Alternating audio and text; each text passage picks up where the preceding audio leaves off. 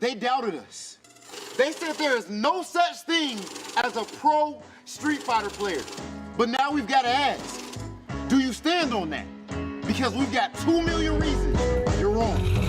We are in the city of angels for Capcom Cup 10. Oh no, it's not even again. Not again. 48 players are fighting for the biggest prize in FGC history. They called us crazy.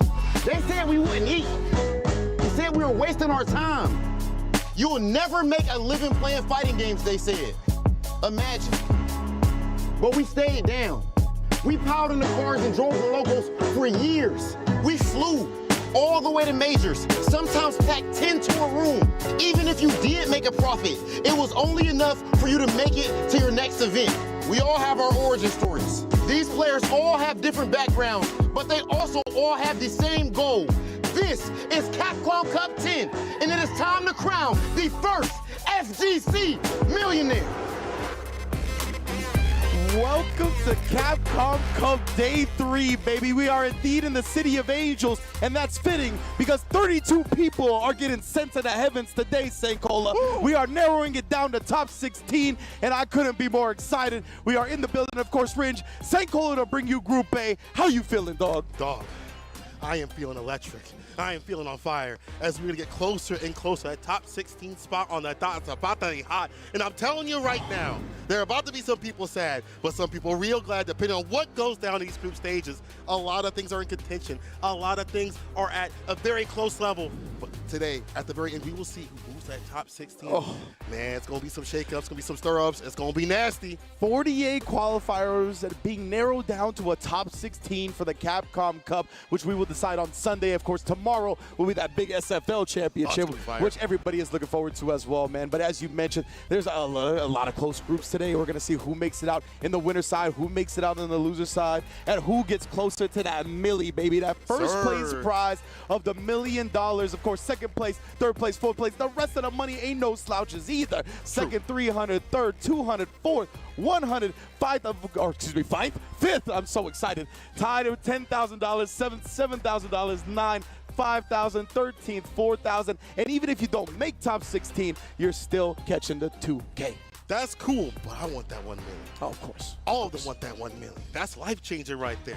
That is, you may not even need to return to the scene, but these are competitors out here, they're definitely playing for more than that guap on the dot, right? They playing for that trophy to become the best for Street Fighter 6, the very first season, to really put their mark and stamp on this game, the very first year of this title. This, dog, you don't get to this level only playing for the money. Exactly. You know what I'm saying? Takamura told me that, bro. You He know was like, ain't nobody up there just playing for that scrap. If it was like that, you'd be seeing new dogs coming up here, only playing for that money and leaving. They're playing for it all. They want it all. These are staples of the scene right here that grind day in and day out to make it to the stage like this, and I can't wait to see how are the groups actually going to shake out, right? Let's take a look at those standings and see where everybody lines up going into the final day of groups. Of course, Phenom, plus 8 game differential, has not dropped a single game in the group with a 4-0 record. Kawano, crossover, also looking good to qualify. Halibel, UMEROGAN, Shadoken, looking a little rough, but who knows what could happen, of course, on Group A. Group B, we got Chris Wong with a definitive lead as well, very similar to Phenom,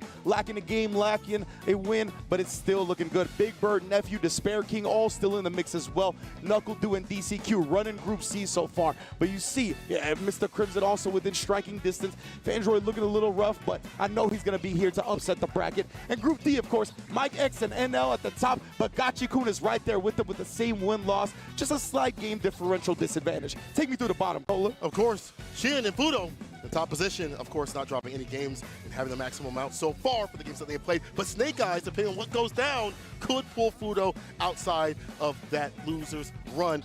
And of course, Myrken, Samoel, and Namikaze could ruin their day as well. Group F, Lashard and Kaba. Group F stand for something I can't say on stream. That's oh God. Right. Group F has a 4-way tie in terms of game differential right now in second place, right? You see Kaba, Mena RD, Angry Bird, and Ending Walker all with +0 to the name. Of course, before we get to that tiebreaker, it is all about that win-loss record before the game differential. True. But we'll explain that more in a little bit. And Nero could ruin that too as well. He is no one to slouch on, as we saw yesterday. Now Uma coming through in Group G unit along with Rain Pro. not too far off is safe in ROF. Aussie out here. Junino Ross, we know about him. Possibly get some wins and really shake up the bracket. Garnet down, but not out in terms of ruining other people's days. And finally, Group H with Dual Kevin and Travis Styles. Could you imagine Travis Styles in that top position? Man went off the grid, came back from the mountains of mashing, and came through solid as hell. Kusanagi, Jabiem, and Problem X are looking to secure some victories and hope that things fall in their wayside ran out. But again, another player looking to play spoiler to the rest. Most definitely. So as you can see, we have a whole lot of close groups today, right? So that means there is potential for tiebreakers. So the way we're going to decide how the tiebreakers play out is first we're going to go by the wins, the overall wins of that player in addition or in comparison to the other player that's tied with them, right? Then if that's tied, we go to the plus minus game differential that you see as the second category next to that win-loss record. If that is also tied, then we are going to the head-to-head between those two players. Now, if it's a three-way tie, we actually are going to play it out in a single elimination best of one bracket, and that includes one of the players actually getting a bye because the seeding will be random. So one player is going to get the benefit of a bye, the other two are going to have to play it out, and if it's for second place, those two players, whoever wins, is going to have to play that person that got the bye. That's a dangerous proposition and not one you want to be at. But unfortunately, the way things have shaken out this Capcom Cup compared to the last one, and maybe it's recency bias, it's going to possibly happen. It could happen. Considering as what we have talked about and how close things have went down for a lot of these players, it comes down to the final day. Last year, felt like, you know, the second day we kind of knew who was coming through. But today, for a lot of these groups, even for Group A, there could be a toss-up in the loser side. Phenom sitting pretty, obviously has lost any of the games, stays on. In fact, one of the front runners in terms of one of the best so far in all of the groups. But Kawano, because he lost that game, could go down a crossover depending on what happens with him and Kawano in other matches. Man, and yeah, I'm looking at the schedule for today, and I don't want to get too far ahead of myself, but you can see Kawano and crossover neck and neck right there for that second place. And boy, howdy, they haven't faced yet, have they, Cola? I have not. We're going to see what happens with them a little later on. I do believe our first match is going to be Shadoken versus UMEROGAN. Here's the head-to-head right here between the two. Shouts to my boy Shadoken. He moved over to India. This work out there. Shouts to Indian FGC. He told me that they are bustling right now with the release of this game. In fact, 250 had came through one of their events, and they get 40-plus people every single week. So big love to them. UMEROGAN from Canada doing work over in the Midwest Canadian CPT Online Premiere. And my man invaded our area, bro. Like, hey, man, you're not supposed to be here, but that's kind of what I wanted to get at too, right? Is that the Midwest of Canada really showed out in this CPT season, right? Exactly. Safe also qualifying from the CPT Online. We have here UMEROGAN obviously qualifying from the World Warrior event. Really cool to see these players show out. But now, JP versus Luke, you know what the business is. Shadoken, of course, both of these players on the lower end of their groups, but they want to have a good showing. They want that momentum going into the next CPT season, of course. Yeah, Shadoken. I don't think he wins just yet. Would like to get someone on the board. UMEROGAN, he finds the anti right there. I like to stay mid-range as much as possible. You have to spin drive rush to get in against this character. You have lurching buttons, but it's really about getting mid-distance, drive rush, medium punch, light punch to get in. Of course, crouching medium punch if need be. OD. Oh, yeah. Speaking of which, the money button already cha-chinging on him. We got in the corner. Putting the pressure up. Yeah, Shadoken maybe looking for a parry, but instead just getting stuffed.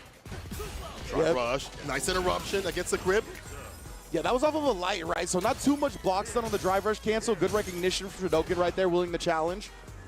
So Shadoken, very smart. You go for that perfect parry. Oh no! You whip, you get hit. That stand fierce finds a finish. UMEROGAN harassing him with the corner continuously and jailing him in as much as possible. That was so unfortunate, right? UMEROGAN came up a little bit short on that driver's crouch medium punch. Shadoken's whip punish attempt just a little bit off, and that allowed Joe to seal the first game. I feel awareness now, being able to be aware, but Shadoken's awake with a perfect parry. Blue Kana Day sets up the departure as well to lock down the neutral, but Joe slips in, drive rush light punch. Let's begin. Stand fierce, charge up, heavy knuckle over the corner.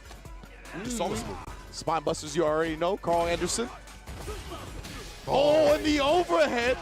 Rubs him on the dome a little bit. Good stuff from Joe. He's got 3 bars on deck as well. No flash knuckles drop today, baby. 1-0, just like that.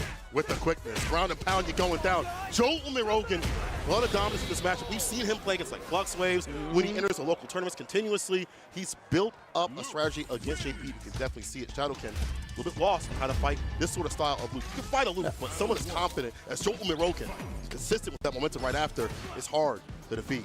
Yeah, that's a big benefit for a lot of these NA representatives that enter so many weeklies, like the Can Opener, TNS, ICFC. They run into so many JPs that they are very comfortable in this matchup at the point. Running the rank, bro. You want the JPs no matter what. yeah, it's not even counting ranked, right? Oh, the charge up hits up, but he gets the punish counter as well. Finally seen him initiate. We haven't seen it just yet. Gets the hit with one of them, but burns himself out trying to get in, looking real ashy. Yeah, interesting. Oh, Joe UMEROGAN committed to a flash knuckle, but right now committing to the DI instead. Oh, he's sending them bird watching, bruh. You might be watching from home very soon, because Joe UMEROGAN looking to close out this round. He does get back the drive gauge, and the meaty jab was a little early. Definitely possible. He goes up that level 2. He's been able to find a side switch, but it's so hard that crouch trace we see checking from the skies. The drive impact again. Couldn't do anything about that situation unless he ran that level 1. Joe gets it done. Yeah, exactly right. He would have had the parry. He couldn't respond with his own DI right there because he would have not survived. Exactly. No help to play with. Crouching medium punch start off the drive run. Crystal slash. Departure. Hasn't got too much off of it, though. Yeah, you can see Joe, he did the same thing last time there was a departure. He walks back, jumps forward as it's about to pop, gets past the ghost, gets past the spike. Super smart navigation. Long range distance right here. And departure once again gets more damage to the deck. We haven't seen that bar at the bottom be utilized. He walks back, finds a stand medium punch or back medium punch. I'm sorry. Target combo on the mark. Level 3 immediately wants to get the kill. And that whole offense was set up by the fact Shadoken, he actually like moved forward a little bit when he put the departure up, right? He didn't let Joe get that same space where he can back up and jump for free and kind of shoot the gap between the projectiles, right? So I really like that adjustment from Shadoken. I like him getting more active just in general. You have the departure out, you have to move around it. That thing locks down the neutral, but you also have to do that as well. You have to bless buttons. Mid-range is not that bad for this character. Big jump and against a jump heavy kick, and this is deadly. Hammer adjust is not even necessary. Just put the heel on him. That got calluses on it. Ooh, the bunions. Like bunions. Oh, Anti-level 1 I was gonna say that was not the angle, right? The missile drop kick from the top rope. Yeah, see it. Same thing, right? You saw it again. Back up, jump when it's about to pop. Looking for it. Shadoken, though, not catching on in time. Joe UMEROGAN's got the corner now. Bar built up. Oh, no punish on the whip throw attempt. Almost got it. So close to level 3 to get that victory. He's hunting for that option. The opportunity, perfect parry. Punish counter. He's got the departure set with the OD and five side switch. He does it. He has to get the forward heavy kick. I thought he was going to backdoor for the screen position. He actually had a side switch combo, but just miscalculated. How unfortunate. See the ideas and execution on the stage. Joe's got CA, man. He's throwing a lot of projectiles. It's a little scary. He's actually going to go into level 2 off the OD spike, though. Yeah, make him parry. He's still got the CA, bro. I'm scared for you. Oh, a little bit too early on the throw.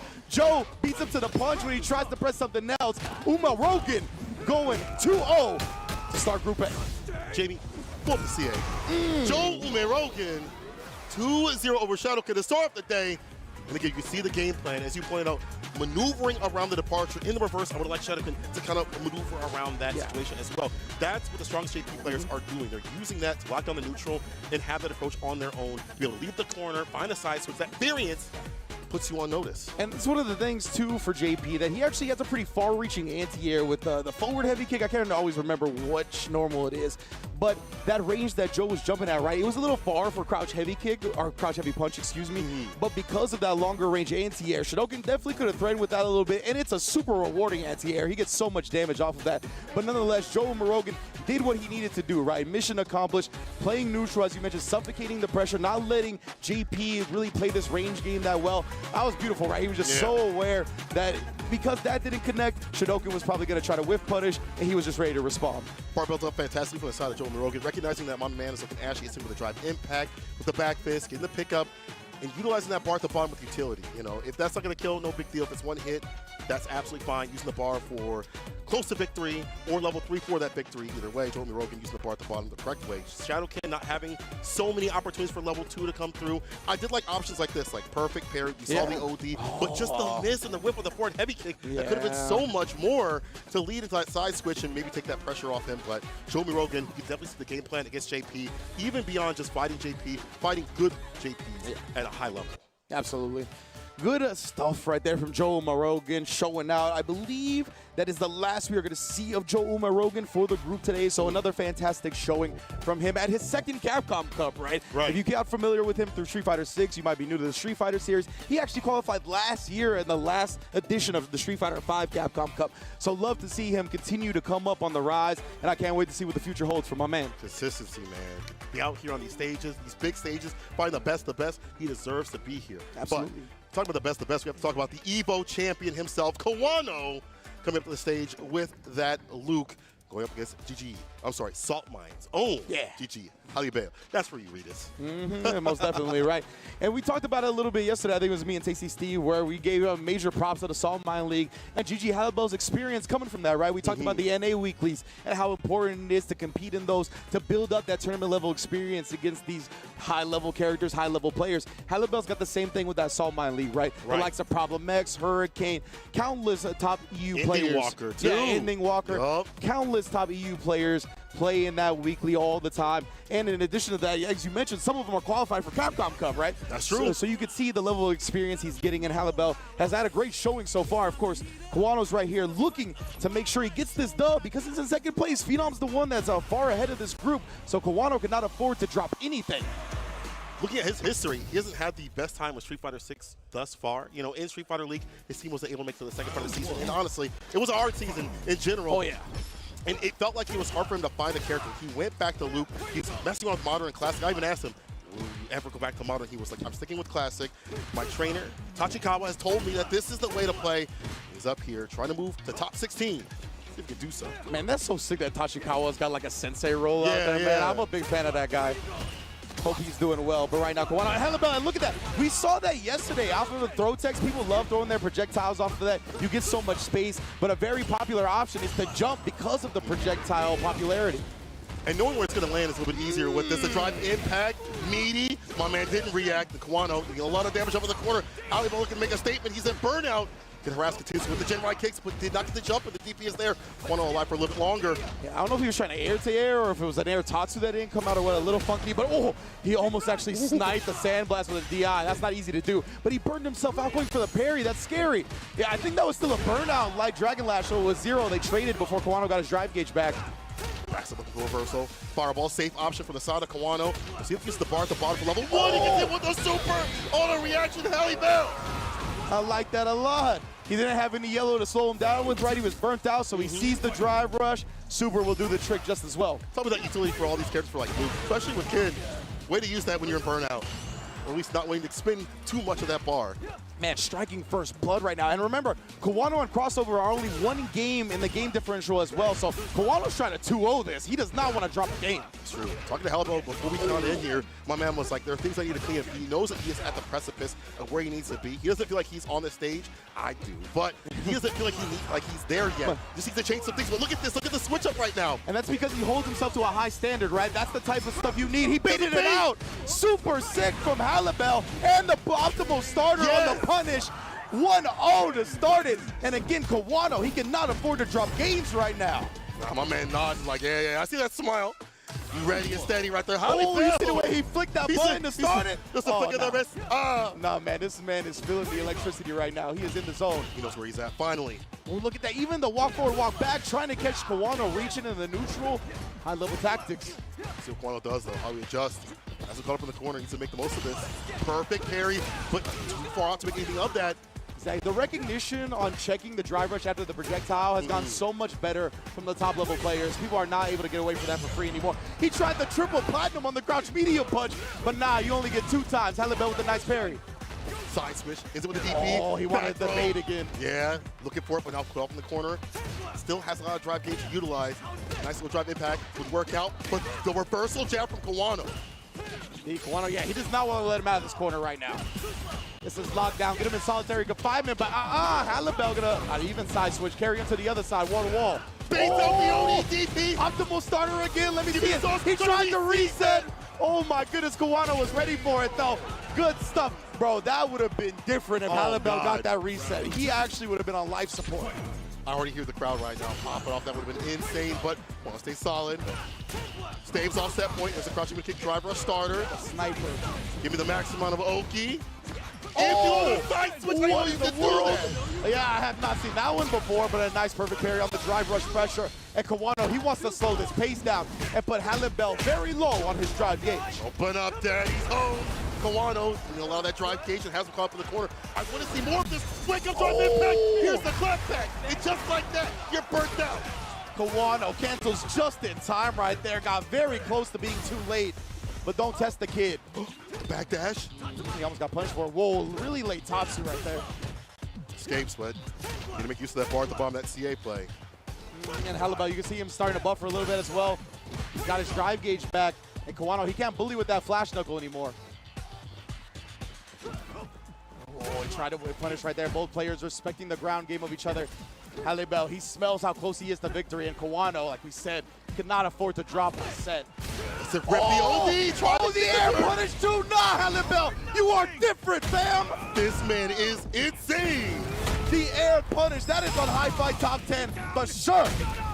Halibel needs to finish off the job, though. Oh! He does get the hit. Crouching immediate kick, drive rush. Halibel on set point. When we walked in today, after what he told me, I was like, I don't know, this might be free for Kawano. But the way he is playing right now is a different beast.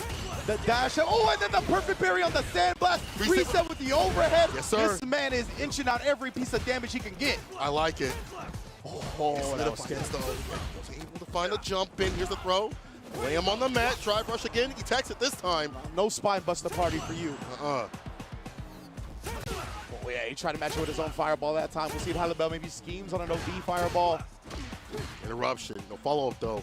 Halibel trying to stay in that right range, get that perfect parry, but crouching music comes through to pick up level 3 immediately. Not going to kill, but it will put Kawano in a better strat, because right now he's going to have green gauge, and Halibel not so much. But this man, Halibel, feels like he's been thriving in an area like this, right? Back to the wall, no safety net. Kawano, oh, good discipline.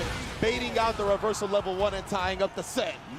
Now it feels like Kawano has to play how Halibel wants to play. Halibel has to switch up what he's doing. I feel like he's really hyper-focusing on perfect parry against the fireball. Usually seen that as a comfort element for Kawano. Set up the fireball, lock him down for a little bit, then I get my drive rush dash in or walk up with a crouching medium punch. What? Excuse me? Are you good? Yeah. Relax. You ain't got no Honda, bro. I was like, I'll watch your games. Come on, relax. I wasn't even tripping on the Honda. That man was hovering dynamic controls for a second. I was like, he gonna give him the dynamic? I don't know, but You'll go on the stage and be like, bro, you can't do that here. yeah, I was like, is that even legal? But now we good now. Halibel going back to the can, just reset. Ooh, little stutter step with the nod. We all tied up for game 3. Again, this is all important for Kawano right here. And Halibel, not that far out of it either. If he has an impressive showing today, maybe he pulls an upset off. And even taking the game up 1-0 might hurt Kawano's chance. Yeah, later that's on, what I'm man. saying. Huge, Oh, no! double that he won it. Oh no, indeed, ×2 now. That's the thing that could happen going for that optimal punish target. You gotta walk back to make sure that doesn't happen. But Halibel not afraid to let it rip yet again. Has to be careful. Then now with Birdo, both whipping. Yo, Sharing we the are brain cell. slugging now, bro. Waffle House in the parking lot. Shirts off. We playing sluggies. Shout outs to Hook and God. Side switch. Oh yeah, he does go for the side switch. Goes up for the corner that he wants that position in. So wait for the supers to play. Yeah, you see that with level 1, level 3. You saw it yesterday. Perfect parry, but not the right range. The DP is prepared, but he gets in again. Halibel, he is bulldogging right now. He put himself, he's got this gambit. What a block on the overhead. He just got to chip him out. Man, he burnt himself out to try to get that last gambit, but Kawano, with incredible defense, clutches it out. And the spacing around the perfect parry from Halibel, but he's so close right now, easily gets a punish. It's all about the positional advantage, not about the damage. And just checking right there, Kawano, you see the discipline. He's not trying to gamble right now. He'll just block it out. He really will. Be nice and patient. Halibel the perfect parry. I like that. Look at the switch up. Yeah, and Kawano, he tapped parry, right? So he was locked into the recovery on block for that drive impact. Super sick. Backdash, avoids the throw. Puts him up in the corner. Still no bail. He wanted to bait him out. He tried to catch him reaching. Hands and arms inside the vehicle for Halibel. Might lose him, bro.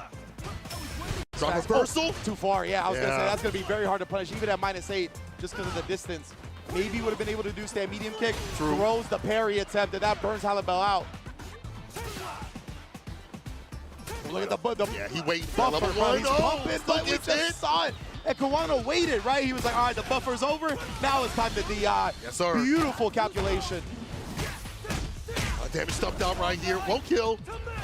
But you have no drive gauge. All you have is the bar at the bottom behind your name. Say it's going to come back. Oh, no, buddy. the drive rush throw. Great recognition right there from Kawano, right? That was the stun combo, so he knew the drive gauge was coming back, and parry was a likely option. Just throws it out, and after dropping the first game, he knew couldn't afford to drop anything else. Beautiful way to stay alive. In fact, I gotta say that the way that Halibel was playing, to see on the precipice, they turned it out. Yeah, But yeah, I love that man. right there. Sorry Right, to the the energy. LDP, bro. He was like, damn, son, I was this close. I could've to cooked. taking down Kawano. I could have right? cooked you, but honestly, he was not that far behind. Absolutely. It's just like rounding it back a little bit. You know, when you see the game plan switch up to the side of Kawano, what he's doing in terms of like outspacing, when you go for that perfect parry, you try to drive rush up, you have to acclimate. Kawano was ready.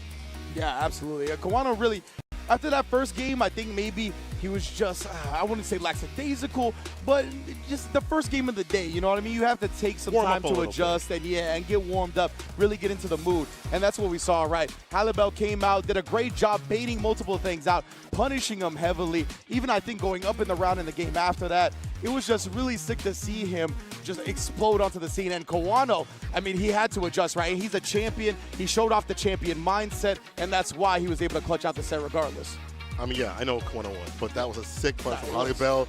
That jump medium into the OD Tatsu, super sick. You can see the ideas, it's the execution. It's just being able to coalesce everything on these top level stages. And this experience will definitely propel him beyond. You know, I feel like when he comes back for another tournament, whether it be here for any sort of qualification next year, or even like offline tournaments like, you know, wherever he wants to travel for UFA and things like that.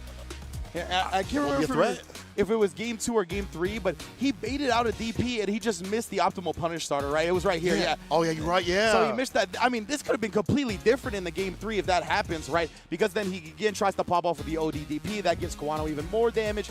But yeah, I love the fierceness, the aggressiveness, the willingness to just punch your opponent in the mouth from Halibel. Definitely a great showing, but Kawano staying alive as he needed to do, as separates the men from the boys. That's true, especially in these top spots where everything matters, and even this next match is going to matter so much, not only for Kawano, but for crossover. Indeed, indeed. So beautiful stuff. Setting them bird watching right there. Kawano with the level 3, and then just, the whiff cancel on the light kick as well. I wonder what that tech was about. It was interesting. Maybe it's like to be like a reaction. Yeah, I don't know if that was like some visual deception that he tried right there. Like Very maybe interesting tap indeed. parry, and then that's why we saw the driver's throw. Maybe I something just like called that. right there. I did So again.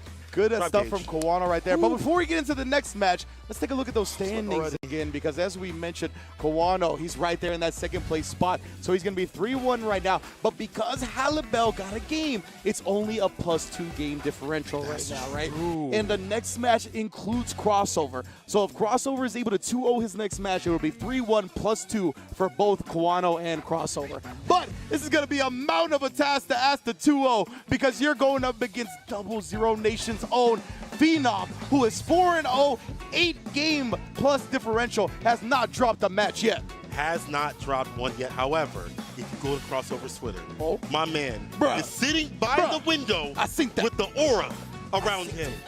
Dangerous. Like, bro, who took that picture, though? That's like, what, come on, crossover. you know, I was thinking about that. Yeah, I was like, I want to say it to him because he a buff dude. Oh, yeah, that's for sure. Yeah. That's a dangerous photo, but he's on some different sort of energy, knowing that his qualification is on the line, so he better stay fine. Oh, man, and again, DJ. I was going to say, both of these players, you know, are Ken specialists, but Crossover did represent that DJ when he was faced with that mirror match, I think on day 1 against Halibel, if I'm not mistaken, Now, he did lose game 1 when he went to the DJ versus the Ken and ran it back in the Ken mirror. So we're going to see how it all plays out here. Again, Phenom, I mean, he cannot not qualify, but winners and losers, he still wants to make sure he shows dominance in Group A. But you know who I am. That's what he said before I was talking to him. He was like, man, I'm here to solidify myself, no matter what. Like, even though I'm good, I'll make sure y'all aren't. Well, yeah, one of the knocks, not even a knock, but one of the things people talk about with Phenom is that he's underrated. Like, he's just not talked about a lot, right? He's in so many top 8s. We've seen him in top 8. 2019 of Capcom Cup. For whatever reason, maybe it's the bad luck spawn on Norway in terms of like the media spotlight on it. But like, I don't understand why he's not talked about more, right? Because Norway's a great place. That's not what I was getting at. Yeah, I get you, not enough attention as much as like, you know, Japan, US, stuff like that. But crossover, don't care about none of that. He was like, the spotlight's on the DR, the spotlight's on me. We taking this. Again, this dude has played Ken as he put it out. He knows his character through and through. Phenom drops it low. OD Tatsu for the OP. The jump fierce, gets the throw right after. Oh, the back dash, and finds the punish, but didn't go for the right one. Should have the OD just cool heavy kick follow-up. That would have worked out better. And that crossover, sniping out the response of the projectile.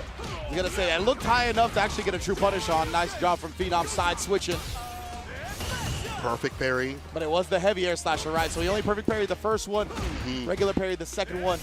You gotta actually let go and try to perfect parry both if you want to punish. There's a perfect parry from the side of Phenom. Caught him ducking. Damage about to be dumped out. We spin at this point. Doesn't want to. Now we got the throw, strike throw gets. He tried to bait something out. That's what that forward jump was about. He was like, I can avoid the up kick, so the super this way. But either way, crossover ends up having to eat a throw situation either way. Continuously. Round and round right now. Bar at the bottom for both players. Drops the knees, but this time the DP is ready. And that's a shallow jump when he uses that jump 2K, man. The sharp knee fall. Phenom's reaction is very on point. The throw, cross up DP. Can't leave for free, but you'll take that damage to not be put up in the corner against Ken. But this man, Phenom, is charging him in air attacks, bro. Every time he takes to the sky. Yup. Crossover, not gonna spin the bar just yet. Oh, he actually waited. Interesting. I don't know if that does more damage. Let me know in the chat if it does. But I like that crossover, making sure he combos into the level 3. And now Phenom, very low on drive gauge. I believe it's less scaling. I was gonna say, because it's a link, less definitely a scaling. reason. Oh, did he complete the combo? Oh, and he tried to parry. He thought he was gonna come with a soul bot or something like that. He ends up burning himself out. Phenom, he got the TA. He didn't want to spin it. Not just yet. Sweep off the feet. You're caught up in burnout. Be able to spin the weight up. Avoids the OD. On the chip him out. He goes for the super. It's definitely all or nothing. It is definitely nothing. As crossover blocks, punishes, wait, bait, decimate, crossover. First game. Wow, and yeah, Phenom not choosing to cancel into the CA off the low Jinrai. I don't know if he was too far and he wouldn't have gotten the cinematic or why he didn't, but he tried to bet it all on crossover, continuing his turn. Great discipline from Tiger's Own. House always wins. Interrupts the drive rush. Wastes the bar right there with the fireballs. I like these close range fireballs every so often. Wall of buttons, finds the DP. OD, the jackknife. Drive rush in with a medium. Counter hit, strike throw. What are we going for? Go for a button.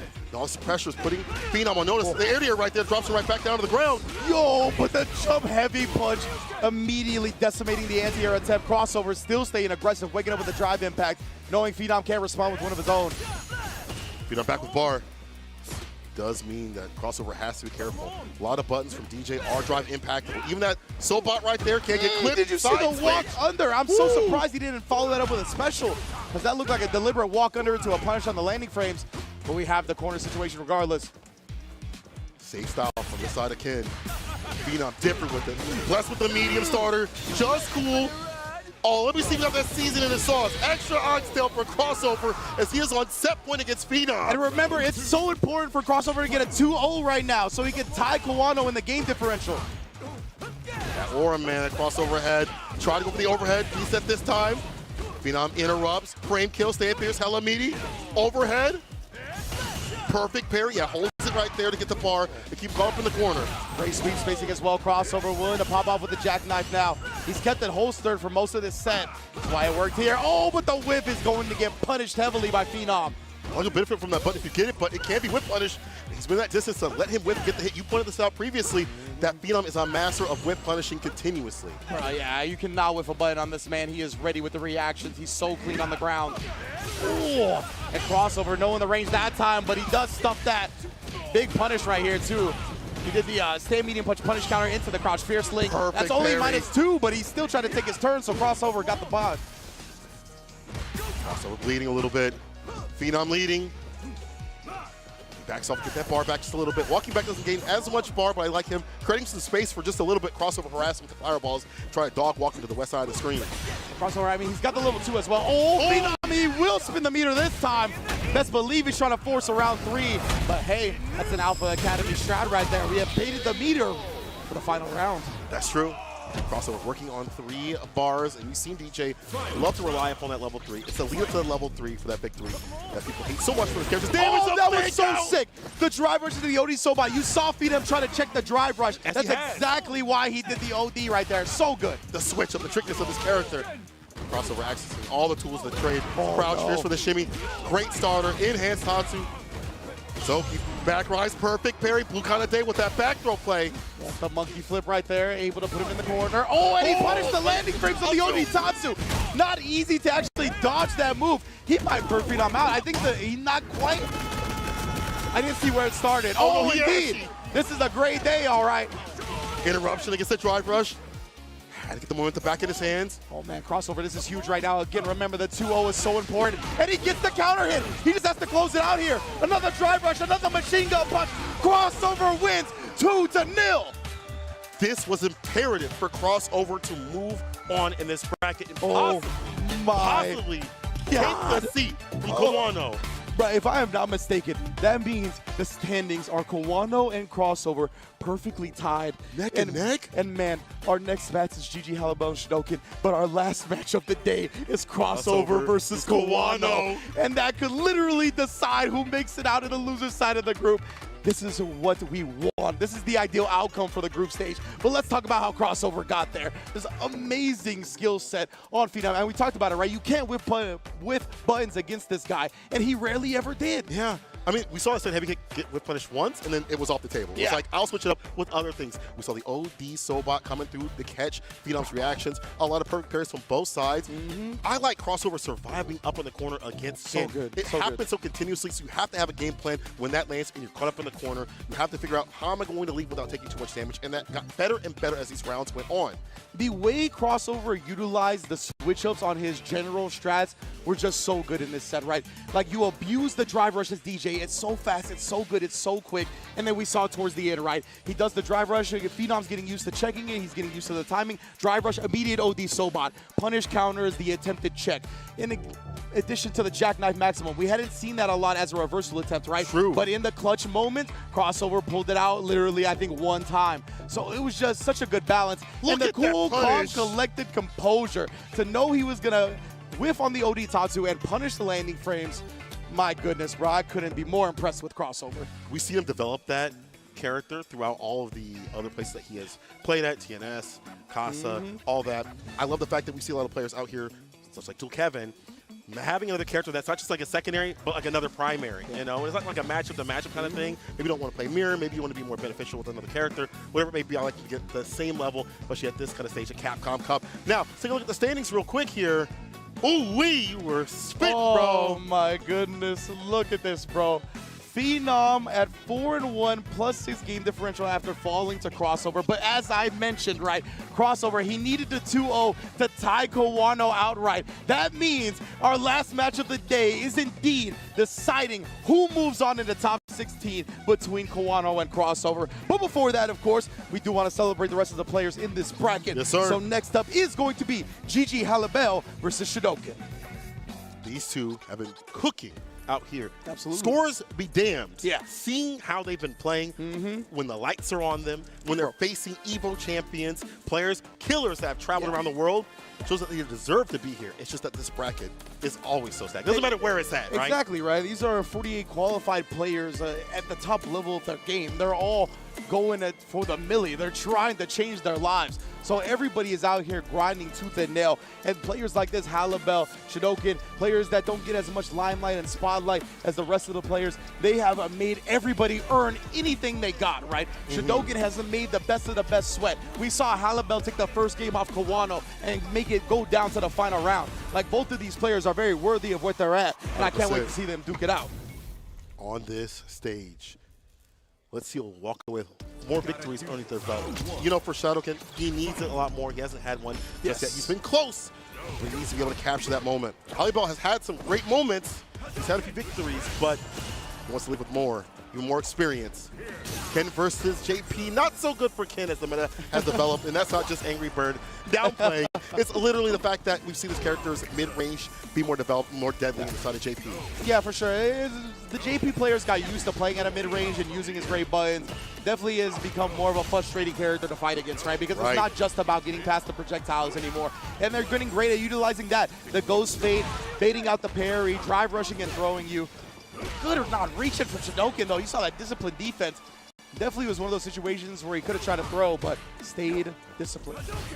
Shadoken, get diligent to get in, toe tap, really able to find a follow-up, does get the sweep off the feet. That was a clean whip punish right there. That crouch medium kick. It's a great button for JP, but yeah, you got to be careful with the spacing.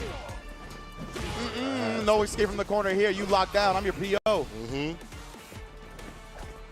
And look again, just making sure he maintains his range, right? Damn! Oh my goodness, what?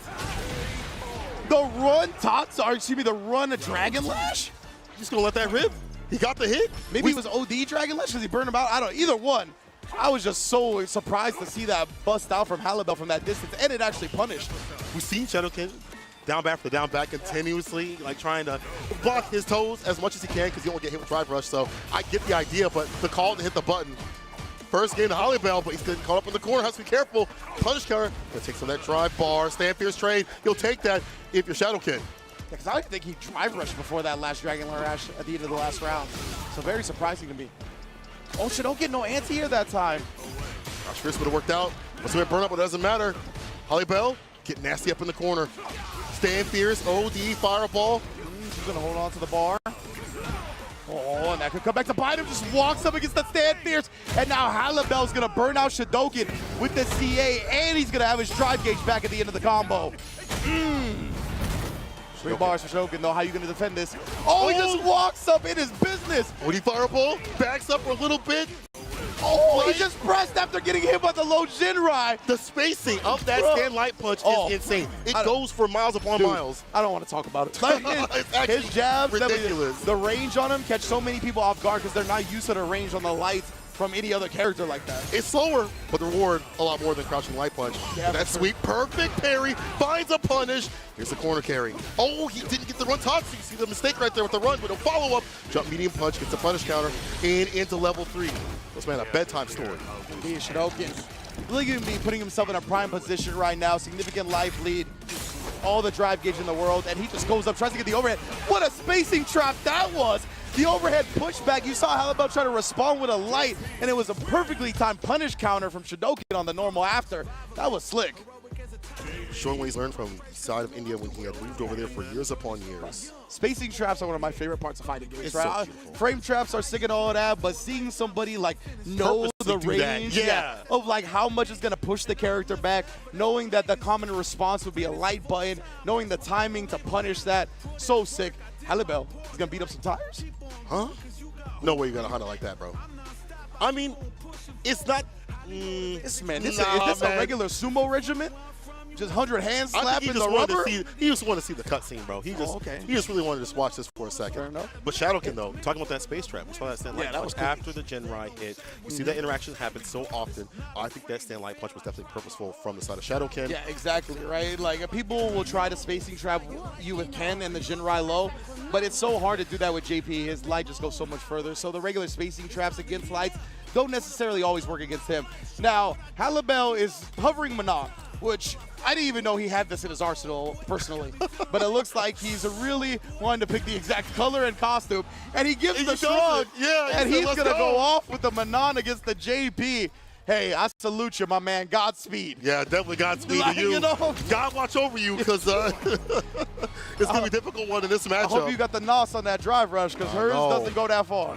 She a thirsty girl. She needs a lot of drive bar to get far, bro. Especially to get in and get some damage off. But Shadoken, I said, hey, this is fine. I'll push you long distance. A perfect parry. Walks up, no command grab. Is Halibel doing this for random? Yeah, I literally was yeah. just bringing that up, right? I was like, that was a very random move of Yeah. him. And of course, I believe they're both from Germany, if I'm not mistaken, right? So, representing for his boy. Walking to the corner. Can we get happen the fake out? Possibly. Or maybe he's trying to tap it to hit a button. No anti right there from the side of Shadoken. I get it. You don't want to get grip, but there's a heavy kick. Punish counter. Now let me spin. Yeah, you can see the distance on her drive rush, right? That's one of the big weaknesses of the character. Tried to get in there, but it's so difficult to close the distance right now. Now, she does have the twirl. It's projectile invul, but not even right now. Oh, as he Command grab. lands. 2 medals. 2 stars. Okay. Halibel maneuvered around, try to avoid chip, try to make sure he gets his drive gauge back more than anything else, but that's the anti-air I was talking about. That's what I wanted to see from Shadoken before. And that forward heavy kick. Perfectly spaced, perfectly timed.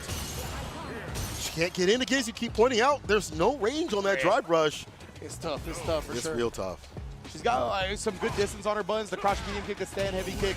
Someone's move her forward, but oh Yeah. no, reaching. Hold north to not go south. Shadoken is on set point. Was this the big Halibel? Was this the right pick? The perfect parry, the command grab. Yeah, skill damage, but you want those 3 medals. Or more. And Shadoken's like, bro, all the damage you've got is command grabs. I'm holding up now. Yeah. Yo, actually busted out the sweep though.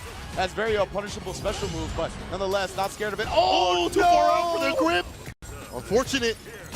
That hurts, man. The spacing. As a Manon player, like a high level, you have to know. That's finally anti right there.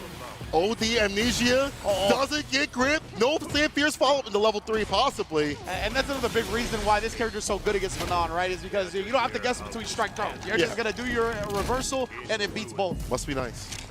That kind of reversal. This is very bad. This step right at the bottom for reversal. There it is. Woo! Black Swan Lamb on the lawn. Still with the super, but this will not kill or even put him in burnout. Shadoken still can wake up with a lot of things. He does have the OD Amnesia. They have some space in this place. He's backed off. There is no real Oki for this character. The double dash, the random, the properties of Rand and Dub. We do Did not, you know? Yeah, we do not need proper Oki. They're just going to double dash into the command grab. Now 4 medals on the squad. Halibel, the momentum is on your side. Look at him. He's inching forward, inching closer. Oh. Empty low. OD. Already spin double dashes in. This time the reversal button from Shadoken. Yeah, try to stay outside that range with a heavy kick. One of her best buttons for a poke. Punch counter, get a little bit of follow-up, but you see the jump media punch. Try to counteract that. Perfect parry. 5 medals, 5 felonies. The stars are up. That's Dream Team right there. That's the gold medals all day. Starting lineup. Oh, that's some anti-air just with a regular heavy kick. Drive impact. We hold the parry. Try to get the grip to proper. I love that idea because the parry nullifies the pushback, right? So he tried to stay close and then sneak in the command grab afterwards. I like that idea a lot. There's a lot of grappling characters in this game. Oh! 5 middle command grab. You can't eat another one. Oh, the parry. You know you're going to do that again. OD. Oh, it saves him because of the scaling. Too far for the throw. Back throw. Try to get the drop impact. The jump back. The DI and he reset with the overhead. Perfect parry again. Yo, yeah. Get the win. This will reach. He knew he didn't need a command grab that time. Beautiful fix of an issue before from Halibel, forcing a final game. Doing it for the entertainment factor as well. Yes, sir. Maximum excitement. Final game between these two. The last game of the week. Heavy kick, punish counter, so that sweep off the feet. This is imperative to get this strike throw. Here we go. The command grab is off. Already up to 2. Oh, already up to 3. Give me more. Nah, this man's momentum is wild right now. She's a needy girl. Give her more. Spin that boy. Shadoken though, a little bit low on the drive gauge. Oh, perfect parry just in the neutral. Halibel right now truly capturing the essence of random. Perfect parry again. Defense, diligence, and grip. 5 medals in 1 round. Multiple off perfect parry. I know random going wow wherever he at right now. Where Idom at? Exclamation mark, game is good. Huh, Idom. Trying to get a grip of his own, no embrace. Reacts to the command grab, sneaks in the overhead for some more damage. The driver, oh, he wanted to grip that again. The Gorilla Glue, I'm trying to stick to you. Trying to get this character up in the corner and not let him leave. Perfect parry. I love the defense from the side of Halibel. Once again, it's a blue kind of thing. No clouds in the skies. Just JPs. Oh man, this is a blue world we're living in right now. Rolling 60 style. Ooh, and he's dead, baby. GGHalibel takes it with the Manon 2-1.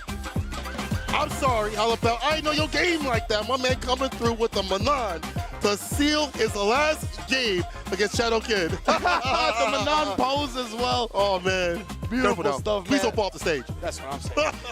I didn't know he had the ballerina balance like that. Okay, really? Okay, Halibel. That's what I'm talking about, bro. Man, what an entertaining way to go out of the tournament, right? Big ups to Halibel. That momentum, this experience of this tournament is only going to make him a better player.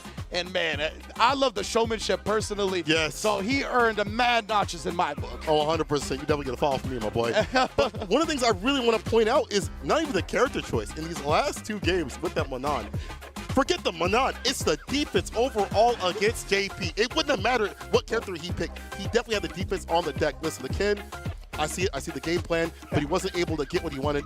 Space traps were too much. You see Shadoken very aware what to do against this character. Jump media punch, the top, the heavy kick, and things like that. And getting the lead and keeping it was continuous. But then he hit the Manon, and things changed. Yeah, it was funny because sometimes, like, on the character that you know the best, since you know them so well, you know all the options, and you can get a little overwhelmed in your mental stack, right? Trying to pick which option is the best at any given moment. When he went to the Manon, he was like, I am going to parry, and I'm going to command grab, right?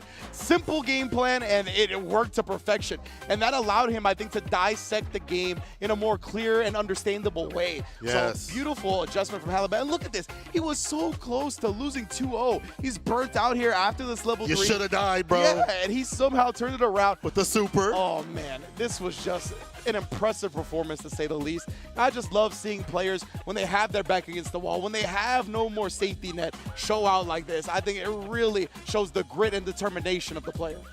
Again, those perfect parries, I got to keep pointing out, being able to defeat this character's buttons at ranges where you think it's going to come through, and then being able to establish in a very uncomfortable game to get those double dashes into the command grabs. And look at that. To seal the deal, yeah. And then he does dash parry, right? Because he's like, oh, yeah, you don't want to get double dashed on again.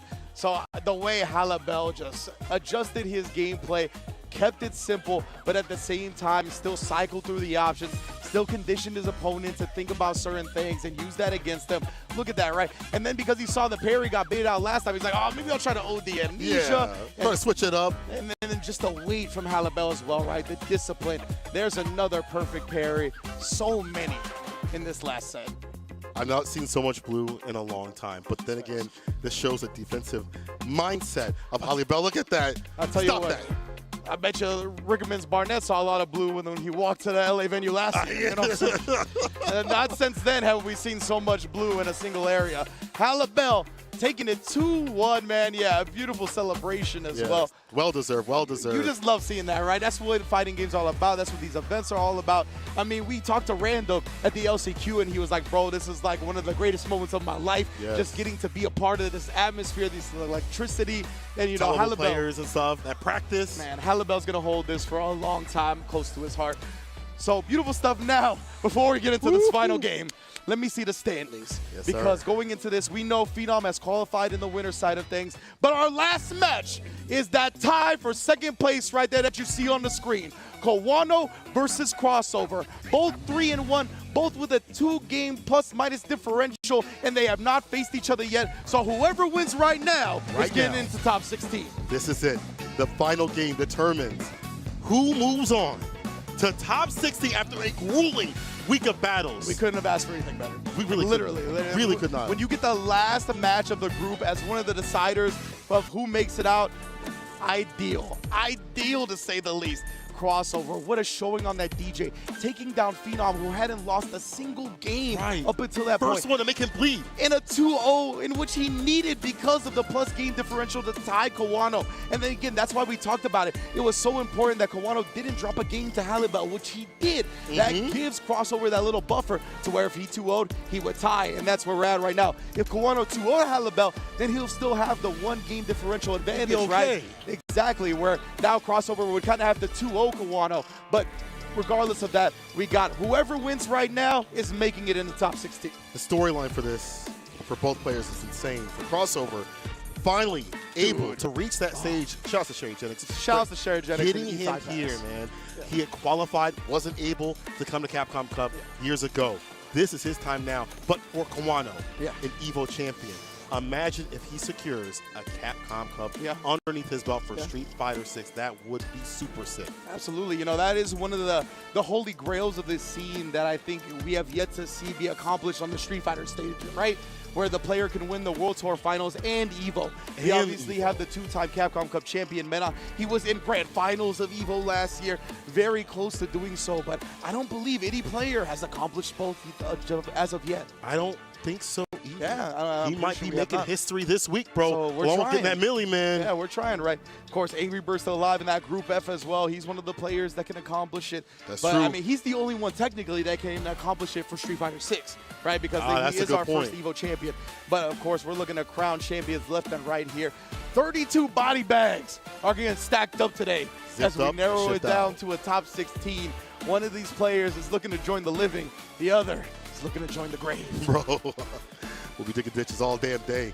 But we're going to play real soon. Again, final match of this group stage. Crossover, I'm telling y'all, go to his Twitter. That man had the aura, bro. He did, bro. My man hit the He was standing in the sliding door, all just dark. Because of the outline of the sun, I was like, okay, bro. Yeah, you ready? Yeah. You a killer. I like that mentality. In the Kawano side, having an unfortunate loss at Street Fighter League, taking so much time to find a character, to find his way in this game. He even said it himself. It's been taking him a little bit longer than other players, and it happens. But this could be the breakout moment. It all comes down to this, the final match, to see who moves on to top 16. It is Kawano. It is Crossover. Let's get it. Man, it's all about when you peak, right? That's what we talked about with Problem X as well. He had been struggling, he won the LCQ. It's about when you peak as a player. Right. Now, Kawano already jumping over Crossover's first fireball thrown. Man, it's going to be a good one. Thank you all for tuning in to Capcom Cup Day 3. This is such a good way to end the first group. Celebration of fists. I love it. Oh. Interrupts the OD fireball with the back throw. I like this positional advantage, right? Precisely, man. Taking the screen space for himself. And yeah, still not afraid to throw the fireball, but you see the feints being worked in now after getting jumped on early. At that variation right now. Make it really overthink what's going to happen. And that sway play, like the empty sway. I love Kawano's willingness to jump so far, right? Like a lot of the times players are too content with staying on the ground against these players that are willing to throw fireball. The hezzy on the jab, blowing up the defensive timings. That was real good. Crouching medium punch right after. Here's the back throw once again. Positional advantage for Kawano. Perfect parry. Gives people the drive impact, suppressor, double up with a follow-up. It looked like crossover tapped the parry, right? That's a popular strat. Because people like to respond with drive rush normals with parry, so because of that, you usually tap the parry. So when people drive rush drive impact, if you tap parry, you're locked into block after that parry recovery. So the drive impact is almost guaranteed. First game to Kawano. As you said, after getting active, finds a whip punch against that Soapbot. Light knuckle, heavy knuckle, up in the corner you go. Meet with the heavy kick. Crossover, striking back, drive rush, right at that back throw. Kawano knew what he wanted. No go, bozo. Put me up in that corner. Wow, what a trade that was. You're going to interrupt that fireball with that heavy kick, huh? Kawano inching forward right there, catching the recovery, getting the punish counter throw. Oh, spine buster party. Not even. Great discipline from crossover, man. Not flinching in the face of that walk back. Instead, crouch medium punch to the level 3. He's back in this round. Yes, sir. That bar can take him down, and we've seen DJ be able to dump out damage. Has him on the axis, and there it is. Drive rush, whip punish, using the bar at the bottom to catch that crouching medium kick. Crossover, evening things out. Crossover, what timing on that? That slight walk back, baiting Kawano into a button and timing the drive rush to where he gets the clean punish. Incredible. I hear the DR crowd already popping off, baby. Let's go. Early in the morning, we getting loud. Kawano able to get the back throw though, switch the sides. But yeah, you got to be careful about your pressure because you can get back thrown just as well. Punish counter throw, extra damage on top. Very attempt from crossover, no good. Kawano, another throw, punish counter. He's getting active. He might wake up with a button. He actually backdashes this time. Trying to avoid the throws. He doesn't want to keep getting his back broken. Oh, stand medium kick gets a little bit of a hit. Kawano he doesn't have to overextend to get the win. You're in the proper position to cross up DP. Oh, and crossover, he at least got out, but Kawano staying solid, just throwing over and over and over again, right? Recognizing the fact that crossover is not trying to take big risks right now. He knows this is the decider to get into the top 16, and he's being a little patient, trying to block it out for the most part, and Kawano's just taking advantage of that. I like that. Get that lead up so those decisions get even more dire. And this is so good for Kawano too, because establishing that many throws in the first game, that opens up the drive rush suppressor. Even more so. Up the drive rush HP flash knuckle, right? These things that pull his hurt box back and look like it's gonna be a throw, and then he punishes you for that attempt. Switch over to Ken though for crossover. Indeed, yeah, the DJ has been put on the bench at crossover. He's locked into the Ken, the tried and true, the character I know him the best for. Not the most fun matchup for Ken players. You talk to them, they're like, I don't like going band to band, blow flow, this kind of character. More in terms of the exchange, button to button. But corner carry definitely better for the side of Ken. And here we go, the grip, the drive rush throw. It's just getting into that sweet spot range with Ken is a little annoying against Luke, right? Oh, and then a perfect, just baiting him into trying to whip punish that bud, finding the crouch medium punch afterwards. Great stuff. To act with that drive impact, Kawano with the punish after jumping over. Fireballs every so often.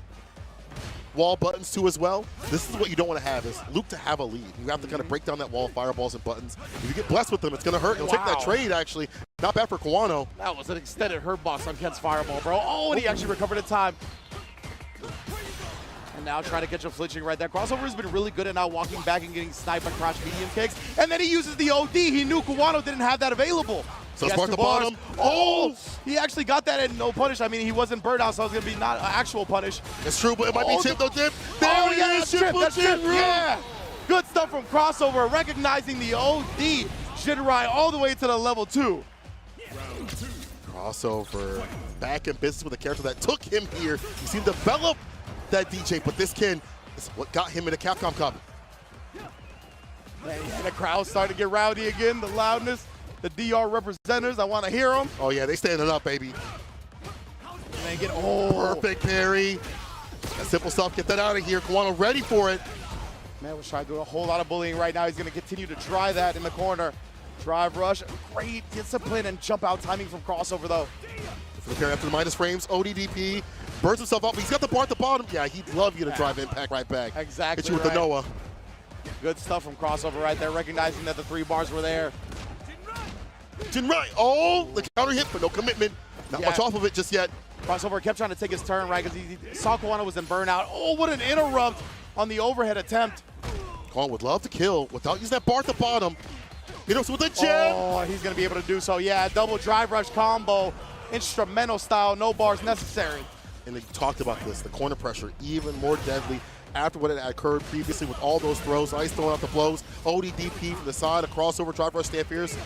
Kawano can tend to block it out, has to be careful with the drive gauge, but he has the bar at the bottom to react to fireballs with level 1, or he can wait for level 3 if need be. If Crossover throws out a bad fireball, if he feels he wants to burn him out. And Crossover, you can see from this range, right, he's trying to decide what to do, but Kawano instead takes that advantage to back throw him, and here we go, establishing the throw again. Oh man, I'm so scared for Crossover right now. Just jumps out Kawano. Not committing to anything wild, but puts him back there again with another throw. It's time to pay rent, Look baby. at this, bruh. It's one touch, one hit. Oh no, he wakes up with a crouching kick to catch the shimmy and hit him with that CA amount of damage. Kawano finally, he saw that Crossover was in lethal range, right, if he ended up reaching on the shimmy attempt. So great stuff from Crossover. Oh, he tried to bait it out, but Kawano reached with a crouch medium kick, and Kawano is in top 16 of Capcom Cup 10. Moving on in the bracket, moving to top 16 on Sunday is the EVO champion himself, Kawano. Good 8 squad's own Kawano taking down Crossover. But I'll tell you one thing, you couldn't have written a better story for Group A. I ain't gonna lie. Yeah, we walked in today, we were like, oh, this could be some lame duck stuff. But the way things had gotten to this point, to push Kawano to the brink. And man, I thought Crossover, for the entirety of the set, did such a good job not getting sniped by crouch medium kick. And that was the thing that ended up killing him off. He even punished one of those two. He even backed up, personally looking for the driver side punch punish. And that's just a fundamental part. Yeah, that's what I was talking about earlier, right? Oh, the parry. You look to parry when the drive rush button's coming towards you, but because you tap it, you're locked into blocking during the recovery of the parry. So the drive impact can bully you that way. When you're in the corner, obviously you get a combo because of the wall splat. Definite great just scouting from Kawano on that one. He is a killer when it comes to people's defense, right? The throw setup that we saw previously led to even more corner pressure and Crossover breaking down. Of course, it's hard to one attack against the likes of Luke. You hit with crouching medium punch and all the other blessed buttons that can lead to so much damage, but then you have to alternate your defense, but that's easier said than done on a player read from the side of Kawano. There were some great moments like Chip Jinrai, chip out, coming from the side of Crossover, but Kawano staying solid in those moments and not getting caught by the level 1 sort of stuff that we've seen. You've got to put that stuff out there every so often to see if they're watching, right? Yeah, exactly. But he ready with that perfect parry, the corner carry, the big punishes coming through from the side of Kawano, and then getting hit with that crouching moon kick. That is absolute drama right there to get hit with that button that he had blessed previously. Yeah, man. And look at Kawano. Just the establishment of throws was so strong throughout this set. We saw it in Game 1 as well. Like you mentioned, he tried to shimmy him a little bit right there. Crossover didn't fall for that, and that's what it was. Crossover, he tried to bait something out with a really shallow drive rush into jab. Kawano recognized that, woke up with the crouch medium kick, caught him slipping for the first time in regards to that in the set, and man, you only need to get caught slipping once. Big ups to Crossover, bro. Yeah, I mean, again, another amazing story, as you mentioned. Should have been at Capcom Cups previously, finally makes it to 1. Definitely a big fan of his. But let's take a look at top 16 and how we are starting to fill it out. Phenom in that winners quarterfinals at that Group 8 at top seed, looking clean with the 4-1 record, only dropping in a Crossover. And of course, that means in loser side, Kawano has also qualified at that top seed, awaiting the second place participant of Group B. We'll see what that happens, what occurs as we go out throughout the day, but I like that we're starting to get this filled out. I cannot wait for Sunday, man. It is going to be absolute flames and fire out here. I'm glad they got to stand it up because I've been having to move around quite a bit because of the excitement, man. You can't keep me seated for this. Like, it ain't happening. The group next, you got to tie me to the railing, bro, so I don't look. Yeah, so you've almost fell a couple of times. Yeah. But we're good indeed. I cannot believe the way Group A played out. I'm so glad that the last match of the group was one of the deciders. Yes. Yeah, man, we already have our first 2 qualified participants for top 16. And of course, Capcom Cup 10 wouldn't be possible without Pagoda. They've been holding us down, sets the LCQ, put the eggs rolls in, enjoy your cravings, satisfy your cravings. They've been holding it down with the LCQ players. They've been here, they got egg rolls at the bar. They're making sure everybody is fed and satisfied while they watch this Street Fighter 6 action. Also, shout outs to Mask Away. Storm Collectibles have brought classic and iconic gaming characters back to life with their high-quality collectible action figures. Check out their Street Fighter figures on their website. Look at this screen. Look at the Akuma, bro. When that character drops, I want the Shin Akuma. I want the Akuma. I think I've seen Rolento over there too as well. Breaking the bank, but definitely for a good cause. Yeah, incredible figurine details from Storm Collectibles. I love the fact that they're out here supporting Capcom Cup 10 because, yeah, as you mentioned, so many clean fighting game figurines, and that's just a genre that people love out here, and it's great for your background decor on your stream as well, just saying. Yeah. But, man, what a way to start Capcom Cup Day 3, bro, of the group stage. So good, and I can't wait for this next group because not only are the players fire, but you're getting a commentary pairing that I know a lot of you want to see. Oh, yeah. So we'll be back very soon. Don't go anywhere.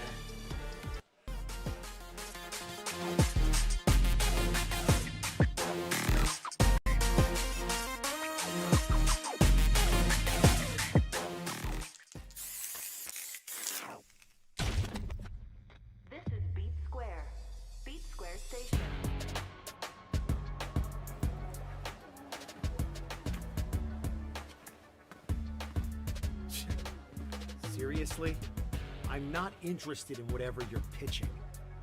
You really want me to punch a hole through you? So, just who are you? You need to learn to stop pissing me off!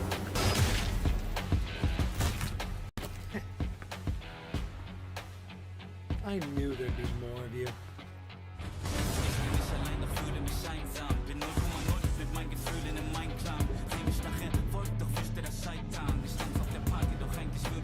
Let's go! Ring the bell!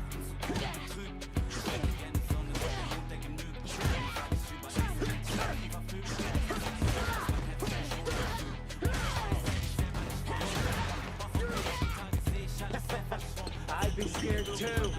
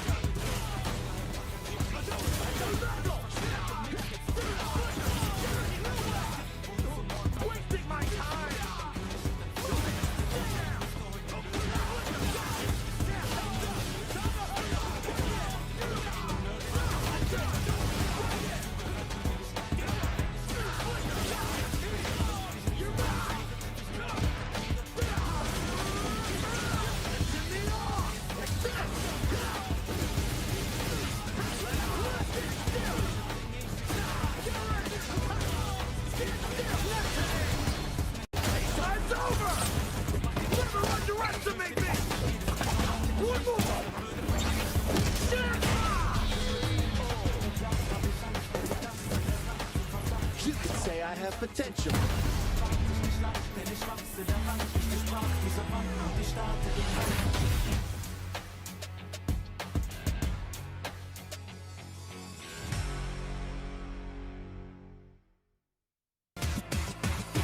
This is my moment, coming for it all, just show me my opponent. Wanna be great, I'm a legend in the making, and this is mine for the taking. Cause I got what it takes to be on top. I'm #1 cause I don't stop. Hard gas, no brakes, high stakes. I don't act tough till I touch a little mojo. Hope you ready for the fight. Reign supreme. Put 'em up, let's go. Make it look easy. Non-stop, you ready or not? When it's all said and done, I'ma be on the top. 3, 2, 1. I'm ahead of the game. Y'all remember my name. Non-stop, you ready or not? When it's all said and done, I'ma be on the top. 3, 2, 1. Yeah, I belong in the #1 spot. I always keep the business nothing personal. When you always see nothing, I just barely scratch the surface. Roll me in the rain, let me do my thing. Thought they hit me deal, fighting through the pain. When I'm in the zone, I ain't never say much, but you see me up top. You see my numbers healthy, the pressure don't stop. Until I'm in the top, see the bottom seats watch. They almost see me.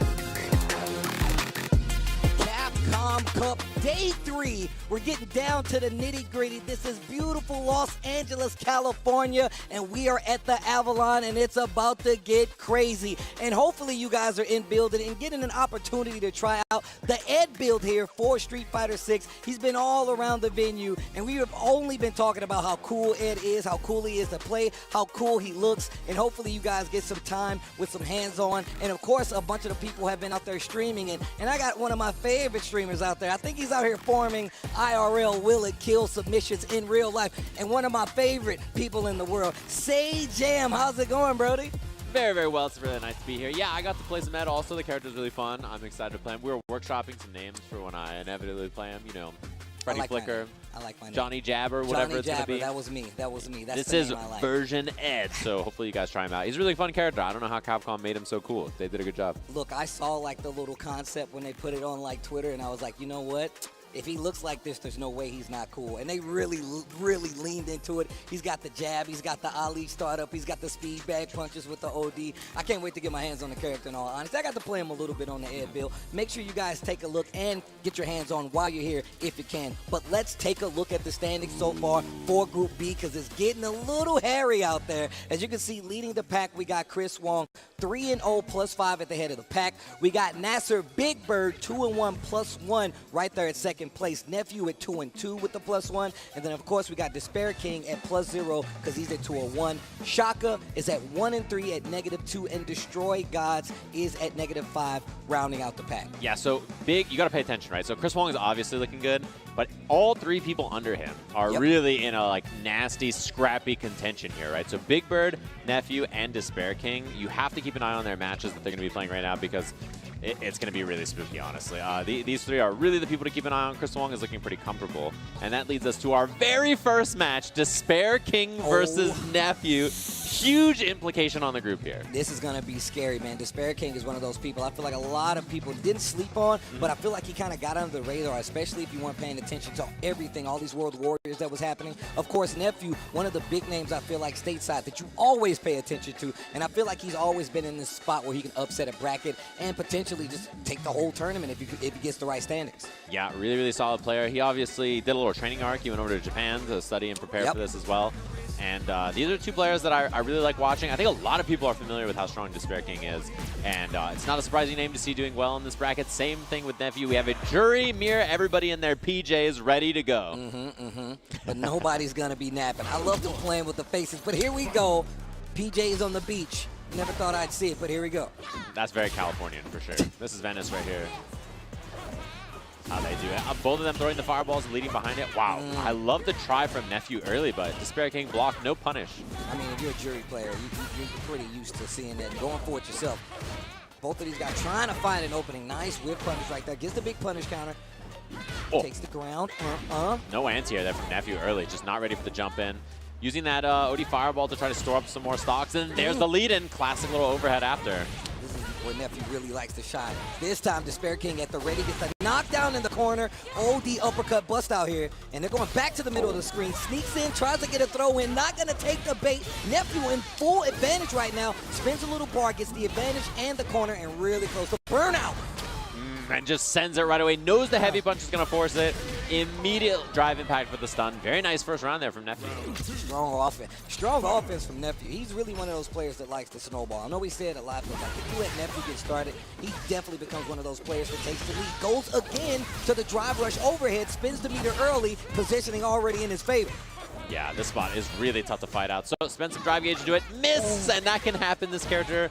I think more often than some others, you see that DP go the wrong way. And wow, what a wake-up challenge from Nephew.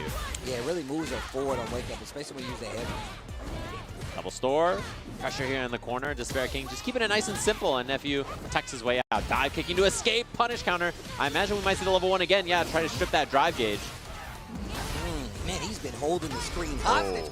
Baits out the level 3. This should be the round. He's out of drive, but he's definitely going to take that first game pretty convincingly. DespairKing on the ropes goes down 1 game. We're back to character select very quickly. I didn't like the look of that, I think, at all. And Nephew just completely dominated. Basically every spot on the screen had that nice little bait at the end there. Locks back in. DespairKing having a think, you know. Push it to that corner. I really do like that, though. Also making that uppercut actually completely whiffed, Yep. takes the round. And I feel like, once again, we always talk about Juri. She's a very expensive character, I like to say. She spends a lot of drive to get in, and of course she uses that OD uppercut a lot, especially when she's in these lockdown situations. So once you get to burnout, which I feel like happens pretty frequently if you're not careful, you could be in a very dangerous situation. The goofy faces. It's like the opposite of like how they look. You know what I mean? Like they're so composed, and then Juri's face just all over the place. But yeah, I like that you called up the drive gauge usage. You know, she spends a lot of time drive rushing naturally, right? So she's spending bar on that. She's throwing the OD fireball and then following, or doing regular fireball in a drive rush. You know, these things cost a lot, and if the offense doesn't work, you can find yourself in burnout very quickly. Oh, that angle is so tough to anti, that jumping heavy punch. One of those moves you start to see a lot later when it comes to the lifespan of the character. Nice wake-up parry, baits it out, and I love the punish. Drive rush for the punish counter. Big damage on the side of DespairKing, and now he has this corner advantage. Cross up, not going to go his favor, though. Stand heavy punch. This is not good. DespairKing now in this corner. Nephew working on one bar. Now he has him in burnout. DespairKing in trouble. Tries to jump out. What a dive kick. Wake up OD to return. Oh man, no drive gauge there for Nephew either, so chooses to burn himself out on his own terms. Finds the counter hit in a bit of a scramble after that whiff dive kick. Oh my gosh. All right, here we go. Scrappy, you say? Yeah, definitely a scrambly, scrappy little situation. Even though you don't see it on their faces, a lot of stuff happening here. Finds the hit, and immediate level 1 right there. Like that. He's getting that screen carry just so he can keep that pressure a lot more constant. This time checks the drive rush overhead. Didn't make anything big come from it. And now they're fighting mid-screen. Finally gets that instant overhead and a dive kick. Back in corner control. Here comes Nephew. Yeah, no conversion there from DespairKing. That's a big sign of the nerves on play here. Drive reversal. Spends that drive gauge. Puts himself in burnout, and the cross cut on the other side. DespairKing with the chase down. Going for a drive rush overhead of his own. Both of them with charges on. Instantly spins it for DespairKing. And here we go. Burnout on the side of Nephew. Yeah, he's trying to force while he's in burnout. He doesn't want to block it. Yeah, not going to be a factor. Already spends a lot of that drive gauge. He had the DP there to get the juggle, but the situation was a little awkward. Last guess. Not enough. And the jab to do it. Nephew. Very important W right there as you see him fist bumping. And gets the W over DespairKing, which is really setting him up to try to be that second player to make it out of this group. And a quick 2-0 on top of that. I'm glad how you pointed out how they're going crazy with the faces. Both of these players, I feel like, really stoic when you talk to them. Very nice on both sides, I can tell you that right now. But definitely one of the people like, yeah, Yeah, you just look at Nephew's face, you're like, man, how did you come up with that strategy? He's like, I just hit him. I had to go hit him. Well, we're going to take a look back. You can tell right now, Nephew really came out of the gate with the offense, spending a lot of level 1 and a lot of drive bar to keep the positioning in his favor. And you can see DespairKing kind of on the ropes in this corner where he made an uppercut whip as well. And even to the point where Nephew was like, I'm willing to chance it, using a dive kick to get out of the corner, keeping that momentum. And it really did lead to like great success. Yeah, and the thing about Nephew too is he has really snappy reactions and he sticks to you and makes really sharp, like consistent decisions, right? I feel like it's very rare that he makes something that's just like, ooh, that is like, why did he do all that, right? And so to me, that's a really important like strategy to have for a character like Juri, right? If you have that quality as a player, I think this is a good character for you, and you can really make her offense and kind of the things that she's good at shine. And you see those aspects in his play a lot of the time too. I think this character, you know, is really popular in the beginning of the game, but she's not as popular now, particularly at high-level play.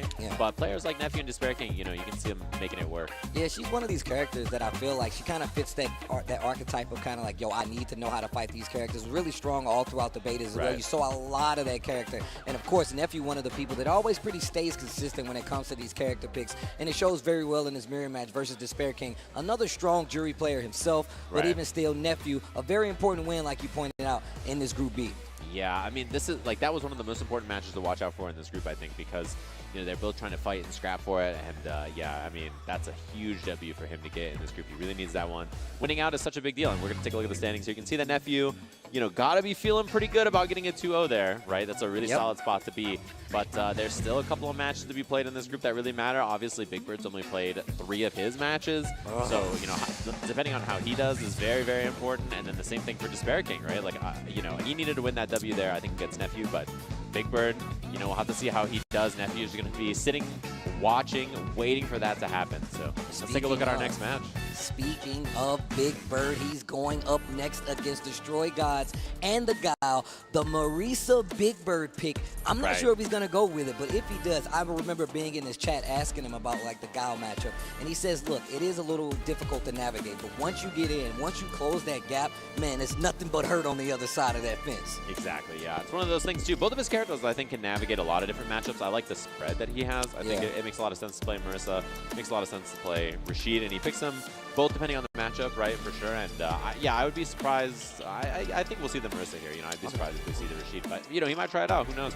But obviously, a lot of them were over in Japan doing their training arcs and practicing and stuff like that. You saw him over there, and you saw Angry Bird, Phenom, all of them are over there getting like the XP, especially going forward, especially getting ready for Capcom Cup, man, because there's some heavy names here. And I feel like another thing that's really happened is like ever since we've seen like the success of like Big Bird and Angry Bird, man, once again, it puts a large target on their back. There's a lot of footage out there for you to really kind of comb over, but it doesn't take away from the strength of these players. And even more so, I feel like DestroyGodz, they have a lot on their plate coming in, but I feel like they've already proven themselves to be here. And right now, this is the strongest person makes it out. DestroyGodz can really mess up Big Bird's time here. And like you said, there's a lot of contention in these lower spots. Remember, only 2 players will make it out of this group to make it to the main bracket. We've got our first 2 from Group A. We're trying to get our next 2 from Group B. For that top 16 on Sunday. So locked in here, we see Marisa. That'll be the pick, it looks like, for Big Bird. Looking pretty solid here. This is like a matchup that we saw when he won his very first tournament for this game, right? Obviously, this is the final. Him and Akainu over at Red Bull Kumite, and a matchup that he's very comfortable with as well. We've seen him play it a lot. He's a really, really solid, consistent player. He has snappy, sharp reactions, good decision-making in neutral, and I think that's something you need to play a character like Marisa. Man, why does this dude Guile have the flag on his shirt and on his actual body? He's double tattooed up. He gets it patched in all of his clothes. That's a real American right there. Star Spangled. Oh, man. Beautiful, perfect parry. Cross up. No, stays on the same side because of the back tech. Where are you going? She asked that when you don't move. That is messed up. I'm like, I'm just sitting here blocking, man. What do you mean? Oh, you're trying to be funny. I see. Ah, okay. Ooh, I love the armor on the Gladius. Yeah, representing that option early, saying, hey, you can't just pull up in this space. Just raw Gladius goes for the overhead and a quick first round for Big Bird to make the lead really evident. Yeah, he needs this kind of gameplay today. Today, he's got a steamroll. If he really wants to make it out of this group, you know, he made a tweet basically that was like, hey, man, you know, I'm not that good at Capcom Cup, so we'll see if I can clean it up this year. This is my time. We'll have to see. And today is the day if he wants to make it happen. I literally asked him earlier. I was like, hey, man, you focused? You in? He was like, I'm locked in. I was like, stay locked in. Nice anti-air with the crouch heavy. Reset with the forward medium punch. I love to see it in the burnout.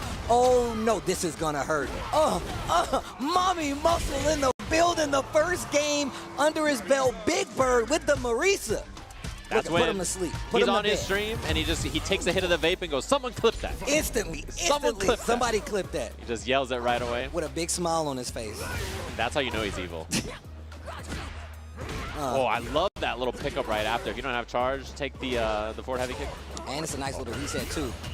Whiff and throws, missing hugs. Oh, my. Scary couple of whiffs here. And look at how active DestroyGodz has gotten with this Guile. Placement on the Gladius has really been something he has to question, especially right there in that corner. Look at the burnout. Oh, air flip out. Yeah, classic. A big problem for Marisa in situations like that. He just holds up forward and says, I'm out of here. Drive impact up, big threat. Does have super. Jumps out again. DI, that's going to be a stun. Oh, night-night? Night-night? Yeah, night-night. Night-night. Yeah. Look how she leans into it. Puts her whole back into it to get that level 1, and 3 straight rounds. Big Bird very quick. I like the ideas that we're seeing represented from DestroyGodz. It just has not paid off so far. And I think it's all about contention in the neutral, right? We haven't seen many flash kicks, and when we have, Big Bird has had quite the read on him. And now, once again, you're in the corner, and this has not been your friend. Great jump out there with the jump light. Actually switches the position, and now DestroyGodz with the lead. Puts out the Sonic Blade, backs up. Oh, and the empty jump, yeah, he caught him slipping. The lazy anti-air, right? You jump in that angle and people go for the perfect parry. Oh, yo, taking a step. The boots and the boom. I like how he shakes his leg out. Gotta get the dust off. Oh my, barely had enough life to armor that. Drive impact is up right here. No way out because of the meter. And that's gonna do it. 2-0, 4 straight rounds. Big Bird trying to make it into top 16 on Sunday. Damage. Yeah, damage. That's what I was going to say. Damage. But no, big damage on the board, man. The mother of muscles, I like to call her, man. Big Bird been one of the long-standing first players to really put this player out there, this character out there, and just shows just how strong she is. Not just, you know, physically and damage-wise, but just in the meta of Street Fighter 6 so far, especially versus a character like Guile, who a lot of people will tell you that they think is really strong, and even more so to this matchup. But Big Bird having a lot of answers, just instantly contesting the drive rush forward right there, and we really did see just how this was going his way. Gets the early command throw, and just really kind of like really basing his meter usage off of the positioning on the screen, and just really good at like utilizing it. Yeah, and I mean, Big Bird is someone you mentioned. He's been a long-time believer in this character. It must be really nice and really bad to have him play your character because he's not a down player. He's like, listen, this character is really strong. He really believes in the character's strengths, but he also, you know, shows at a high level how strong this character is, right? Yeah, that was a little pickup with the back heavy kick. I like that little juggle from DestroyGodz. That was cool as well. But his decision-making on the character is really good. And I, honestly, you know, he's been playing Rashid as well, but I think his Marisa decision-making and awareness just looks, you know, really, really sharp. Even more sharp than on that character, right? So No, I agree. I completely agree. You can tell, especially considering, like, I feel like Rashid has, like, this thing about him where you do have to play a little bit more risky. You do have to, like, put yourself in these situations where you could get thrown out. You could get your pressure stopped. Whereas with Marisa, he's very much lots of stun. You get to use Gladius to challenge in some of these situations where typically you got to hold the block and they get to move around. So it's definitely one of these characters that fits his play style. Guile, one of those characters, like I said, historically you would think would really slow that character down, but he's got a lot of experience in it and just, you know, really mastered how to play that matchup. Right.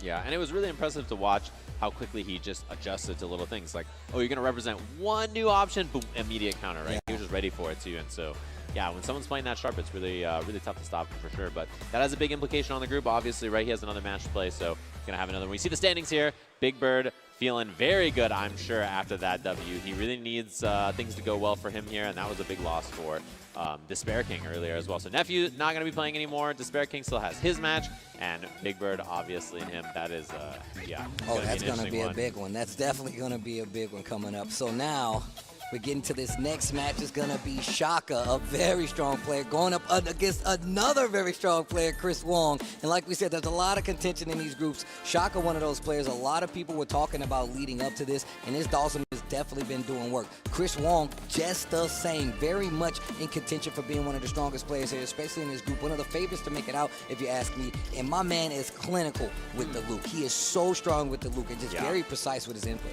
I mean, yeah, and that's the thing, too, is that his results this year have been really good. I mean, he had second at both of his qualifiers, right? So he didn't make it there.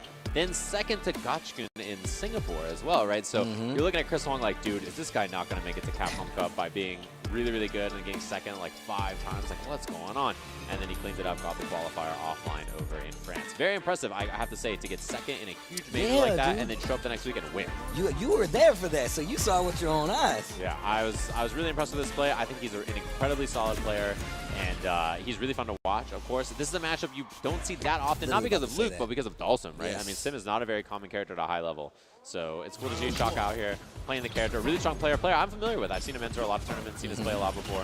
Let's see what Chris Wong's adjustments are. Immediate whiff punish, counter crouching medium punch, and gets the pickup to the corner. Not ashamed to actually go in and mix it up, Chris Wong. But like I said before, it really does seem like he plays this very risky game, but he's very calculated in this space. And I'm glad you brought that up about Dhalsim, because this is definitely a character we don't get to see often. And I really like seeing him navigate some of these characters that we do get to see. The Juris, the Lukes, the Kens. I love to see him.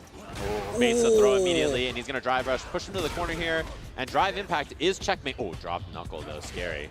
Uh-oh, goes for the blatant low right there. And you're going to see right now Shaka trying to keep this distance between them. And if you're Chris Wong, you can't get too overzealous about swinging a DI out there, because if there's a float or something, you might be in trouble. There you go. Oh, nice jab, stops the teleport. I like that option to kind of deal with the mix-up, because even a lot of times if that fireball is still there, you still get the opportunity to stop the pressure from the Dhalsim player. There's a throw to close it out. Chris Wong, 100% aware of it. Yeah, something to keep in mind for all of the event this weekend. When people jump at those weird angles where you don't have time to anti-air, but you're not going to get punished, people will parry anti-air, right? So you're seeing the high-level players will empty jump and just throw your parry. So then the next adjustment is I will just jab, right? I'll just do delayed jab to beat you trying to throw my parry. So there's like a mind game on top of the mind game. And at the highest level, you see that very common. So keep in mind that when you're watching this weekend. Yeah, stack meta right here. And once again, now that mix-up's starting to be a little more prominent, slap him in the face. Nice teleport here. Drive rush slide, keeping the pressure going. Shaka turning up the gas. I like it. He has a lot of really good offensive setups. The whip punish and the level 1. Yo, hot feet. Good damage on that too. I love the little establishment after with the buttons, the pressure. I love sliding in, crouching medium, standing medium, all kinds of things to check at that range. Really nice stuff. And the fact that he puts himself in these positions where you really have to worry about whether he's going to put a button, whether he's going to slide, drive rush, angle slide, you really need to pay attention to it. And he's so good at keeping the space about him too, where he's really avoiding a lot of the sandblast pressure. Great anti-air, and once again, keeping the feet hot. What a buffer. That's when you don't be lazy with your backdash. When you're backdashing, buffer that move. So that if you see the jump, you get the anti-air easy peasy. Love that from Shaka. Once again, going to the lows, and look at the keep away game. My man is saying, you're not playing this game. I'm not going to play the loop game. 1 round apiece between these two in this first game, and man, they are slugging. Dude, the neutral from Shaka, I love the things he's representing too. The float heavy punch, teleport right there to make the mix-up, and he lands on the fireball anyway. But this is, double drive rush pressure. Anti-air again, he's not lazy, he's buffering. Hot, bro. And once again, the jump back teleport, making him fall into the fireball on the far left side, keeping the distance between them. Shaka getting the first game versus Chris Wong. He is so good. I love that. Every time he backdashes, he just buffers the up blast, and he's like, oh, you're jumping. Easy peasy. Love that. Really, really strong choice, of course. And Chris Wong, a little on the back foot there. He's like, okay, he's bringing some heat. He is bringing some heat. He got some feet hot. Also, this dude Dhalsim just summoned an elephant on a helicarrier. That's wild, bro. Yeah. I mean, if he could teleport an elephant to him. I'm sure. He's got to be able to. That's yo, David Blaine. Yeah. Cheez-Its, like, he's just like, what up? I'll make it happen. Teleports in. Wow, crouching heavy. Oh my God, almost had a crazy conversion right there. Still able to keep the momentum, and you see Shaka just willing to backdash perfect parry. Oh, attack the drive bar. I love it. Take away some of those options by removing the drive bar from the equation. Yeah, I think it's a really smart choice. Players are really good at that now. Lovely little whip punish. Punish counter, so he gets the back heavy kick. Big damage, big extension on this. Empty throw in case you go for the parry. Pressure's looking fantastic for Chris Wong, and the spacing trap as well. Gonna have to dump. Oh, the DP at the end. Nicely done from Chris there. That was really clean pressure in the corner. Yo, surgical with the meter management, with the combos. What a closeout on this first game. Excuse me, game 2, round number 1.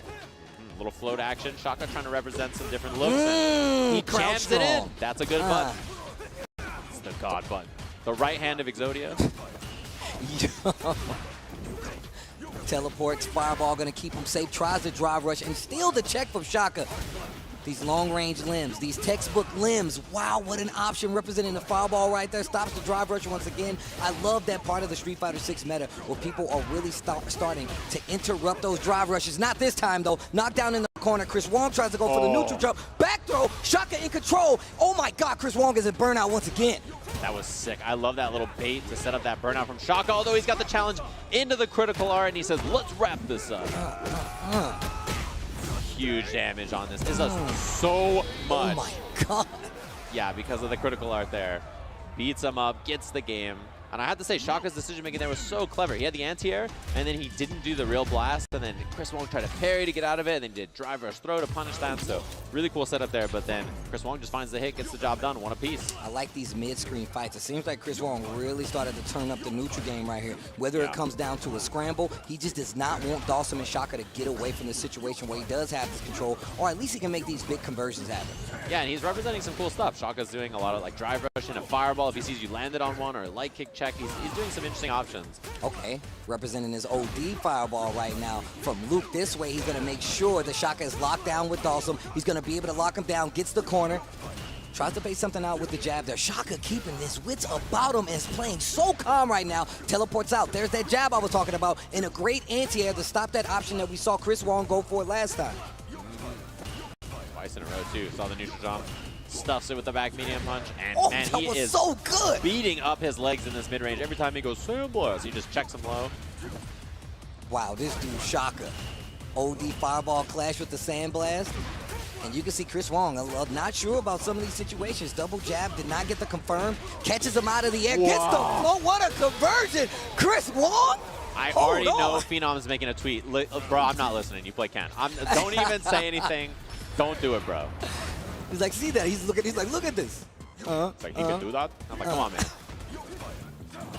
Wow, he is really spacing him out here with. Oh, I love the float right over. Did you see his legs just glide over the fireball? Stretchy legs. This has been some of the most fun neutral to watch I've seen in like any matches. I'm telling you right now, the way that they're using right now this neutral game control, DI Chris Wong ready this time, and it is not looking good for Shaka. He's got 2 bars for Chris Wong now and Luke, so he does have the opportunity to close out. He's probably going to be working on a level 3 pretty soon, and now Shaka in trouble. Just does the random level 3, the CA, excuse me, just the level 3 going to do a lot of damage. He's going to get a lot of drive bar back, and look at the positioning.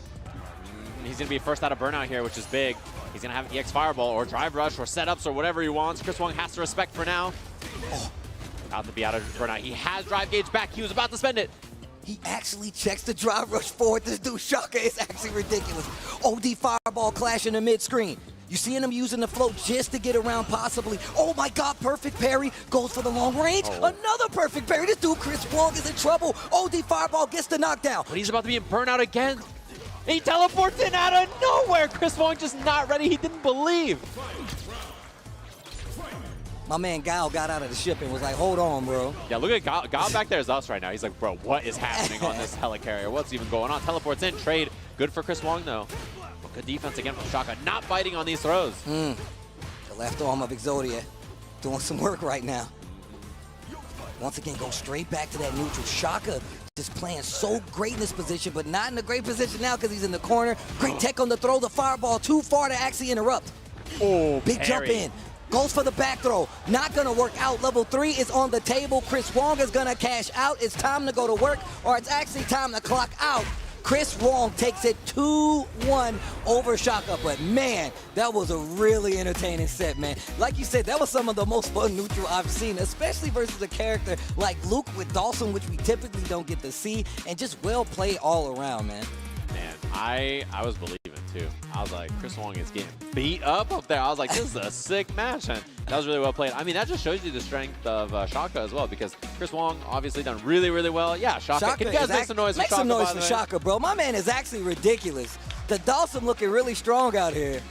Awesome player. Really, really fun to watch. Anytime you see Shaka playing in a tournament, definitely recommend checking him out. Someone I was very familiar with before this event, right? Because I know a lot of the players here, you're seeing them maybe for the 2nd or 3rd time or something.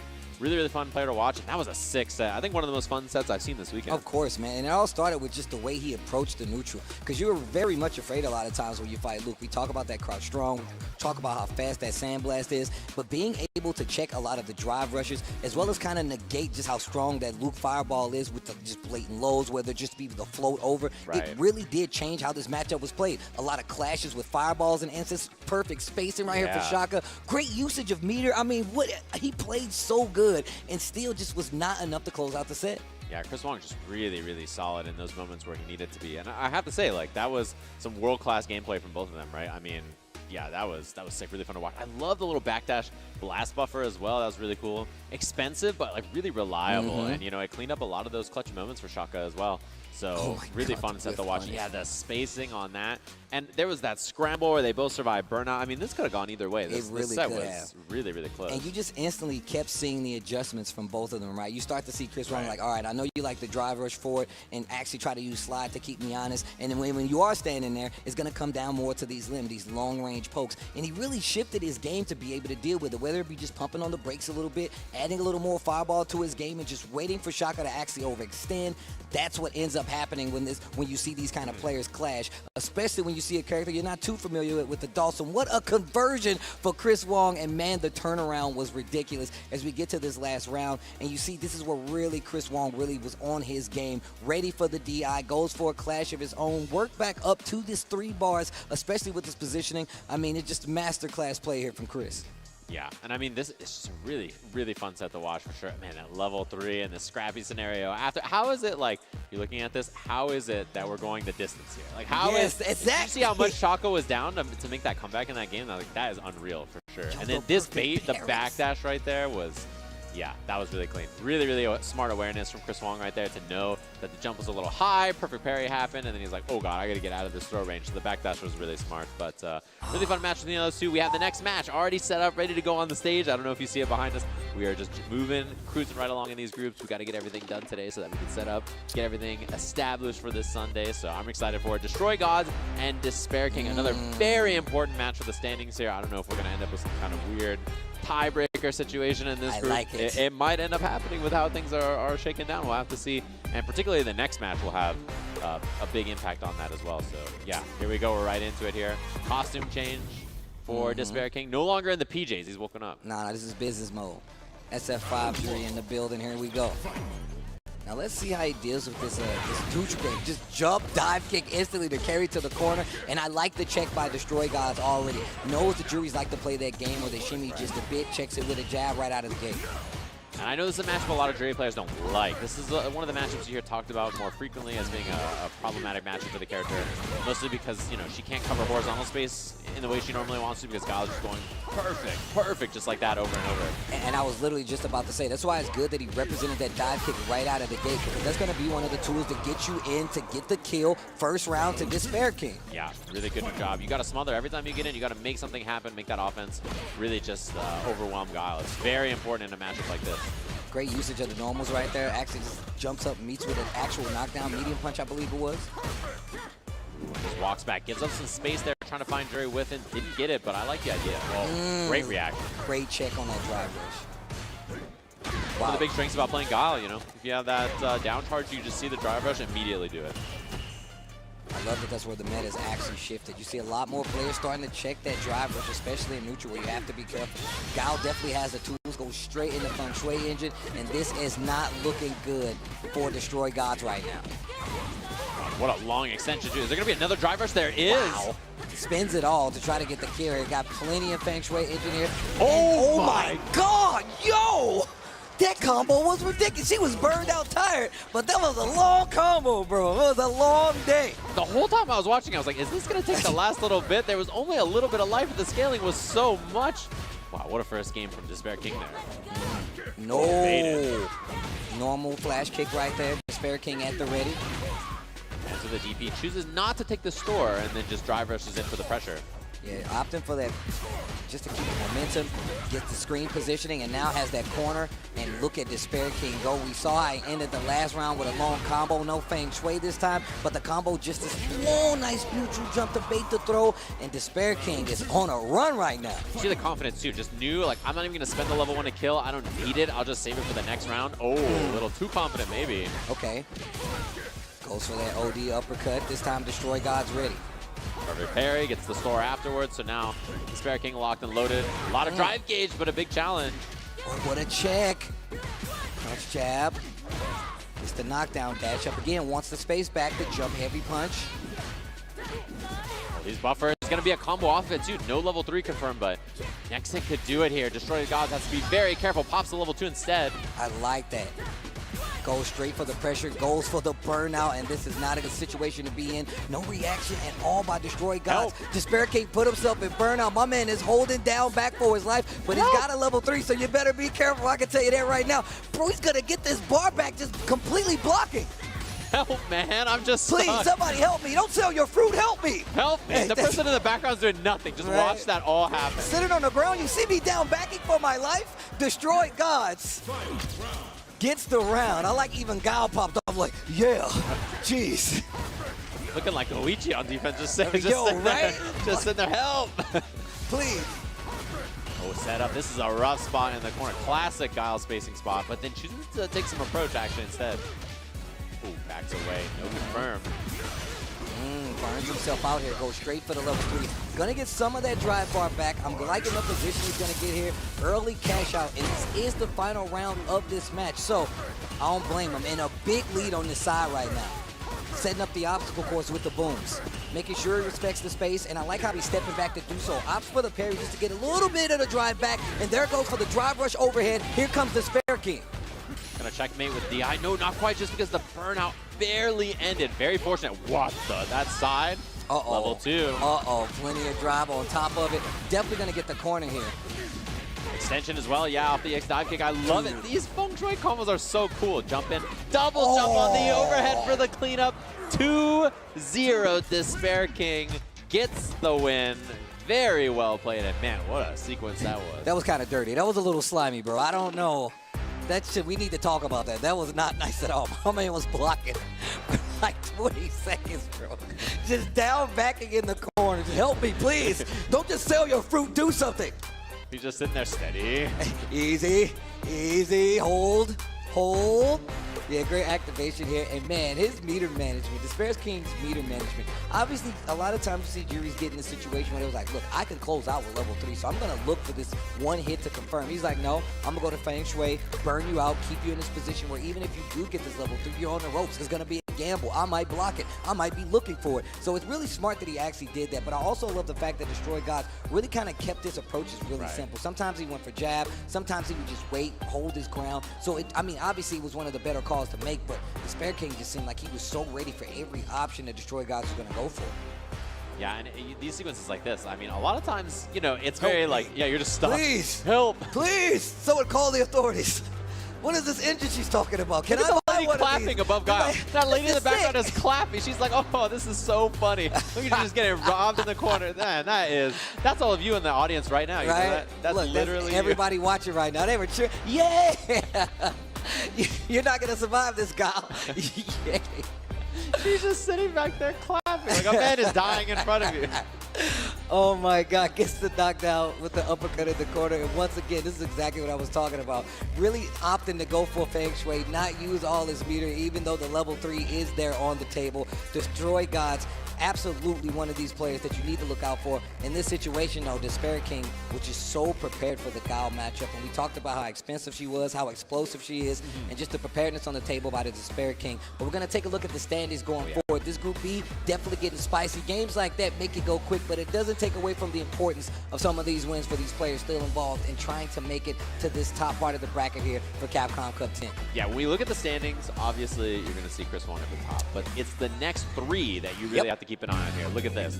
Big Bird, Nephew, and DespairKing up there, right? So obviously DespairKing, you know, he's going to lose out on the point differential there, so Nephew's ahead. But Big Bird needs to win this here, right? He has to win this set, and he's got to clean things up, and he's got a very difficult opponent for him to have to win. And he needs the 2-0 to try to be ahead of Chris Wong here.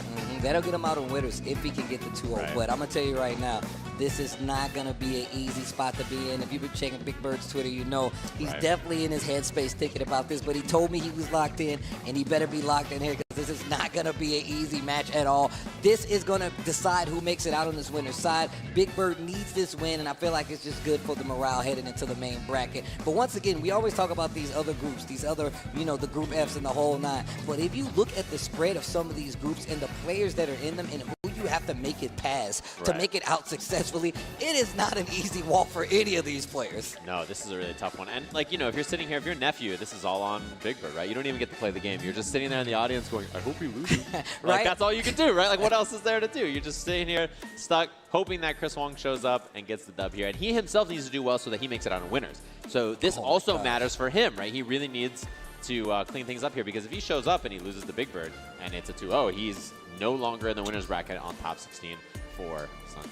Yeah, it's actually really scary, and I think that's one of the most pivotal parts about this group play, right? Because sometimes you get to these situations where it has nothing to do with how well you played outside of those initial games. Someone might have a better record than you, and sometimes your record just might not meet the requirements. So you got to bank on somebody else losing, somebody else winning, a perfect here, a 2-0 there. Well, not a perfect, but a 2-0 here, a one-game loss differential there, and it really does stack up, especially when it comes to the nerves needed and just, you know, affecting your gameplay going forward into these kind of groups. Yeah, this is a really tough group, man. This is that kind of wedge there between especially the players right under Chris Wong is brutal. That is a tough spot to be. Yeah, I'm going to tell you right now, it's scary. You know this. Yeah, it's like you're all just wedged down there, like battling against each other in kind of like a race to see how that point differential or score breaks down.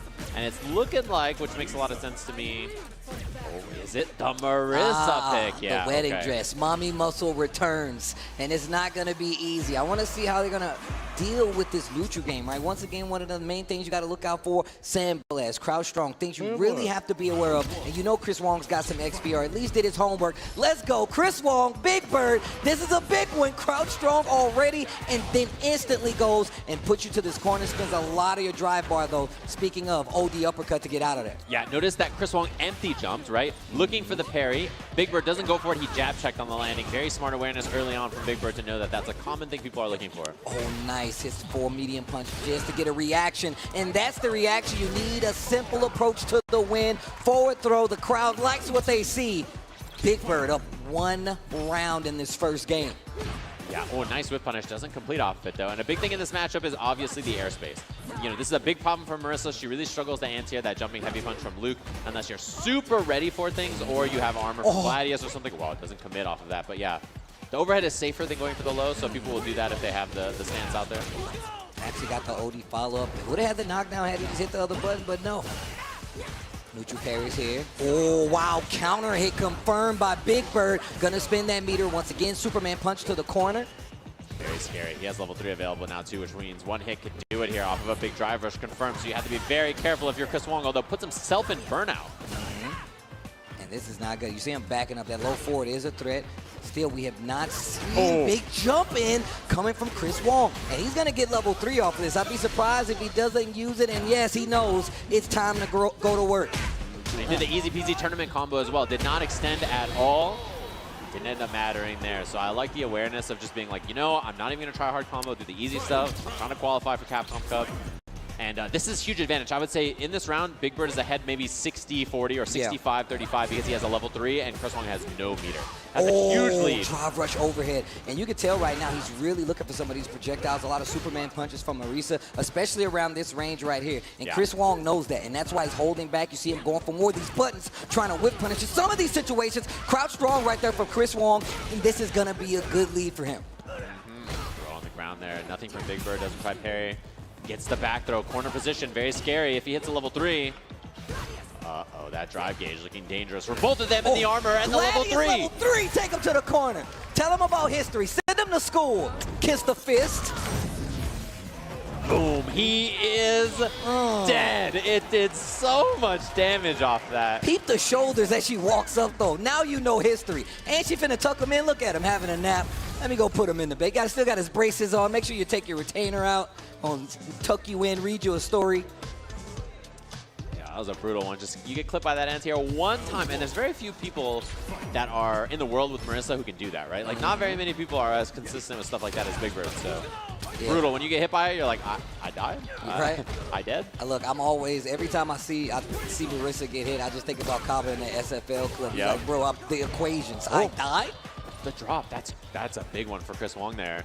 Gave up a lot of space after too, and Big Bird just walks him down, takes the drive gauge. Where are you going? Sweet dreams indeed. A little overzealous right there. Puts himself in burnout, but he's got the meter. He can actually get the closeout. No. Yeah, didn't have enough with the level 1, so he chose for the Oki instead, but a little miss there. I wonder if that was a drive rush potentially there for Big Bird or something. Got a weird dash instead. And at level 1, mistakenly, I thought it would actually be enough, but not going to be enough. What a whip punish early on. Big Bird on the ropes right now. Nice. Calls out the armor. Big damage on the table. Puts him in burnout as well. Has 2 bars. Going to go for the cross-up. The back tech's going to save him. Where are you going? And still in burnout right now. Big Bird with a lead. Level 3 is there. You got to be careful with this offense. Yeah, I mean, this spot sucks. Like, you are in such a bad spot if you're Chris Wong. I don't even think he's going to want to spend meter, really, because unless he gets another hit or something. Okay, now this is scary. Very winnable round all of a sudden for Chris Wong. CA's a threat. One good hit could do it. Where are you going? Big damage, and I mean big damage. That's mommy muscles. It says it on the business card.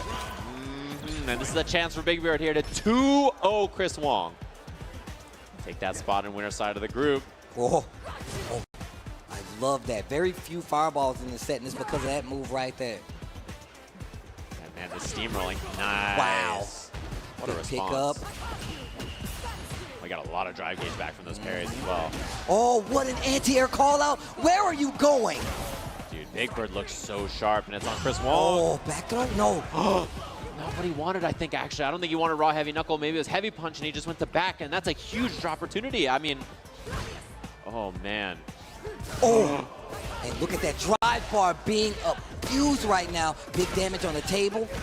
Once again, not going to spend it. Yeah, he wants to get to closer on this closeout and then potentially just win the match. Take that opportunity to make it out winner's side away from Big Bird. It stripped a lot of drive gauge, though, and Chris Wong, you know he's thinking about it. Oh, jump in. And you see the jab check. You know, Chris Wong was empty jumping, looking for parry. Big Bird doesn't do it. He does the jab instead. Oh, wow. Puts himself in burnout. Oh, my. That is very scary. Chris Wong needs the next hit. And if Big Bird gets a hit, he didn't have to meet it for the driver, so it's nothing. Swinging with the stand roundhouse, go straight into the level 3. That is going to catch it. That it should be the round, and we're going to go to a third game. Chris Wong evening it out just a bit, eliminating the chances for Big Bird to make it out on that winner's side, but this doesn't stop the momentum. You got to get this W. No, because now Big Bird still needs to win, right? Yep. So, you know, in his head, he's processing, well, it's not winners, but I still need this set, right? I still need this win. Forward heavy, getting a little anxious right now. Drive rushes in. Chris Wong pumping on the brakes, finds an opening, and now he's got that momentum. Not a lot of damage, but the positioning is there, and this is going to be a lot of damage. Going to lose like 50% based off of that alone. Jab, jab, jab, strings him up. Chris Wong looking a lot more comfortable now. That was a really scary game there for him, and now suddenly you can see the play looks a little different. Big Bird has the corner. Just smoking the drive gauge. Oh, wow. Just the jab followed by the crouch strong, and Big Bird walks into it because we know a lot of people kind of lead with it, but you could have counter hit confirm it as well. Just the lay right there actually gets Chris Wong the opportunity. The crowd waking up for Big Bird right now, trying to get him in the spirit, but it's not working out right now as he takes another throw.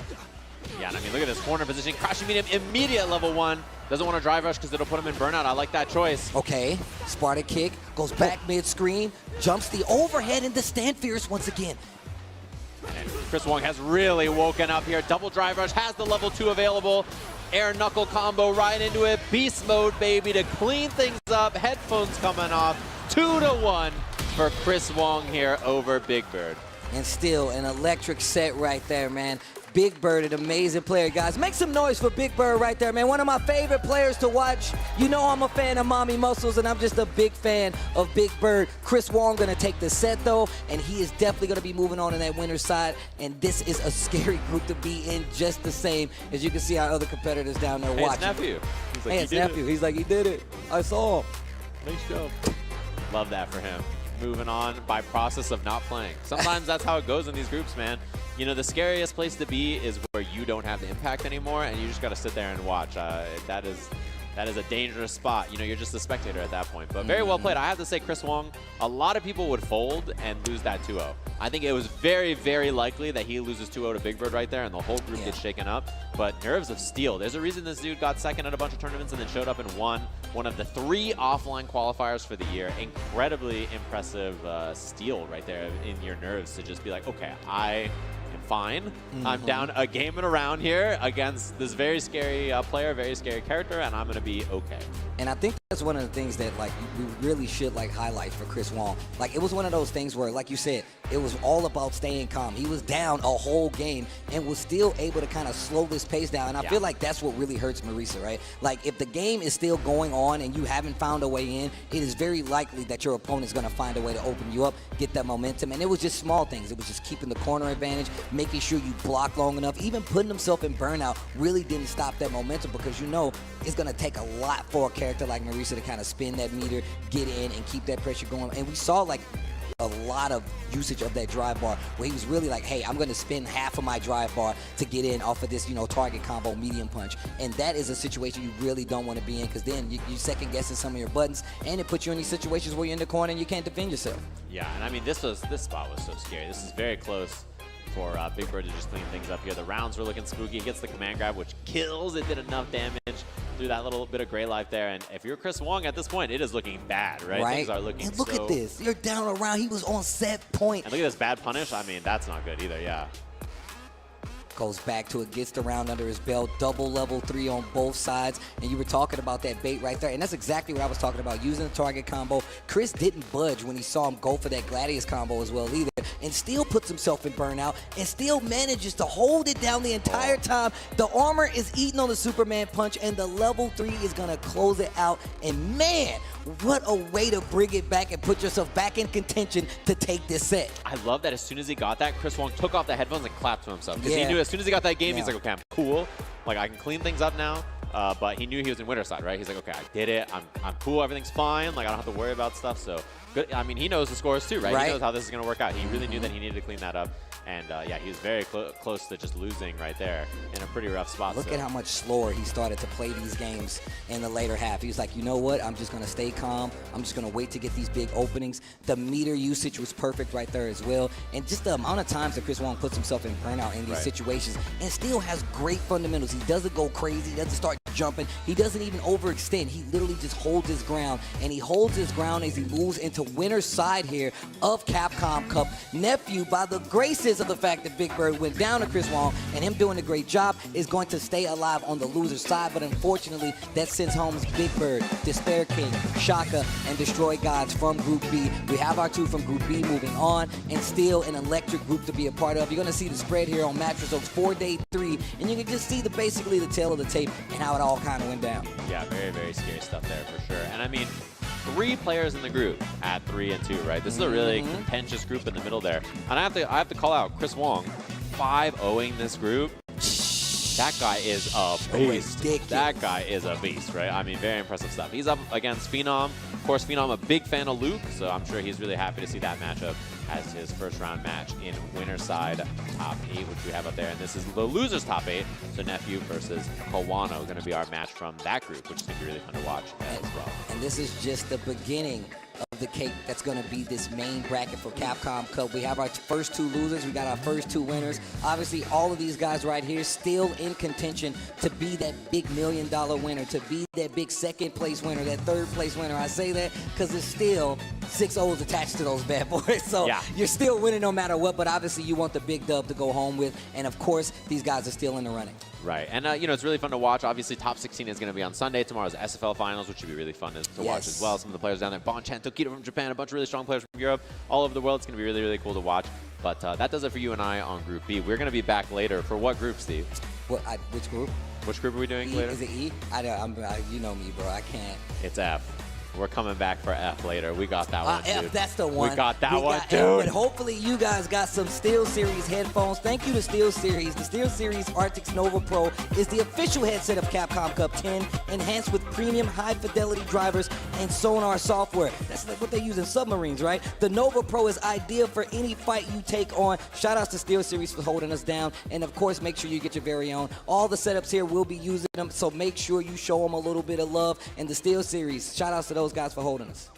Yeah, and they're not the only partner we're working with as well, so thanks, of course, to Nerds for making this happen. You've probably seen some of these shirts. People have been wearing them all week. I saw people wearing them just earlier today. I think the Jamie one in particular, the art on this is super dope. So they made a bunch of amazing jackets they made for the dev team and stuff. They also did a bunch of amazing shirts. You can see the designs here. You can check them out at nerdsclothing.com and enter code CapcomCup in all caps to receive 10% off your purchase, which is really, really dope. They have a bunch of stuff that they're selling as well. They made, like, we have some cool jackets too, which is really dope. Yes, that's true. They hooked us up one. I actually bought the Chun-Li shirt. Yeah, I'm waiting really for cool. my official size Marisa shirt because I definitely have it. I got to go check that bad boy out right after this block. But guess what? We got more blocks for you guys, especially if you want to find out who's going to make it to the big dance. The big group is coming up right after this. Don't go anywhere.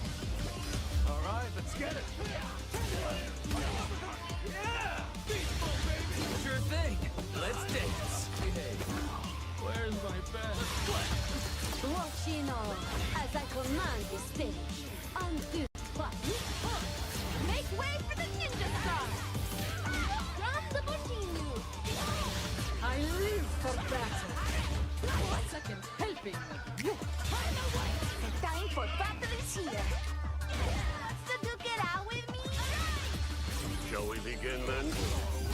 Do you need to take a rest? I'm game if you are. Yeah, we gonna crank it up. Let's get it on. Another mission awaits. Do you plan to fight at all? Sounds quiet. All right, I'm ready.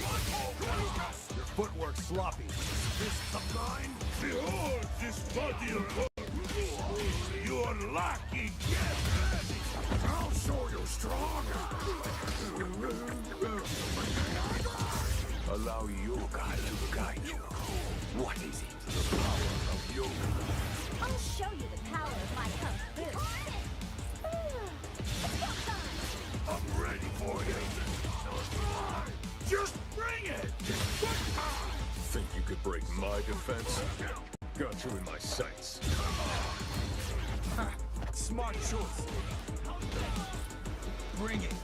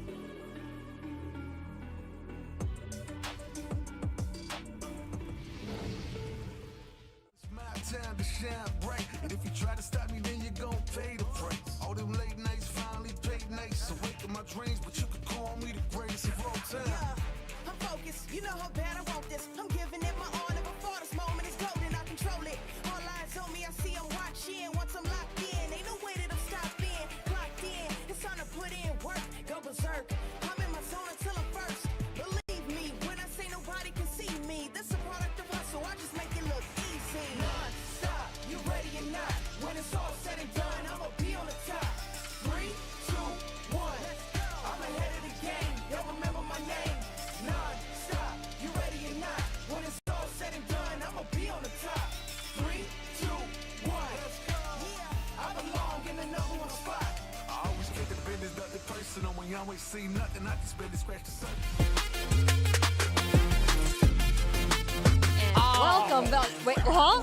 We're ready to go. Yeah, We're ready to go. Good. That is beautiful Santa Monica Pier right there. I live right by there, honestly. So it's a great place there. And we are here, however, in the downtown LA area for some amazing, in Hollywood, for some amazing Street Fighter 6 action to continue forward here. It is time for Group C.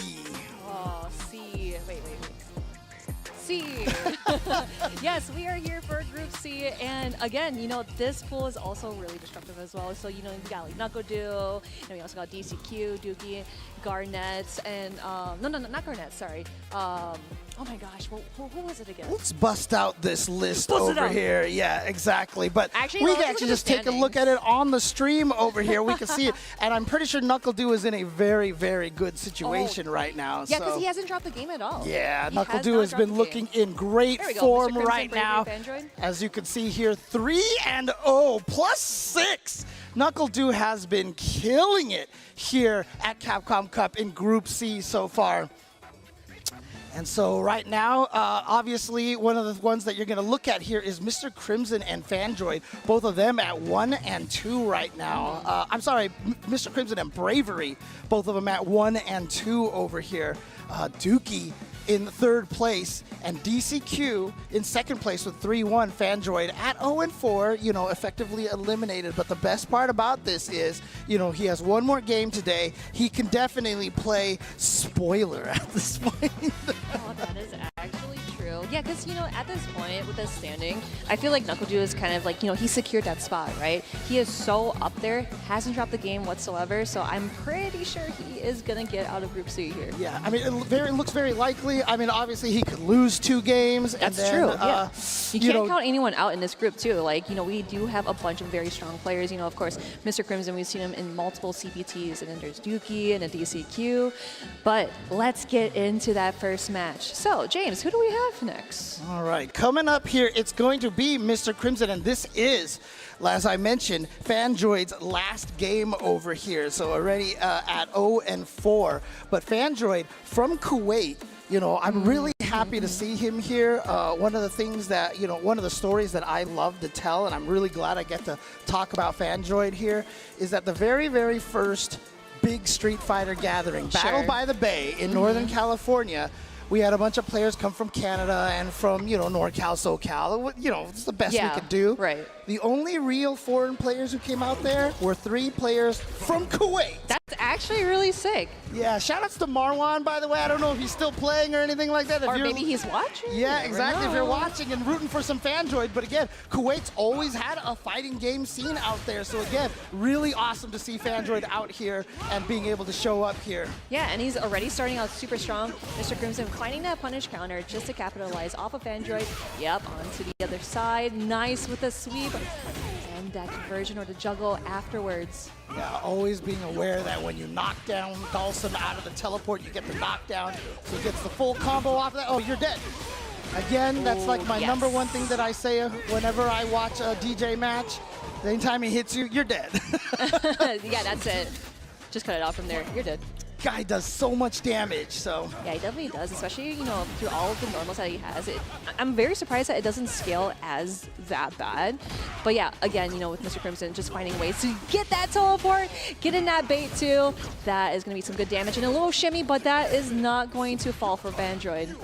Now, one of the nice things for DJs here is Dhalsim is so good at controlling that horizontal distance in front of him, but DJ also really strong at that range. So at ranges where you can get anywhere closer, that medium so-back comes into play, and then the jump knee shot can be a problem.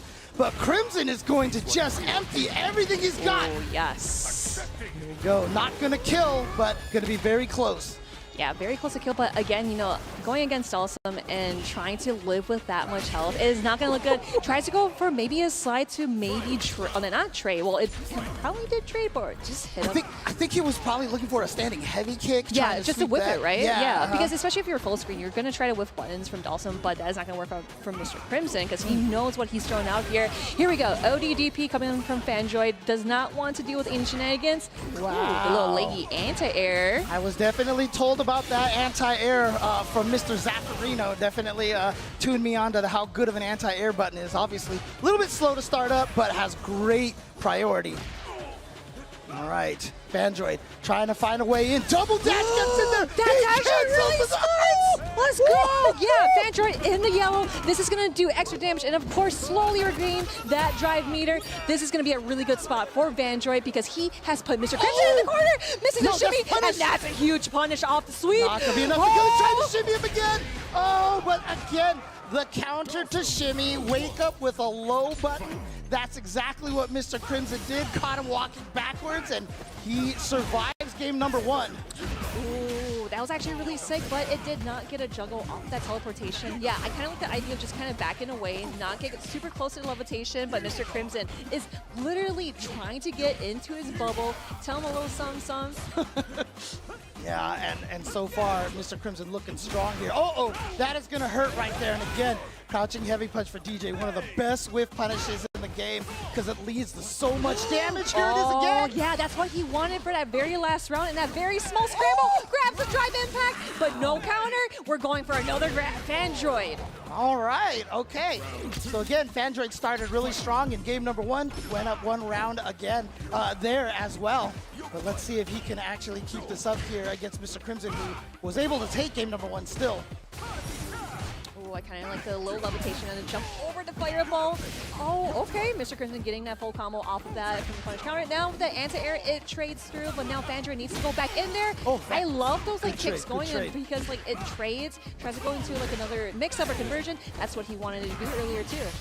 Drive rush in the back heavy kick is so good, but this level 3 from Mr. Crimson, very similar pattern we've seen to game number 1.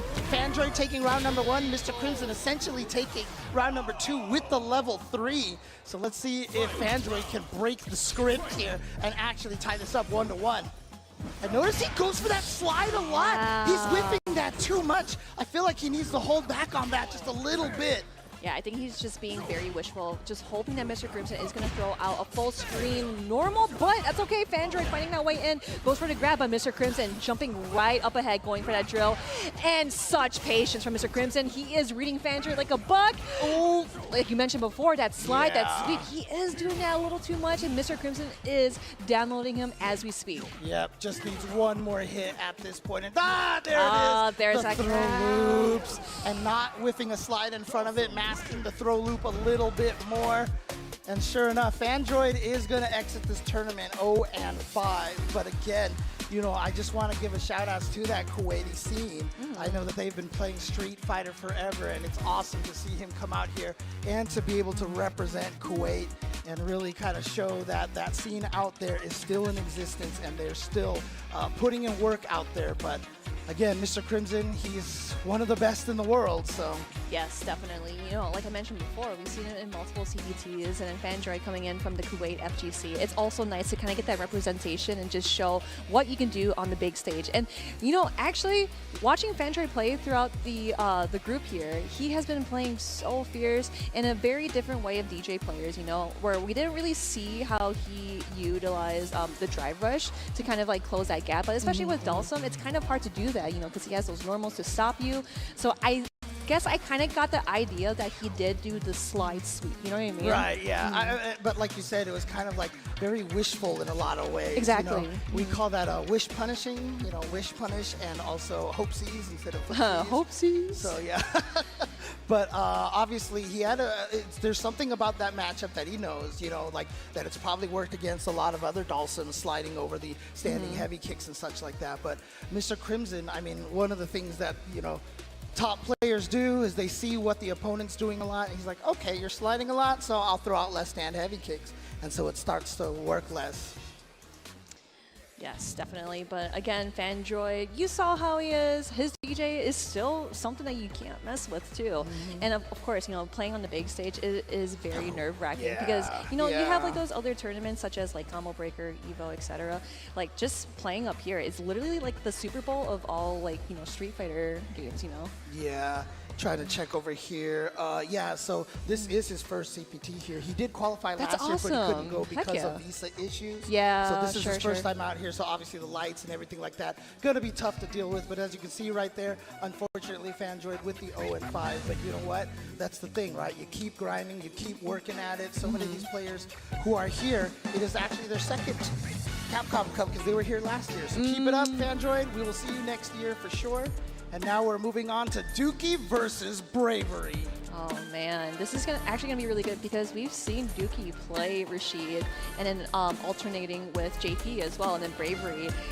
After watching it, I'm just like, dude, I just love that his name says all. He has been doing so many dive kicks in all of his matches, and just like, I won't do it again. Tell me I won't do it again. And then he actually does it again. So actually, Dookie is going to play JP against Bravery, which is, how should I put it? I think it kind of makes sense in a way because I feel like Cammy versus Rashid, it just seems that they both match that same energy. But with JP, he is going to try his best to keep Cammy out. So let's see to it. Dookie versus Bravery. Yeah, right now, Bravery 1 and 2, I have mentioned that I was actually surprised by this. I felt like Bravery was such a good dark horse because Cammy is a very good character against, you know, the JPs and Guiles and Dhalsims. But he's only 1 and 2 right now, but this is a great start for Bravery here. And interestingly enough, one of the only Cammys here at Capcom Cup. Yeah, I bet you're pretty excited about that, James. I've got all my Cammy pin and everything. So. Yeah, Cammy stand over here. Exactly. Oh, and the perfect parry and attacking the drive gauge. That's, oh no, not a big punish, but going for the regular amnesia. He still has it. All right, getting that jump off the slag. Oh no, boy. Going in for that ODDP, but Dookie has read him like a book. Going in for the level 2 super as well. This is so tough to deal with. There it is. He got hit. Here we go. Opportunity now for Dookie. Can just chip him out at this point. It's so hard to deal with this. The prediction of the forward movement on Bravery. You saw the ground spike come in front of Cammy, and Bravery dashed right into it. Great prediction by Dookie. Yeah, it's actually super unfortunate because, you know, Bravery, he definitely had that, but I wonder if he took too many risks. Yeah. But it's okay. In this round, you see those mistakes, I'm probably not going to do it again besides dive kicks. So here we go. With that level 3 super, that is going to put Dookie at that much health. Yeah, and now the back throw. This is very important here for Dookie because JP, you know, the quote zoner, unquote, has some of the best corner pressure in the game. Oh, see? Yeah, Dookie tried to meet him in disguise, trying to get him out of there, and that pressure is crazy. But with that regular amnesia, but no anti-air as he did the neutral jump back. But in the air, we see that, the trade-to-trade, Bravery, getting that round back. It's like you said, living up to his moniker right now. This guy will not stop jumping, will not stop pressing. Wow, goes into a level 2 right away. He should be able to parry that. And yeah, if you take that 2,000 damage, that's actually better than getting hit by whatever. Because the thing is that if you try to guess for it, you're actually going to get more damage to you, and you're going to regret it. Yeah, and you're going to lose a lot more drive gauge. Yes, you lose drive gauge for getting punish counter thrown, but still, 2001 block compared to like losing a ton of your life and even more blocks than that. Oh, what a tricky string. Yeah, that was actually really tricky because, you know, you kind of see those normals pushing JP away. So Bravery thought that maybe he might have had the time to punish, but Dookie is keeping it so solid with the ground moves here. Oh, yeah, you see that crouching strong, such a great button. And that throw killed. What? That wasn't even a punish counter. What? I was not expecting that throw to kill, but Dookie taking game number 1 over Bravery. And again, look, when this game first came out, everyone was like, Cammy beats JP, Cammy beats JP. But the thing is, all the JPs are like, we need to study this match. And this match has definitely gone much more even than it was at the start of this game. Sure. Ooh, nice. Going in for that drive rush. No check from Bravery. Oh, going for the drill. Okay. Oh my god, I feel like Dookie definitely called that, but that's actually really smart to do the ODDP. But I don't know, I feel like it traded both ways very well for both players. But now Bravery putting himself in the corner, going in for the dive kicks over and over again. Dookie getting hit by that perfect parry. Yeah, now he's in there. Whoa, what a neutral jump decision by Dookie over there. He's gonna catch, oh, that wasn't even a true combo. It just caught him with the heavy kick afterwards like a frame trap. Oh, that low forward, and that is going to close out that round for Bravery. Still staying alive in this. Yeah, Dookie's like, okay, all right, I see what you're doing here. Yeah, great range on that Cammy crouching medium kick, but obviously the dive kick with a giant hurt box on it got smacked out of the air by that standing heavy punch.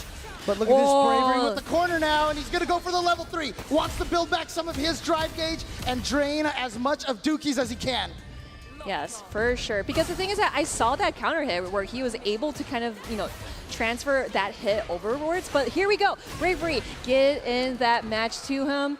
Let's go. 1-1. Okay. Again, this is really, really important for both players here. As we said, Dookie was in 3rd place in the standings. He's 2-1. He's switching to the Rashid. He's pulling it He's out. switching to the Rashid. Okay. Interesting. Wants to throw a different look all of a sudden. Hey. Oh, wait. I know. They keep skipping it. All right, here we go. Rashid versus Cammy. So let's say that, you know, this might be the best choice here, but Bravery starting out really strong. He is not phased by the character switch, but Dookie looking very strong. And of course, getting that side switch too is very, very crucial. Yeah, so important. Good reaction to the dive kick. Gets him with the heavy spinning mixer, and here's the corner pressure now. And there, one of Cammy's biggest strengths, her ODDP switches sides. Ooh, okay, yep, with the punish counter. Another punish counter, trying to go for that parry just to see if Dookie will press a button. But here we go with that juggle. No kill, though. He drops it. Dookie getting that tech throw. Bravery, he does have that drive meter just in time. Oh, he burns himself out, but he still manages to get the throw. Yeah. So at that point in time, Bravery was noticing Dookie was trying to walk backwards, trying to gain back his drive gauge. And so Dookie spending it on a sudden burst of offense caught Bravery off guard. So good decision right there. And now look at this setup. Yep, there we go. Bravery definitely calls for those grabs too because he's been getting grabbed so many times. Does not want to guess the mixies. No, here we go. Close. I'm surprised he went for the heavy drill there. Okay. Oh, Mimi in disguise. Nice. Dookie was able to find a jab out of the air here. That tech throw as well. Back to this neutral. You see Bravery trying to find his way in. He actually landed in time from that dive kick to be able to get the DP, but I think he was a little too scared. Oh, yep, Bravery called out that small button and going in for that dive kick as he's always good at that. Tries to go for another one, but Dookie definitely called it out with another tornado fireball. Both players in chip, but Dookie almost in the green. He is in the green, especially in the corner. Oh my gosh, that was actually really sick. Get out of there. But he burnt himself out again. What a bait! What is happening? What is a scramble? No, not like this. No, Not like this. There it is. Bravery is still alive in this. He is going to go into the final game, final round. All right, here we go. This is so important for both players. One is 1 and 2, that's Bravery. The other one is 2 and 1, that's Dookie. Nice trade. Yeah, with that conversion, I like how he's able to kind of use that. What a perfect parry. How do you Yep. even think of doing that? And here we go into the corner here. The level 3. Nice. That's actually really smart too, because you want to use those resources to hopefully maybe get Super 1 later on. But again, put Dookie in the mental standpoint that, oh crap, like this is the last round. I got to figure something out. Okay, but the OD spinning mixer gets Dookie out of there, and guess what? Isara is on deck, and we've got the sandwich. Here we go. Both of them basically with no meter now. Dookie still has the level 1 for a super Rashid kick. Checks from Bravery. Great call out for Bravery, and now he has put himself in burnout, catching him in disguise. That's what Rashid is supposed to do, and he does do it. Okay, here we go. Wow, oh, there it is! Bravery going 2-1 against Dookie. Unfortunately, Dookie is getting not eliminated. Of course, he's still in this. It's 2-2 now. Oh my gosh, it's like I want to see more of this, but we will see more of it though. The hardest part about that was, again, you know, Rashid coming from Street Fighter V to Street Fighter VI, he lost a lot of range on his buttons, in particular that standing medium punch. You saw the drive rush, the standing medium punch just didn't even hit meaty at all. And Bravery, with his bravery, woke up with that stand light punch, confirmed light kick into drill, was able to take it. And Bravery is going to be 2-2, 2-2, and Dookie are 2-2. So they're both right there. They need DCQ and NuckleDu to start dropping some games now if they want any hope to make it out of this group. No, you definitely gotta feel relieved, especially going against Dookie, because you are fighting against Juri, you are fighting against Rashid, and he is so good with all those Arsenal characters in his pocket. But again, Bravery, he kept with his game plan, and of course, he kind of tweaked it a little bit too, right? We didn't see a whole lot of dive kicks in the very last round against Dookie, so he was able to kind of like check them with his buttons or check for the lows, because for most of the time, I saw Dookie just kind of like walking forward or just mostly stand blocking. Yeah, I mean, honestly, Cammy's dive kick is not something, well, I mean, the thing is, you'll see a lot of players abuse it, but, you know, you see players like Punk, etc., you know, when they use Cammy, it's really about the very careful neutral and then using that dive kick in unexpected situations. And so it's kind of like a little bit of a surprise attack for Cammy. Yeah, nice finish right there. No, and that's then, definitely gotta feel good. You gotta feel relieved, you know? Yeah, but like I said, right now, a little bit of their fate is not in their hands, because that's the worst feeling. Since Street Fighter 4, jumping into Goken up fireballs is just like... oh yeah, I know what you're talking about, man. actually. Those Street Fighter 4 days. Oh, man. But again, both of these players, their fates are kind of not in their hands right now. They're both 2-2, so they both have one more game to play. But again, if NuckleDu and DCQ get up to 4 wins, that's it at that point. That is the end of their run right there. NuckleDu, of course, has 2 matches to play against. He's 3-0. DCQ is 3-1. So DCQ has only 1 game, and he has to lose it. If not, then they need NuckleDu to lose 2 games, and I don't know if that's going to happen with the way that he's been playing this weekend. Yeah, of course. He is super locked in, but here is the standings, though. So, yeah, again, we mentioned we got NuckleDu literally up there, sitting comfy, trying to play his next match, and then DCQ. Then Mr. Crimson going 2-2, Dookie 2-2, Bravery 2-2, and Fandroid 0-5. Whew, man, yeah, this is definitely a close one. Although, like I said, it doesn't even matter what Crimson, Dookie, and Bravery do, because the best they can do right now is 3-2. That's the best they can do. And so NuckleDu and DCQ both get to 4 wins. Now, interestingly enough, This is the match DCQ has to play. He's 3-1. If he loses to NuckleDu, he will be 3-2, and that opens the door for a lot of players here right now. So this is a huge match for DCQ. NuckleDu, of course, if he wins this, he's guaranteed in, so you know he wants to take this one right here and right now. Man, you know, this is actually going to be really good too because I really want to see DCQ do super well. But again, you know, being a very like legacy player, right? You know, we seen him played in like Street Fighter 4 days, Street Fighter 5.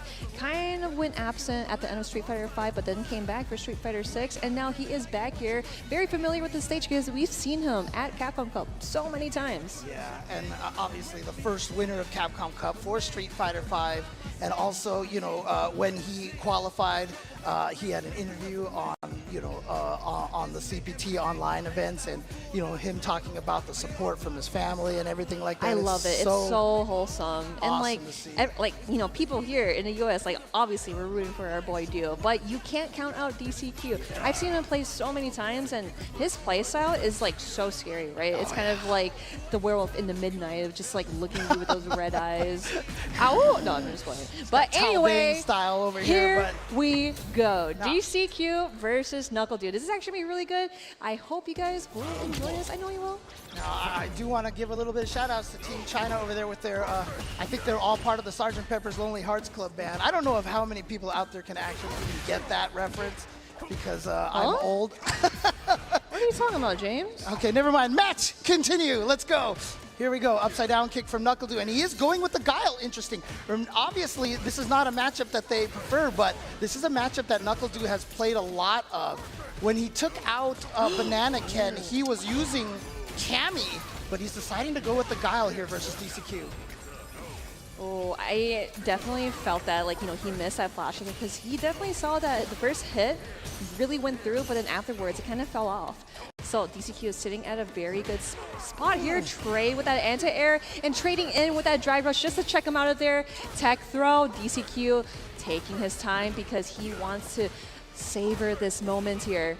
Yeah. And here we go, rushing in there. Oh, yeah, that beats the strike throw mix-up, but he burned himself out. So Lavushka's coming out here, and NuckleDu knew he had to do something because as soon as he blocked the first Lavushka, the first ghost from there, he was dead. And so he tried jumping. DCQ read that, had the anti-air all ready to go. Yep, anti-air. Yep, going in for the grab. You know, you just want to make things up because, again, you know, JP only has, like, you know, amnesia or, of course, like a wake up super, but it doesn't have any super at the moment. So NuckleDu, this is a really good spot for him. And DCQ going for that drive impact, going that OD combo. Portal. Let's go. And again, Guile is weak to drive impacts. I mean, a lot of his buttons are not cancelable. You can make it through Sonic Booms if you're early enough. But the problem is, if you're just drive impacting in the middle of the screen all day, oh, did he do something? He tried to go for another grab. The eyes of DCQ is like, I will actually do it again. But NuckleDu is like, make sure that you block this super. I am in the yellow here. Yeah, as you can see right now, NuckleDu being a little bit aggressive with the Sonic Booms. He wants to try to burn DCQ out. You can see him. He's actually pushing DCQ oh no, back that's towards the corner. Huge. Yeah, here we go. Joe, that's actually really smart. Going into that drive impact, that is NuckleDu. Dang. I was not thinking about drive impact. I'm never thinking about drive impact, but still, I didn't think he was close enough to the wall to get hit, but DCQ with a great start, although a little bit of a combo drop right there. Oh, yep, parrying away and out of the corner. And again, you know, DCQ is very confident that he can keep him in the corner too. Get in that anti-air, that is very sick. Are we gonna see a level 3 afterwards? We are, and that is definitely gonna kill. So DCQ taking the first match against NuckleDu. Interesting. So, obviously the question is NuckleDu gonna switch to Cammy? Oh, true. Because, like, you know, we did see... No! No, he's definitely... Oh, he did. Oh, okay. No, because the okay. previous match between Dookie and Bravery, I think it actually looks pretty good because it made Dookie switch off of JP and then play Rashid. So I think this might be a really good choice for NuckleDu to choose Cammy against DCQ's JP. Remember, as I mentioned, this was who he used. He used Guile against Banana Ken in the US East qualifier, and he ended up losing that one. And then in Grand Finals, when he came back, he talked to, you know, some of the other players. I think Mena RD was one of the players who was like, just use Cammy. Or it was Punk, I think, who told him just use Cammy. And he switched to Cammy and was able to take out Banana Ken. So the problem right now is that NuckleDu is down 1 game right now. So he has to win 2 straight with this Cammy. And as I mentioned, the JPs, they know this matchup. They've studied it. Oh man, yeah. I think this is a really good change. Like you said before, all the things you said is what I wanted to say too. So here we go, NuckleDu with that Cammy and DCQ. Now, walking up, trying to figure something out there? Yeah, just trying to press forward a little bit. The DCQ again with a great start. Oh wow, just a raw drill. Catches DCQ walking forward. That's actually really smart too, because with the portal, like if JP gets hit, those portals extinguish and they are not there anymore. So it's, you know, might as well try to get something from the lows here. Oh, the jump strong. It's so far. Oh, yeah. Oh, good confirm. Good confirm. Yep, it was just right off the toes there. Now NuckleDu just stepping back away.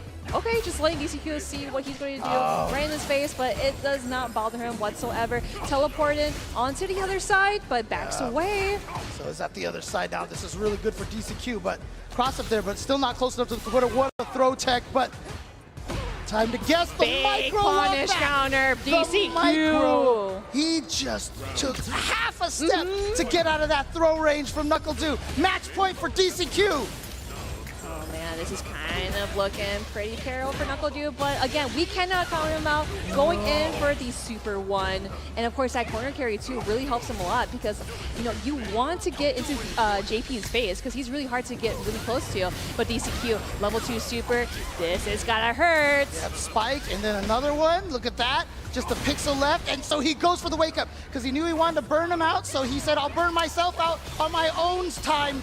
And here's a level 1, and he burns DCQ out too. Exactly, and now he's burnt out. Now we gotta be really careful because both players are burnt out, and NuckleDu is trying his best to stay here. Damn. Here we go. NuckleDu is still alive in this. NuckleDu still with a chance here. That level 1 super was such a good timing to get that burnout from DCQ. Made his corner pressure a little bit scarier. No button press from NuckleDu, did not want to get hit on his landing. Yep, and on the crossover too, that's actually really smart because he didn't go for a dive kick or anything else. It's actually really smart to kind of see what he's going to do, maybe like grab, do a low shimmy, and tries to go for a regular jump in as well, but DCQ is so ready with those anti-airs. Yeah, NuckleDu is jumping a lot right now, but DCQ has not let NuckleDu in too far away to be able to link anything off of that. Again, the jump. Yeah, it's not going to work out on DCQ. DCQ is definitely locked in. Here we go with that low forward, though. This is a great opener for NuckleDu. Oh, the punish counter. Cammy doesn't get anything off of that except for a little bit of the screen carry, but look at that. DCQ just jumps right out of the corner. This is a tough situation for NuckleDu. Again, with those anti-airs, too. DCQ, he is definitely playing so solid. Here we go. Great opener. OD dive kick by Kinesis. Level 2. Kind of situation here. Okay. DCQ now just needs to get one more hit. And again, this will give him 4 wins. And that pretty much means he is guaranteed to get to the other side. He is guaranteed to make it into the top 16 at this point. NuckleDu is 3-1, so he still has to win his final match in order to make it out. And that will be against Dookie later on today. No, definitely. Oh man, that is tough, you know, because we did see the match previous to this where Bravery versus Dookie switched over to Rashid, but here we saw the Guile and then we saw the Cammy just to see if it will actually work out. But oh my goodness, DCQ played that very perfectly. You know, he was able to kind of like be in a very standpoint as of, I'm going to keep doing these stalagmites, I'm going to keep doing these fireballs, and of course those anti-airs too. It's like either if they do trade, sure, that's fine. But if they get hit, like, I mean, I'm still going to get away from you. Yeah, honestly, the key to that matchup really was DCQ's anti-airs were so strong. NuckleDu being a little persistent at it, because I don't know if he was thinking that NuckleDu was going to shift his, DCQ was going to shift his mental stack to trying to play a ground game. So NuckleDu just kept trying to jump, but it didn't work out. Yeah, that was actually really sick because I wonder if DCQ was probably like looking for a grab after he saw Du going in for a drive rush and then going into a drive impact. But again, DCQ still did not falter even against his Cammy here. So yeah, there were so many times where he did throw out the fireball or like the Slagmite portals going in for that drive rush because it's like, hey, I'm gonna do your homework for you. And yeah, interestingly enough, I mean, we'll see this in the standings in just a little bit, but NuckleDu, I mean, he was one of the only players left with a chance to go 5-0 from in these pools. I don't know if we're going to see a 5-0 at all in this group stage. Yeah, it's really cutting close, Yeah. right? Like, it can literally go either way. And a bunch of these groups have these predictions where it's like, oh, this person is going to get out because they won Evil. And it's just like, wait, they're like sitting in like 3rd place or 4th place in the group so far. Yeah, and you see this burnout situation here was key. Baited out the Amnesia, got the kill out here, but again, DCQ not discouraged. I don't know how that standing heavy punch missed, but then that level 2. Yeah, I wonder if he was like a little too low to even get hit by that level 2 super. So it was a little bit unfortunate. I wonder if it just might have been like the dive kick placement, because let's say if you hit him at the legs, I'm pretty sure she would have enough room to hit that level 2 super. But DCQ lives through on another day. It's okay, Cammy. It's okay. It's okay. We'll see you again later today. My Cammy pin alone. But yeah, NuckleDu now 3-1, and as I mentioned, interestingly enough, not a lot of players left who still have the chance to go 5-0. So you see DCQ here right now with 4-1, and NuckleDu now has to beat Dookie in a very convincing fashion. If he can beat him 2-0, I think that will give him an advantage in the plus-minus there, and he should be above DCQ, but right now, DCQ is in 1st place. All right, here we go. Bravery and Mr. Crimson. Okay, this is actually gonna be a little bit difficult because I've seen all the stuff that Crimson would do, where it's like, you know, teleportation and just like float in a bunch. And Bravery, you know what I'm gonna say, right? It's gonna jump a lot. Yeah, jump a lot, dive kicks. That is his mojo. So this is actually gonna be a really fun matchup to see. It's going to be a tough one for Mr. Crimson here, but again, Dhalsim with plenty of anti-air, so let's see if Bravery has the kind of patience to get in there, because he is a wild style of play. It's really going to come down to, can Mr. Crimson just shut that down, or is he actually get overwhelmed? So here we go. Bravery versus Monsieur Crimson. Let's go. The French players are going to murder me for that mispronunciation. I mean, like, they're already here. Some French players are already here. They're going to beat you up, James. Oh, yeah, this is what I was talking about. You see Bravery being super aggressive, but it's, wow! Dude, Bravery catching the backdash, but we got the perfect carry on deck. Mr. Crimson going in for the drill, but Bravery called that out, jumping onto the other side and keeping his placement. Again, this is what... Oh, no, that was definitely an execution error. Pretty sure he went to go for a drill there. I mean, it is Bravery. He definitely could be a wild card, and he really is a wild card, right? Nice awareness from Mr. Crimson to get that burnout and the perfect parry. And that was still punish counter because there's so many recovery frames on that dive kick. Oh, yep. Again, going in for that super just to interrupt that drive impact. Now Mr. Crimson sitting in burnout as well, but it does not matter. Is this going to kill? Is this going to kill? It's no, not. It's not. You got to be careful because it can be a chip here. Mr. Crimson getting that anti-air and the very first round against Bravery. You see that? As soon as Mr. Crimson threw that fireball, he dashed forward. His whole goal was to make sure he got into range for that back medium punch to hit. And look at him read that drill with the float. Good throw tech from Bravery. No DP from Bravery right there. Oh, yeah. Again, he's just jumping a lot just to see if Mr. Crimson is going to keep that same energy, keeping up those anti-airs. And that drive reversal is so smart. But, of course, putting yourself in burnout and in the corner may be a little risky. Yeah, that grab. You ain't grabbing me today. Yeah, but the burnout, you see last time with the tech, he was trying to do that, but this time it's Mr. Crimson who catches the drive impact. Nice recovery right there from Bravery. No. Tries to go in there, it's too far away. It's too far away. He got a little too ambitious there because it's like, again, yeah, I like the idea of doing drill because you are in burnout and it is going to be a plus spot or a plus move, but just in that situation. Yeah, just miscalculation of the spacing right there. And here we go, Bravery. This is what we want. This is what we saw in the first round of game number 1. But like I said, then as soon as Mr. Crimson got the Dhalsim game going, it was so hard for Bravery to get in. Oh, no anti-air for Mr. Crimson. Yeah, again, see, that's how Bravery is kind of utilizing those jump-ins, because I wonder if Mr. Crimson is going to keep that same energy. Perfect parry. Now in burnout, Bravery is in a very good spot here. It does not matter if you are in burnout. With that shimmy, punish counter. Okay. I was concerned a little bit because Bravery used a burnout on a perfect parry combo, and he ended up burning himself out in that situation for a combo that wasn't going to do much damage. Still managed to seal out that round, though, so he's trying to tie this up 1-1. But can he get in on Mr. Crimson?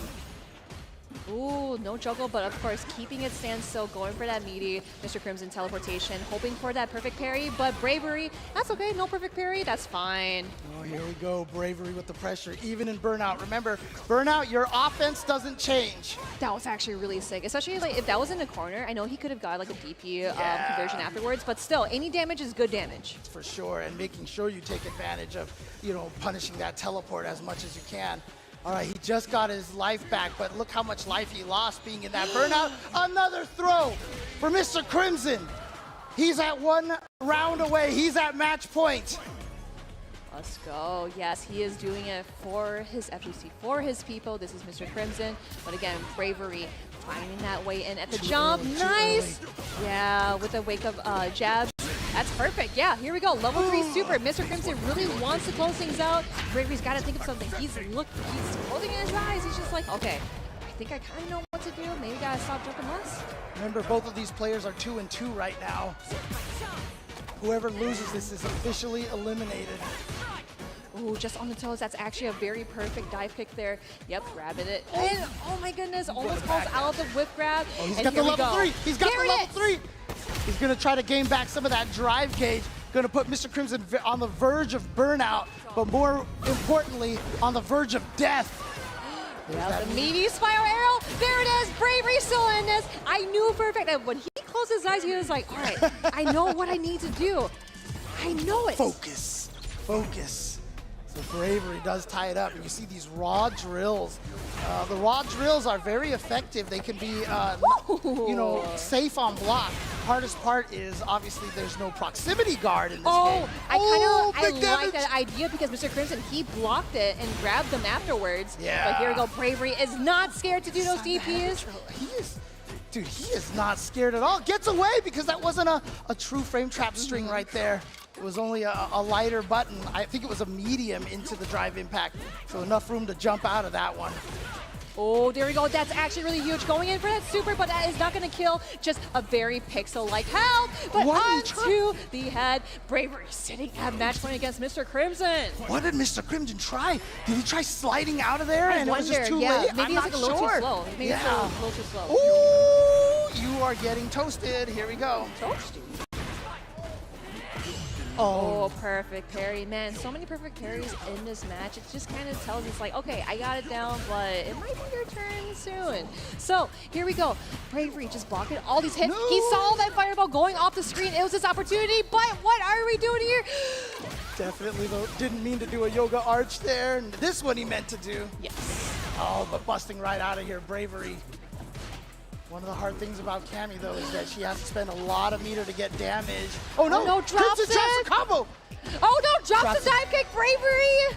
That is so unfortunate. Now both players are sitting at the final round for this match. Who will be here or who will go home? Final game, final round. This is to be officially eliminated at this point. This is such a crucial round. Old stuff. Nice check on that spin knuckle, going in for that super as well, just to kind of a get off of me tool. And of course, trying to regain all that drive meter back. Dive kick, Bravery returning the favor here. Here we go in the corner. Yep, good. I mean, I'm surprised Mr. Crimson didn't teleport to escape that DP. But here we go. Corner pressure now for Mr. Crimson. Gets the throw. Is he going to go for throw loops? There's the slide that sets it up. Oh my gosh. Yeah, you got to hold all of this. Bravery going in for the super to see if he can get something. Yes, he did get something. He is looking back. He's like, oh no, I can't believe that actually worked. Mr. Crimson's got to think of something or else it's lights out. There he goes. Oh, there it is! Gets that stuff against Mr. Crimson, going 2-1 in a nail-biting match. And you can see, I mean, what's interesting is, you know, you wonder, what's the meaty drill for? It's minus on block in that situation, but you see the range that he actually puts himself. Yeah, round of applause. Seriously, for Mr. Crimson. Great stuff, Mr. Crimson. All the way from France. one of the strongest players that we have had here. Again, last year, don't forget, he finished in, what was it, 4th place? I believe so. Somewhere around there. Yeah, in the top 8. So again, such a strong player. Unable to make it out of pools this year, unfortunately. Bravery still has a chance, but again, that's just going to depend on whether NuckleDu loses his next match or not. No, definitely. I was gonna say, like, when Bravery was like kind of like getting back to his desk to like get his stick, his bag was like slouched, like, oh my gosh, I can't believe that worked. But again, you know, like I mentioned before, a nail-biting match. It has been so hyped, so scary to see who's gonna make it out. And for how chaotic that Bravery was playing as Cammy, I wonder how Mr. Crimson would kind of like keep him grounded, keep him down, and just try to control the match. But it really didn't work out because Bravery is such a wild card. Yeah. And again, that meaty drill setup I was trying to mention, like obviously in that situation, after ODDP, there's really not an aim that Cammy could use for the drill to be safe. So Bravery was just kind of mixing between the two. But after, you know, certain situations where you go for that light drill or medium drill, she's -2, -3 situation. Yeah. You're scared to poke because they might go for the perfect parry. And so he took advantage of that. One time he walked backwards and actually whiff punished a button. The second time, and to end the entire situation, Mr. Crimson tried walking backwards to build some space, and Bravery just caught him with the crouching medium kick. Oh man, yeah, and that's been very crucial in Bravery's gameplay too, because it's like he wants to get just that one hit, convert off of it, and of course using the dive kicks to just kind of like as a big entry to any of his combos that he did. Okay, so did he do to slide there? What he did, it looked like he whiffed a button on wake up. He was predicting a shimmy, so he went for the low, and then when it recovered, I think he tried to do one more thing, maybe an anti-air, and it was just a little too late, unfortunately. Okay. And down he went, so.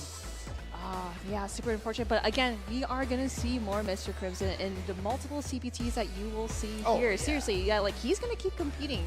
And again, like, I'm a huge fan of his Dhalsim. Dhalsim's only I going to feel keep like a getting lot of people better. are. Yeah, because Dhalsim's as only much gonna as I keep getting hate better. Dhalsim, especially as a grappler main, I really hate Dhalsim. But Mr. Crimson, he's cool. Yeah, there He's you cool. go. So where are we in the standings right now, Myrken? Yeah, so in the standings right now, I know that, yeah, DCQ, so strong up there, going for 1, and then NuckleDu 3-1, Bravery 3-2, Dookie 2-2, Mr. Crimson 2-3, and Fandroid 0-5. So here's the thing, we did kind of talk about the tiebreaker, right? So the next match we're actually going to have is Dookie versus NuckleDu. So that's actually going to be really hard because Dookie needs to 2-0 NuckleDu in order to go out.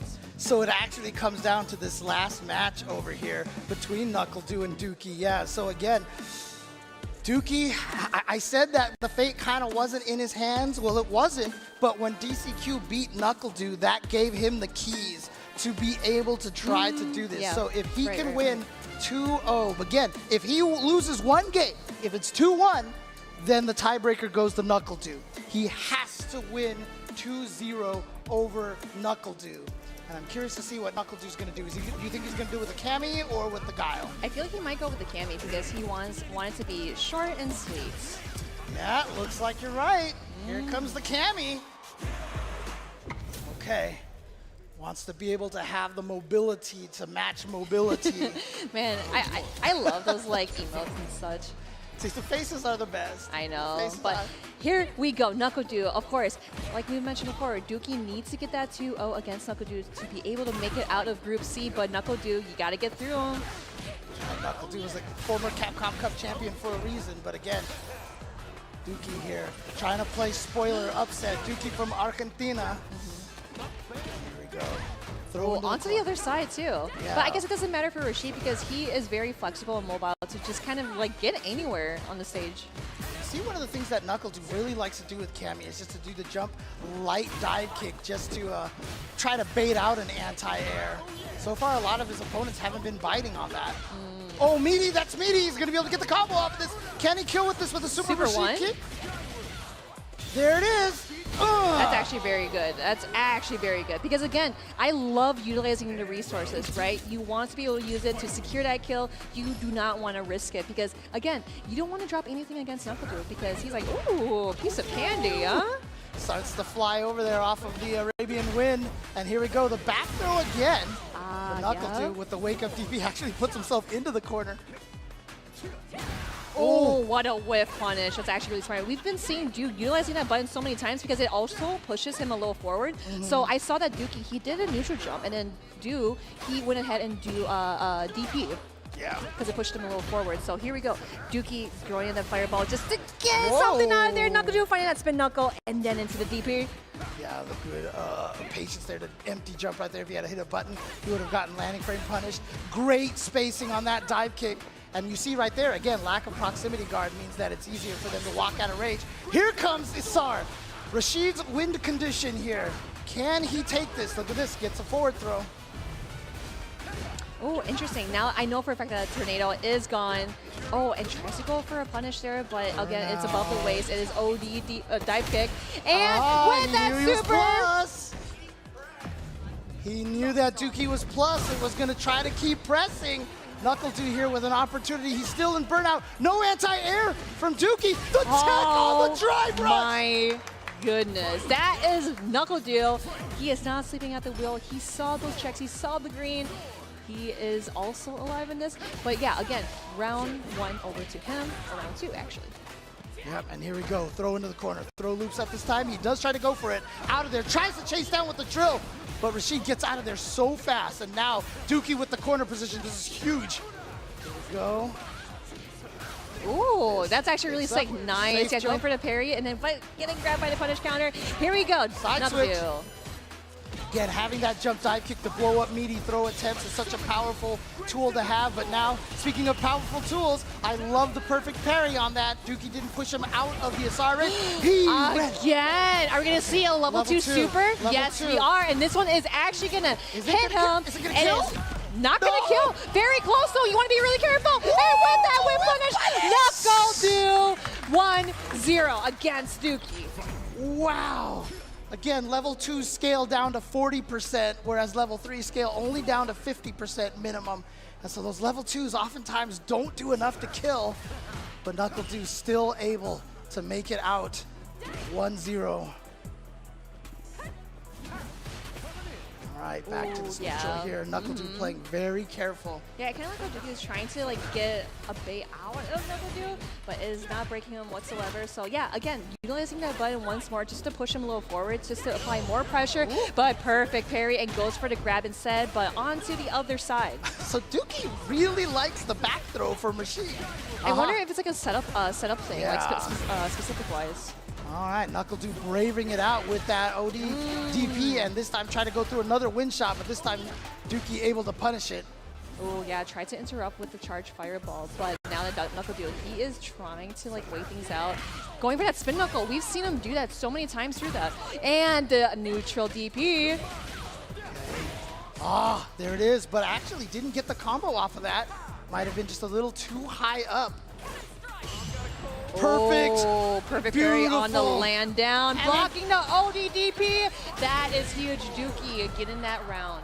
Again, the beautiful part about that whole sequence was that Dookie did an empty jump. Had he pressed the button in the air, he would not be able to land in perfect parry in time. But instead, he did an empty jump, landed perfect parry, and that won him the round. Yep, again, spin knuckle, but we saw Dookie backdashed away, hoping maybe we get a whip punish off of that. Very smart decision coming in. Oh, here we and go. Here we go. Level 2 tornado. You gotta block Baits it out. Yep, doesn't go for the OD Eagle Spike. I thought he would have wanted a side switch to put him back in between the tornado. Tornado was still a little bit there too. But look at this. Oh, not quite burned out. He definitely tried to go for the burnout there, but again, the scaling is crucial after the perfect parry. Oh, he pressed the button, got frame trap. And look at this. Oh, no, what was that? No! Oh, we're going for a ride. Execution error there from Dookie. Not falling for the shimmies. Here we go, Dookie now with an opportunity. The pressure meaty, that's going to be able to really combo, sick. yep. Yeah, the meaty overhead. And here we go, level 2 super. Let's try this again. Okay, yep. You got to wait a little bit so that you can drop. Whoa. Okay. He knew when to press the button when he saw the tornado. That's punishable. But here we go. NuckleDu going in for the punish, going into the critical art, and that is going to kill because you are in the yellow. Executed, and NuckleDu now is at match point. But do you see how much NuckleDu had to do? He had to pull out some crazy stuff there, Marine. Yeah. It's It's like he just saw into the future or something. Or again, he just has that good eyesight. I wish I had 20/20 vision. As we said, you know, the best way to win at fighting games is just be right all the time. Oh man, I wish. So easy. So easy. Oh, yep, Dookie just kind of backing away because he knows that NuckleDu is just kind of like pushing a little forward because he does not want to let him, you know, do a bunch of these tornadoes, build up that meter as well. Oh, but that was actually a punish counter. That was still in the recovery. Look at that damage off of there. Whoa, that's actually really sick. Just bouncing off of Dew here and going in for a level 2 super. Now we're just kind of like walking behind it as an insurance, but hey, forget you. Yeah, now the tornado should be out of range. Oh, it's still there to be able to give him an enhanced dash. Here we go. Dookie wasn't an overhead. Oh, yeah, you gotta be careful. Yep, back throw. Now we are in a really good spot. He tries to go for the driving back, but he did not have enough health. Dookie, He's going to switch characters. He's Guile. going to switch characters. Guile. Yep, there it is. There he is. Yeah, NuckleDu drive rush forward. As soon as he saw that tornado, he's like, the only thing I can do is try to get through that. Try the drive impact, didn't have enough health. But now giving Dookie a look at that Cammy for 2 games, gonna switch to Guile and try to play the Fortress instead. Yes, this is what we've all been waiting for. But, Guile's NuckleDu. But just keep in mind here, obviously because NuckleDu has already won a game, he cannot be eliminated at this point. So switching to the Guile at this point right now could just be, you know, test it out, see how well he does against the Rashid in case he has to face someone like Gachikun later on. Oh, that's actually really sick. Here we go. NuckleDu is trying to close things out. Oh, just one more with that meaty. And here we go. The OD mixer. Dookie is still alive in this. Getting a meaty also after the drive rush. And that corner carry is so good. Yeah, burned out is NuckleDu right now. Oh. Beautiful, beautiful. Yep, seeing that drive rush and getting in that opportunity. Not Tries enough to do the health, same not thing in enough the health. previous match, right? Not enough health. You cannot do drive impact enemy. And there's just something about the way when you watch NuckleDu play Guile, he looks so comfortable. I always say, you know, a good player makes the character look faster than whenever you use him. And when NuckleDu plays Guile, I swear Guile looks so fast. I summon you. All right, here we go. Comes my best friend. Oh, out of there. Oh, Couldn't no. punish in That time. could have been a big bush punish, but we are jumping onto the tornado. That is so smart to do the parry, but we are zooming here. Aha! Catches the drive rush crouch medium kick, gonna be able to combo off of that, no problem. Oh, double drive rush. Just kind of bait something out. NuckleDu going into the super. Obviously, this is going to be a lot of damage, so Dookie's got to think of something when this is complete. All right, here we go. Dookie, like I said, already eliminated at this point officially, but he wants to be able to say, you know what, I went 3-2 in my pools, which is very impressive. NuckleDu was like, I've had enough of this. Oh, the OD taking out the charge. Yep, priority system with projectiles. Oh, too slow, here too we late. go. And that was because Dookie did an empty jump. Whoa, we got the mixes. Dookie is everywhere. He Super wants to Rashid let kick. people know, this is me. I am Dookie. This is going to be really close here. We Got the hit. Oh, look at this. The comeback is happening. It's happening. Get careful with the drive meter as well. Trying to go in for the grab with the low shimmy. Tornado. OD mixer. Dookie just one more hit. And with that chip, NuckleDu and Dookie sitting at match points. Let's go, Dookie. He's like, I don't care if I'm out of this. I am going to show you what I'm capable of. Remember his name. This is Dookie, the Rashid and JP player from Argentina. Let's go. Right. NuckleDu.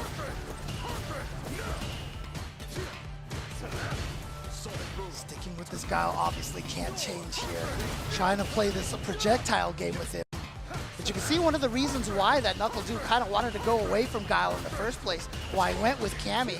Because it seems like, you know, with that charged up tornado being able to, the charged up wind shot being able to go right through some of the sonic booms. Doesn't seem to prefer this match, but. Perfect. Perfect. Now! Yeah, he's just dancing there. I love it. Now! Look at this! Dookie with a great combo right there, set up right into the Asar. Oh. What a throw by NuckleDu! Oh yeah, you're getting hit by that. Look at this aggression suddenly from NuckleDu. Gonna land the level 3. Not gonna quite kill. But again, putting Dookie in a burnout situation, this is not going to look pleasant, so NuckleDu is going to take his time. Yeah, that's 0, and he didn't try to trade. NuckleDu is going to take it over Dookie. As I mentioned, NuckleDu was already safe. He had won one game. That's all he needed to do. So it didn't matter if Dookie had won that one. But still, to be able to come out of this pool and say, I was 3-2 in the pool with NuckleDu and everybody else would have been an impressive feat. But Dookie put up a great fight. Shout-outs to him. Shout-outs to the entire Argentina scene. Everyone, round of applause for Dookie. Woo! Dookie, give it up for the big man himself.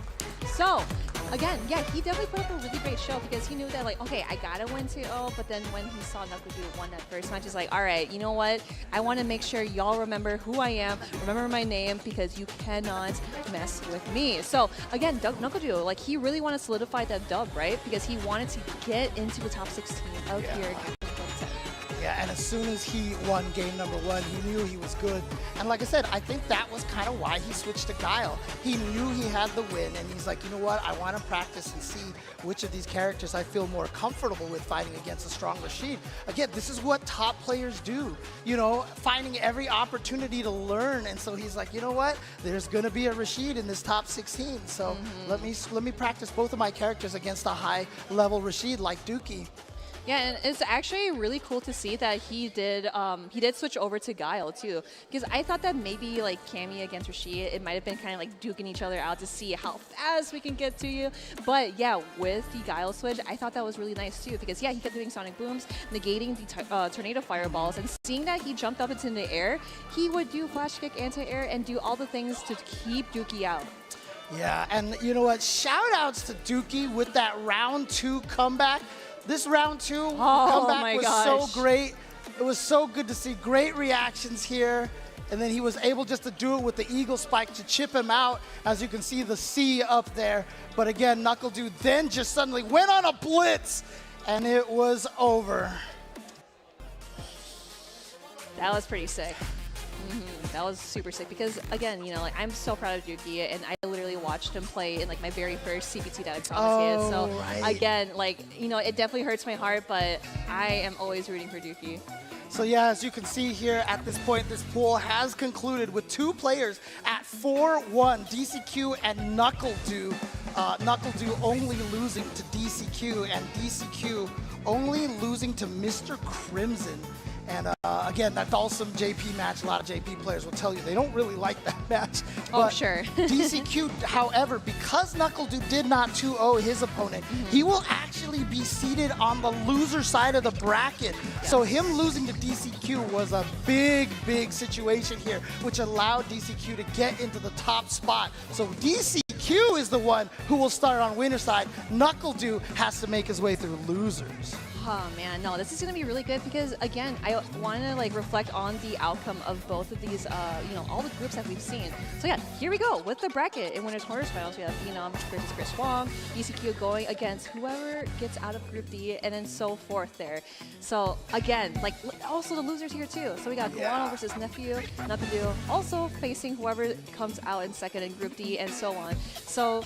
Man, no, like these standings from these groups, like we've made predictions where we're just like, oh, I think, you know, this person's gonna go or this person's gonna like get eliminated, but oh man, like I'm gonna be so sad. I'm gonna be so sad just seeing the top 16 because there's so many great players here. I wish they were all in top 16, but we gotta crown that very first champ, right? To be fair, at least they all do get some prize money. Yeah, prize money, and you know what else they could probably get? And a gross. Yo, man, but dude, these egg rolls are mad freaking good. You know, I actually thought I was a little sus about them at first. I was like, I don't know about that, and then I was just like, yeah, I'll try the buffalo chicken egg roll. Oh, okay, man. see, I was a fan of the pork. I was a fan of the pork egg rolls. They said they're gonna have pork here, but they didn't even have them. Oh, wait till you try the pork one. Hey, Pagoda, can you bring some pork egg rolls to me, please? I want to try them out.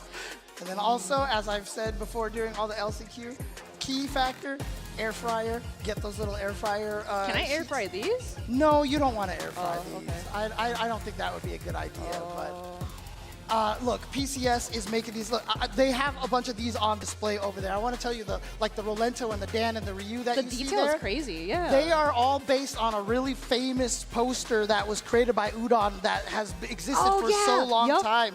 So it's so sick, and they're slowly making all the figures. So huge shout out to our partners, PCS Collectibles. They also made the take-home trophy for this year's winner. It's so beautiful. You should check it out. If you are here at the venue, check it out at their booth, or you can also head to collectpcs.com to check out all of the cool figures and amazing stuff that they have. Ah, man. Yeah, so far so good. We saw Group C. You are going to see some more action, but we want to entertain you guys with some really cool interviews coming in from Rob TV. Rob, what do you have here? I want to... Okay, I'm sorry. I thought I didn't know we came over to us. Okay, I want to start things off talking about how just ridiculously clutch that was. How most people would not have been able to stand up in that pressure, in that fire, but NuckleDu was able to. But I can't start off like that because it turns out dude did not even know that it was a clutch situation. What did you think was going on there? No, I thought I was guaranteed regardless, so that's why I started off with Cammy. But I didn't know there was much on the line. I'm not gonna lie to you. So I'm glad I got the dub, but yeah, I really thought I was chilling, and that's, yeah. Oh, my bad, bro. So I went over to do, I'm like, bro, you knew, did you know you only needed to win, that you had to win one game? He's like, no, I was in no matter what, right? So, and that's why he wouldn't have even started with Cammy. That's the most NuckleDu thing of all time. But regardless, you were able to get it done, bro. So now, now officially you are in top 16. You talked about how much this tournament meant to you, bro. You are returning Capcom Cup champion. Are you going to take your throne back? Well, I mean, I do like 3 online tournaments a week, and I feel like that's going to condition me because I usually play better in losers bracket. Like winners, I'm really kind of shaky, so hopefully my training and conditioning pays off. Top 16. What is the significance of making it to top 16 and having first to 3? Some people at home might not know the significance of that, but now the format does change from first to 2 to first to 3. How important is that for you? Yeah, 3 out of 5 is dope. I like 3 out of 5. It's more consistency. I'm pretty down I didn't get winner's side, but like I said, I've been here before, so I might just do my best. NuckleDu, any shout-outs before we get into this next groups? Shout out to my wife, shout out to Shopify Rebellion, and shout out to everyone on my stream watching and supporting. And yeah, shout out to Capcom for an amazing event so far. Amazing event it has been indeed. Capcom Cup 10, the most ridiculous event that we have in the FGC. $2 million up for grabs right now. And as you can see, NuckleDu is here, and he is looking like that guy that we saw in 2016. We have more amazing Capcom 10 action for you after this break.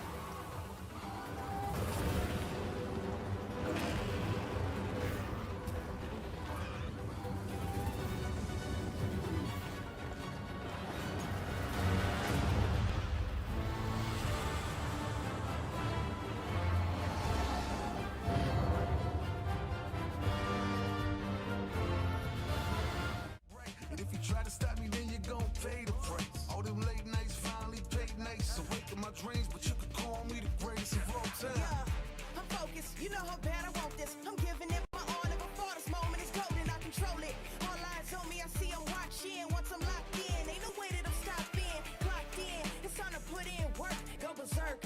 I'm in my zone until I'm first. Believe me, when I say nobody can see me, this a product of hustle. I just make it look easy. Non-stop, you ready or not? When it's all said and done, I'ma be on the top. 3, 2, 1. I'm ahead of the game. Y'all remember my name. Non-stop, you ready or not? When it's all said and done, I'ma be on the top. 3, 2, 1. Yeah, I belong in the #1 spot. I always keep the business, nothing personal. When you always see nothing, I just barely scratch the surface. Throw me in the rain, let me do my thing. Thought they had me deal, fighting through the blame when I'm in the zone. I ain't never say much, but you see me up top. You see my numbers healthy, the pressure don't stop. Until I'm in the top, see the bottom seats watch. They almost see me flop, but I'm stepping on them, watch, let them watch. Born ready to fight, this is my moment. Coming for it all, just show me my opponent. Wanna be great, I'm a legend in the making. And this is mine for the taking. Cause I got what it takes to be on top. I'm #1 cause I don't stop. Hard gas, no brakes, high stakes. I don't act tough till the tussle let them fold ya. Non-stop, you ready or not? When it's all said and done, I'ma be on the top. 3, 2, 1. I'm ahead of the game, y'all remember my name. Non-stop, you ready or not? When it's all said and done, I'ma be on the top. 3, 2, 1. I belong in the #1 spot. I am joined with the first ever Street Fighter V Capcom Cup champion, and of course my brother NuckleDu.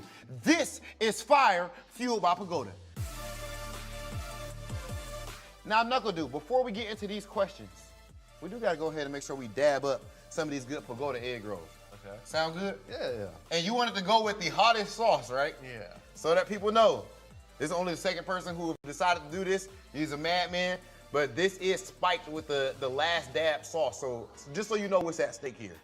All right, come on. Wait, so yours is just like mine? Yeah, bro. Why would I do you like that? Yeah. Can you dip mine then? Because I actually didn't see yours. Okay, all right, Vic. That's fine. No problem. Oh, we get in there, okay. Yeah, we're not playing with it. No, come on, bro. I moved mine around there a little bit. Oh, I gotta play tomorrow. All right, that's a good amount. All right, let me see it. Oh, yeah. All right.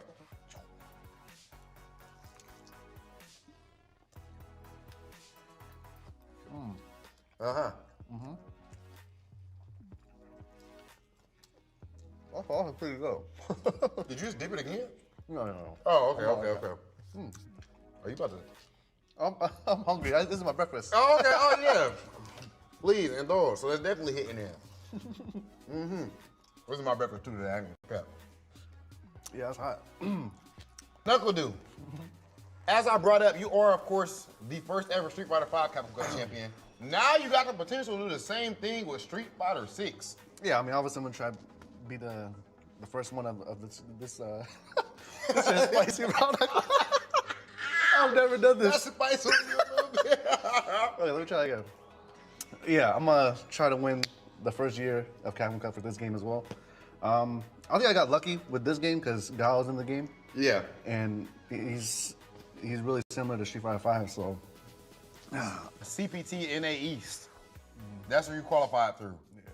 Bro, that grand finals with Bananakin, I ain't gonna lie, I was worried for you because Bananakin was looking nasty. Yeah, in a game like this, and I feel like, because I watch boxing a lot, so when I hear boxing coaches say, like, you gotta let your hands go, I feel like we run into the same situation in tournaments where, like, we're just so scared to press anything because we're scared of the consequences. You know, the game's so volatile, but you had to fight. You had to run your plays. You had to throw JP, and yeah, that's how champions are made. You gotta fight even though you're scared.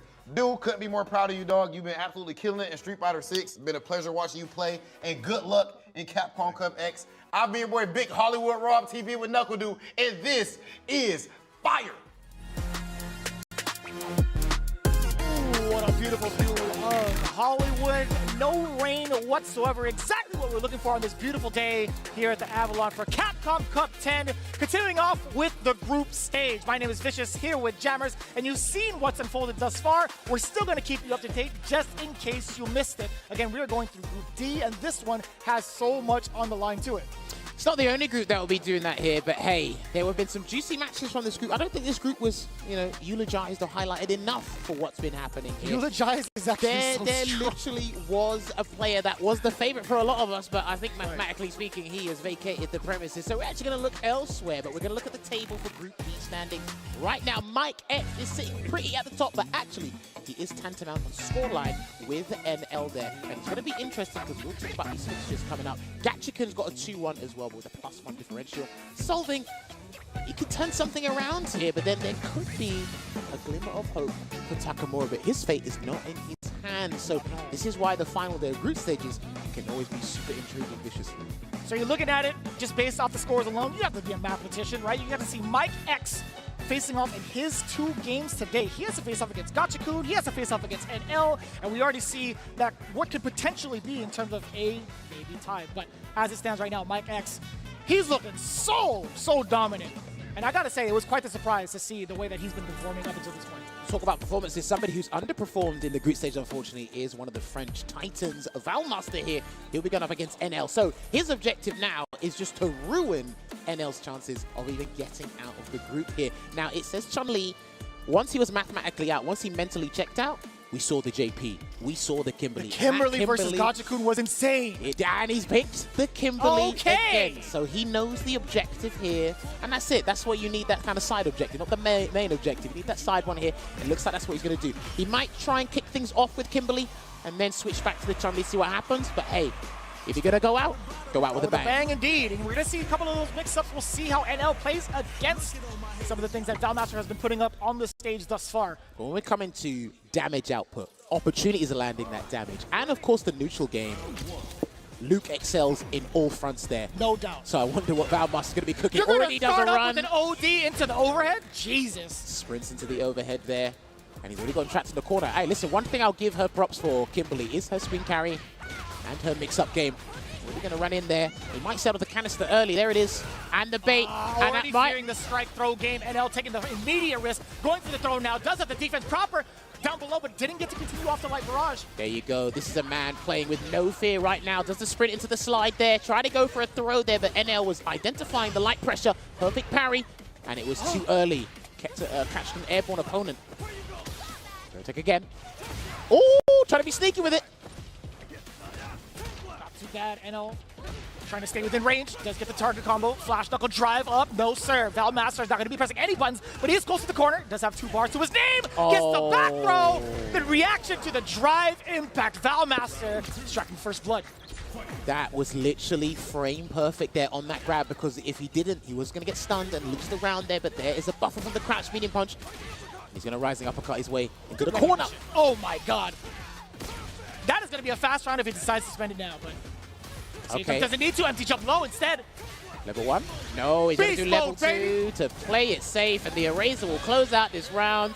And this is it, man. NL has to be proficient here. He can't afford to make that many mistakes. That's why that was a great rebuttal to that first round. Valmaster is literally playing with no fear. He's got the level 3 ready and waiting, so he needs that damage buff to even get closer, a slither, to Luke's damage output. Oh, what a tremendous whiff punish too. The punish counter to bring him all the way to the screen, other side of the screen. OD uppercut, another risk being taken from NL. Again and again, that's 2 times straight. Looks like he doesn't want to deal with that airborne mixer after being anti-air from the crouching hard punch there. I love the Sandblaster usage. I think NL's got some of the best Sandblaster usage any Luke player I see at high level, to be honest with you. Oh, this is why I say this character cannot compete. What? That didn't combo! Oh, wow, okay. Still hit there, but he made amends. Closes it out there with the Vulcan Blast. And game 1 goes to NL. A little bit of a scramble from both ends, really. NL dropping that last perfect flash knuckle. On top of that, taking the big risks from the OD uppercut. Valmaster, I don't know, maybe he's going to be a little bit shaken. We talk about what his mental state has been like these last couple of games, but I feel like some of the smallest mistakes really get to him in his performance. Well, because he can play more risky, it's going to be a bit more obvious of how NL should be countering, and he will always get rewarded for doing that. Already trapped in the corner there as well. Gets an immediate back throw there. He's going to lock Kimberly into the corner. Try to wake up crouch media kick for a conversion of some sort there, but it didn't quite work out. So he's going to be burnt out here, and it can be an early stun if he closes this out correctly. Wake up, and the Sandblaster beats it. There it is, and that will be the round. He can get one drive rush cancel and close it out. This is looking like a walk in the park for NL to boost his chances of emerging out of this group.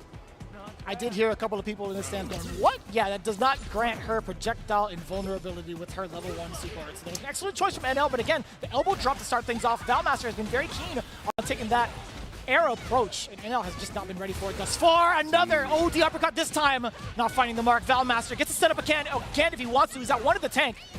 It's interesting how, interesting how he's resorted to doing OD rising uppercut each and every time. I don't know, and he mashes the eraser, and it's actually going to send Valmaster full screen here to allow a little bit of extra time for that dry gauge replenishment there. This is fine for NL. Doesn't even have to be super risky with the approach, but it looks like he's going for the gusto. Backs away there, yeah. We're looking for the recovery of the drive gauge. That's NL, but the load down below doesn't actually clip, and the God button crouching media punch to start things off. Level 1 is all that's needed, but just in case, a little bit of insurance, bang! There you have it, a solid 2-0 performance there, which actually puts Valmaster literally in the depths of despair. He is out, trying to play in the Kimberly there. I believe that is his only match of the day, so he's pretty much done. NL, he just needs one more victory to cement it, but we will talk about that when we cross that bridge there. One more round of applause for Valmaster, though. He has had a spectacular run going into the Capcom Cup. His Chun-Li is definitely one of the strongest that we've ever seen. It's such a pleasure to even have him on this stage again. And as we take a look at the replay, we had seen, obviously, not the Chun-Li pick, but still a very competent Kimberly at that. He's had so much fun playing Kimberly, especially as a secondary character. And you can see it there. There was much more fun, much more freedom and flexibility in that gameplay there. But again, like I said, Kimberly basically sucks at contesting in neutral with Luke, and she doesn't get rewarded the way she should.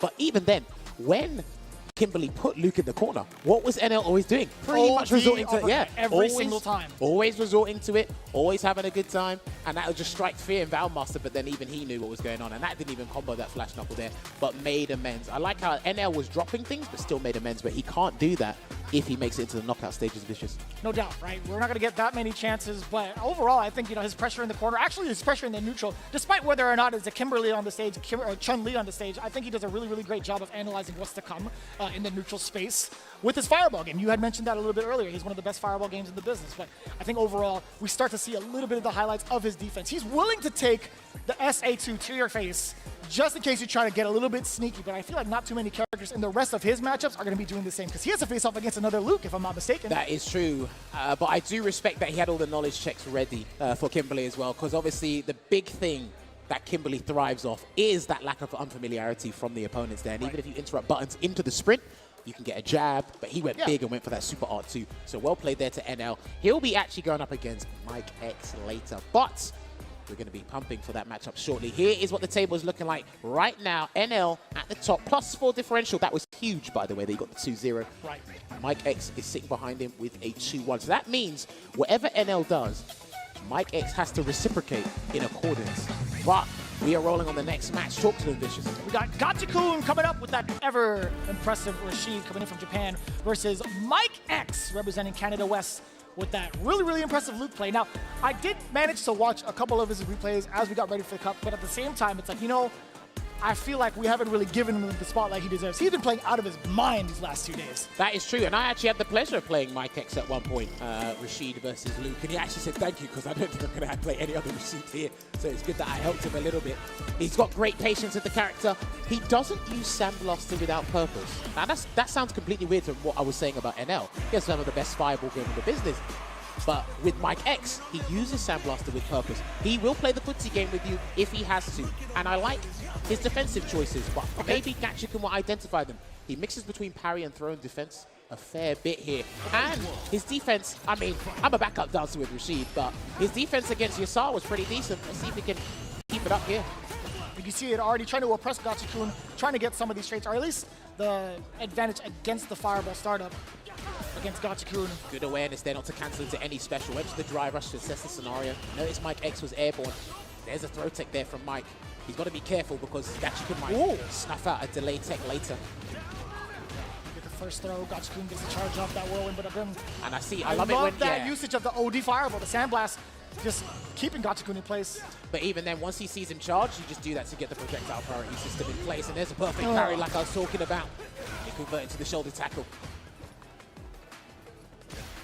Oh, no counter hit conversion. He didn't immediately go into the crouching meeting kick after that jab. And this is what I was talking about. He's got to be careful with his delayed tech there, Mike. Block. And on the other side as well. Good game sense to get himself out of the corner, and now this is going to pay off tenfold uppercut. Look at the damage on that, possibly a throw. Delayed the crouching medium punch, and then layering the throw. The strike throw game is going to be that much more difficult to call, but the back throw, oh, that is so important for the SR setup. He's got to deal with this properly, and do you know what? I understand why he did that, but he's going to lose the round, because what he tries to do is hit you with the OD uppercut, so you don't get the pickup later, because there's more knockdown frame advantage there. But unfortunately, this is one of the best Rashids in the business. Whew. Eagle spike straight to the corner. Gets him down, goes for the meaty, and there you go, Arabian Cyclone frame trap with the punish counter. I'm loving the spacing between that two. Gachikun now on the assault. Mikex trying to create some space. Does find a way out, at least via walking, but Gachikun, he's been ready for that with that heavy spinning mixer. 2 times over, Mikex hasn't found any success airborne. The ground game's just been so intimidating. Yeah, speaking of the ground game there, it's looking like he's looking to close this out, unless Mike takes a huge risk there. No whiff punch on the crouch and medium punch. I like that. Gachikun's trying to whiff punish it with a medium. It's very good for that with Rashid. There it is. I can't imagine what Mikex was trying to do, possibly just walk forward. There wasn't a counter hit on deck, there wasn't a punish counter or anything like that. It was just a matter of Mikex just trying to close the gap against Gachikun. But I think that's the first time we've seen that normal thus far. Yeah, that's the only time he's used stand roundhouse. But over the past 2 days, Gachikun's actually had a good track record against Luke in this group. So this is only just put the cherry on top of the cake. There's a grab. Oh, backdash is there. That's -1, so he takes his throw. -2, I think. It's a matter of defense now for Gachikun. I do like the trade-off. He recognizes the string. He recognizes when to actually retaliate with that light, with the punish counter against the Eagle Spike. He's going to pay a hefty amount for that. Dude, that combo was nowhere done. Not even close. It inflicts a tremendous amount of damage, so we knew what was coming. But he gets the round there, Mike. That's the most important part. No one's looking to jump yet. As I say that, and he jumped in return, and the anti-air spinning mixer catches him. And another jump. These guys are being very stubborn in that close quarter range there, Vicious. Oh, the punish counter could have led to so much damage. The forward throw and a punish counter as well. He's stuck there as a hard knockdown, but still not trying to check the legs on the way out. Gachikun wants to get away scot-free up to that point. All right, there you go, and he'll try and perfect parry, just like Chris Wong does against the whirlwind shots there. And then, yeah, that's what he wants to do. But the whirlwind shot can go under the sandblast at a certain range. But I do like, speaking of the ranges, I did like the way that Mikex was playing some of these sandblasts away from Gachikun. But all that for just what, the SR now? Good throw take there. I like how Mike walked forward to deal with it. The overhead. Gonna get him to block it. True block string. He's gonna be burnt out as well, so he's got to deal with this. He has got supers to work with, but Gachikun's gonna threaten the stun. Yeah, he'll continue to threaten it. Oh, the delayed jump there from Mike. Oh, and it connects! The jump fierce! Hits him with the hammer of justice. He's gonna do it! He's gonna land it! That's a game for Mikex! There you go. Pale Rider closing it out. It should do it. No, not quite. It's a slither. What? The last hit does 10%, and looks like he had more than 10% health. No. Oh, dear. No. Is he about to build level 2 in time? Not quite. And then a delayed back throw. There's the level 2. He's got to deal with this. With the hooker by Crook, you've got to deal with it. No uppercut yet. Oh. He tried to go for the throw, and it's Gachikun.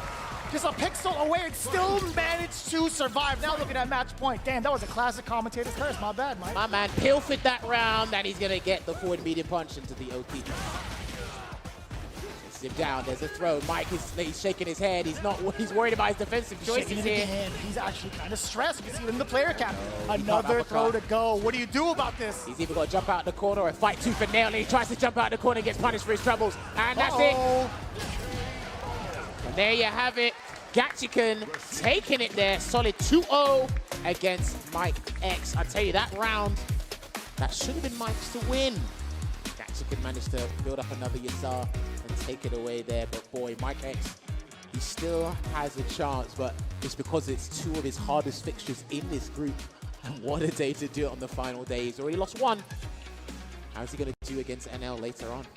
So we're looking at it right now. Gachikun sitting at 3-1. Mikex now sitting at 2-2 while we have the rest of our competitors gearing up. But take a look at what had happened. A lot more of a slow approach that we saw, kind of giving the respect in terms of the fireball game between Mikex and Gachikun to start things off. But one thing's got to the corner. We got to see exactly the big strengths of both characters, being able to harass in the corner so consistently. Yeah. Again, with this matchup, I play a bit of Rashid, so I got personal experience, and I had first-hand experience fighting Mikex, so it was a little bit easier to snuff out different scenarios. And like I said, Mike had to be very careful with his delay text. Gachikun snuffed that out. Then he was able to identify where he could take a risk to try and punish Sandblaster. And like you said, in the corner, his defensive choices started off well, but then it just became worse and worse as time went on. And then it turned into comfortability, then into desperation to turn things around. And this was the round, it's what we mean, man. Burnout is such a huge game changer here. And it was just a slight misjudgment. There's nothing else he could have done. He done the optimal combo because he was in Burnout. If he wasn't in Burnout, get that extra drive rush cancel and do this. But because the last hit of this level 3 does 10%, it looks like he had about 11 or 12% there. So you're going to see how Gachikun just turns it around. One delay does everything. And he has one of the strongest defensive capabilities in not even just like this current roster, but in the world, right? We've talked about his offensive play style for so long. I think he still has one of the best defense in the game, especially in this clutch moment. Look at this, too. Once he got his offense going, bang, you'd have to guess way more with that big tornado in your face. Dude, we see him try to jump away there, and then that was just out of frustration. Man. That was legit out of frustration, and I don't blame him because I think anyone would have done it there as well. Notice how when he tried to do what you saw the first time, the uppercut didn't work out because it gave Gachikun the round. Right. The next time he said, I'll firm it until you get in the throw range, and Rashid plays get everybody with that stuff. Little shimmy in, little shimmy out, get that grab, and that's what happens there. Unlucky to Mikex, but this is what the standings are looking like right now, which means Gachikun and NL will be fighting for that top spot, it seems. Differential is playing a big part. Gachikun has still got one more game today, so does NL. So this is huge. This is very huge. So this is what it's looking like right now. Takamura is still to play against SolVNG, which will be happening up next, and then Takamura will go up against Gachikun as the last group of this block. Speaking of which, this is what Game 3 is looking like.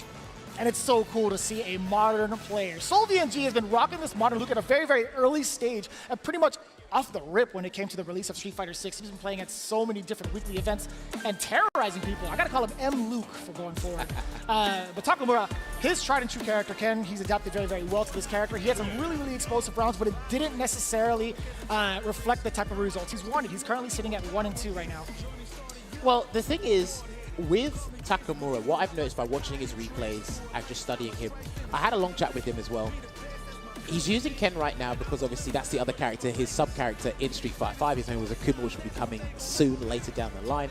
But Ken lacks the creativity, but all the efficiency is there. It will get the job done, so he tries to be creative with the drive gauge and how to do certain things. And we saw that beautiful combo from Halibel earlier today. Shouts to Halibel with that combo. Punish against the OD uppercut. I'm gonna do that. Was kind of sick. What was it? OD jump, Tatsu. No, it was jump medium punch, OD Tatsu, Yeah, then the Dragon Lash. I'm gonna practice that in lab later. But it's an interesting thing where he's lacking creativity, but he tries to be creative with the drive gauge, which means he needs to get his beneficial scenario, whether hook or by crook. It puts you in burnout, and then he'll fight for burnout. He's actually really good at dealing with burnout scenarios as well. He'll be pumping the level 1 if he's got it ready and available. But he's gone up against a modern Luke now, and we've seen it. Valmaster, unfortunately, was the scapegoat before everybody else, because he did lose to that. You can't stun so easily. You can't throw projectiles easily. Specifically because you have access to special moves that will like bypass a lot of the things that you would try to do normally in a classic on classic matchup. But yeah, having access to something that has invulnerability at a moment's notice, at a blink of an eye, you get to just pretty much tap 2 buttons and get away with most things that other players cannot. So you do definitely have a different mentality. You have to have a different mentality and a different approach when facing off against modern. Well, my concern is, again, your options are limited, and a few figureheads in the Street Fighter community have said, look, modern controls significantly slow the game down because of what you're capable of doing. That's right. And you put it with one of the best characters in the game, well, that's just double the trouble. Now, the thing is, the problem Valmaster had was, if there's something you're unfamiliar with, you formulate a strategy on the fly. But what happens when you don't know the character and you don't know the control scheme? That's even worse. So maybe Takamura's learned something from other people's mistakes against SolVNG's modern Luke. We'll find out. Here we go, game 1, SolVNG versus Takamura, modern Luke versus Ken. We already see the introduction of the fireballs between both, slowly encroaching SolVNG. That's one of the benefits to a modern Luke, right? You can just walk people down to the corner because they're scared of how you're going to react in general. So you're going to get a full conversion via the flash knuckle corner carry. With the forward throw, in pursuit with the drive rush. Yes, covering your options. After the whip throw, do it again. What's the pressure like? I You thought saw a delay little crouch- hezzy. Yeah, I thought delayed crouch medium was going to come, but that was a bad sandblaster there, and that's going to be an abundance of damage there. from Jesus! Takamura. That was huge. No reaction from the modern man against that drive impact. All right, there you go. Gets out of there with the OD uppercut, backs away to Takamura. He's got a slight life lead here, so he can work with this, but there's 44 seconds on the clock. Still, SolVNG is kind of pumped the brakes. He is trying to regain some of that drive gauge. Back to initiate, and it's Takamura ringing out with that stand jab to counter the approach so quick with it. And what a check to do it is. 4 frames, 5 rush cancelable. SolVNG's got to take that, put that in the memory banks for later on in this couple of exchanges they're going to have in the set. No whiff punish on the whiff roundhouse there. Still waiting. What a backdash read against the throw. Get to burn him out. At least Modern Luke's easy to deal with now. Oh my God, the suppressor.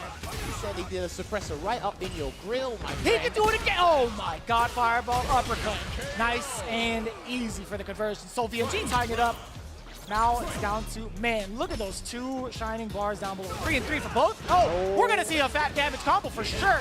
You have to go for the level 3 early to establish that dominance. And that's because he's capitalizing off of the mistake of an OD move, not actually working out for his opponent there, and he's good. If he plays his cards right, he can put him in burnout in the next couple of sequences. And he goes through it. Yeah, that does work.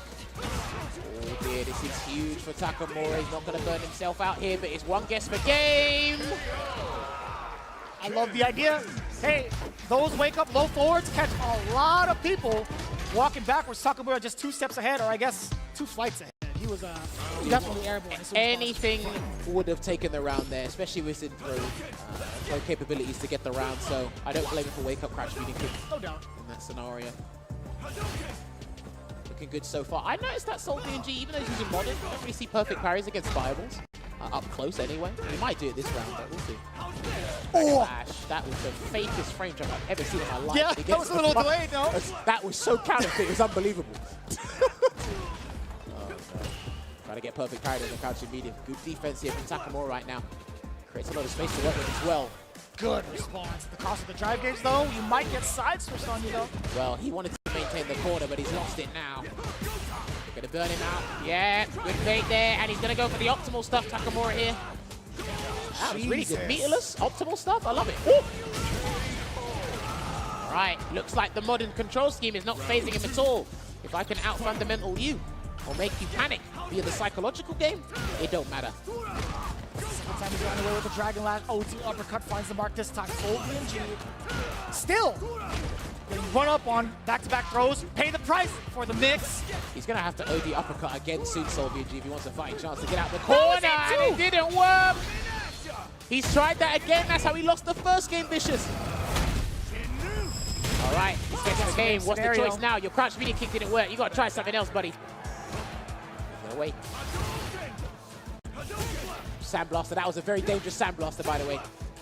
Just walking out the corner. Takamura is just waiting for anything. 1 whiff. Damage, but such a hill to climb. Takamura just needs 1 touch from the medium, and that's it. The counter hit, crouching medium kick to give him the W over the modern man, SolVNG. Now, I will say, like, to the credit of SolVNG, there were a lot of tough moments where he could have gotten away with that crouching medium kick if Takamura was kind of reluctant to even try to pressure with. But those neutral jumps also are kind of a big risk to take, a big read and risk to take. The thing is, for me, watching that back or thinking about it, it's Takamura was only going to take your uppercut or neutral jump. There was nothing else that was really happening on like SolVNG's wake up. And because again, even if you land the invincible reversal, you're spending 2 bars, right? So he can really think about that. And Takamura is basically dominating on all departments in this game. So having a modern OD uppercut hitting you, which does slightly less damage, I'd take that any day of the week. Because again, it's so much pressure, so much mental strain on you. When you look at the exact scenario of how much life, how commanding again, he could take that risk. He could take that risk any day of the week. He could do it like 4 times over and still be just fine, taking how many uppercuts. So. It looks like, honestly, he thought about it. He probably had a chat with Valmaster as well. Maybe SolVNG might need to configure his control scheme, because legit, he was not phased by those modern controls at all. Looks like he's done his homework, he's done his due diligence. Unfortunately, he's still mathematically in danger, so I know you got the dub, but he's going to have to rely on results elsewhere, I believe. Or that might be it for him, but he still has to face Gachikun. It's a very last match of this block. Speaking of the next matches coming up, Mikex versus NL. We're going to get the Luke mirror match. Now, Mikex, we had just literally seen him. I feel like these are some really, really fast matches, by the way. Street Fighter 6 should be a fast game. Rapid. Okay, so that's what it's looking like right now. So, okay, that's interesting. If Takamura beats Gachikun, he needs a clean 2-0. 2-0, that's right. That's almost insurmountable, but it's still doable. Mikex does need to beat NL 2-0 as well if something's going to change. But that's hypothetically speaking. Realistically, there's a different scenario. So basically these last two fixtures, well, again, they can favor each other, can't they? That's going to be tough. Yeah, so again, Mikex versus NL, then Takamura versus Gachikun. It's still going to be quite the dice roll, I feel like, for these top 3 contenders. Well, we are setting up another Luke mirror. I bet you guys are all dying to watch this one back at home. You're not excited for this? Listen, I had the pleasure of fighting Mikex, so I really like his playstyle. I haven't had the chance of playing NL, but NL can be very secretive sometimes. I like it because, again, he's trying to qualify. Oh, sorry, he's trying to get to the knockout stages. There's $1 million on the line. I understand it. I saw him practicing with Sakanoko earlier this morning as well. I think he was anticipating a Chun-Li pick from Valmaster, but he was still ready and waiting with that. So, and he's played Luke mirrors in this group as well. Since the very beginning, so right? Like, this has been his character. Practice with Chris Wong as well, online, practice with the Japanese Luke players, so he's more than well-versed in this matchup. And of course, Luke, similar to Ken, they're ubiquitous. They're everywhere. They're not in short supply. You can find them. I'm sure Mikex has got a wealth of experience in this matchup as well. But NL, completely different beast. So we did get to highlight them in terms of like their... I guess we highlighted a couple of factors of what really distinguishes them amongst the other players, but in terms of like this matchup, Mikex versus NL, are there any other qualities that have stood out to you specifically, Jammers, in regards to like their play styles? Do you think NL is still going to be trying to kind of wean it out a little bit with the Sandblaster game out the gate up until he gets his opportunity? When it comes to a Luke mirror, he's actually very good at controlling and dictating the pace for the Sandblaster game, so he might be really good at orchestrating how that pans out. The other thing as well is, I see a lot of the Luke players at high level, they don't whiff a lot of heavies. NL kind of does, but I think he just misspaces his stand heavy at a few ranges there. So he needs to be careful. Got it. No, of course. but they're very good with their mediums, as you should be when playing Luke at this level. Oh, yeah. Forward throw, good start here for Mikex. This is such an important start, right? Like either of the Luke players, no matter what, like, if they get this opportunity to corner the opponent in this scenario, no and cancel continue on the barrage. He missed his cancel on the crouching fierce there, NL. This time he takes the throw this time after taking 3 in the corner. Good punish there on the Sandblaster. That was the light version, so that was negative. Yeah, they're trying to check each other. Pressure. There you go. Low on drive gauges. Mikex, so he needs to just parry everything. There you go. There you go. Got perfect parry, but no drive rush cancel. I think he wasn't confident that he was going to get the kill for that game. Hey, that's fine. That's more than enough damage. Mikex filling it out with a crouching medium punch punish counter, knowing full well he didn't have enough in the tank to extend the combo normally. I like that. Good, very excellent confirm off of them. They're going to do this Fight Club style. They're going to sell this the good old-fashioned way. Get the back throw. Just waiting out there. That's so scary to even try to win. The thing is, like, Luke players do this the best. They use their crouching medium punch or even light kick to, like, bait you into trying to whiff punish, and they'll catch the button afterwards. And I told you, he withstand heavy punch a fair bit. That's the second time, by the way, in this set. Uppercut, yeah, get to cover the throw being whiffed. And that exchange is fine for Mikex, the fierce on fierce action. Oh, he tried to bait the OD reversal from NL, but he knew he was going to burn out. That's why he didn't do it, NL. Good choice. No one drive gauge. Mikex, so he's burnt out. He's going to have to do this the earnest way, but he does have Super Art 1 to help him. And Vulcan Blast plays a huge deal in this matchup as well, by the way. Oh, he done it too early. I think if he done it a little bit later, that might have worked. Sense of fear from Mikex in the corner, but way more damage there. Really, really fortuitous jump coming in from Mike. I think Mike prioritized getting his drive gauge back over landing any big damage of some sort here. He's not going to build level 3 in time, surely. No, I lied to you. He actually will, but he's not going to need it because Eraser should close it out on the final punch. Boom, more than enough damage. Wanted to tackle on a little bit. He could have still gone for the jump medium punch, just in case if he wasn't sure of it. Now, Mike's got a game.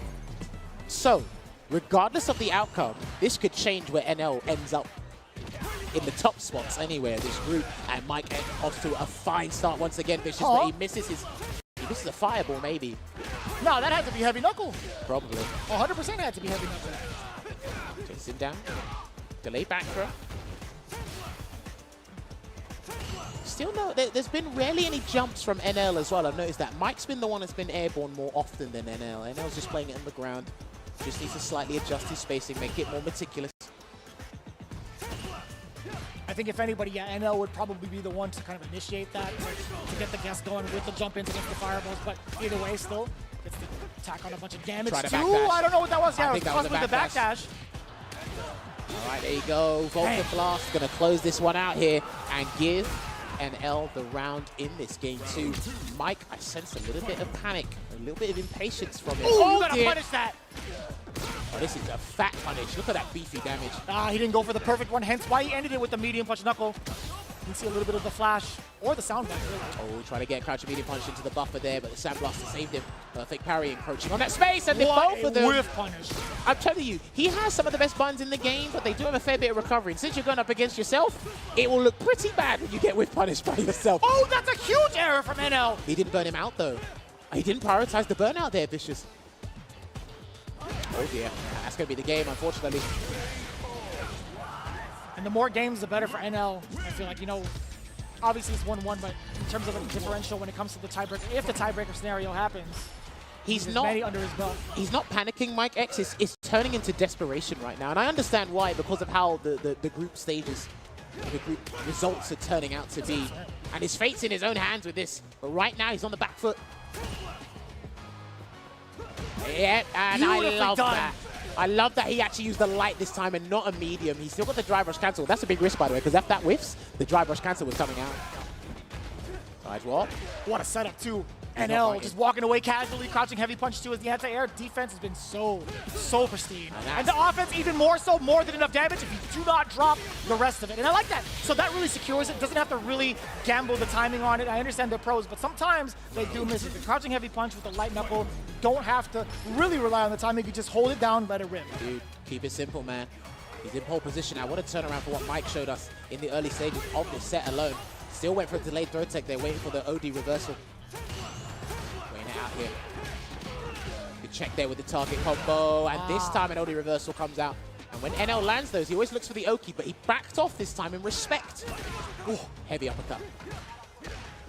Wait, time to interrupt. That was 2 crouching medium punches in a row from Mikex, thinking NL was going to sit still. But then NL challenged when he was near burnout as well. NL's choices when he's near burnout has been very, very interesting. Damage here. He has to throw him. He has to throw him. Continue to do it. Do it again. Waiting for it. That is a huge cancel, 2 off of the standing light kick. Bang! Level 1. He gets to save the meter going on to the next round. Listen, this is as neck and neck as it can get. 2 bars to both their names, down to the final round. Dude, the fact that he had such poise and patience and belief in landing that combo in that circumstances. Huge respect to Mikex there. No level 3 for NL just yet. Good defense. You can block lights. It doesn't take away that much drive gauge when you're defending, but the heavies on the other hand are different. Oh, and he's going immediately for it. Super Art 3 doing its work. Mike, you got a choice to make. What's the executive decision going to be? Is it going to be wild? Is it going to be reserved? It's the parry. We'll take that. No, sir. Can't get out of the air like that. He's not letting him out. He's got to let his drive gauge come back, surely. Oh, no! Dude! He probably thought he was going to whip a button. And this is what the high-level players do. They just say, sod it. I'm going to throw out a DI there. And it paid off. And NL takes the victory over Mikex, which means that must mean he has no mathematical chance anymore, Vicious. Man, my heart's beating real quick off of that one. I can understand. It's sad to see another Luke player go as talented as Mikex, to be honest with you. No sarcasm, because I really enjoy like the Luke mirrors. I know people are kind of like moaning sometimes. It's just like, you know, these are like the pristine Luke players to really look for, in not only just the group but on the world stage. So you can see the back and forth mentality between the two. Obviously, when it comes to the strike throw game in the corner, it becomes a really big guess majority of the time. But seeing what the defensive capabilities are and what the choices are actually the most interesting parts.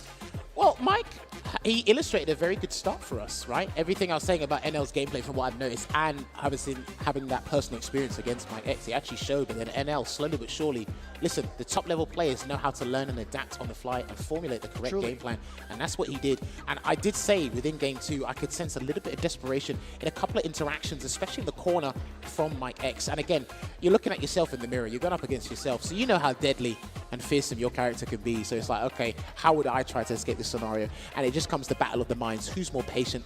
Who's more resilient? And then that whiff punish there with the jab on the crouching medium punch. Barely anyone even tries that, only because if the light whiffs, the drive rush cancel will come out and you'll basically waste 3 bars, 3 valuable drive stocks in a mirror match like this there. So I've got to say, phenomenal adaptation there from NL.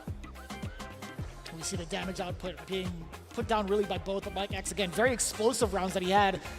Would net him the rounds most of the time.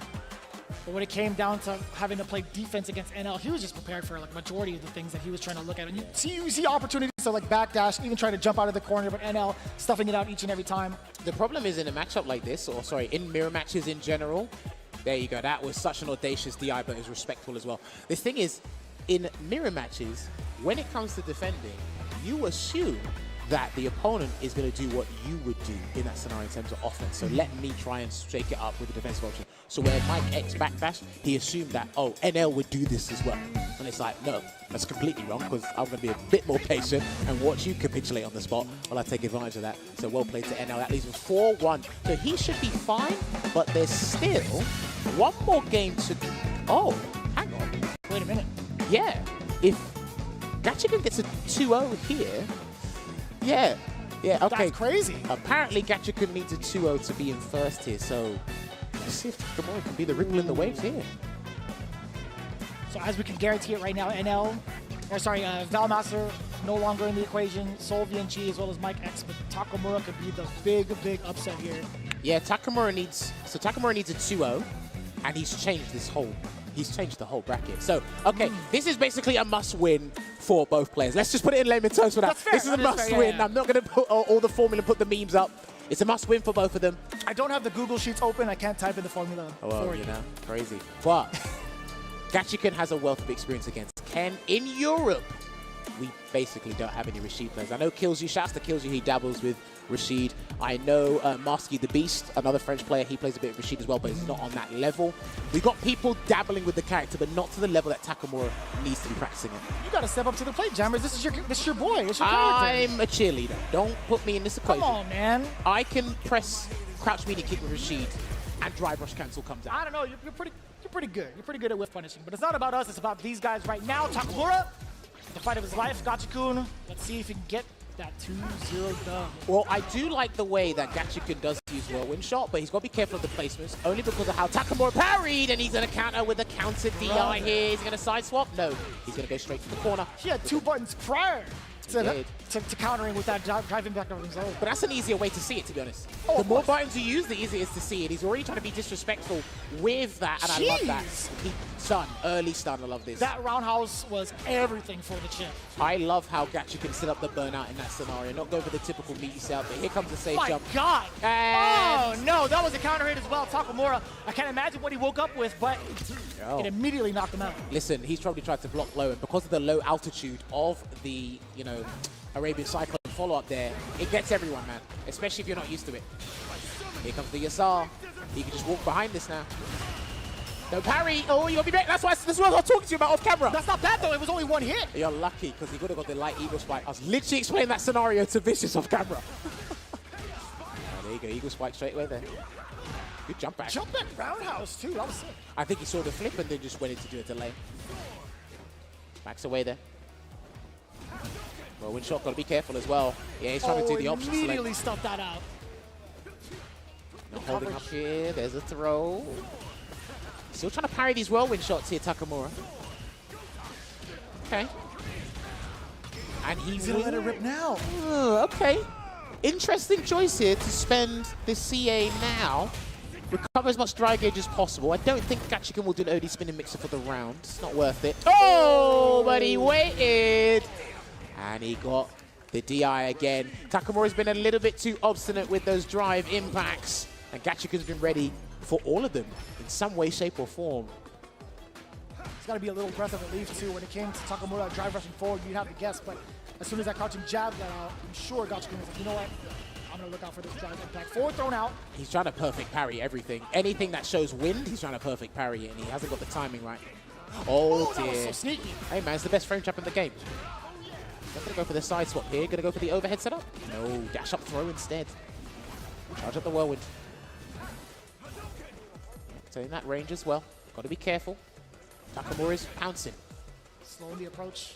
Little by little, Takamura getting closer to that corner. Important throw big to jump out. Maybe create some space for himself as well. You saw him take that leap. And then the fireballs. A lot of reluctancy from Takamura as well. I mean, to be fair, there's going to be a lot of cyclones coming. Takamura can't take a jump in from Gachikun, but he's got to be careful how he challenges. Yeah, look, he can't jump at him either, because Gachikun's got very interesting fireball traps with those. But this should be the round.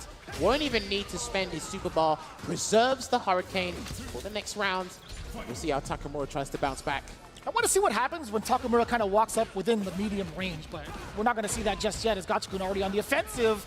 He's either too close or he's not bothered to engage in footsies, because he's prioritizing perfect parrying all over the stuff there. Parries the Arabian Cyclone, gets that delay grab. Still blocking it out, try to hold up there to Gachikun. No dives, but he can take that risk. Can we take this time? Uh-oh, here it comes. Great Desert Storm, the SR coming in. Takamura with an important He jump. had to cancel into it early to make sure the Yasai is completely irrelevant in this scenario, and that was a tremendous amount of damage. What's it going to be? Oh, okay, burn out. Trying to get the chip from that sequence as well, by the way. Not too bad. The crisp damage is just too much. Well, Gachikun will get a level 2 tornado here. Takamura's got to put him in the corner so he doesn't have to deal with it as hard. And he What an interruption against the Dragon Lash, too. He didn't think he was going to get hit, that's why. Oh dear, level 2's coming. Oh my god! Knockdown, stays in front, delayed with the heavy spinning mixer Defense here. is so good and allows him to get the setup as well. He can put him in a true block string. Yeah, here it comes. And the guess down below. Setup's coming. What's it going to be? No, he wanted to set up a safe jump, but he got the timing wrong. Takamura can still turn things around, and he's still being stubborn in trying to get Gachikun to throw tech. 2-0 victory for Gachikun, which excels him up the charts, now in first place. It should be 2-0. Stellar performance there. He's been remarkable throughout the group stages, and I really look forward to watching his Rashid go further in the bracket here. Makes it to the knockout stages. He actually had one of the hardest ways to qualify for Cat Code Cup, and he's making it pay off, because I remember the early days. He was suffering with those anti-air situations. Right. He was unpacking the tool set here, and I'm like everything coming to fruition in this cup alone. Yeah, Takamura, easily one of my favorite players to watch overseas. Really, really humble dude, and also really puts in the work to really excel and put the characters on the map the way that he wants to. He can be very, very aggressive at times in terms of like some of the weeklies that he's been playing at, and also some of the big tournaments he's been playing at, but still as consistent as ever. Would love to see him continue on in his journey, especially when he gets a character under his belt. But Gachikun right now, he is looking like the man. It looked like Takamura had a game plan. He had a way to basically navigate or deal with the whirlwind shots, Arabian Cyclones, but I think he was fixated on trying to perfect parry them and change everything around from there. I think he was still too stubborn in various scenarios. Drive impact for one situation, trying to get Gachikun to throw tech on defense, and he just wasn't biting. And then again, maybe he was thinking about OD spinning mixer at times, but Gachikun didn't even have to let one rip at all. It's a bit confusing for him to deal with the level 2, but again, everyone has that same problem, so don't feel it's exclusive to you.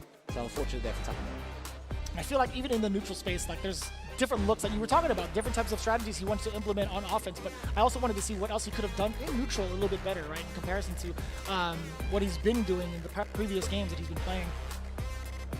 Yeah, this is it. I can see if he held that a little bit longer, then it would have been a true block string, and he probably would have had an easy time dealing with that. But unfortunately, once he gets you to block the stand fist, the rest of it's a true string, so it's a safe jump. But yeah, multiple times over, Gachikun not biting from the throw bait, just having the appropriate read, and also the proper reactions to get the HP spinning mixer. That's not easy to do on any stage. Yeah, good point there. But honestly, this is what the table is looking like right now. So it seems Gachikun and NL will be emerging out of the group. Gachikun is top spot because he has a better head-to-head record there, despite the results on your screen literally being tantamount to one another. Unlucky to all the other competitors in this group, because I enjoyed watching this group. Mikex, Takamura, SolVNG, and unfortunately, the person that underperformed that people had a lot of expectations for, Valmaster. It sucks, but he'll be a spectator for the remainder of the cup. The majority of us in the commentators' predictions had either Gachikun or NL coming out, and then Valmaster, right? I think Marine's the only one that got this one right, if I'm not mistaken. Props to Marine. Give her her flowers, man. So you got it right. Because again, predictions come with expectations, and expectations can lead to disappointment. But this is what the winners top 16 is looking like. So it will be Rashid versus JP DCQ. Let's go. Going up against Gachikun. I am jealous whoever has to commentate that, because that will be absolutely sensational. But this is what the lower bracket is looking like. That's right, I said lower bracket, not loser bracket. NuckleDu. Well, that will be defeats the going purpose up. when you say both. Oh, Sorry, no, go right. ahead. NuckleDu will be going up against NL. Guile versus Luke. I Oh, can see my. that happening. What do you think? What do you think? It's just SFL all over again to me. Well, That's what it feels like. no, you got a good point. And SFL World Championships is still to come, by the way. Make sure you tune in for that. But hey, it's been a pleasure doing this block. But hey, we got to give thanks to our peoples, one of our sponsors here, the official headset sponsor, which is SteelSeries. We've been talking about this all weekend, and I'm going to reiterate it one more time. Pro players have won more prize money using SteelSeries gear than any other brand, and this week they're going to help a player become a millionaire. You see the players using it here. The players have been using it at the hotel as well, I believe. But again, we can't give enough thanks to SteelSeries for providing us with the Arctis Nova Pro, the official headset sponsor of Capcom Cup X. As well as Max Factory, as a huge fan of them right now, they are announcing the second figure to join the 1/6 scale figure project lineup based on illustrations by Street Fighter II co-creator and the designer who brought Chun-Li to the world, Akimon. The figure is based on an illustration by Akimon at the request of Momochihama Chozai Pharmacy, originally published in 2022. With a new full-body version of the illustration, it shows Chun-Li's beautiful and dignified standing pose from head to toe, and was created specifically for this project. It will be faithfully brought into figure form by Japanese figure manufacturer Max Factory. The figure is set to stand at an impressive 300 millimeters in height. That is actually pretty dang cool, showcasing all the highly detailed modeling throughout. So again, be sure to check them out with Max Factory to check out the fully detailed models. I know a lot of you guys are fans of the figures that have been coming out and that we've seen throughout Capcom Cup. You can check it out, especially if you're at the venue this weekend. Well, that is Group D complete. Congratulations to all the players that made it through. Commiserations to everyone that got knocked out. However, there's still more to come. Let's hand it over to our host, Rob TV. Ladies and gentlemen, we all have something in common, and that is our love of an underdog story. This man standing to my left is the embodiment of exactly that. Mikex fighting out of Canada. Mike, this performance that you put on at Capcom Cup, how do you feel about it? I feel like I was able to show off my skills as much as I could, especially against some of these world's best players like NL and Gachikun, so strong. SolVNG, also underdog, gave a really good performance this week. And yeah, I was just satisfied I was able to stick to my game plan and execute it best as I could.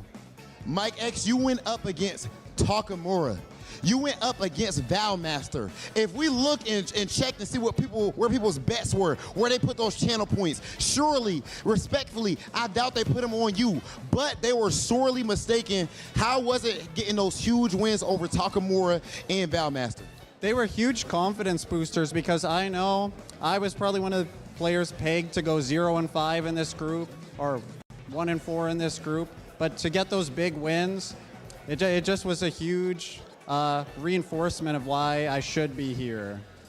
Mikex, I gotta ask you, as far as everybody watching at home and everything, especially back in Canada, do you have any special words for your training partners, family, friends, whoever it may be? I'd like to thank my fiance Brienne and her family for watching and supporting me throughout this whole process of practicing and traveling out here, and then to my parents who were watching and supporting me from home. So anybody that could call themselves a fan of Mikex, I appreciate everybody. Yes, gotta make some noise for Mikex. Ladies and gentlemen, we have heard so much talk about the format. There's some debates back and forth, but can we not see the value of something like this? Can we not see what happens when the underdog is actually given a chance? You did not know Mikex was gonna do exactly what he was gonna do, but sure enough, he shows up and shows out and lets it be known that he deserves to be exactly where he is, and that's here at Capcom Cup 10. We have more phenomenal action coming right at you after this break.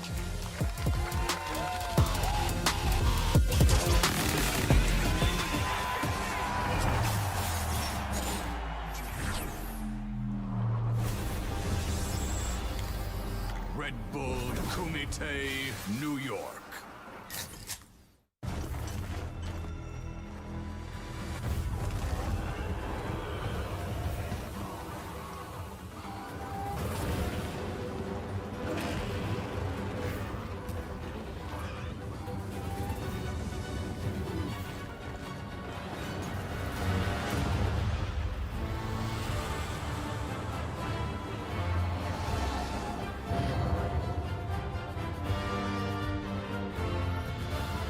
To me, Street Fighter means history.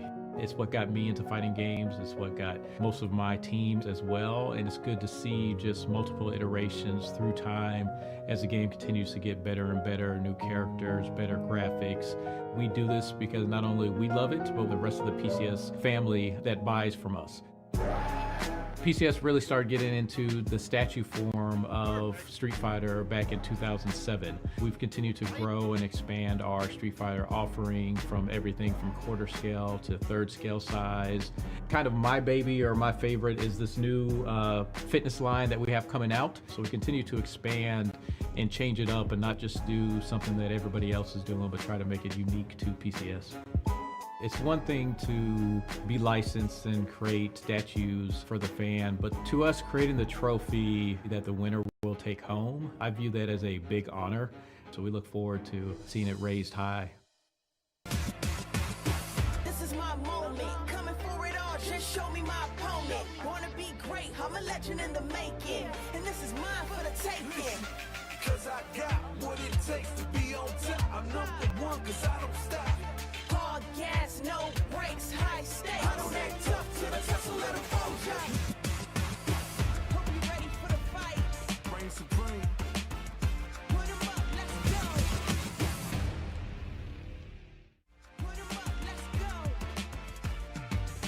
#1, yeah. I've been landlocked, training for this moment my whole life. Cold nights, in the rainy days, hope I get mine, spin mine. For the accolades in the empire, I need that title in my possession. Once there ain't no again, one zone, it's my time to shine bright. And if you try to stop me, then you're gon' pay the price. All them late nights finally paid nice. Awaken my dreams, but you could call me the greatest of all time. Yeah, I'm focused, you know how bad I want this. I'm giving it my all, and before this moment is golden, I control it.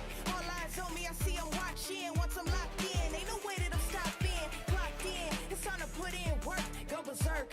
I'm in my zone until I'm first. Believe me, when I say nobody can see me, this a product of hustle, I just make it look easy. Non-stop, you ready or not? When it's all said and done, I'ma be on the top. 3, 2, 1, I'm ahead of the game, y'all remember my name. Non-stop, you ready or not? When it's all said and done, I'ma be on the top. 3, 2, 1, I belong in the #1 spot. I always take the business, nothing personal. When y'all ain't see nothing, I just barely scratch the surface. Throw me in the rain, let me do my thing. Thought they hit me down, fight through the pain when I'm in the zone. I ain't never say much, but you see me up top. You see my numbers healthy, the pressure don't stop. Until I'm in the top, see the bottom seats watch. They almost see me flop, but I'm stepping on them, watch, let them watch. Born ready to fight, this is my moment. Coming for it all, just show me my opponent. Wanna be great, I'm a legend in the making, and this is mine for the taking. Cause I got what it takes to be on top. I'm #1 cause I don't stop. Hard gas, no brakes, high stakes. The temperature in the room has changed a little bit. I'm not sure if it's because there's a Capcom Cup champion to my left, or if it's because this is fire. Gachikun, it's good to see you, bro. Yes, good. Before we get into these hard-hitting questions I have for you, we're gonna go ahead and put a dab of our sauce on these pagoda egg rolls. Oh, nice, nice. Yes, sir, yes, sir, yes, sir. Indeed. Huh? You're acting hungry. Spicy, spicy. Yeah. Oishi. Ah, okay. Actually, okay, I ain't gonna let you outdo me. Okay. I ain't gonna outdo me, I don't know. Oh, that's nice. Good taste. Okay, now, Gachikun, to qualify for Capcom Cup this year, you went to Singapore, you go up against Chris Wong in grand finals. How did you feel after qualifying finally after that grand finals? っていうキャラクターだったんですけど、クリス・ウォンが。普段から日本でルーク戦はかなり練習はしとったんで、特に緊張することなく戦いました。Gachikun, you are a Capcom Cup champion, 2018. How could I forget? This year, you have the opportunity to become a 2-time Capcom Cup champion and win $1 million. I'm sure your wife wouldn't be mad at that. How do you feel going into this Capcom Cup knowing what's on the line? 2回目のチャンピオン、去年メナが2回優勝したんで、2タイム、それに、僕もしたいなというふうに思うんですが、まあ、カプコンカップ僕出るのが2019年ぶり、約5年ぶりなんで、特に緊張っていう感じじゃなくて、久々にこの大舞台で試合ができるっていうのをすごい楽しみにしてます。So Gachikun, of course, you are from Japan, the strongest region in the world when it comes to Street Fighter. Do you think that it's a gift or a curse being from Japan when it comes to trying to qualify for Capcom Cup? You get stronger training, but it's a lot harder for you to get here.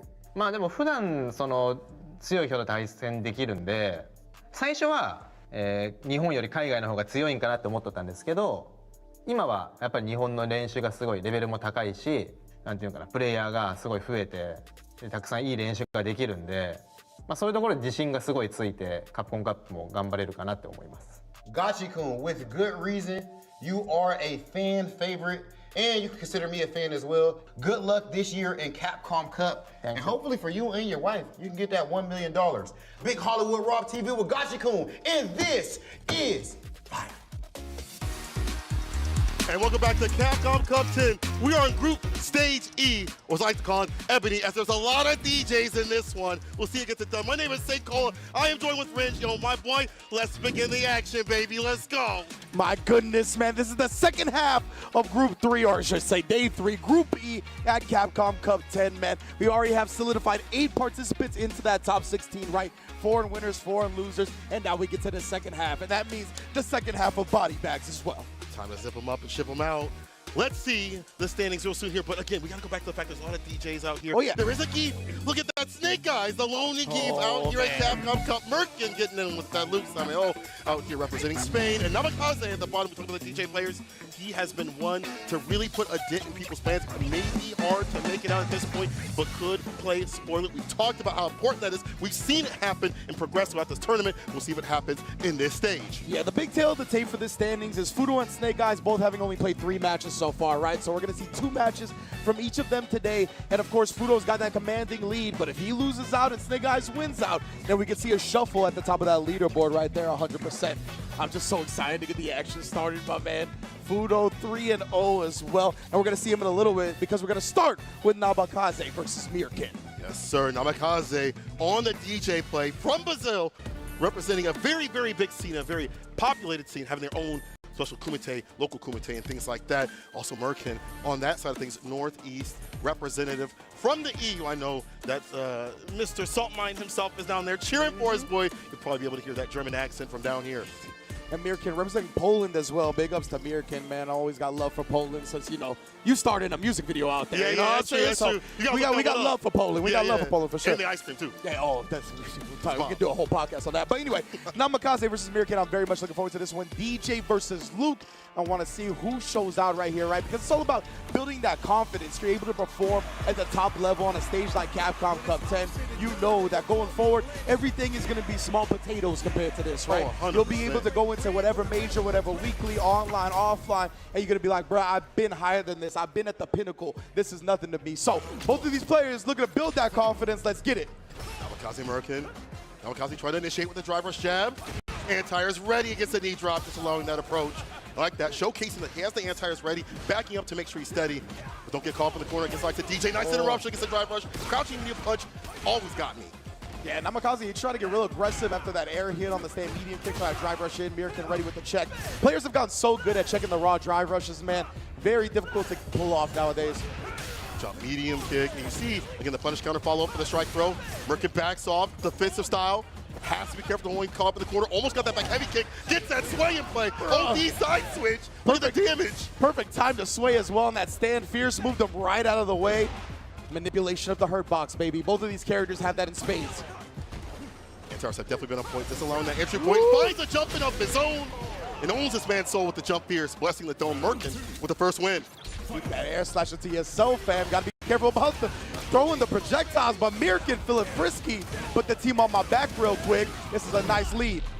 Big lead, caught up in the corner. Not where you want to be as DJ. Medium punch. Yeah, after the stack step, still got the hit. Backs off Myrken. Fireballs, you have to be careful. And the minute jump medium kick gets a punish counter. The overhead, you're almost dead. Yeah, Myrken, and there it is right there. The throw bait perfectly, sealing up the first game. And that round lasted 16 seconds. One of the fastest matches we've seen all tournament. We just got here. Like literally. Come on, man. Like, we already going to go to game 2? Yeah. I don't want to see that. No. I want to see some action from Namikaze. I mean, he's the type that soft-spoken, but he can definitely get aggressive. He just has to build up. We've seen that yesterday where he had to build up with that play. Almost was able to take it against some of the other DJ players, but right now, Myrken, as we studied those tapes, understood his tendencies with the fireballs, when to press and when to stop him from coming in. That's one of the things about an event like this, right, where you're able to have a schedule of who you're going to face ahead of time. You could do a lot of homework. You can do specific studying and bring it into the next day, and we've seen Myrken looking like that right now. Ooh! But I love that. Namikaze baiting him into the throw, just walking back. Myrken doesn't like being left standing, so he backdashes. Oh, just in time. Very smart stuff. You not want to be put in burnout against this character. The perfect parry is there. Myrken trying to hold on that drive gauge as much as possible. Finds a whip punish, simple stuff. Yeah, he didn't want to burn himself out, right? That's why he didn't drive rush cancel behind that crouch medium punch. But he does do it there. Punish counter throw is enough damage. Myrken on set point. Only going for the burnout when the job is done. One more remains for Myrken. And look at that. Look at the range where he stands at. Until he initiates, he backs off to avoid, drive rush with the crouching medium punch. Uh-oh. Yeah, he wants to stay in that range where it's pretty easy for him to react to the raw drive rushes, right? Very smart from Myrken for sure. In the corner now, he's got to fight out with his back against the wall. Ooh, I like that. A lot of time people try to throw you back into the corner, so he's looking for a throw bait right there. Namikaze not biting, taking control. Jail presser real good here. Goes for the throw after that. Frame kill, and there we go. Namikaze back on the board. And Bar at the bottom, the massage parlor, open for business if he's able to land a decent enough sequence. Yeah, definitely right. He might spin it if he gets that first stage just to establish a nice, healthy life lead. Myrken, of course, both of these players not committing to anything too risky to start this round. Obviously, they both know the set's on the line here. He tried the anti-air, but as Jammers likes to call it, the hammer of justice, serving out some injustice, if I do say so myself. Oh no, let's discuss this. Look at all that damage that's already been done. The OD fireball from the side of Namikaze trying to gain back the momentum and gain back that ground. Myrken content to back off until the jump is come, but finally we see the anti right there, the jackknife. OD for the corner carry. Where's that level 3? Gonna spin it out to justify things? No, not just yet. The throw. Yeah, I mean, next drive rush cancel, he goes into machine gun punches, he's definitely dead. Oh, yeah. That's why he's saving the meter for now. Oh, God, Myrken trying to take his turn after the drive rush jab. It is still DJ's time to play, my man. We got a quick tied up set. There we go. Back in business is Namikaze. As he hits it from the back and the front. Game to game. And we've seen that before. It just takes a little bit of time to shine and warm up a little bit, especially on this stage where maybe you haven't been playing or practicing this yet, waiting for your opponent. Oh. Myrken not trying to let Namikaze continue to build that momentum, right? He's like, oh, where's the ODDP? He's kind of getting out of control right now. He doesn't want that snowball to continue. And I get walked back to the corner too. So the perfect parry. Now, when he gets close, he goes for that option instead. The shoulder. Oh, actually did not catch the backdash. Just bullying him in the corner right now. Suffocating pressure from Myrken, not letting Namikaze play, but a back throw. Oh. Unfortunate right there. You're just trying to be safe about it. So players do sometimes. They'll input the back in the throw just in case the throw doesn't happen. They can block. Right. That gives Namikaze room to maneuver, interrupts the drive rush. But we get first in the jump fierce again. Right in that range, it looks like it's so difficult to anti-air. Back heavy kick not working out. If you want the charge for the DP, it's absolutely free. There we go. There's the back throw. And there's Myrken on set point. Indeed, man. Myrken picking it up right where he left off in game 1. Looking like game 2 never even happened. But man, Namikaze ate the sandblast. Immediately drive rushed in. Oh, nah. He saw that one once before, so it's getting shut down. He's eating fist to face right now. This is not looking so good call up in the corner. And Myrken has that jail press. We talked about these buttons. Stand medium punch, fireballs, the walk up here for the son of Myrken. Nice interruption. He tried to grip him. You saw he wanted to get intimate. Yeah. Oh man, Namikaze said keep your hands to yourself. Take me on a Ooh, take the first. rhythm side switch to put him in the corner. I like that extension. Extra oxtail right there from Namikaze. The charge up. Holds the parry. Still has the corner position. Yeah, Myrken, he's looking to inch a little bit closer. Oh, and again, the jump heavy punch. That's huge. He got a level 3, but he's not going to spin it. He knows the next combo will kill. And there it is. He finds the drive rush cancel. Level 3 to follow it. Myrken closing out this set 2-1. Fantastic play from this Luke player. Myrken moving on in a very dominant way. I like the fact that he adjusts against the drive.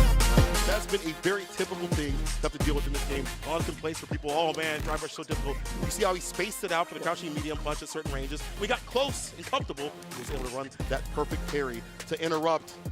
Yeah, You see, the thing with Luke, right, is that he's so powerful when he gets an early life lead and he makes you come to him, especially against a character like Dee Jay, because we talked about it, right, where you want to stay at a range where you can react reliably to the raw drive rush. So once you get that life lead, that's the same space where you can start bullying with Sandblast. You can do a drive rush of your own and fake it out with Suppressor, with HP Flash Knuckle. That range for Luke is exactly where you want to be in this matchup. It was jumping too as well. A lot of these ranges where he knew that back heavy kick wasn't going to work out. And if it does, no big whoop. Maybe you'll get an OD just cool follow-up if you're really lucky. But Mikex is going to be way more consistent in terms of that jumping, Pierce, and the follow-ups right after. And look at that, able to get that shimmy and that punish kind of throw. Yeah, and that's one of the things that Namikaze definitely fell to. He teched a lot of throws, right? Definitely got caught reaching a lot. And Myrken was going for a lot of throw baits. So that resulted in a ton of damage that he got on a whole lot of interactions. Ooh, look at that. I did the right thing. No, you did not. You're about to drop. Corner carry off that level 2. One thing that's not talked about enough with that level 2 is look at how far it pushes you to the corner. Yeah. And Myrken, well utilizing the bar at the bottom. There were some good moments for Namikaze. You know, we can't talk about like how, you know, he had some good side switch exchanges, but it's just too much stuffing the drive rush. Maybe has to walk for a little bit more. And right there, that was a classic like light sequence decision right there, right? It was on the third light, between the second and third light. Namikaze tried to challenge Myrken, sending the drive rush cancel on the third light, and he had enough bar to drive rush cancel further, netting him the full kill combo. Beautiful sequence. We're not done. No, we're not done. Not even close. Guess what we got? What's up? Talk to me. Snake Eyez in the building on the Geef, trying to cause some grief to these players out here. And I know this building is about to get real loud. I'm not heard people be. Look at that. I'm up here, and you can hear the cheers. No cheers. Samoel has a long road to climb against the likes of this cat who has fought so many loops in his time, whether it be online. All this dude does for 8 hours is play on rank, and he at this level. Yeah, that's the wild thing about Snake Eyez, right? If you're unfamiliar with him, this man is a former EVO champion. I believe it was his first ever offline tournament, and he won the whole thing. Yeah. My man is different when it comes to the grappler characters, right? No matter what game it is, he's gravitating towards the big body. He's looking to scoop you. He's looking to put you in the dirt. And he's one of the best to ever do it in regards to that style of play. Now, of course, it's looking a little tough when you're in this group with a bunch of great DJs and Lukes. You have Shien up there at 4-0, Fudo at 3-0, and Snake Eyez still has a chance to make it out. But he's got to get all the W's here today. He's got 2 matches. He's got to win them both, and he's got to hold Fudo falls. That's another part of that. Hoping that somebody else falls has been a big part of his entire day. We'll see what happens here, though. He has to focus on what's in front of him. That's Samoel, who is definitely not anyone lacking and slacking out here on the Luke. We've seen his story previously, but he's going nuclear out here. Shout out to my boy F-Word for that one. And that's the thing, right, with Snake Eyez. Definitely cannot afford to drop any games right now. As we said, you can only control what you're actually in control of, right? So he's got to get the W's, and he's got to hope that Shien's able to defeat Fudo.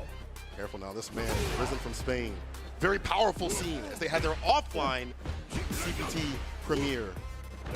Next to Community, drive reversal, offensive style, stay up in the corner while SBD, you too close to me. And you know Snake Eyez, he's one of the proponents of that offensive drive reversal. He loves knocking you down in the corner. What a parrying reaction to the drive impact. But punishes the landing frames. Goodbye to round 1, fam. Look at that, he dog walked him to the corner, and that's what you want to do with this character. Walk them down, put him in the corner, and harass with heavy punch, the plus frames, get the SBDs when you get close, and running bear grip, wearing this man like a suit. Another dog walk to the corner. Oh, leash him up. He's turning Barking Lukes into hush puppies right now, brother. Oh, the headbutt. With the pressure, bait beat for free. Easy bait up it, and eats up all that health. Look at that, 17 seconds on the clock. Bruh, like, that felt like a whole 45 seconds for both rounds total. And Samoel, he wants to break up this momentum a little bit. Let's go back to the character select screen. I don't want Snake Eyez to keep this momentum going. Snake Eyez understands what's at stake. Sam, same with him, but it's just, where do you get the practice with this type of Geef? He has Geef players in his area, as some places do, but at this level, and the way that he plays, it's so different. Like, I am the, OD version. Hit him with the yellow. Damaging Mellow. Careful now. So motion form. Tried to challenge after that, not scared of the plus frames from the crouch medium punch. Snake Eyez, he's one of the best in the business at picking when to challenge and how to do it. He's so good about not using the bar to drive rush. He knows that the distance isn't so good. He's content with just walking and blocking. Patient place where he gets it, hunting his prey. Samoel getting open, or almost had an opening with the crouching medium punch, I'm sorry, but no follow-up though. Just harass him from the ground here, while parrying in response to the drive rush. I was wondering when he was gonna risk the jump. Catches him out of the air here, just goes low. And he had established the SPD so many times to that point. Samoel, when he air teched out, he knew that the SPD was coming, but it wasn't. Snake Eyes going for the legs. It's the fear. You know that the SPD is going to do the most amount of damage. You want to avoid that situation as much as possible. Now damage from the side of Luke with the drop though. Sam. And the fact that Snake went for the non-throw when he knew that combo would still kill, right? Like and then look at this, the reset with the command grab now. He's just so good at maximizing his opportunities, and that's what you gotta do on the Geef. Yeah, because you don't have the Oki like you used to off the SPDs. You have to walk him down. Oh, you get the punish counter. OD, running bear grab. Kept on caught for the corner. Line kick. The anti-air is there with the super. Snake Eyes 2-0. What a call out. That's 1-800 damage. Oh this my is goodness, insane. bro. Snake Eyes with a drive rush. Getting up on impact. Park the Phenom on the curb with that one. My goodness. This dude, Snake Eyes, is insane. He has kept out of tournaments. He has stayed on his stream. So if you want to watch me play and learn, you got to sub up, baby. Straight up. I love that, bro.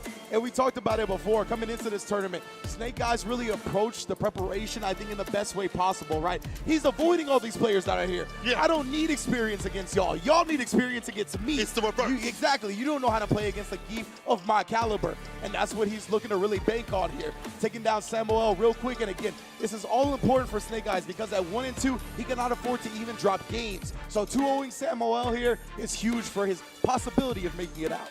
And again, setting up the SPD game to put the fear of God in there. You feel me? That's when the game starts. Not in the first round. It starts after that when you start going, oh, man, he's going to go for a command grab. No, it's a low as you played out previously. And then the fear keeps creeping up and you start making mistakes. You start making errors. And Veggie, I got to give him credit for this. He said, Geef is a weak character, but only in the context of Street Fighter 6. That means he's a strong character surrounded by stronger characters. Geef can work if you put in the work.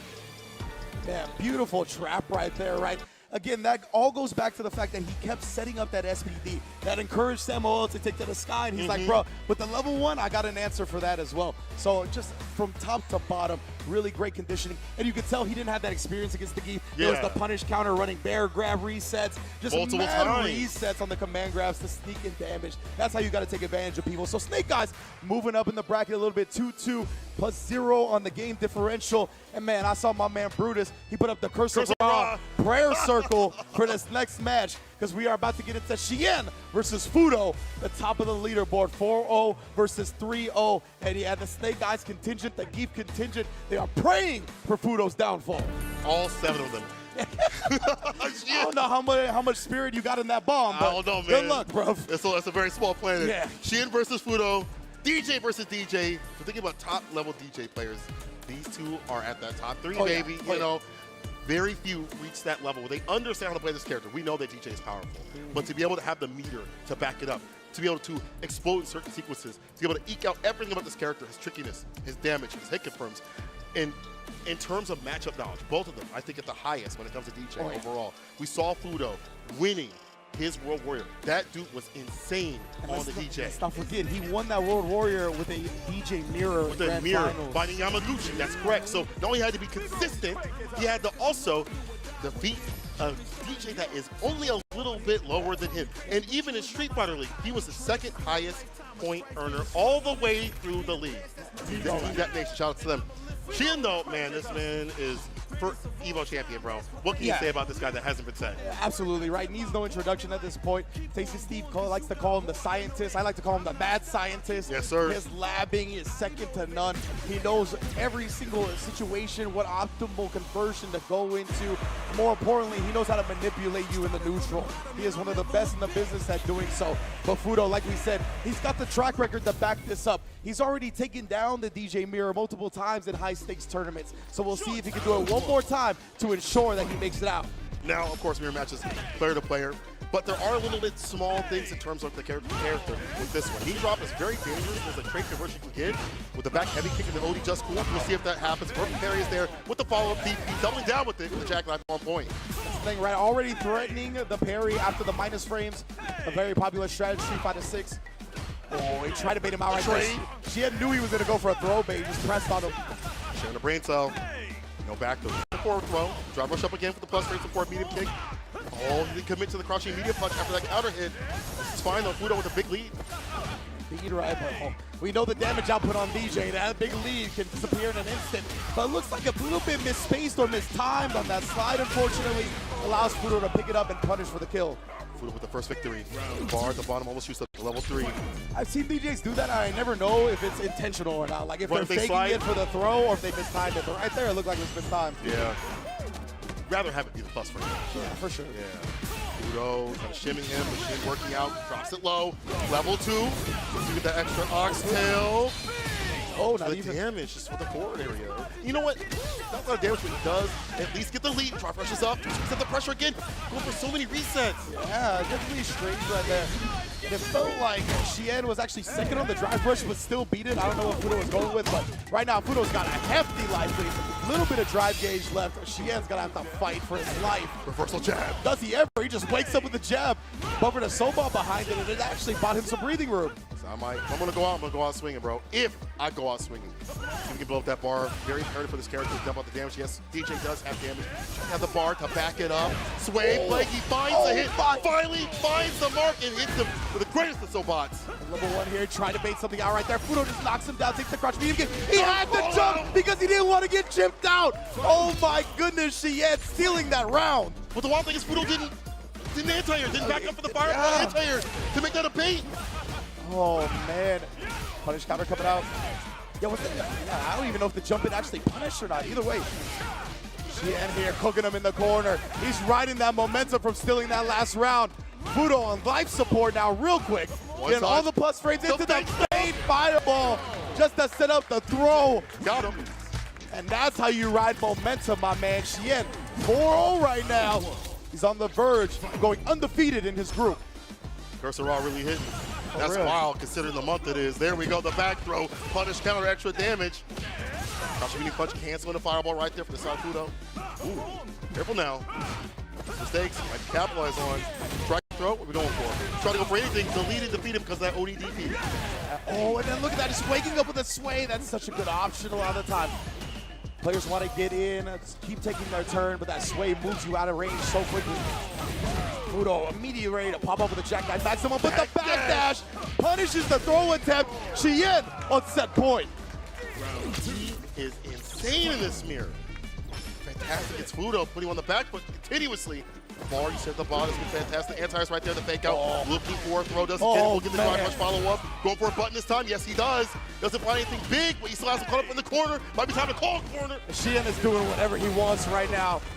Fudo finally puts a stop to it for a second. Beautifully spaced Sobot, excuse me. Perfect there in the fireballs. Yeah, he's played this matchup a lot. You can definitely tell. Great to delete that off the table. No projectiles. Look at that Xian. He didn't even stick his hand in the blender right there. He was just walking back in response to the drive rush. Ooh. They recovered just in time. I thought he was going to eat a jump in. Really did too. Bar built for level 3, imperative for this character. We're going to see that more often than not. You see Xian still. He's not falling for any of the drive rush shenanigans. He was like, I know this way is an option. I'm not sticking my hand there. Play the character. You understand the crouching medium punch. We dropping both. About to drop this man out in the losers. Wow. Level 3 for the victory. Yo, you know where we're going? We're going to hit it from the back. Now, we're going to hit it from the front. Xian gets the win. 2-0 against Fudo. Yeah, such a clutch win for the Geef contingent, right? I know everybody, the Snake Eyes fans, are super happy with that one. Xian's going to close it out 5-0 over Fudo. That puts the first loss on Fudo's board. And what a way to do it. Xian stealing the turn after the -3 funky slicer right there. Not scared to press the crouch medium punch. He knows at that space, you're going to have to commit to something that's medium or heavy, right? So he's like, hey, I might as well do it just in case. And look at that. Xian comes out with the victory again. Stealing a couple of rounds from Fudo, but hey, sometimes you'd rather be lucky than good.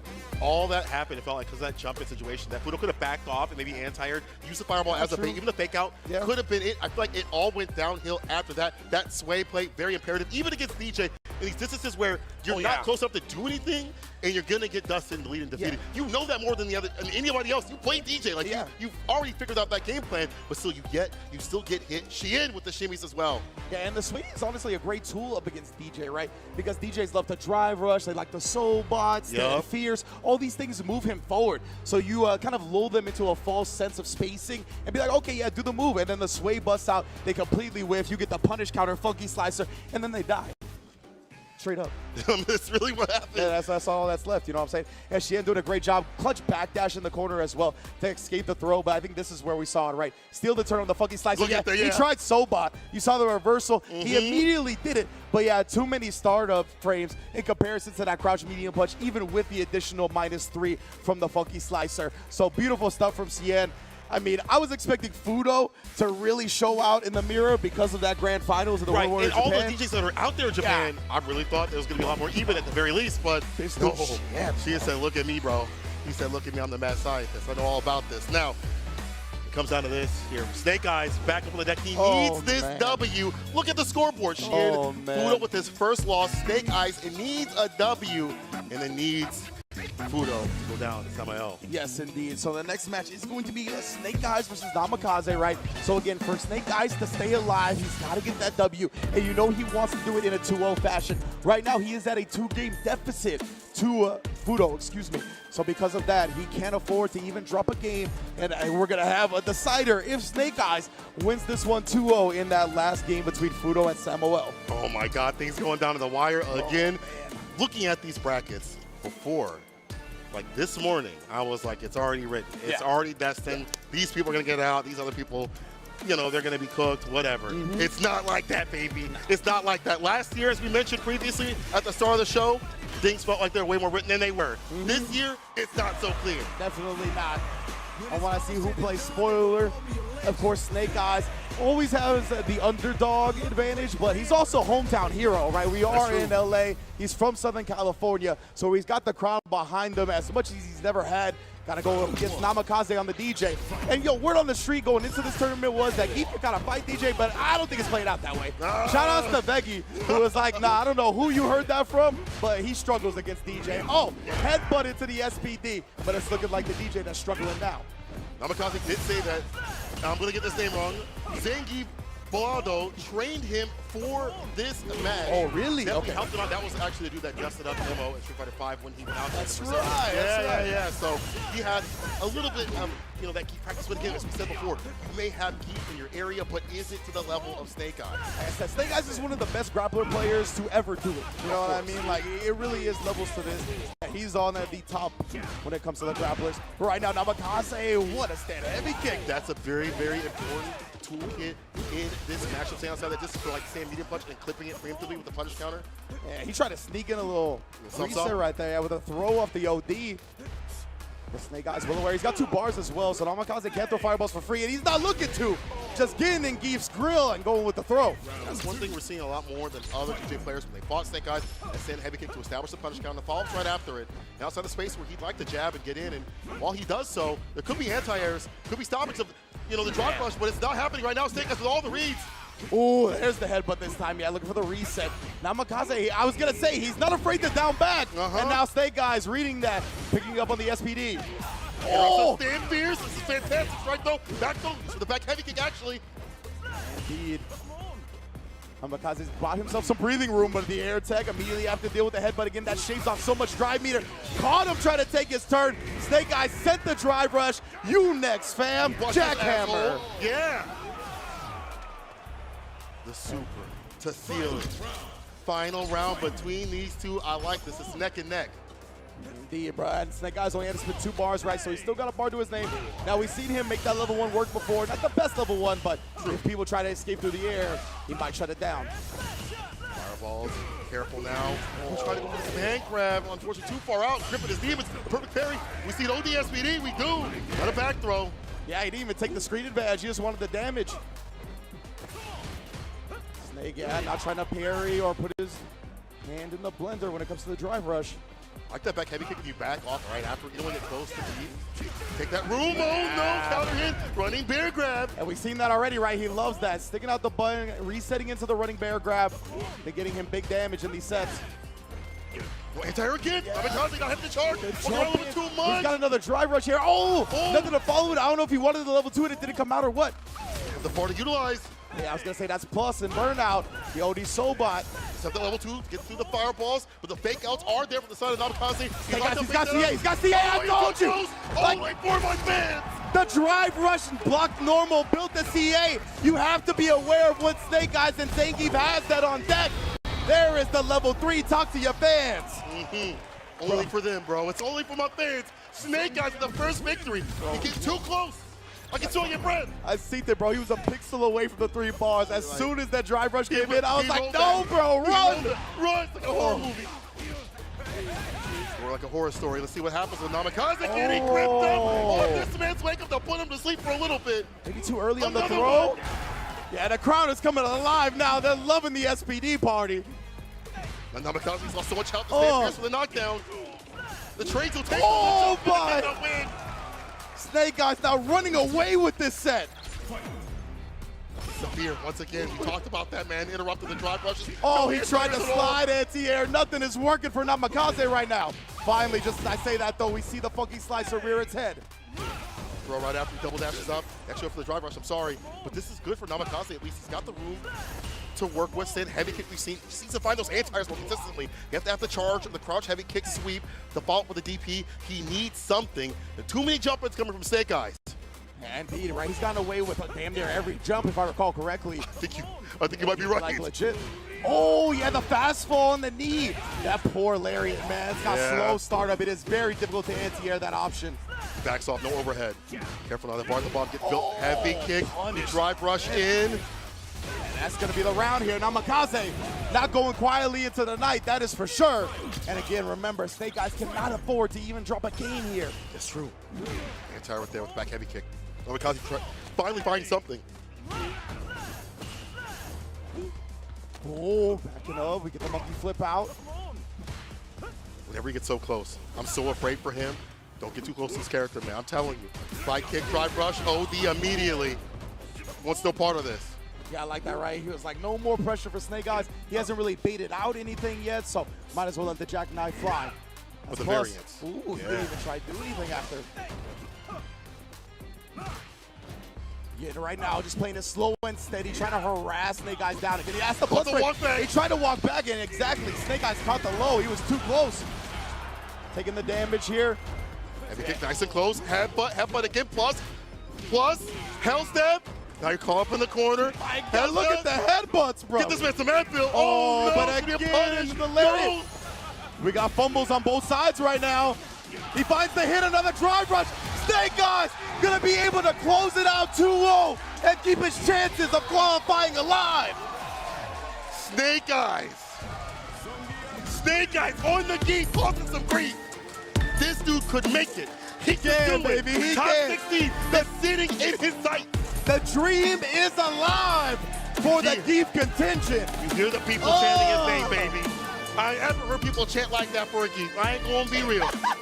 I ain't gonna lie to you. I ain't ever heard nobody chant for a Geef like that. I don't know if I'm comfortable living in this timeline. I don't like it, man. I don't like it, bro. But it's okay, baby. When he's an underdog like this, when it's the hometown hero, very understandable. Snake Eyez here. Oh, man, it's all going to come down to the last match in Group E. But an amazing, amazing set between these two. And what a way to pull off the victory. Again, those jump hits continuously caught Namikaze.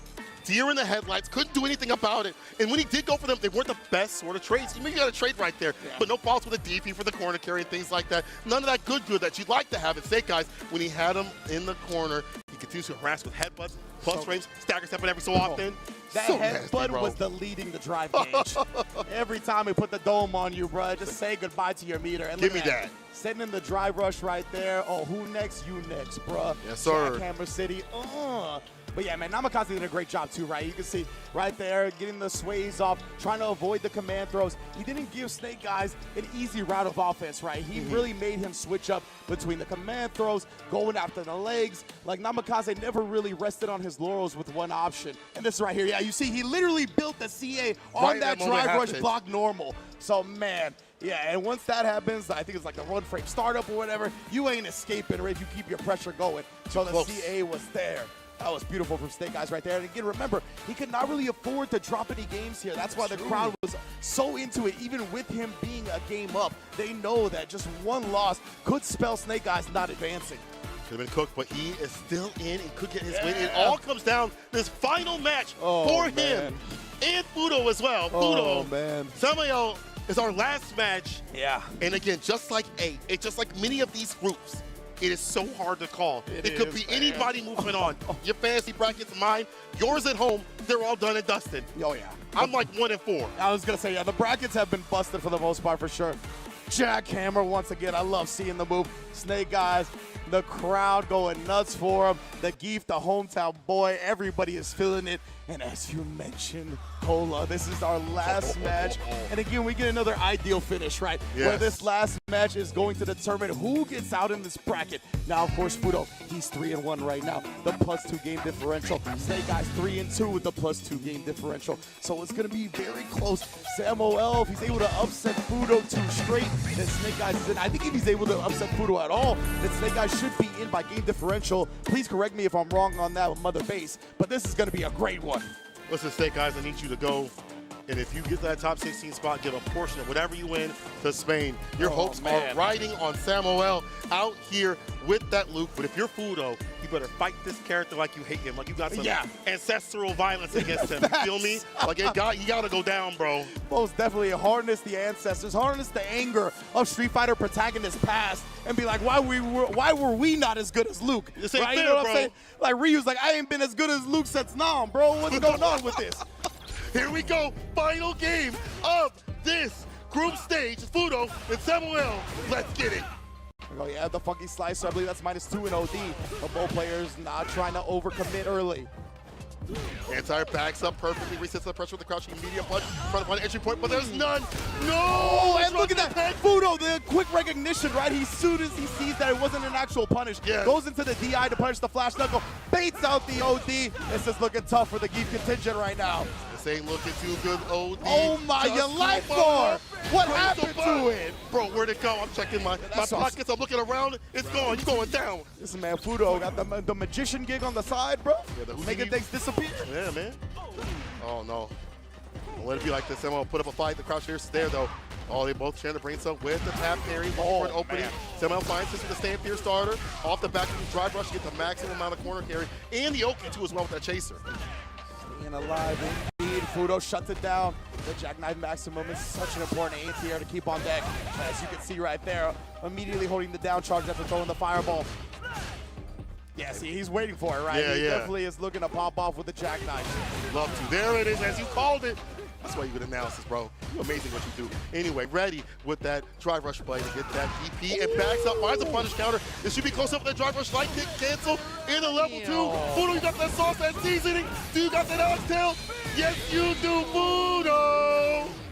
1-0 already. That's a great look for Fudo to start this set. Samoel immediately into the rematch, not going to character select. And you know that the prayer circle is strong right now. Brutus, I don't know what languages you're chanting right now, but you better be chanting loud. Bro, it's demonic, bro. It's panic, I ain't gonna lie. Facts. He gonna have to reach down the demons. He's gonna bust out the Ouija board in a second. Oh, a little bit too late. That should be a little bit too shallow. Fireball interruption. There's the soul pod. Trying to find an opening. Samoel has to be careful with that drive gauge. Getting hit, actually not that bad for the reset. Not so good. So he caught up in the corner after that back rise. He interrupts with the crouching medium punch, but no follow-up though. Oh, and Samoel, he can't let those chances go. A player the caliber of Fudo is going to make you pay dearly for those opportunities that are missed. Oh, Impact. yeah. Fierce into the drive impact right there. Can't do nothing about it. I think that's like a 3-frame gap. So you can't actually throw those attempts either. You just get buffed. Fudo sitting on set point.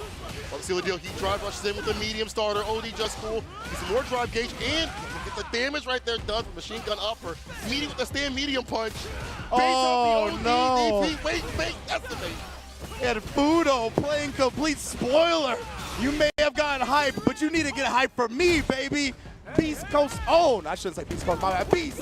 Straight up from Daigo's own. Fudo 2-0 in the top 16. Fudo moving on the top 16. We're looking at him to see if he can be that bride and not bridesmaid. He has had so many close calls, man, when it comes to big tournament wins. He's won tournaments, but in terms of like big ones, Capcom Cups, the Evos and things like that, at least in the recent amount of years, it has escaped him. This could be the week that he walks out with that cup and that 1 million. Man, I know if there's any time to be the bride instead of the bridesmaid, it is Capcom Cup 10, where the first place prize is $1 million, man. And Fudo, he just came out and shut down everybody's hopes and dreams, bro. The villain style. Did he even give a glimmer of hope up against Samoel? He just clinically and surgically took it apart. Think about how many loops that he had to play on a regular at Street Fighter League Japan. All the consistent ones like Bonchan and damn near many of the people that were out there in both stages and preparing for that continuously week after week emboldened him to stay solid in this matchup. And you saw how confident he was. And even when he was blessed with that crouching medium punch God button, it didn't phase him at all. So much pressure that put Samoel in burnout continuously, allowed things for this to stand fierce drive impact as you play out to happen where he couldn't do damn near anything. And initiating off the rib, Fudo getting his W with the quickness. Yeah, exactly. You saw the counter hit on the drive impact in the corner, right? Like that gap when you're in burnout with fierce into drive impact, it's unthrowable. So Samoel, I think, tried to do it, but he had to try at least. Yeah, right? you gotta do something, bro. It's one of those things that you just kind of get checkmated by at the end. And Fudo, 2-0, man. Amazing stuff. This is why he's one of the best to ever do it. He doesn't let the pressure get to him. He's been in this atmosphere, this electricity time and time again. Ain't nothing new. And he just went to 9-5. He did the work on them. Clock in, clock out. That's what it's about. Fudo, Sheehan moving on to top 16. In fact, we'll see that bracket real soon here. Here's the standings. Sheehan and Fudo ending out a very dominant run. Yo, Fudo only taking one loss, and Sheehan taking none. The only loss that Fudo took was to Sheehan. Yeah, exactly right. Both of these guys proven they are the top dogs of the group, most definitely. You can see the match results in total. As you mentioned, Fudo, the only game he actually dropped was to CN, 0-2 as well, right? CN, man, look at that. He only dropped the game to Snake Eyes and Namikaze, plus a game differential, not dropping a single set. This man is making Gaming Gladiators proud. Fantastic job out here. I can't wait to see what they do in terms of top 16 on Sunday. And this is already getting more and more solidified. Phenom, Chris Wong, DCQ, Gachikun, and Sheehan solidified winner's side. But losers, yo, let me take a look at the losers, baby. Let me take a look at the heat that's down below. Kawano, Nephew, NuckleDu, NL, Fudo, and whoever comes up from group stage F, second place, will be fighting him, man. That's what I was going to say. Group E and F being back-to-back like that, so your reward for making it out of Group E is facing whoever makes it out of Group F, which we all know what Group F stands for. That's not a good look for anybody. Can't stay on stream, I'll tell you that. Yeah, that has to fight those guys. My goodness, my goodness. So thank you everybody who has tuned in so far. That was another group of action here for Street Fighter 6. And you know who has been holding us down throughout Capcom Cup 10. That's Pagoda, baby. Put the egg rolls in, satisfy your craving. They're doing it at the bar. I was literally at the bar trying to get some food, and some people came up and was like, where the egg rolls at? Why don't you got the egg rolls here? They literally like, where the egg rolls at? So you know they are crispy and satisfying. Big ups to Pagoda holding us down throughout Capcom Cup. Massway also holding us down with Storm Collectibles that brought classic and iconic gaming characters to life. Heart beating on the screen right there. The high quality collectible action figures. As you see, I am going to break the bank, go into debt for that Bison, bro, especially if they bring him back. And Akuma, too, as well, man. I'm already looking to scan that QR code, as y'all can, too, to get your collectibles ASAP. Shouts for them for coming through and providing some fantastic figurines. We've provided you some fantastic action, people. When we come back to this break, we Group F coming through. Make sure you don't go anywhere.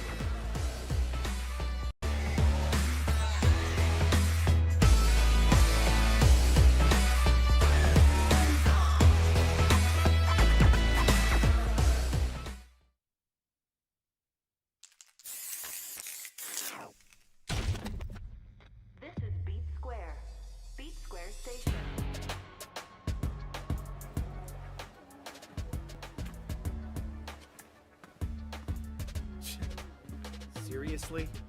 I'm not interested in whatever you're pitching. You really want me to punch a hole through you? So, just who are you? You need to learn to stop pissing me off!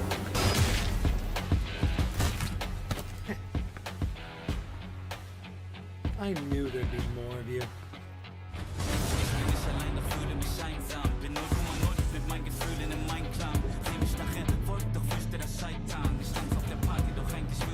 Let's go! Ring the bell!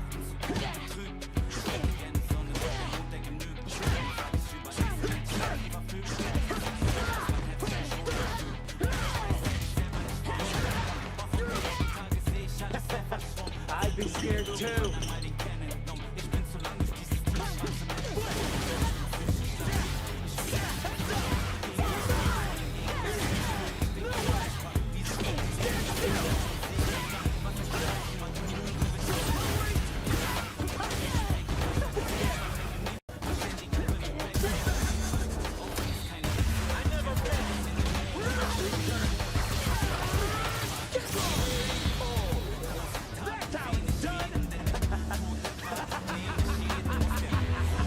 Put up a fight. How's this?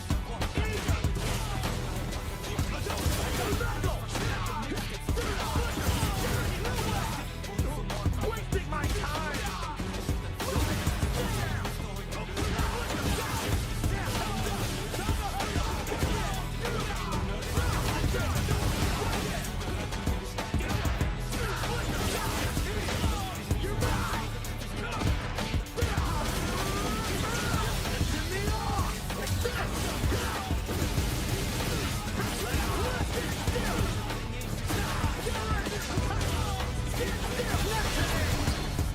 Time's over! Never underestimate me! One more!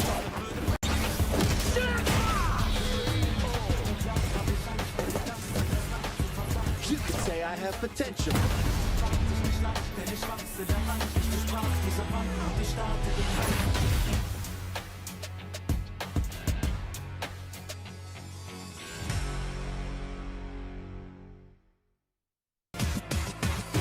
This is my moment. Coming for it all, just show me my opponent. Wanna be great, I'm a legend in the making. And this is mine for the taking.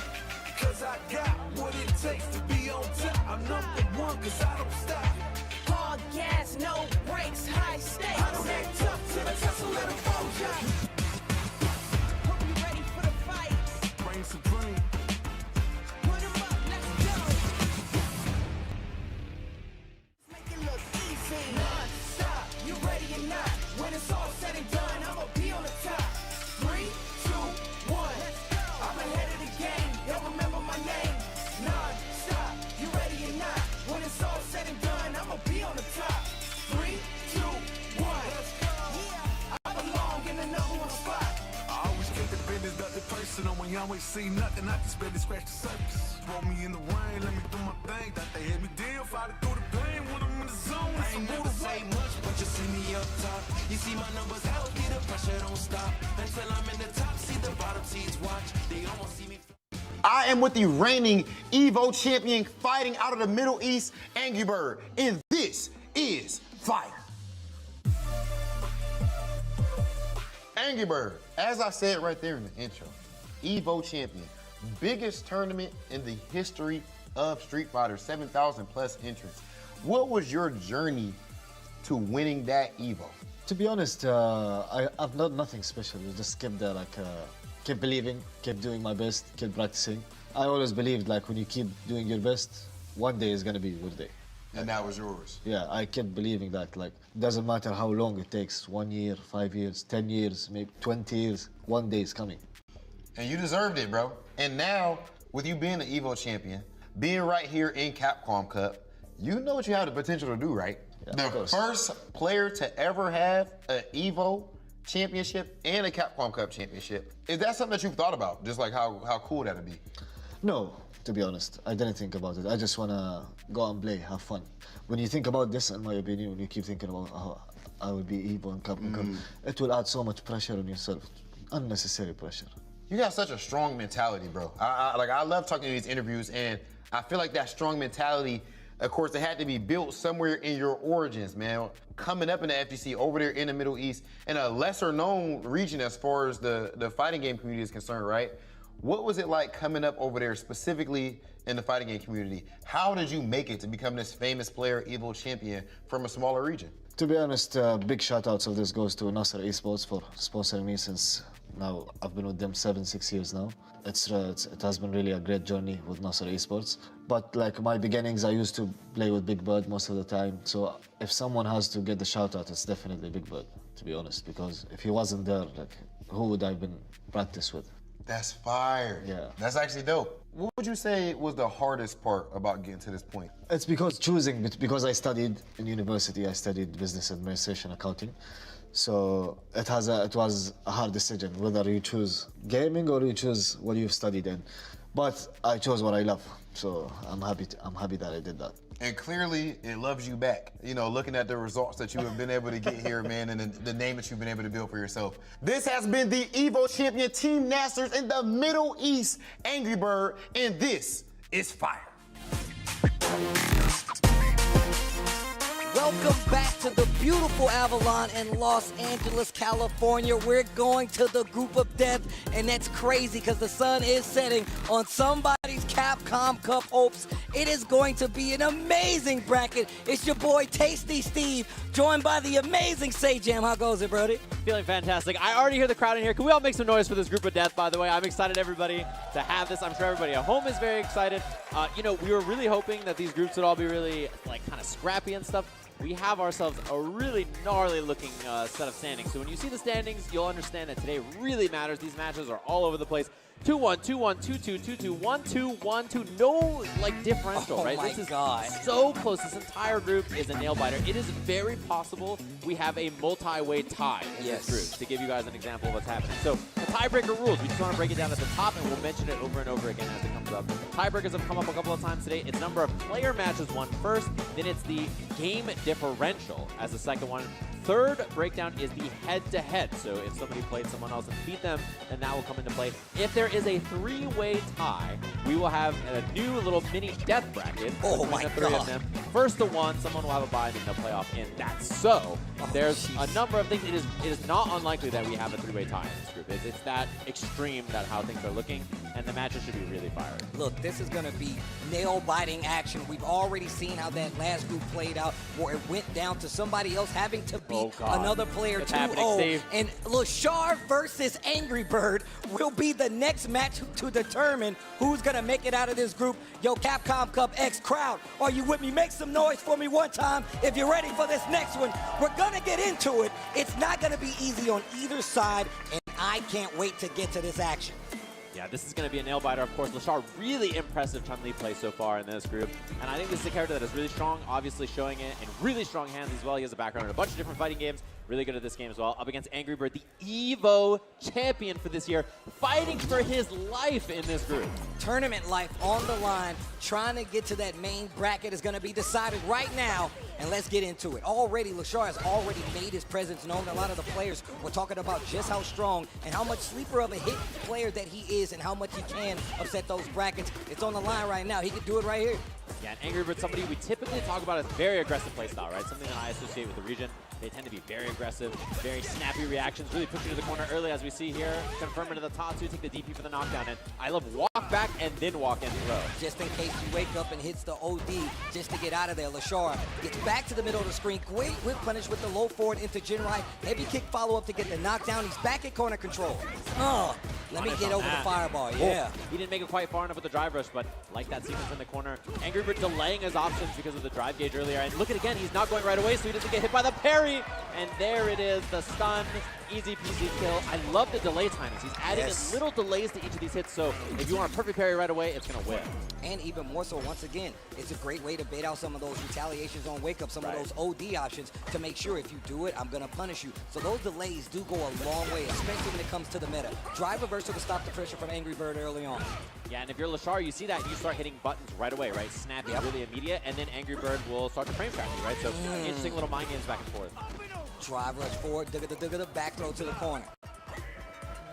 Walking him down on not a whole lot of nothing from Angry Bird for a little while there, and then he explodes with that crouching medium kick. I like it. Oh, straight into the level 3. That's going to be big damage on the board. He's going to get drive back as well, so this is really good. And he's got that corner right there. Yeah, he wins with one good hit here, and Heavy Punch is very scary because of that. He just pulls up forward out of there, swaps the drive gauge again. I love not spending any drive gauge, doing the level 2, so he builds tons of meter for this next combo. Lashar in great position right here in the corner.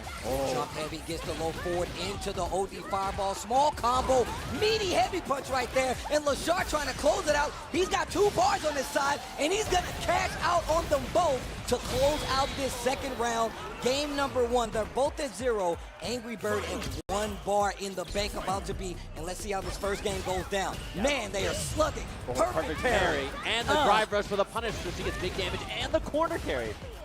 Very small drive rush. Oh my God, so ready. Love this stagger pressure. Chun-Li built a lot of meter, by the way. It's very likely she's going to have another level 2 in this round if she doesn't get run over here as Angry Bird's on offense. Gets that jab. Stand fierce to keep the pressure on. Angry Bird.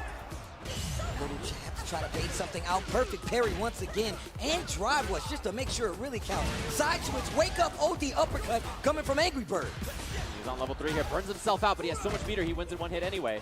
That level 3 can really make a difference. Overhead could have been an option there. LaShaw was ready for it. There's the level 3, and that's going to be the first game for Angry Bird. Drag the fist, start the fire, Shinryuken to close it out.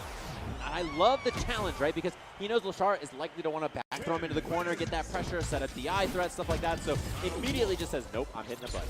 Man, LaShaw's corner awareness, the fact that he's willing to spin bar on that drive reversal to get back the momentum, so smart versus a player like Angry Bird, who's very much known for his aggression in some of these situations. And that time LaShaw respects the pair. Oh, that's going to get punished. Yeah, maybe he thought it hit. Something like that. Side swap. Oh, didn't hit it. And actually, that's a big deal. Oh, wow. Not sure what that was right there, but gets a drive rush forward and gets thrown because of it. Jab after the drive rush. Gets a big counter hit. Goes straight into the enhanced Tasu. Gonna get the corner, but we've seen LaShaw be very well adapted at being able to get out of this corner and stop the pressure. Not doing so well right now, though. I love that Angry Bird didn't spend any drive gauge there to burn himself out. Now he has pressure instead because of it. Oh, missed the drive rush cancel. And now a huge opportunity for LaShaw. Has level 2 here to dump on this. Oh, wow. Lots of scaling right here. But it should still be it. And just the chip out just the same. Lets him hit the ground. Knows that he still had that chip option on the table. Very smart move by LaShaw. He's trying to get this second game back and get control of the momentum. What a jab to stop the pressure. I love the delays in Angry Bird's pressure again. Maybe waiting for DP, waiting for parry. So he doesn't get caught in a bad spot. Love the timing on his offense. Spinning bird kick takes a normal one on top of a drive rush. Goes for the overhead. Scary spot too. Oh, went for the throw bait with Hazanchu. Hits a button after. And Angry Bird was a little too slow. It's going to be level 2 here to tie us up a game apiece just like that. Oh my gosh. And what an answer by LaShaw in the second game versus Angry Bird. Group F, the big F for fate. That's what's on the line right now. You got to be control. I see. Okay, I was doing the math in my own head as we see a challenge early from LaShaw. But late on that crouching heavy punch. Weird timing. Angry Bird probably not ready for what was coming after. And they're really starting to stagger their offense even more so. You see LaShaw starting to slowly adapt to a big bet on that low forward into uppercut. LaShaw making him pay for it. Double stance and then just goes for safe pressure. Wow, aggressive drive rush out on block from Angry Bird, but LaShaw is all over him here. Oh, did you see the walk forward to get away from the jump like DI? That's not going to be enough. LaShaw is on set point versus Angry Bird. Evo champion in trouble here. It's kind of what we expected from this group. Walk back. Look at the big delays. So much of Angry Bird's pressure has been like this. I wonder if they'll start to tighten up here and keep things on normal timing soon. Gets the light kick, right follow up, actually gets a small combo. Here comes LaShaw after the perfect parry. Fights back to the middle of the screen, and right now Angry Bird is on the ropes, even though LaShaw is working with very little drive. What a jump back, Tex Fusion, Night Child gets the level 2, back to the middle of the screen. LaShaw and Burnout now. Nitro Cold Brew Raijin to get the knockdown here, and sweep, he just lands it. Burnout's huge. Looking for something on wake up, tries to go off the wall, could have had a full combo conversion. The crouching heavy punch will be enough though, takes back the momentum. Final round of this set, oh my God. Final game, final round. And LaShaw with all kinds of offense and huge meter lead, by the way. That level 3 is a big deal for this drive gauge situation. Drive reversal once again. LaShaw making sure he stays on the offensive with the pressure. Perfect parry, has a lot of meter right here. Not going to use it, but this next hit might be something big, especially considering what's on the line. He has the positioning, stand roundhouse, tries to drive rush forward. Knows that he has the momentum when it comes to the drive bar, so he's okay with spinning it in this situation. LaShaw, that is, but Angry Bird in trouble with his. Yeah, I mean, next hit, wow, puts himself in Burnout here. Does have level 3 available, but potentially very scary. Yeah, you see LaShaw giving up space now, afraid. Needs to be careful with that range. Tries to go for a parry. That is a level 3 Soul 10 ranker. Definitely going to be big damage, and he's going to get a huge chunk of that drive bar back right here. And puts Angry Bird in Burnout. This is not looking good for the champ. And he baited the throw. That will be that. LaShaw 2-1 over Angry Bird in our first match of this group of death. And that says a lot about what can happen in this group right here. A lot of people said it, man. LaShaw, the players said it, and the people said it too. LaShaw is somebody you really need to look at. I mean, he is so willing to spend these resources to keep momentum in his favor. And it really was that, like, I'm going to push you off of me. I'm going to reestablish the pressure, whether it's drive rush forward, whether it's drive rush forward, low forward, drive rush forward, jab. He really does try to keep that momentum in his favor. But what an amazing amazing read by Angry Bird to jump back after the flip over. Yeah, that was really sick. I mean, these two, you know, you expect that level of play from these two, right? I think definitely both world-class players. Lashar, I think a lot of people before this maybe not familiar with him, but he is extremely good. Someone that I've seen play a lot, really, really solid in a bunch of different fighting games, including this one. And you could see that Angry Bird, I think it almost looked like he overthought his offense a little bit, right? Yes. It felt like he really was trying to be extra tricky to throw him off, but Lashar was just so ready on defense, making so many smart decisions in a lot of these moments. And I have to say, I was very impressed with this play. Look, I'm glad that you pointed out the fact that, you know, we saw these big delays between Angry Bird strings, but also the fact that Lashar literally delayed his game even more so. Right. He saw the delay from Angry Bird. He was like, you know what? I'm going to wait even more so, and really started to look for these big openings, and it really started to help out because that's when Angry Bird started whiffing. That's when you saw Lashar start to take that momentum back, and situations like this happen. That amazingly deep stand heavy punch in the corner coming from Chun-Li, especially to make this setup happen, and comes back in this first round, this first game, to tie up the round set as they go into the third.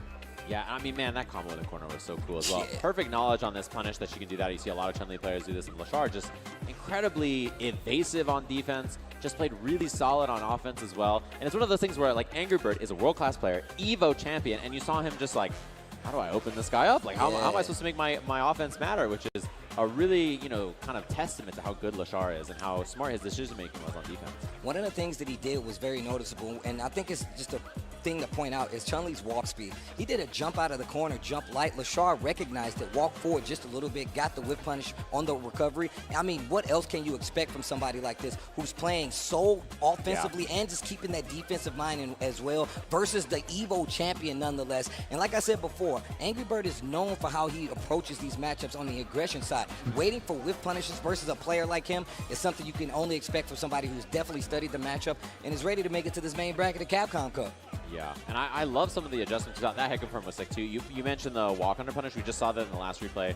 Really clean as well. And this is, you know, you have to do something if you're Angry Bird there to try to make it out. I think the idea of the Dragon Lash was cool, expecting Lashar to take it easy a little bit. You know, maybe you just expect to jump out or something. But, man, really well played from him. Oh, man, it's already getting sweaty in this group, man. Hopefully you guys out there are enjoying it. We're going to take one more look to let you know how the standings are going to fall. 3-1, 2-1, 2-2, 2-3, 1-2, and 1-2 to close it out. Still very close, as you can see, Kaba at 2-2. He's got one, and then, of course, Mena coming up on that loser side. But then we go on to Nero the Boxer versus Ending Walker. Now, I talked to Nero the Boxer a little early, and he said, you're really about to see what I can do, especially in this spot when it comes to your life being on the line. But I gotta say, and I'm just such a big fan of Ending Walker, the fact that his character choices are you, the fact that he has such a big heart when it comes to just being a competitor and understanding the stakes that are on the line, I will never take it away from him, and I'm always a fan. He came all the way across the stage for the handshake before the match, too. That's real life for you. I'm telling you, man, that's real life for you.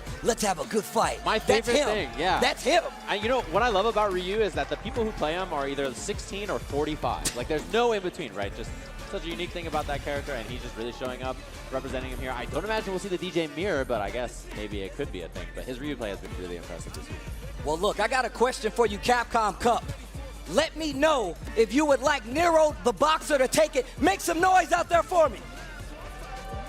Okay, all right, okay. What about the young legend, Ending Walker? If you like Ending Walker to take it, make some noise out there.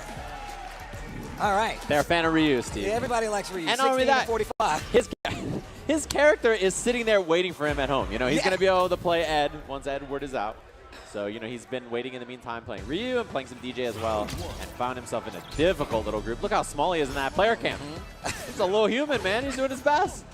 And we get the Ryu theme as we go to the Coliseum here. Oh, man, OD with the air slasher. That does happen quite a bit with DJ if you're a little too close or the timing's a little off. It's easy to make that whip. Oh, what a chase right here. Gets the throw after the reset. Nero the Boxer on a run. Drive rush, gets the slide. Oof, what a confirm. Another reset. This time you see the test there from Ending Walker. Neutral jump to make sure there was no air slash. Big. We'll see if he opts for a side swap. Yep, that's the plan. Ending Walker still has a great chance here, actually. This corner pressure is very scary. It can add up very quickly in the corner. Backs it up, plays it nice and slow. There's just lots of defensive play so far from Ending Walker. And we've seen how he's done this before. Oh, nice. Catches the startup of something right there. But gets the punish counter on the throw. That's a hard knockdown, of course. Round number 1, Nero the Boxer. Yeah, he tried to parry once he saw the drive rush come out, but of course, throws a really good response to that. Turning on the whip offense punish itself. Oh, baited. Big damage on the table right now. Ryu hits like a truck on the reset. Cheeky, did you see that sneaks in an overhead right there? I love it. Ending Walker not wanting to spend the bar. A little greedy, but goes a long way sometimes. One round apiece in his first game. A lot on the line, so I don't blame him. Man, Nero the Boxer's usage of this stand medium kick just in general just so strong. Yeah. Perfect range placement on it, and it really does set up his offense and just resetting the neutral in a lot of these situations. I like the jump forward on the minus frames there. Nero the Boxer not ready with an anti-air. Regular Tatsu combo ender right there from Ending Walker, and he's fighting back towards this corner. Ooh, this dance in the mid-range does not find the whip punish. A lot of drive gauge on that. Ending Walker very low now, so you see him backing up, right? He's waiting for the drive gauge to come back. Not ready for the jump in. We know he has a clean anti-air like that. Just with that jackknife, what a jab to get it started. Go straight to the level 3. Watch the flex. Big damage on the table. Ending Walker with the lead in his first game. And CA now available for Nero the Boxer. One hit away. Oh, caught you peeking, but he wasn't ready for the crouch strong. Scary. Could have been the opportunity. Ending Walker had a kill there, but now instead Nero the Boxer on another chance. Yeah, counter hit standing jab would have worked, but delayed the snipe on the jump back. CA, let's go. Huge damage on this. And man, you already know Ending Walker is so sad he gave away his chance to get this first game. And just the bing for the kill. The level 3, and you gotta commend Nero the Boxer for actually just waiting for that time. Somebody else probably would have panicked, tried to scramble, hit a button in retaliation, and really could have lost that chance. Nero the Boxer keeps his wits about him, keep his mind in the game, and gets the W. First game goes to him. Ending Walker needs to make something happen in the second game, though, especially if he wants to take this back. I mean, the biggest thing here for Ending Walker is the mental game. You know you had the game-winning hit, right? And you dropped the combo. So in your head, you have to say, it's 1-0 me. I just got to do it again. You know, that's the way you have to look at it. It's just really tough on a stage like this when you know a big game just got away from you. Nice back throw. I love the option right there. Tries to drive rush forward. Nero the Boxer with the jab. Back throw of his own. He wants the momentum. He's got Ending Walker on the ropes. Tatsu to try to call out maybe an air slasher, but it did work out. Not ready for the exchange. Punish counter throw. Ending Walker back with the momentum. What a combo. Back dash. Good read there. Nero the Boxer ready in the bait. Still going to get the punish. And a couple of weird drops there. Ending Walker, you can see shaking his head up there. He's got to recompose here. Got to get his head back in the game. No whip punish on that. It's a scary thing to get punish countered by. Gets the throw. Oh, gets the crouch short. Not a lot of damage, but enough to keep the momentum and the corner. Gets a couple of more hits. Ooh, he would have eaten a third throw. He was down. Uppercut. Oh, wait, is there a parry? That was a throw. Nero the Boxer has a chance right now. Spent 2 of his bars for that, but he gets the side switch because of it. Oh, DI gets the wall. This is not out of Nero Boxer's kit right now. He definitely has the ability. Tries to go for a mix-up. The parry's going to get him in trouble. He's really close to closing out, and you don't need to spend it all, but just to make sure, I'm going to take it all. Man, that was getting spooky. I love the whip on the jump right there to bait the parry with a jump medium punch from DJ.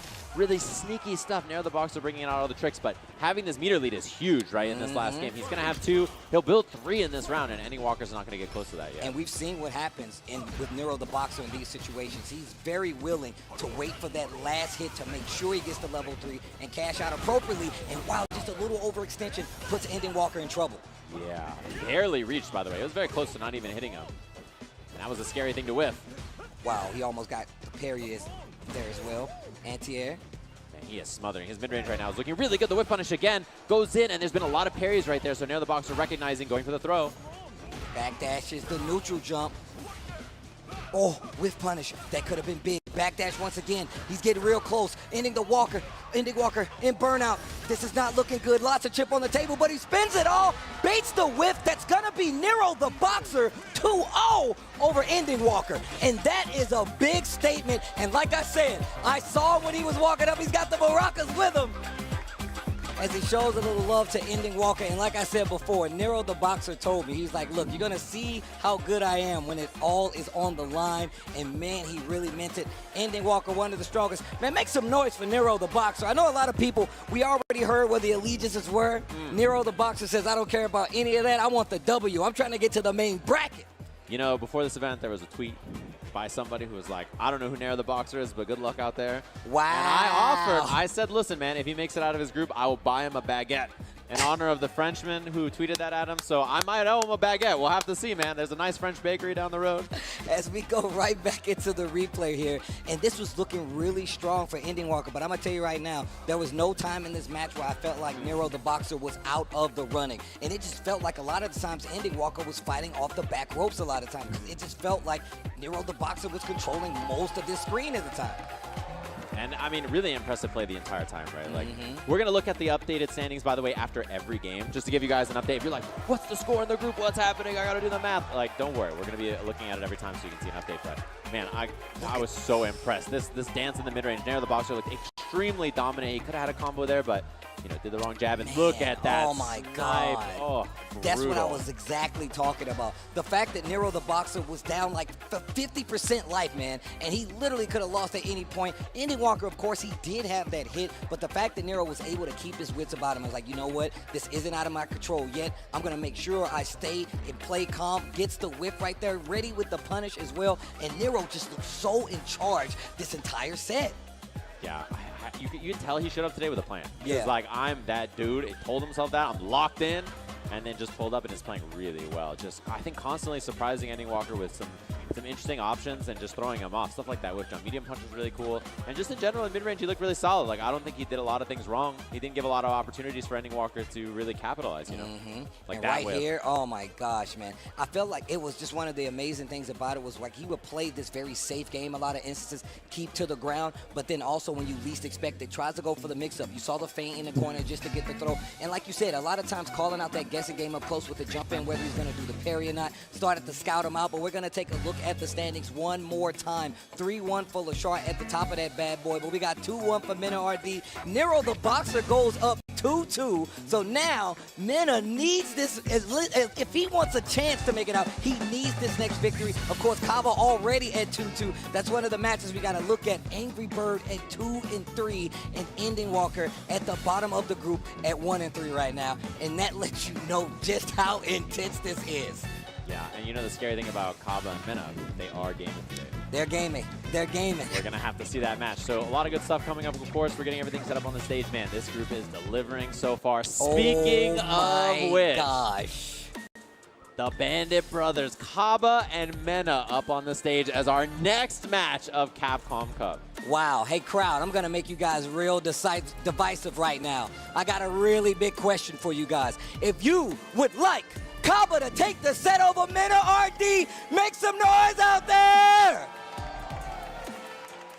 But if you would like the strongest bull, a two-time Capcom Cup champion to take it, I raised his hand myself at the first one. Make some noise for Mena RD!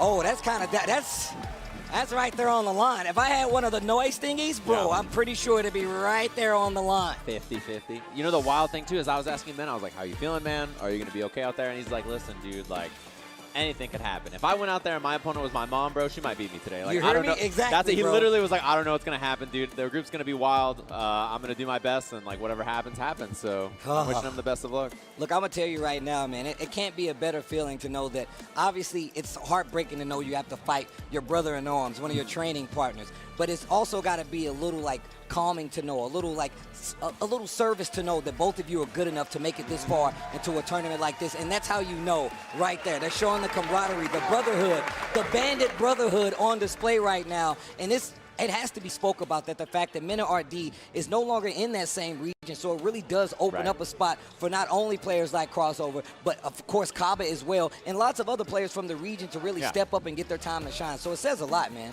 For sure, and everybody knows this region is extremely strong at Street Fighter, right? There's no doubt in everybody's mind that they produce some of the best Street Fighter players in the world. Yeah. So, I mean, Kaba making it out, Mena making it out, people expect it from both of them. They're both extremely strong players. We saw Crossover have an awesome performance this weekend as well. And this is a region known for Street Fighter. They're very, very good at this game, and you can see that they are both here in the Group of Death. They are part of the reason it's called the Group of Death. Incredible players, and they're locked and loaded here. Guile versus JP. That says a lot. This is a strong counter pick coming from Mena RD right now, but we're going to get into it. It's the first of two, the best of three, but only two can move on. Let's go. And this is a counter pick, as you mentioned. A lot of Guile players really don't like this matchup, and so you can see that Mena going to it. This is something that he's talked about a few times in the season, bringing out this character as an option. I mean, if we just talk about how Mena has played his entire Street Fighter 6 and Street Fighter 5 career, he is willing to counter pick you at whatever turn he has. And look at the combos on display. Gets this drop there, but he does get the positioning corner in his favor. And a lot of, you can see a lot of the stuff that he likes to do with his other characters very present here, right? Just strong, kind of mid-range options. He's very safe. He's not going to overcommit to things. And just like that, he suddenly has a surprise. Same thing with the drive impact before. His timing is incredibly good. Oh, big damage here in the corner. Goes for the big jump in. Kaba at the ready, though. Takes the throw. Gravity-defying kick. Great anti-air. Just the tail end of that jab to get the full combo. And now he's got Mena on the ropes. That departure not going to be part of the actual offense anymore because he gets the hit in. Pushing to the corner, drive rush forward. That's going to be round number 1 to Mena RD. Is JP looking very solid. He did a whole lot of nothing that round, right? Like, very few moments he committed to things, and every time he did, he was right, and he got big offense besides one jump, but, that'll happen sometimes. I like that. Great anti-air, and man, Mena does not leave the air. Double jump to get in, actually finds the way, and now he's got that departure set up in the corner. Teleport. Uh-oh. Side switch on this side. Kaba has an opportunity. I like him trying to force, just going in for the corner, get the throw here, trying to make offense happen. This is a flash kick right there, I believe. It could have been a drive rush for another extension off of that, actually, but instead, Mena just takes the damage. That purple stuff, big damage on the side. Kaba needs to make something happen. OD goes for the parry, smart tech there on the throw, especially in that spot. That would have been the first game. So much neutral jump in Mena's play so far, too. We haven't seen an answer, crouching medium kick, and a clinical grind of a first game there from Mena. Counter pick looking real strong right now. Once again, Mena known for his counter picks, especially when it comes to these high pressure situations, right? We've seen it ever since Street Fighter 5. It's no different here for Street Fighter 6. Big pickup with the drive rush. Once again, Kaba in the corner, on the ropes. What's going to be his decision here, especially with that departure setup? Nice. I like that Kaba fought back, and then he knew he needed to parry the spike, right? Really good awareness of this in the matchup, but Mena's offense is looking incredible so far. Man. Defense, too. Tries to jump out of the corner, met with the crouch heavy. Up close, Pierce baits the flash kick, and the OD one at that perfect on the side of Mena. Man, this counter pick seems like the greatest thing you could have did versus versus Kaba, right? Excuse me. No anti-air on that either in the jump at the beginning. This is definitely looking really solid, man. Punish on the whiff, and he gets a chance there with the perfect parry. EX boom. Oh, too far. And punish, not a big one, but it does take some of your drive gauge because it's a punish counter. Nice. Flash kick finds its mark this time. Baits out the amnesia. My man did not forget. And I love that he punished with drive impact as well, right? Trying to strip your drive gauge, punish counter starter. Oh, wow. Gets the big boom. This could be the round if he plays it correctly. Kaba's got an opportunity to get the momentum back on his side.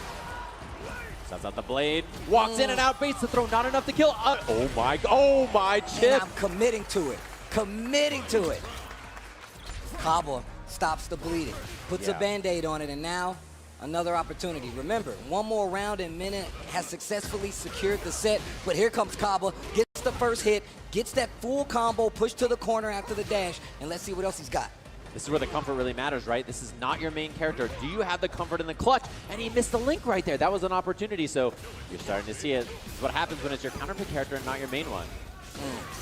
Level 3, full screen. Momentum on his side now, lots of damage. And look at that drive bar. He's going to heal a lot of that back Mena RD with a great usage there. And now he has the life lead. Something small, gets the counter hit because he catches your peak. And luckily, he doesn't have any bars, but this still might be the end. Wake up level 3. That's not going to be enough. Mena RD takes it 2-0 over Kaba. The counter pick, man.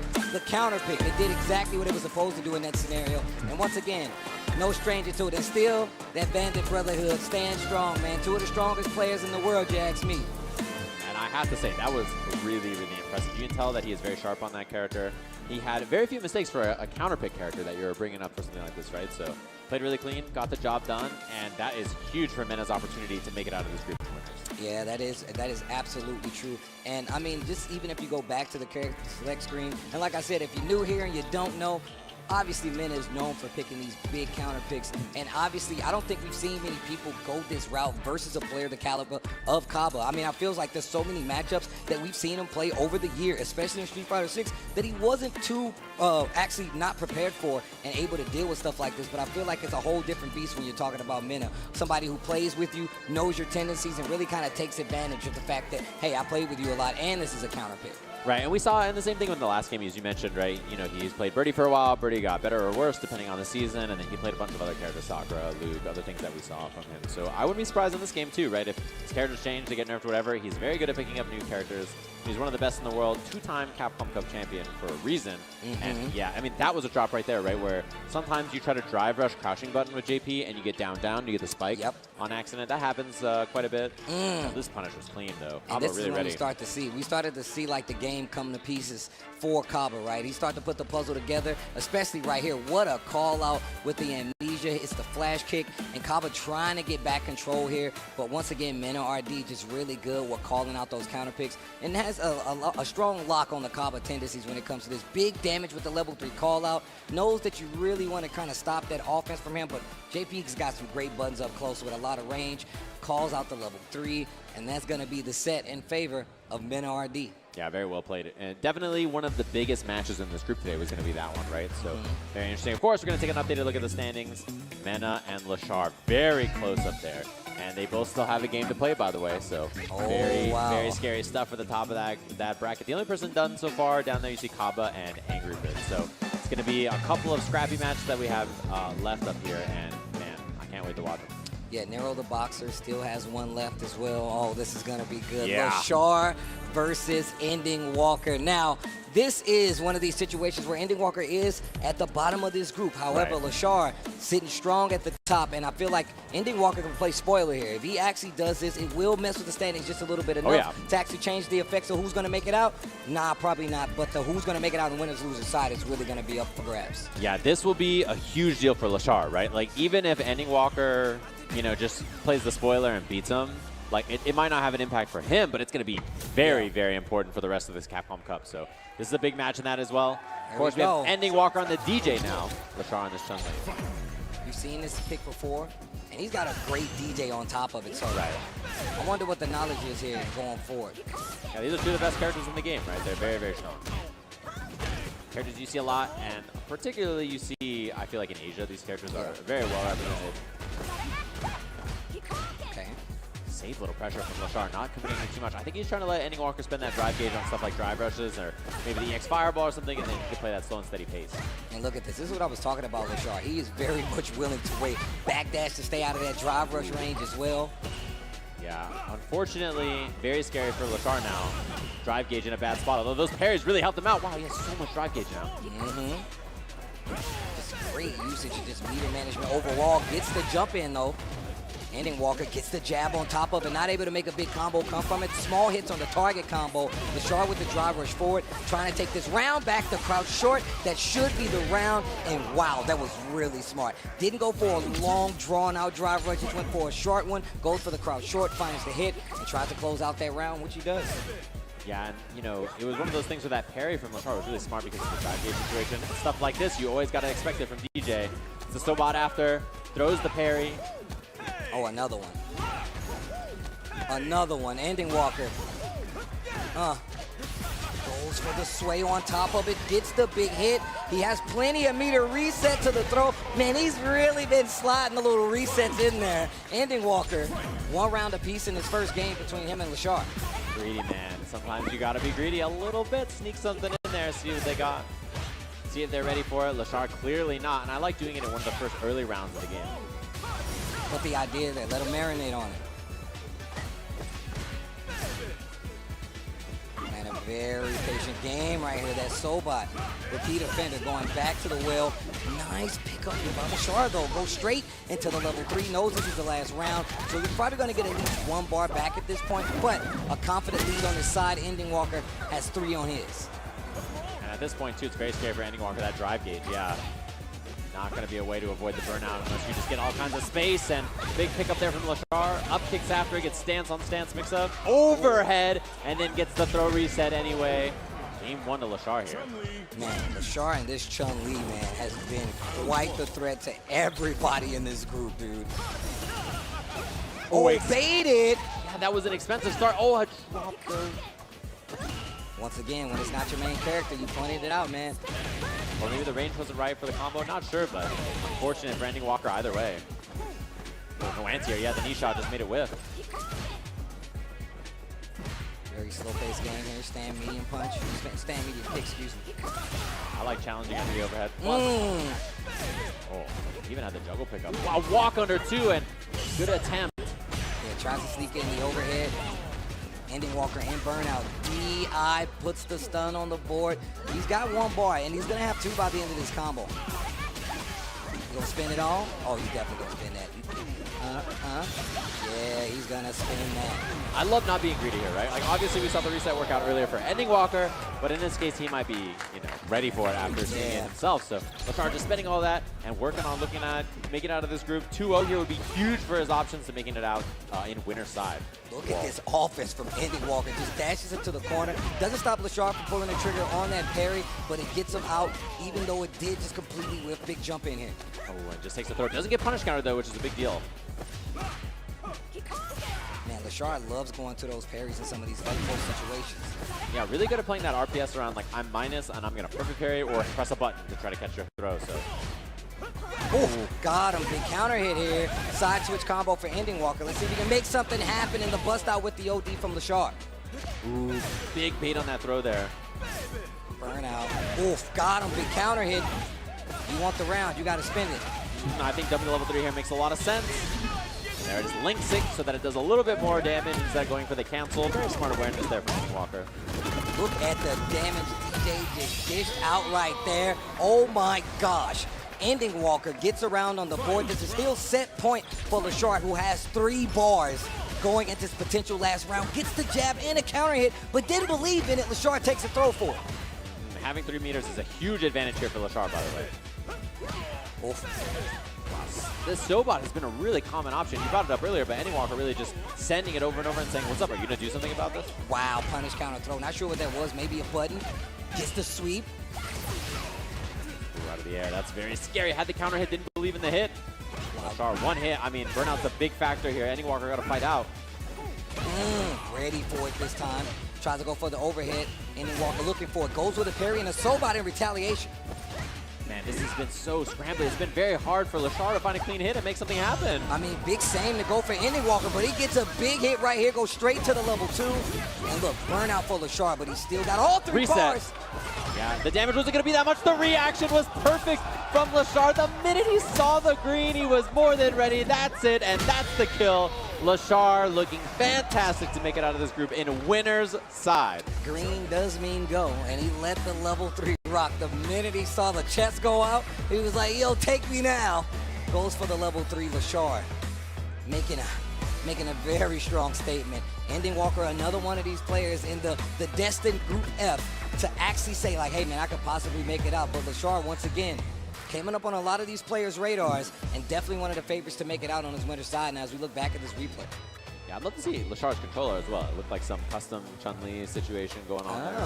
Curious if there's any extra buttons or anything like that, but very well played, I have to say. Not a lot of moments where Lashar didn't look in control. I think the last round was the best that Ending Walker made the match kind of uneasy for him. I think if things were too slow and steady, he was very comfortable controlling the pace of the round. I mean, if you look at how Lashar has been playing it, like, his pace is very, very calm, right? He's definitely trying to always get into this range where low forward is a threat, and really doesn't take these big gambles until he gets to the later rounds. And he's got kind of a read on what you like to go for. And some of those things is him using the parry, the way he was using parry, and just him inching forward, using drive rush with short, not just with these bigger buttons, not committing so hard to the throws when it's going to get him in trouble. Like right here, little shimmy, goes for it, and then puts the DI in there just to get the stun on the wall. So it really does say a lot about his process and his mindset going into these big games versus some big names in the world of Street Fighter 6, man. This dude is ridiculous. Yeah, Lashar's super, super good. Definitely somebody, even when this group came out, everybody was like, man, this guy's real good. You know, it's one of those players that you knew he was going to be a threat. It's part of why this group is so hard. It's stacked from top to bottom with really strong players. And yeah, this is what we're talking about. Ending Walker making things kind of scramble. You see the link on this? He doesn't cancel in a level 3. He links it, right? So important thing to do there. Get that extra damage if you're a DJ player. That's something to keep in mind.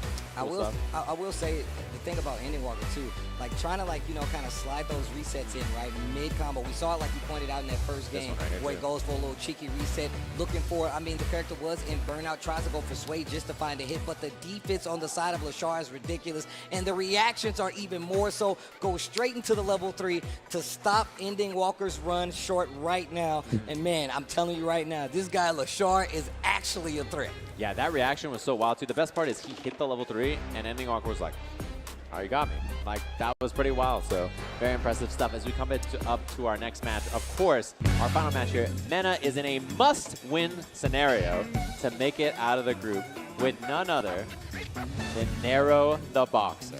And I'm, oh my God. The way you looked at me told me everything, bro. I'm about to go get a baguette, Steve. Like, what's going on, man? Go buy a baguette. You got to get the big one, too, man. The one they used to leave on the doors on the nail back in the day. That's the one you got to get. But look, Nero the Boxer, he brought the maracas with him. He's ready for a celebration. Mena R&D, one of the favorites, not only to make it out of this deadly Group F, but also to be the winner here and make it to this main group. Bandits, Mena R&D versus Nero the Boxer, and it's going to be our next match. Yo, Capcom Cup. This is a major match, has super implications, and I want to get you guys involved. So I got a very big question. If you guys would like Nero the Boxer to take the set, make some noise! Oh, wow. If you guys would like Mena RD to take the set, make some noise! Oh, it's clear. It's clear, but you know what that does? That sets you up for heartbreak. Somebody might leave here in tears, trying to base it off of this win right here. Somebody's going to the main bracket. Somebody's going to the bleachers. It's going to be Nero the Boxer versus Mena RD to see who makes it out of this group stage. Let's go. Oh, early whip punish, a lot of aggression from Nero right away. I like that.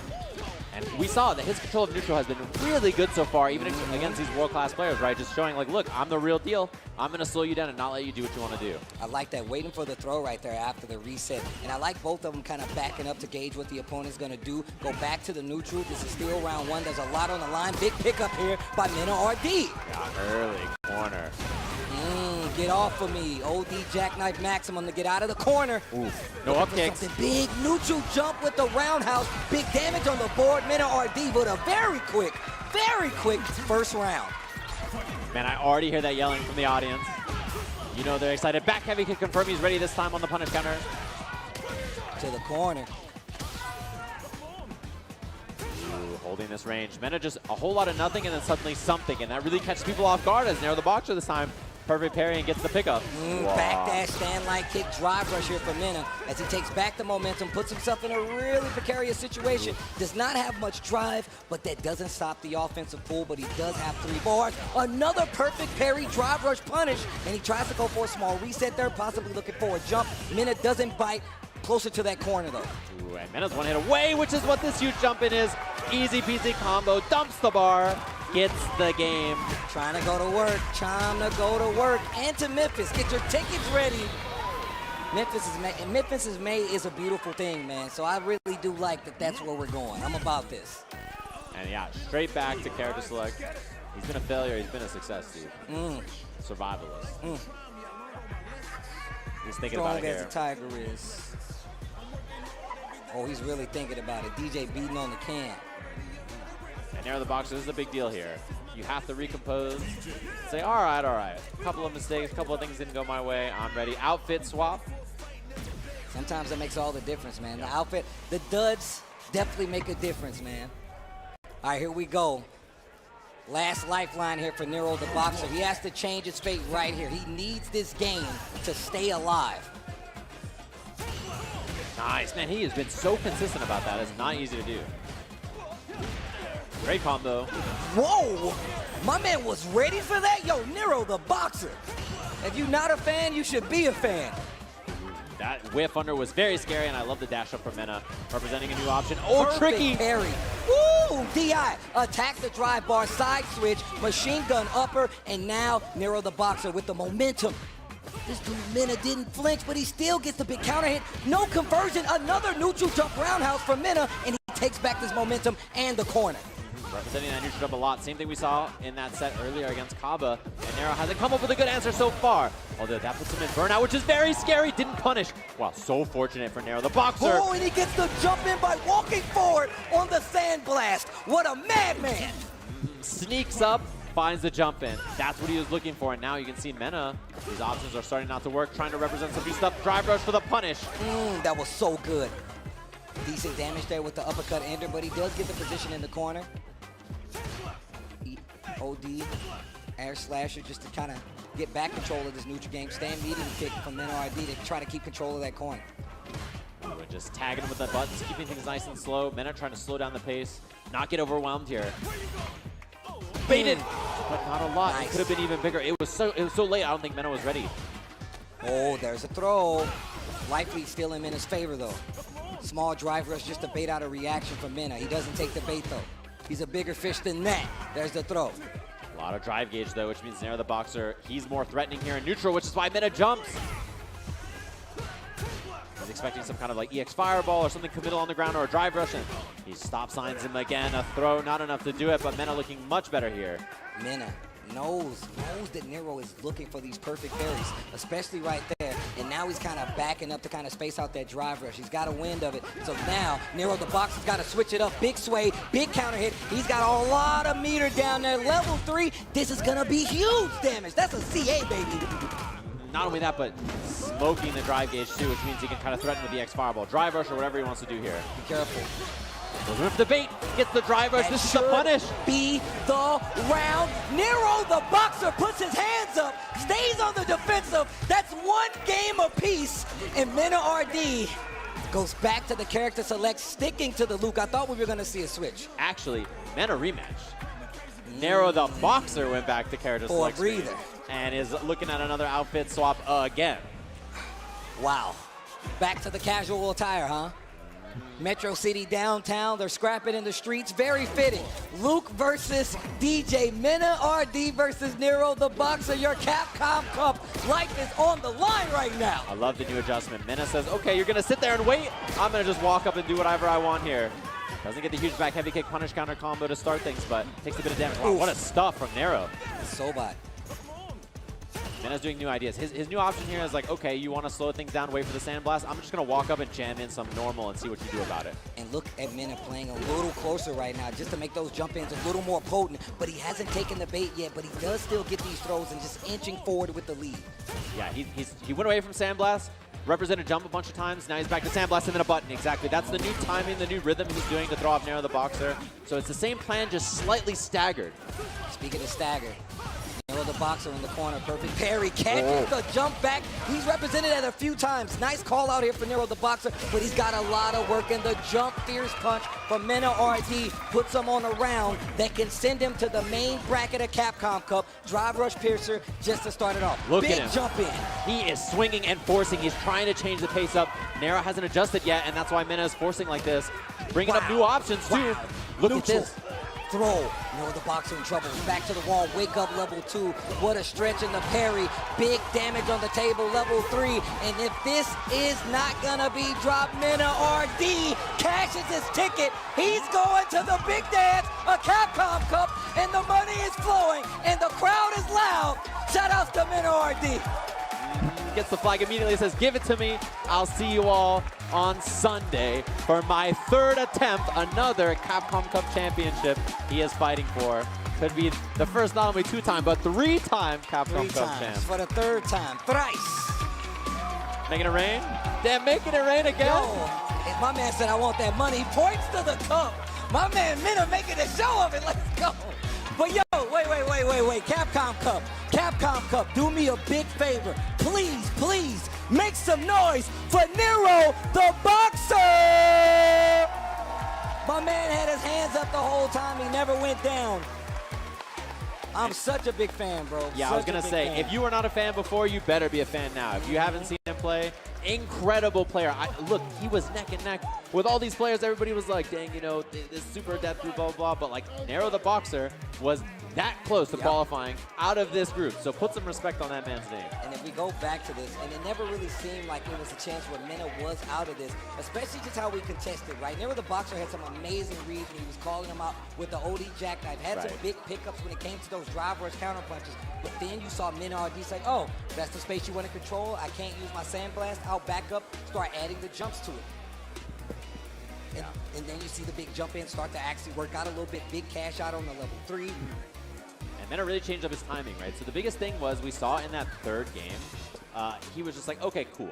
I noticed you're ready for the timing on this. You're ready for the timing on these sandblasts. You're looking for this. I'm going to change up my game plan. He immediately went to lots of jump, lots of jamming buttons out there, way less sandblast, right? And then he switched it up. He's like, oh, cool, I'm back to sandblast now. A couple of sandblasts. What do you think about this? Sandblast. And then immediately switched back to the jump, back to jamming buttons. He kind of overwhelmed the senses, right? He threw in so many different looks, and I think that he was so overwhelming there. Love the bait from there, the boxer to clean this up. So some really smart adjustments from Mena. You can tell that this is an experienced player, right? He's a multi-time world champion, so he has a level 1.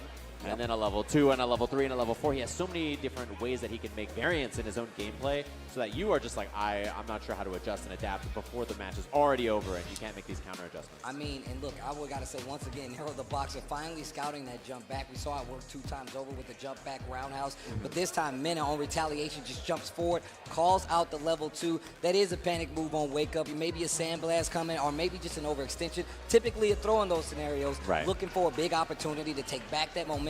It doesn't always work out in your favor, but Mena trying to make it work out in his favor as he goes to the main bracket and make sure he gets another shot at being a 3-time Capcom Cup champion. Mena RD looking great so far. Yeah, what a wild group that was, right? I think it really delivered on what we expected from Group F to look like. That was definitely Group F. That was definitely a wild, wild time. So look at that. You see the breakdown here. Of course, Lashar out in winners. Incredible performance in this group. Mena as well out in loser side top 16 for that Sunday bracket, which is looking really gnarly. We're filling that thing in. We have a couple of slots left to get checked in there so we can see who it is, and we'll see what players will be up against each other on that. This is our final standings on Group F. Very close in the middle there, especially as we see winner side, Cien versus Lashar. Obviously, Cien had a very impressive performance in the last group to send Fudo down there. Fudo was looking good, potentially making it into winner side and stuff like that. Instead, now we have Fudo versus Mena. I think, personally, my top 2 picks to win the tournament. Oh my God. Round 1 of losers bracket here in top 16. This is some of the most nail-biting action, and what a way to start the legacy that's gonna be Street Fighter 6. We got years to play this game. We got a new character right around the corner, and still you get these kind of matches from the very first, the inaugural Street Fighter 6 Capcom Cup. You couldn't ask for better action. You couldn't ask for better matches, and I'm glad you guys are here joining us. We got a lot of people in the building, so I wanna ask y'all right now, y'all enjoying this Capcom Cup 10? Make some noise for me one time. That was Group F. It was amazing, and I'm so happy to be here to call the action, especially with the guy Sejan, bro. It's been such a pleasure, and it's been way too long, dude. Yeah, it definitely has been a while. So hopefully you all have been enjoying the action. And also, thanks to all of our lovely partners who make Capcom Cup happen and help put this thing on. So, of course, thanks to our first sponsor here, SteelSeries, which you guys have seen their headsets all weekend long. We've been talking about them here. All the pros players up here have been wearing their gear and winning all kinds of cool prize money thanks to Capcom Cup and thanks to them, which is really, really awesome. So, of course, thanks to SteelSeries for helping make this happen and helping somebody this weekend become a millionaire. A millionaire. Yeah, somebody's going to be a millionaire. Yeah. For Street Fighter. Really big shout outs to SteelSeries. They definitely have been holding us down. And once again, that's what our players are using here. That's how they're keeping the sounds all crispy, especially if they want to have the focus to move further in these brackets. But that is not the end of what we have for you guys here at Capcom Cup. Remember, this is only day 3. We still got SFL, and then we got the main bracket coming up. So we're going to take a quick break, get snacks, come back, and join us for more Capcom Cup. It's been a pleasure. Peace. To the big dad of Capcom. Shout out to Mena RD. Gets the flag immediately, says, give it to me. Our third attempt, another Capcom Cup champion. 3-time Capcom Cup champ. For the 3rd time. Third again? Yo, my man said I want that money. He points to the cup. My man Mena making a show of it. Let's go. But yo.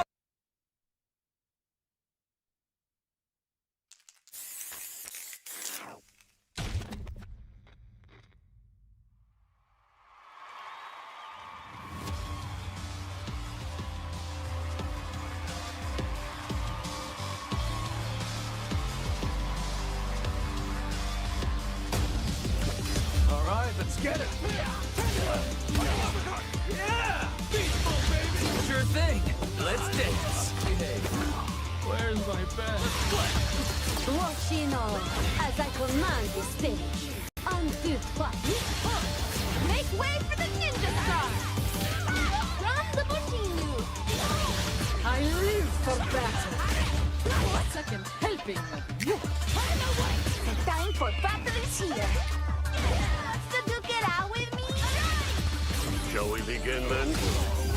Do you need to take a rest? Do enjoy this. I'm game if you are. Yeah! We gonna crank it up. Let's get it on. Another mission awaits. Do you plan to fight at all? Quiet. All right, I'm ready. Your footwork's sloppy. This of mine? Behold this body of work. You are lacking. I'll show you strong. Allow yoga to guide you. What is it? The power of yoga. I'll show you the power of my kung fu. I'm ready for you. Just bring it. Think you could break my defense? Got you in my sights. Smart choice. Bring it.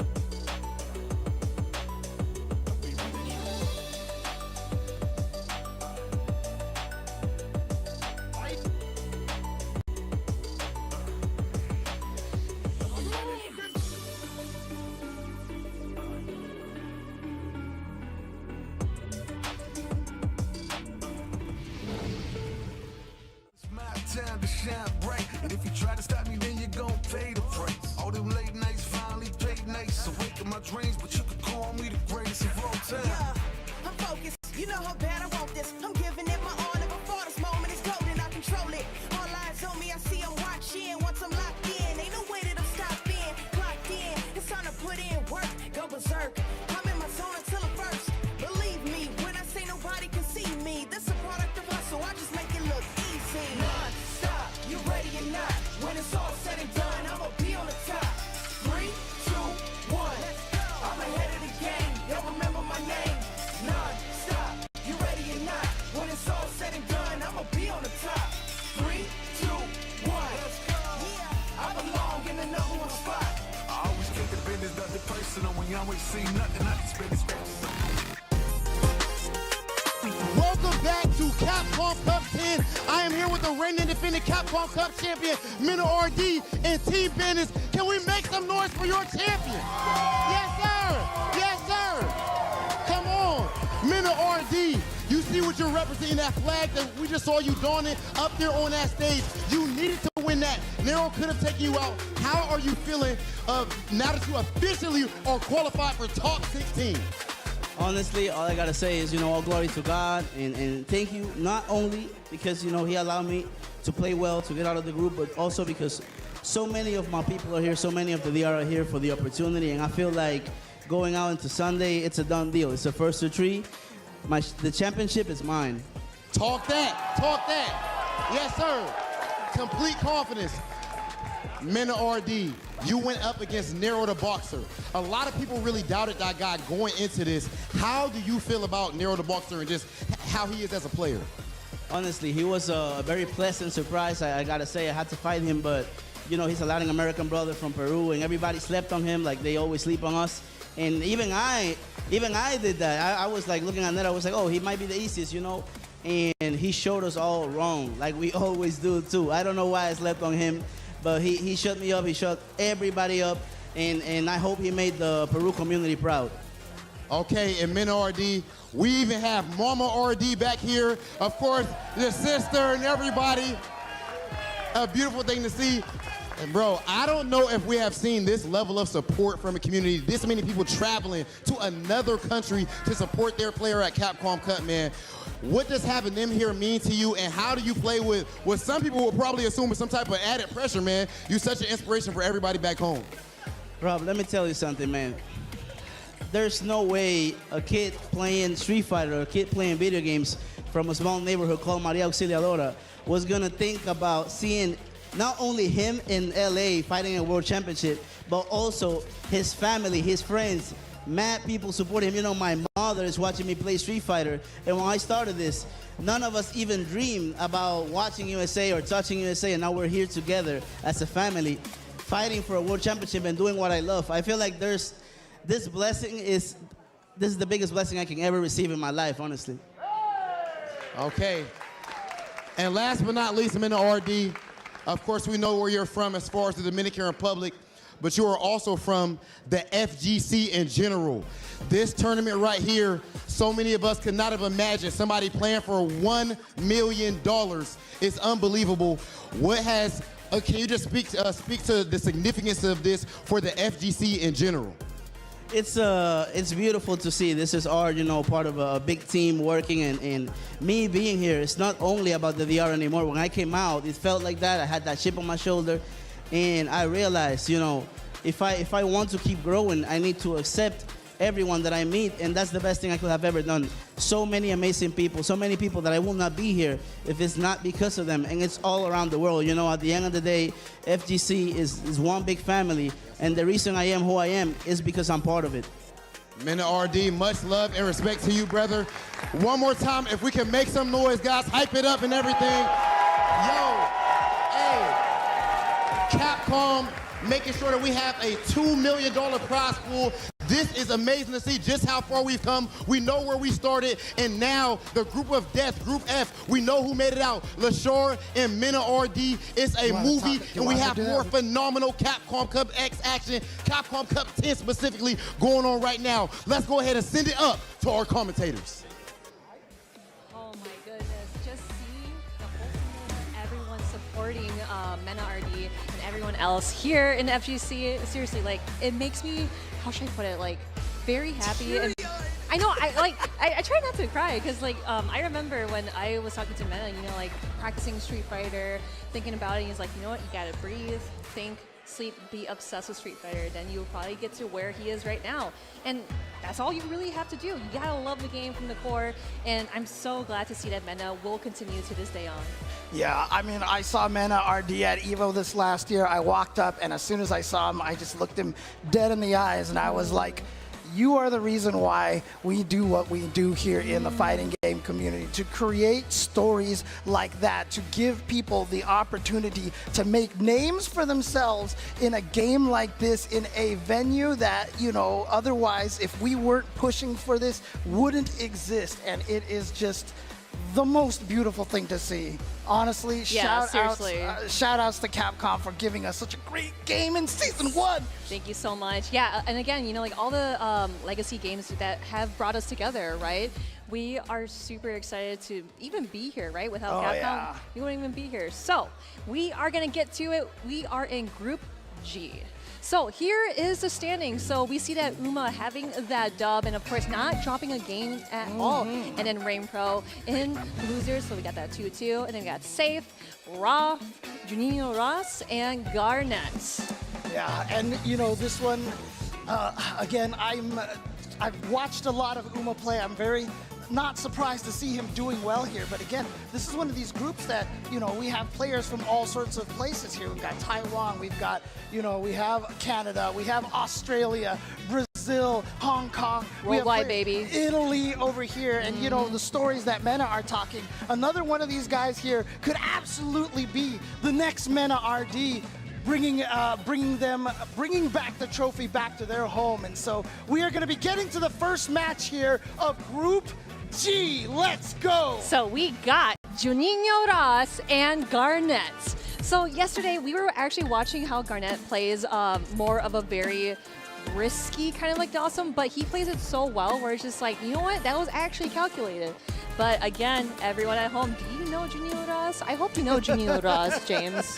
Do you know Juninho Do you Ross? know the Juninho Ross? Yeah. That is him. So of course, he was actually here last year for Capcom Cup, so he is back at it, hoping to get a couple of dubs here and there. But again, the day 3 of the group stages is just so crucial because you gotta be on your game, you gotta be locked in, hoping to get out of your group. Yeah, and again, Juninho Ross coming into this at 1 and 2.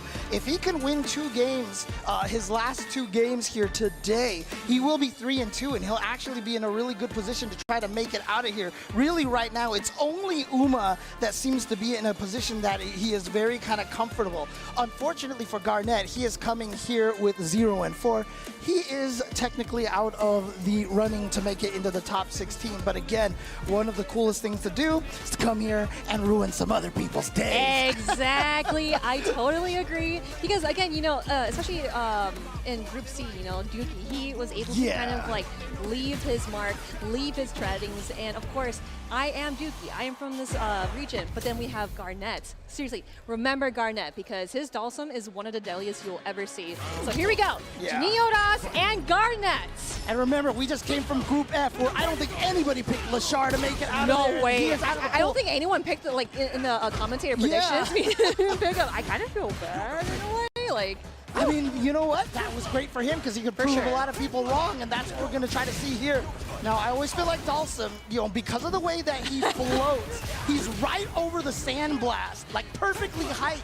So it makes it a little bit harder for Luke to control the neutral with that sandblast with the jumping heavy blast. That jumping or the neutral jump fierce is such a hard button to anti-air because it goes in so deep, like the hurt box, right? It goes in so deep, you can either trade with it or you're just gonna get hit by it. That thing is just so good. I mean, there's a reason why David and I call it a dive kick because it just hits so far down. And now we're going for throw loops here. Yep, gonna teleport back, try to keep himself safe, but then... Oh no, that's it. That's gonna go into Super 3, Juninho Ross, easily taking the first match. Oh, just going into Super 2, okay. He's like, we don't need to watch that whole animation. We just go for the eraser. I mean, like, that's actually really smart too, because it's like, no, we're gonna go into the next match. Like, I'm just trying to get through this, try to play other players. But Garnet really needs to think of something into the next match here. Going for the drill. Ouch! And spends the extra bar too, even on the follow-up, just to get a little bit extra damage. All right, back to this neutral here. Can Garnet keep Luke out? I've definitely seen some, Luke versus Dhalsim strategies from the West Coast of the United States. I've seen like Akita go up against a bunch of, from Arizona, go up against a bunch of the West Coast Lukes. Very strong, but Garnet has just not had a chance to get anything started here. Exactly, yeah, Juninho Ross hasn't let him breathe one bit. Thrown out a fireball because we see Garnet just kind of like walking forward just a tad bit and just throwing out something. Because in previous games we've seen him throw fireballs, we've seen him throw normals, but here is that perfect parry that we've seen previously. And out of the corner with that teleport, so there we go. Gets out of the situation, and now, but the wall drive rush from Juninho Ross has just been absolutely unstoppable, perfectly timed. Is this going to kill? It is! There we go, Juninho Ross going 2-0 over Garnet. I actually didn't think that was gonna kill, but it did. I mean, you gotta say like your iconic line, right? Yeah. If you knew it was gonna kill, it was definitely gonna kill. So, oh my goodness. Oh my goodness, yeah, that was just actually just a speedrun, I know that Juninho Ross really wanted to just kind of like get over it, but like Garnet's just like, you know what? I did the best that I can. See, look at that. But I just also want to give a chance to shout out SYG, Save Your Game. Yes. The guy who has created that group was also here. I ran into him and talked to him. Again, shout outs to the entire Italian fighting game community. They are definitely in the, they're trying to make their mark in this community right now. And this is a great start for them to get someone like Garnet here, show his stuff. Again, the start of a big future for them.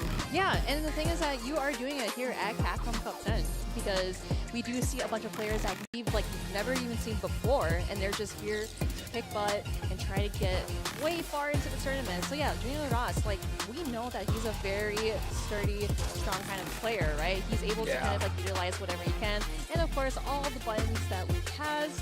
But again, Garnet, the thing is, the thing is that like Garnet, yeah, he just could not take a breather here, and I genuinely kind of feel bad. Like, I actually feel bad for Dhalsim for once. Yeah. I mean, honestly, it's just Juninho Ross just kept just drive rushing in there all day, and now he's 2-2. So this is very, very important for him because he's looking to try to get in here and get to 3-2. Because if he can get the 3-2, has been kind of like one of the magic numbers here in a lot of the sets over here. So if we can take a look at the current standings over here, you can see 2-2 right now. So, you know, he is, like right now, Rain Pro is also 2-2. Rain Pro, a player who I thought would be doing a little bit stronger than this, but they're both tied at 2-2. So Juninho Ross and Rain Pro both have a great chance of making out of here. But again, if ROF, if Safe wins their next matchup, they'll be 2-2 as well. So a lot of this is just going to come down to how they do up against Uma, I think. Yeah, I think, like, again, like, it's being tied up really quick here, but let's get to our next match. So we have Safe and Uma. So we've been watching how Safe has been playing as Phenom, and I always like to capitalize his mentality where, like, he literally studies the matchup. I know it's kind of like, oh, I'm just gonna go to the lab or just, you know, look up something on Twitter or on YouTube, just find some videos to lab with, but then it's Safe. Like, he literally sits there very studious and finds ways to kind of combat against the hardest matchups for Ken or any other characters, really. But then we have Uma. We've seen his Juri, it's so destructive, and he plays in such a way where, how do I get around him? Like, I just literally cannot touch him. Yeah, I mean, and he's not even playing a zoner. One of the, you know, like with Safe, for example, we talked about that CPT Online Midwest, US, Canada, Midwest, right? Yep. And none of the US players actually got into the grand finals, right? Safe was one of them that was there, and, you know, showing just how strong he is, because we have so many strong players from the US Midwest. But like I said, Uma is just a crazy Juri. Very, very aggressive and very hard to stop. But as I was mentioning, Uma's kind of in the position here to crush some dreams right now. Because if he beats Safe, Safe will be 1-3, I believe, and then that might spell the end of his hopes for making it out. Exactly, and just remember that Uma hasn't dropped any matches whatsoever, so I think Uma is in a very comfortable spot here. So going in for that drive reversal against Safe, nice parry, because he saw that green coming through, but Uma is ready for the grab, and the whip punish off the grab. He read that so well. Yeah, but a good perfect parry here. Back throw, this could change a lot, and yes, he's ready. Go. Drive impact collision. Yeah, I will say, oh no, he mistimed that, the heavy follow-up. It is a little bit tricky to time. It's not free. I always mention that. Oh, that's actually really sick. He stopped just in time, parrying the Super 1. That's going to be a lot of damage, and putting him into stun. That is a great round for Safe here. Beautiful decision at the end to go for that reset. The combo probably wasn't going to kill, so he went for the reset, caught Uma off guard, and, you know, I'm surprised. Uma is a player who really loves to use the drive impact and just try to test your reactions, and he wasn't ready for it himself this time. Tech throw. Yeah, going for the light kick just to find something. And that low forward, Ken's low forward is so good because it catches shimmies, it catches like any buttons that gets a little bit high. What a confirmed. Safe is in the green here, but Uma trying to find ways to really get out of there. Yep, roundhouse out of there. Yeah, standing heavy kick, such a good button in neutral. Uma trying to fight his way out of this corner position. Too far away for that crouching medium kick to punish. Oh, the confirm quickly into the Shinryuken, sorry. I bet that hurt. Well, yeah, like you literally just punched my gut, Ken. Right. Yeah, the fireball from the screen away here. And Safe looking great. Oh, that gets the shimmy. shimmy. The shimmy. I saw Safe, he was like, yes. He definitely read that right, and he fooled Uma. Uma just needs to kind of like chill, think about what he needs to do to slow down his game plan. But Safe, he's just gonna go trucking on because that's how Ken plays, right? Going in for those Dragon Lashes, going in for the Jin Rise, but we actually didn't see a whole lot of them with Safe here. He's playing really solid. Yeah, absolutely. Really, really nicely played by Safe right now. All right, we definitely got it here. So Uma, yep, of course, going back to kind of take a breather. Now let's see how Uma can turn things around. Let's see if he can turn things around here. Safe playing so solid right now.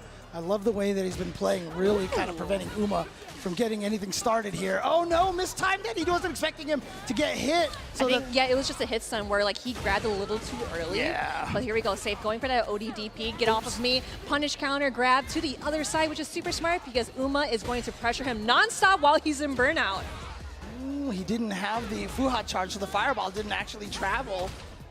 Uses the OD to Such get patience! Side switch. Here we go. This is important now. Oh, the perfect parry is, yep, here we go. And going to the super one just to catch him off guard. Uma taking that round, learning from his mistakes. Really, really great round. What a great conversion right there. I love watching what Uma does with Juri. Oh, no, that definitely might have been a punish. Maybe Uma wasn't expecting for him to do a second one. Right. But got to grab either way. Going in for the drive impact. That is not going to work on Safe. He is returning the favor, jumping in and Side getting that switch. side switch. Look at that damage, too. So optimal. Yeah, it's so great for Ken because he can get the side switch and the damage at no meter cost. It's one of Ken's biggest strengths. Here we Oh, go. I kind of like the fireball as an insurance because it's like, are you going to block low? Are you going to block high? Or will I get there in time to grab? And it worked out so well. And again, here we go. Uma grabbing him, going for the low four here we into go. Feng Shui. All right, what kind of mix-up is Uma going to set up over here? That's yeah, he's so just smart. burning out the double overhead. He wasn't ready for it. No way. Uma. Oh my goodness, that was actually really sick because he was able to kind of just use Drive Impact to put him in burnout, and he literally has to hold that. He has to hold all those block stuns, and it worked out so well. Uma also 1-1. Yeah, so here we go, tied it up.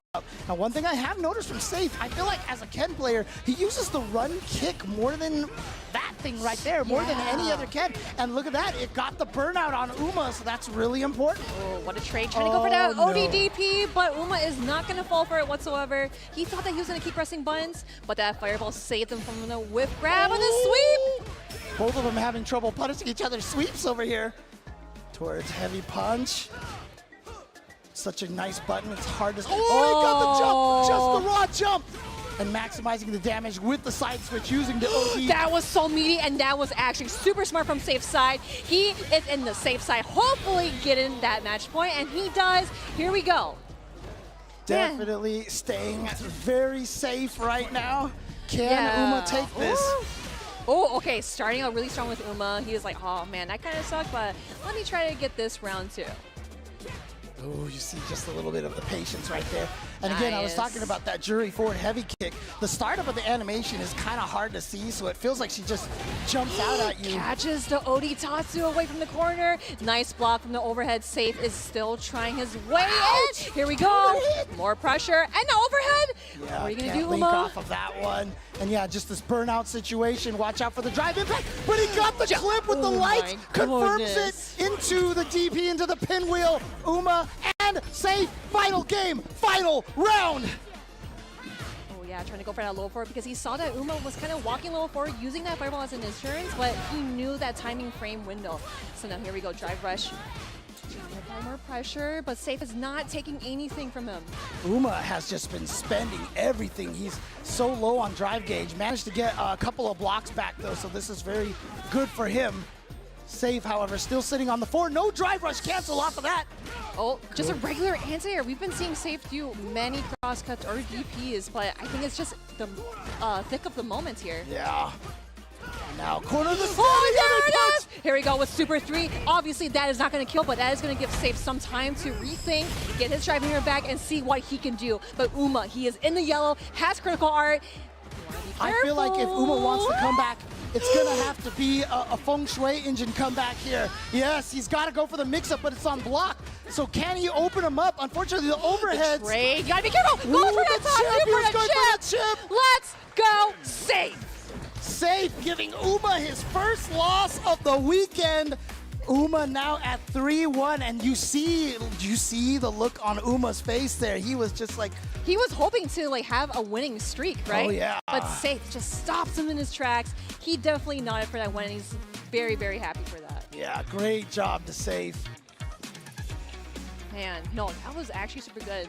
Like, I was hoping that Uma might have kind of rushed him down in a way. Yeah, look at it. Good job, Safe. Look at you. I want to ask Safe. I don't know if he can hear this or not, but is his name Safe or does he pronounce it Saif? I'm not 100% sure. But I feel like a lot of people call him Safe. But Okay, I mean, okay. he probably knows that you're calling out for him. Sai? Sai?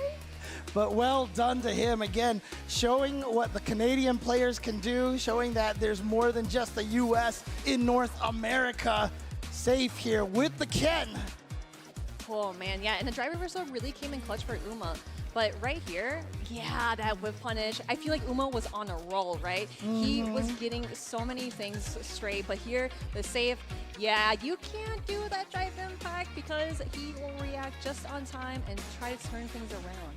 Oh. Yeah, and then he blocked this super here and got a bunch of damage. But like I said, what's interesting about it is that Safe, he was using, like I said, that run step kick so much, more than any of the other Ken players that I've seen. I think the reason why he kept doing that is because he was trying to take more meter off of Uma's drive meter. Right. Because as he keeps blocking that and blocking that, he will try to get himself that meter and put him more kind of like, how should I put it, like push him back, right? Right. Trying to push him back and get some more meter off of that. And we've seen Uma, he would always do parry all the time, and it really worked out for him. But again, he read him so freaking well. Yeah, that step kick is -4, so obviously at nice spaced ranges.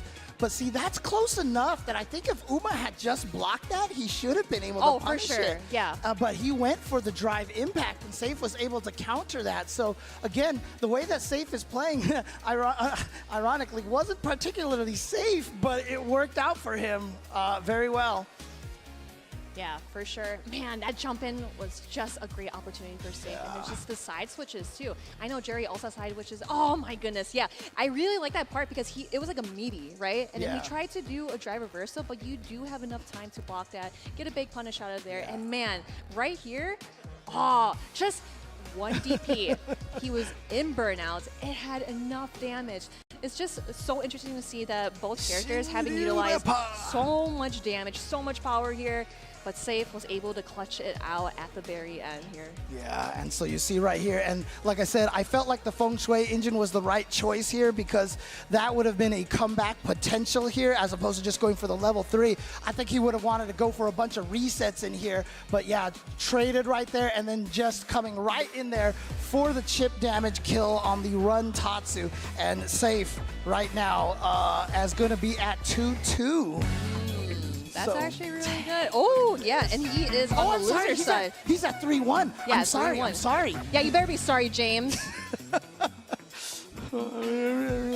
So he's at 3-1 right now, and Uma and Safe then are tied. Uma with just a slight lead on that round over there. So, yeah, so that was a crucial win for Safe. And yeah, again, like both players just kind of like duking it out. But we are also going to see some more action. We got Rain Pro and Roth. So Rain Pro residing from Hong Kong, but moved over to the UK or Europe region, and then Roth coming in from Australia. We are going to see some Guile and JP action. Now, I kind of wonder if Rain Pro, obviously, he definitely has the matchup experience against JP because, he's played so many players playing JP, but in this matchup, I wonder if he's going to get interrupted with a bunch of the stalagmites, the portals, and then JP could just kind of see what he's trying to do, charging and whatnot. I mean, we saw it. Even with Mana RD picking the JP against Kaba. Kaba has a lot of experience against That's JP, true. but Yep. Mana RD was able to just kind of blow Kaba up in that situation. So, I'm curious to see how this is going to go. Obviously, Rain Pro, a very, very strong Guile. But ROF coming in here with this JP, not a great matchup here for Guile. Let's see how Rain Pro handles this match. Oh, a jump in, great start. Rain Pro, again, I have been capitalizing his reactions and his anti-airs. You cannot jump at this man. Again, both ROF and Travis Styles both doing really well here, representing that Australia region. Both of them definitely still have a chance to get out of this pool. Ooh, oh, is that going to reach? Yeah, yes, that is going to okay. reach. He saw him snap his fingers, but not entirely. So yeah, that's actually a really good spot because Roth really needs to just kind of get out of there. This is also a really good spot because, again, Roth, if he walks back, he's going to get into the corner. Anti-air.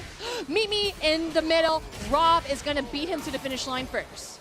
That was just like playing chicken right there. Both of them charging right at each other with those drive rushes, but ROF comes out victorious in that exchange. Ooh, little sneaky low for it. Yup, there we go with the perfect parry. That's actually And the reset. Oh! Yeah, because the perfect parry was going to scale so much, we went for the reset there. Just to sneak in a little extra damage, nothing substantial. Oh my gosh, it dashes in. Like, Rain Pro isn't getting checked by those. Roth is just trying to find ways to just keeping staggered here. But, oh, the OD amnesia, Rain Pro getting that perfect. Okay. So now, one round apiece for Rain Pro, ROF. And there we go, flash kick from Rain Pro. Oh, too early on that. Too early on that knee shot right there. Yeah, he tried to do a meaty, but it didn't work out so well. Roth is still prepared as always, because I know that you would kind of like function where it's like, oh, it hit me, right? But like, he was able to react on time with that OD flash kick. Again, you cannot jump that Rain Pro, so we are just kind of going in, getting some more damage, but oh man, this looks so tough. Heavy Streebog right there just to get some frames to dash forward, but then good flash kick from Rain Pro, and now Rain Pro burning out ROF here in the corner here, and that's going to be a punish. A lot of recovery on that Streebog. Yeah, that very first round, we did see that great punish. So Rob is in a very scary situation because we got that super punish. Rain Pro, 1-0. So, you know, I don't think we have to even try to ask if Rain Pro knows this matchup. Clearly has all of the matchup knowledge here. Punishing Streebog every time ROF has gone for it. All right, now throw. Oh, gosh, that is so far his cane. But that was actually a really good punish, too, because he's able to kind of push Guile back and doing the portals. That's what I mentioned before. Doing the portals, closing the gap. Again, behind him. Oh, man. Remember, DPs cannot hit behind you. So even if they go 1 pixel past you, it becomes unhittable. And that's kind of one of the new rules they've added to Street Fighter 6. Nice. Yeah, Roth is so good at stopping in his tracks because he see that he's trying to go into, okay, actually though, that drive attack, putting him in burnout is really crucial too. Okay, here we go, burnout situation. This is so scary. He tries to go for the overhead, wasn't punished in time.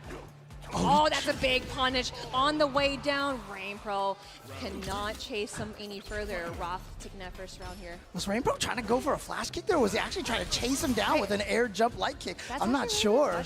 I'm pretty sure we'll see it in the replays here, but let's see how Rain Pro tries to close things out here, though. Because he does have one game up. Okay, trade.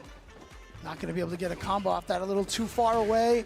Again, the disjoint on that drive rush, crouching medium punch. Good anti-air. Goes for the Tourbillon right there, the OD Tourbillon. Oh, yep, the anti-air as well, and the meaty fireball coming in down. I really like the blocking coming from Rain Pro, because I like how he just didn't even do a parry. He blocks it. But here we go. Roth going in for that super. Obviously, I don't think that's going to kill. It is going to give him some drive meter, though. And here we go. Rain Pro's got to figure out a way to make this comeback. Yeah, he's trying to fake the throw. The you saw overhead, it, but yes. The sneaky overhead. We were not expecting that. I swear, anytime you see an overhead, it kind of reminds me of like expecting for a command grab, right? It's the least that you expect it, and it will happen. You gotta be careful. Especially because he was kind of playing this little shimmy game there, so he was showing a throw attack mix-up, and then so sneaking in the overhead out of nowhere was a really smart choice from ROF. Oh, you're not going to be able to mirror. That's actually really sick. Yeah, because we've seen the first couple of portals that actually worked on Rain Pro, but now he is ready, but Roth is 2 steps ahead. Okay. Oh, what? He saw the dash and he just went for the OD flash kick because you saw that he was charging, he was holding back, and now here we go with that super one to apply more pressure and a setup. Dude, he used the invincibility of the OD flash kick to go through the portal spike, dude. That was so sick. Oh, man. Because you remember, you did talk about how his flash kick also pushes him a little forward, so I wonder if that hurt box is not going to hit him. Rain Pro sitting at match point. Here we go, Rain Pro at 2-2, trying to go up 3-2. He needs to win this to be able to stay in the running over here. So there we go, the anti-air crouching heavy punch. Very, very good anti-air if you are anticipating the jump. Oh, he held on to it so long. And because it was a punish counter, it took off a block of his drive gauge, and now he's burned out after blocking one Sonic Boom. Dangerous situation here for ROF. He's going to get hit by the standing light kick. Yes, you got to be careful. He does have Super 2 just to kind of close him out. And there we have it. That is a drive impact into the corner. RainPro is probably going to close it out with Super 2. Probably no, just Super the one into the flash kick. No, he didn't go for the flash It kick goes setup. for the overhead. That is RainPro. Shine or whatever you want to do. That is the man right there. Throwing out that Sonic Blade right in front of your face, and it just sits there and it floats there and it taunts you. Because like it kind of reminds me when like you see that fireball, it kind of maybe like puts you in a block stun or like a mental stun where you're just like, oh man, I really want to like go for the low forward or go for the sweep, but just how close you are, and of course being in burnout, it is such a scary situation to be in. So again, RainPro played that so freaking well. Yeah, again, RainPro, currently living in the UK for school right now, qualified from the UK, Ireland. However, still representing, you know, his home from Hong Kong. Yes. I gotta imagine a lot of the Hong Kong players back at home cheering for him. I know in Street Fighter V, like Hot Dog was one of the main Hong Kong literally players. told people, he warned people like, hey, you gotta be careful of RainPro. Oh, okay. Hot Dog even gave us the warning then. But yeah, I think Roth really played that super well. You know, he was able to kind of like tag along how RainPro is trying to do all these setups, all these mechanisms, and of course he did really well of like poking his dash-ins, drive-ins, and whatnot in between. And yeah, again, when he sees green, he's gonna do OD flash kick. He's always charging that.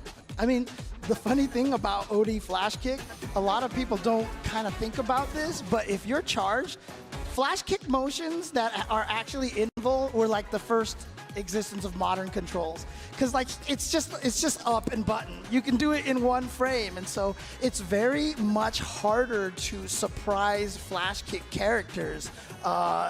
It's so much easier to anti-air and react to the green because all you have to do is hit up and 2 kicks.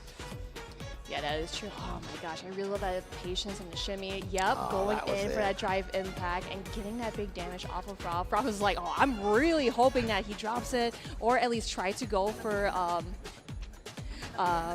maybe even a punish, but rain or shine, that is RainPro. And he is listening with that win.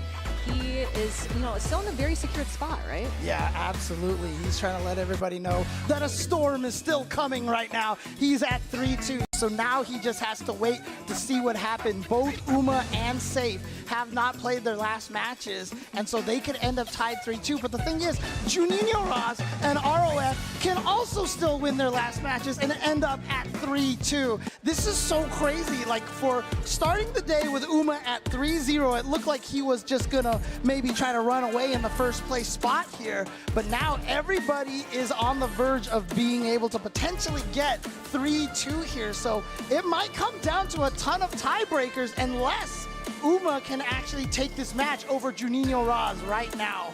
Yeah, again, like these situations are so parallel because, as you mentioned before, all these matches have been so close. It has to go down to a tiebreaker because it depends on how many matches you, or how many rounds you win, actually.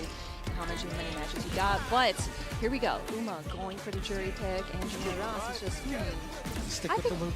Yeah, of course, we know he plays Luke, but it's just more kind of like the game plan of like, oh, Uma's more of that rush down kind of Juri, but we will see how that combats out. Yeah, I love the emojis or emotes or something like that. But here we go, Uma and Juninho Ross. Oh, okay, not a good early start. message sent here.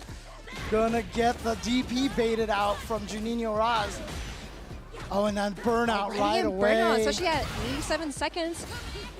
Oh, on the catch up too. Yes, going for that drive impact. Uma is trying to speed run through this first round, and he definitely deserves it. Yeah, like I said, Uma really likes to throw out those drive impacts. He really likes to test his opponent's reactions, and then he'll adjust accordingly. So, but that one over there was almost guaranteed, so I don't think that Juninho Ross could have done anything about that one. Burnout and didn't have the meter at the time. Oh, a little bit too far off from the fireball trying to get a punish, but you know, I really like how Uma spaced it out, but there we go with that crouching medium punch. Oh, but he and that low forward with the perfect parry. Yeah, and there you go, burns him out. So he's got a drive impact set ready to go here. But now the question is, can Juninho Ross be ready for the super? Oh, that's actually really smart, but Uma played it so patiently. It worked out so well. Here we go. Feng Shui and that huge corner carry too. Plus, Junior Ross is in burnout, getting that drive impact. He saw that coming, but again, he is not dead here. Sets up the safe jump, instead goes for the empty throw. The shimmy. The shimmy. And Uma with such a fast game number one here. And this is what I mean, like Uma, when he's on fire, he just speed runs through these matches. He definitely takes advantage of Juri's speed. Yeah, and of course, utilizing those fireballs in a very certain spacing as well, because he's been using those so well, but that drive reversal gave an opening for Junior Ross, but it drops the combo. Yeah, that's the twice now that we've seen a drop on the flash knuckle combos, accidentally releasing them a little too early. Oh, nice challenge where it's my turn.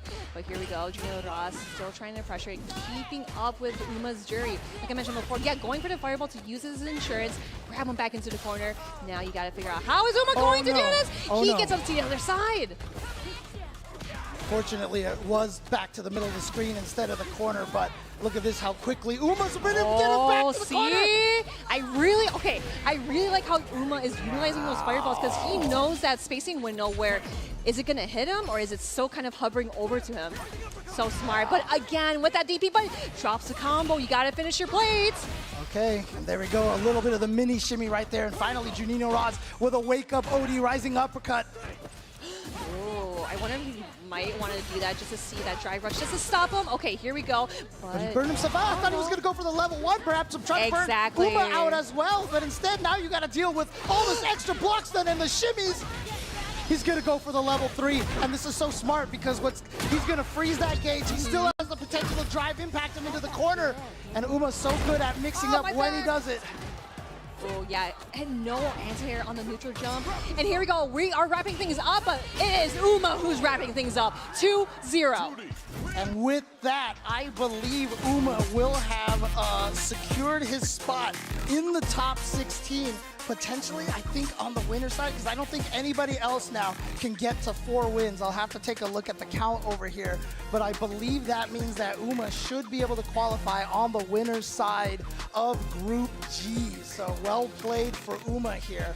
Unfortunately, I do believe that that means that that is the run, that is it. I think that's the end for Junior Ross. But again, you know, I talked about this a little bit earlier in the week.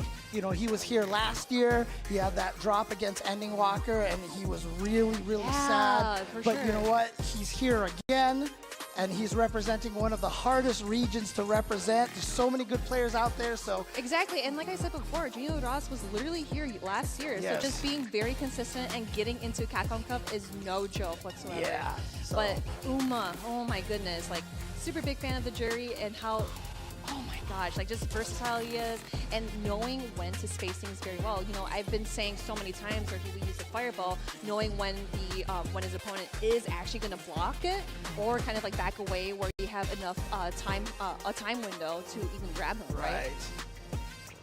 So yeah, you can see Uma, like I said, speed running through, knowing exactly he could throw him before the fireball hit him.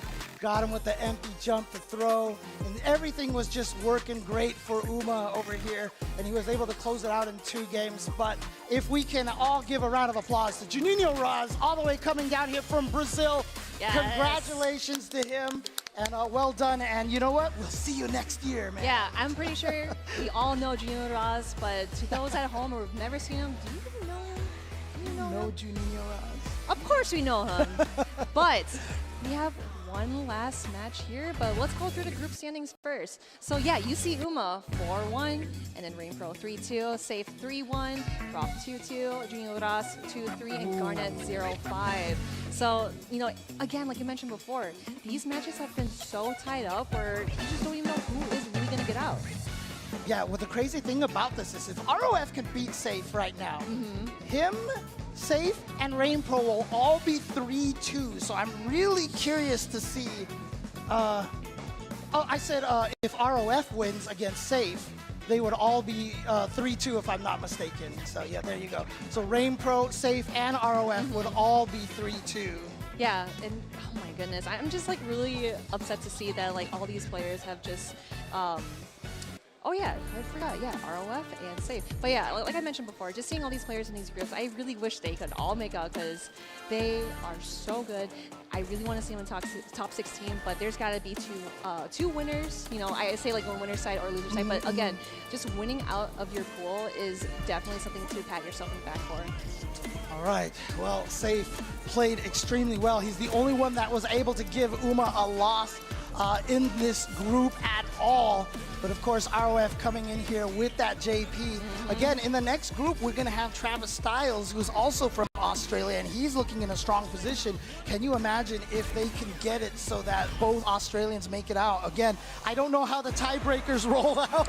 It's actually we'll pretty see what confusing, happens. yeah. But hey, again, we are just here to see some Street Fighter action. So we got Rob hailing from Australia and Safe hailing from Canada. All right, here we go from almost kind of like the opposite ends of the earth.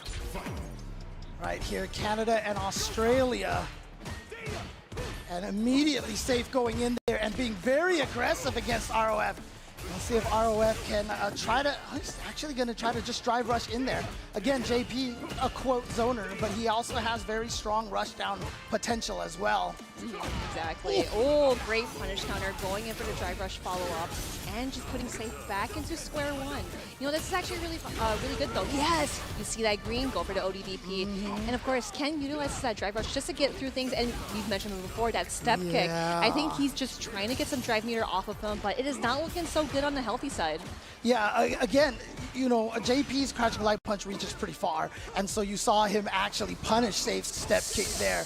So, yeah, I'm curious to see if Safe continues to use that step kick. They're both in burnout here. Oh, he just interrupted him with the buttons. He didn't care. Chip, chip, chip. One round over to Raw. All right.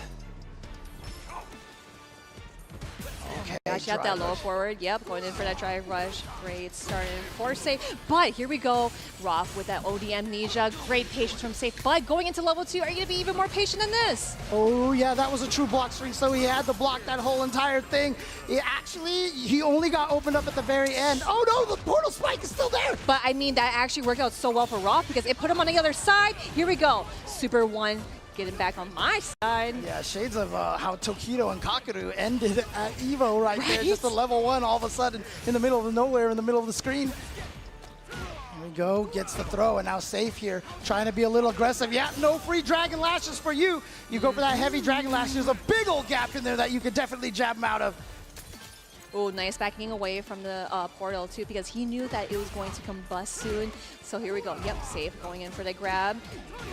Finding a way in with the overhead as well. Yeah, sneaks in the medium Jinrai ender.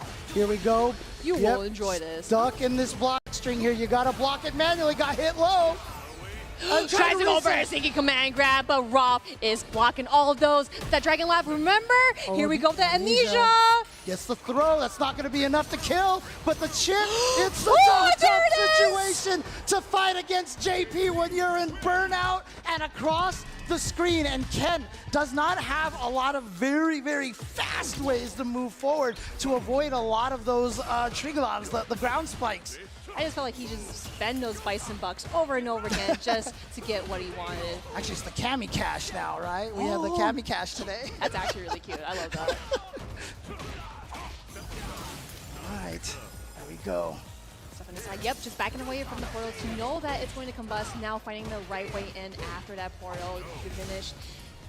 Now with that low forward, great confirm coming in from Safe. This is actually a really good spot for Roth to get hit by Safe's normals, but the OD amnesia, you gotta remember that. Yep, and here we go, big combo here. Look at this damage.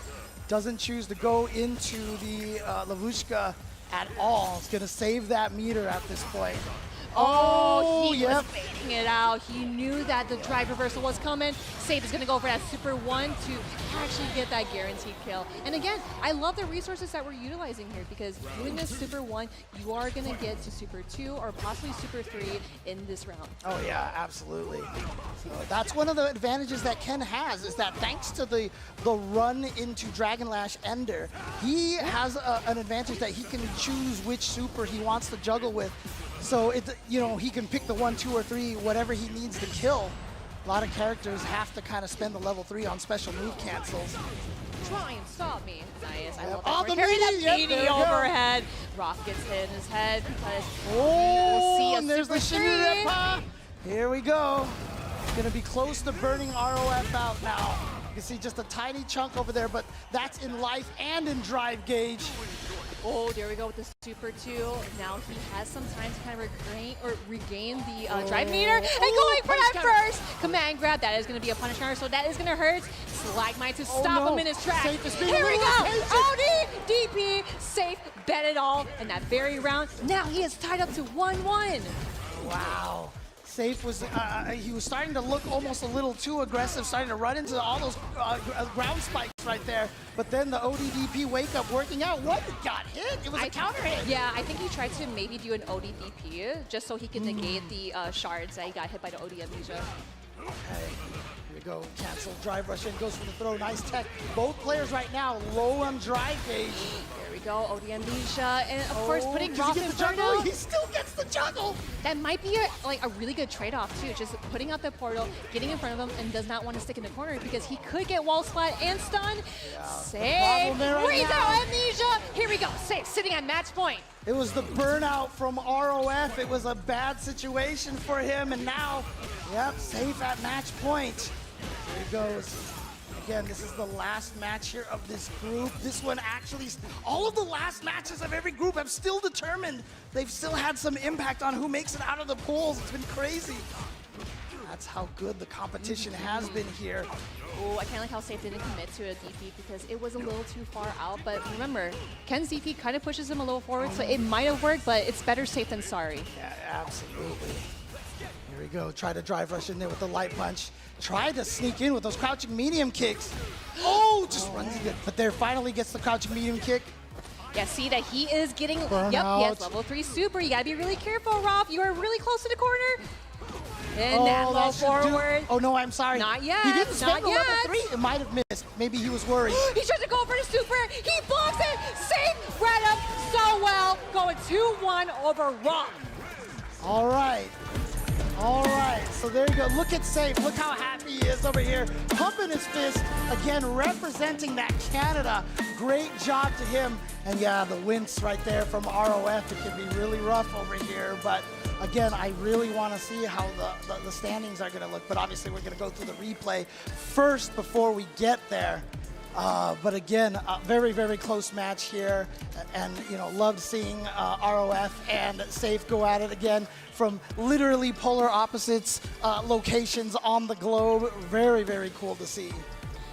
Yeah, again, you know, Safe just played that so well because I like how he, like realizes those step kicks just to get some drive mirror off. But the thing is that Ken can literally just drive rush through those stalagmites, through the fireballs, and he was not scared at all of being in burnout.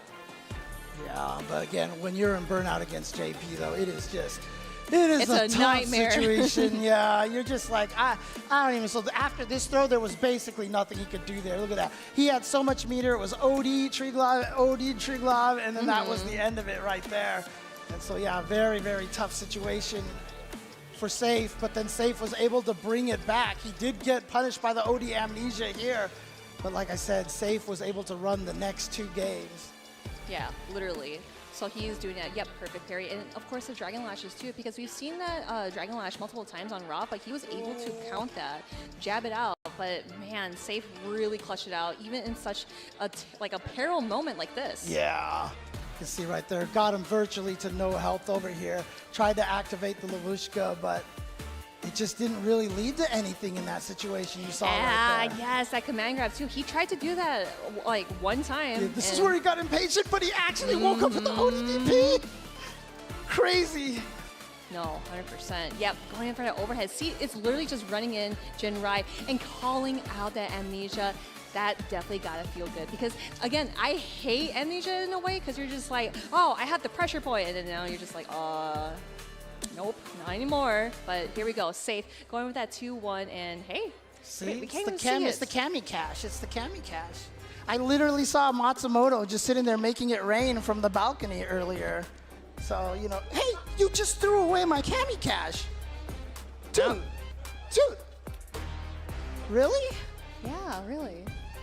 All right, let's talk about the standings over here, huh? Okay, look at this. Okay, so because Safe won, he did go up 4-1. So we are avoiding the tiebreaker situations outside of Uma and Safe, of course. But it is 4-1, 4-1. And so Safe from Canada, representing from Group G here. And of course, Uma from Taiwan, both of them with the 4-1 records. But it was such a close one because, like I said, had ROF won, we would have had a three-way tie of 3-2 players. And it would have been so crazy. But fortunately, we don't have to do that math. We don't have to wonder. It's Uma and Safe making it out of Group G.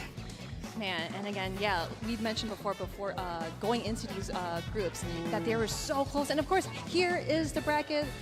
Just to go down the line, Phenom and Chris Wong, DCQ, Gachikun, Shen, Leshar, Uma, and then the final group, I would say the LCQ group, yeah. right? So we will see who will make it out on that side. But then also we want to check out the loser sides. We got Kawano, Nephew, NuckleDu, NO, Fudo, Mena RD, Safe, and of course, that LCQ group once more. All right, so there you go. That is Group F at this point in time. And you know what? The crazy thing is, I had all this Cammy cash. You know what I could have done with all that money before you threw it away? I could have bought myself a ton of egg rolls from Pagoda. So don't fight your cravings. Get yourself some Pagoda egg rolls. Again, we have been having two of the flavors here, the pork, the chicken, the buffalo chicken, and okay, I'm scared right now. You guys can't see why. But crush your cravings with the Pagoda snacks. And actually, if you are here, you can go to the lobby bar to get some free samples. Yeah.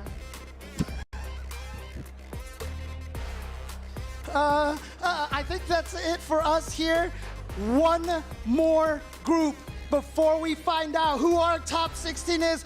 Don't go anywhere. One last. All right, go sleep.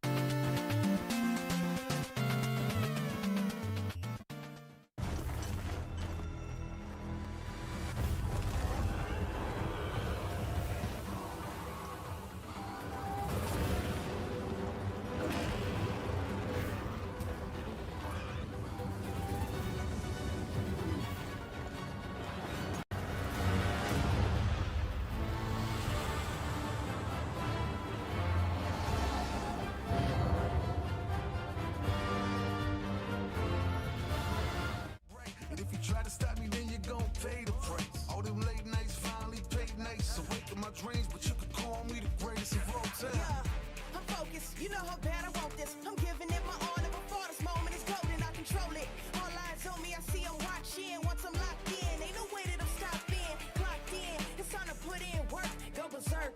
I'm in my zone until I'm first. Believe me, when I say nobody can see me, this a product of us, so I just make it look easy. Non-stop, you ready or not? When it's all said and done, I'ma be on the top. 3, 2, 1. I'm ahead of the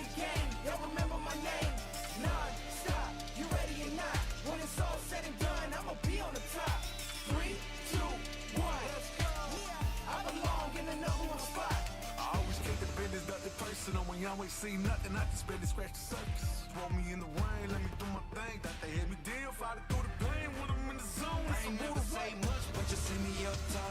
You see my numbers healthy, the pressure don't stop. Until I'm in the top, see the bottom seats watch. They almost see me flop, but I'm stepping on them, watch, let them watch. Born ready to fight, this is my moment. Coming for it all, just show me my opponent. Wanna be great, I'm a legend in the making. And this is mine for the taking. Cause I got what it takes to be on top. I'm #1 cause I don't stop. Hard gas, no brakes, high stakes. I don't act tough till the test, so let them fold ya. Non-stop, you ready or not? When it's all said and done, I'ma be on the top. 3, 2, 1, I'm ahead of the game. Y'all remember my name. Non-stop, you ready or not? When it's all said and done, I'ma be on the top. 3, 2, 1, I belong in the #1 spot. I am with Jabi M representing South Africa, and it is time for This Is Fire, fueled by Pagoda. All right, Jabi, so first and foremost, how you doing, brother? I'm okay. What's going on, my boy? Before we get into these interview questions, we do need to go ahead and get some of these good old Pagoda egg rolls. Let's take a little, let's get a little song. The Street Fighter 2 hot sauce. Okay. Sumo spice. Okay, Yeah. let's see. Let's see how much you putting on there, though. Nah, not too much. Okay. And you represent Africa the right way if you ain't gonna put a lot on there. What's that hitting for? Oh, is it too spicy? A hot one.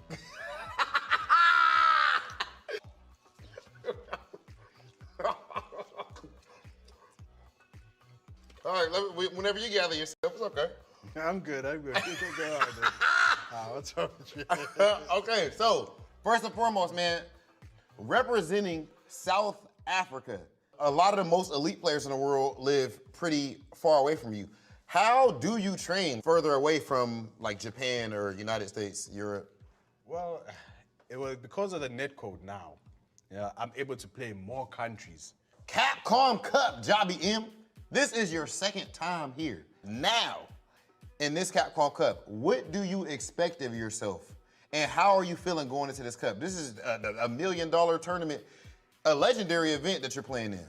I'm pretty chilled. You know, I'm not really too worried as last year I was nervous. You know, I'm nervous about putting a showcase for my country, for my continent. I'm just like, you know what, I'll play my best. If it doesn't happen, I'm not gonna be salty. We just move on to the next one. And so I'm more relaxed than I was last year. Last year I was too caught up in performing for my continent, you know, putting him on the map. So I think that really got to me mentally. You know? Yeah. But now I'm chilled about the whole thing. I'm just gonna do my best.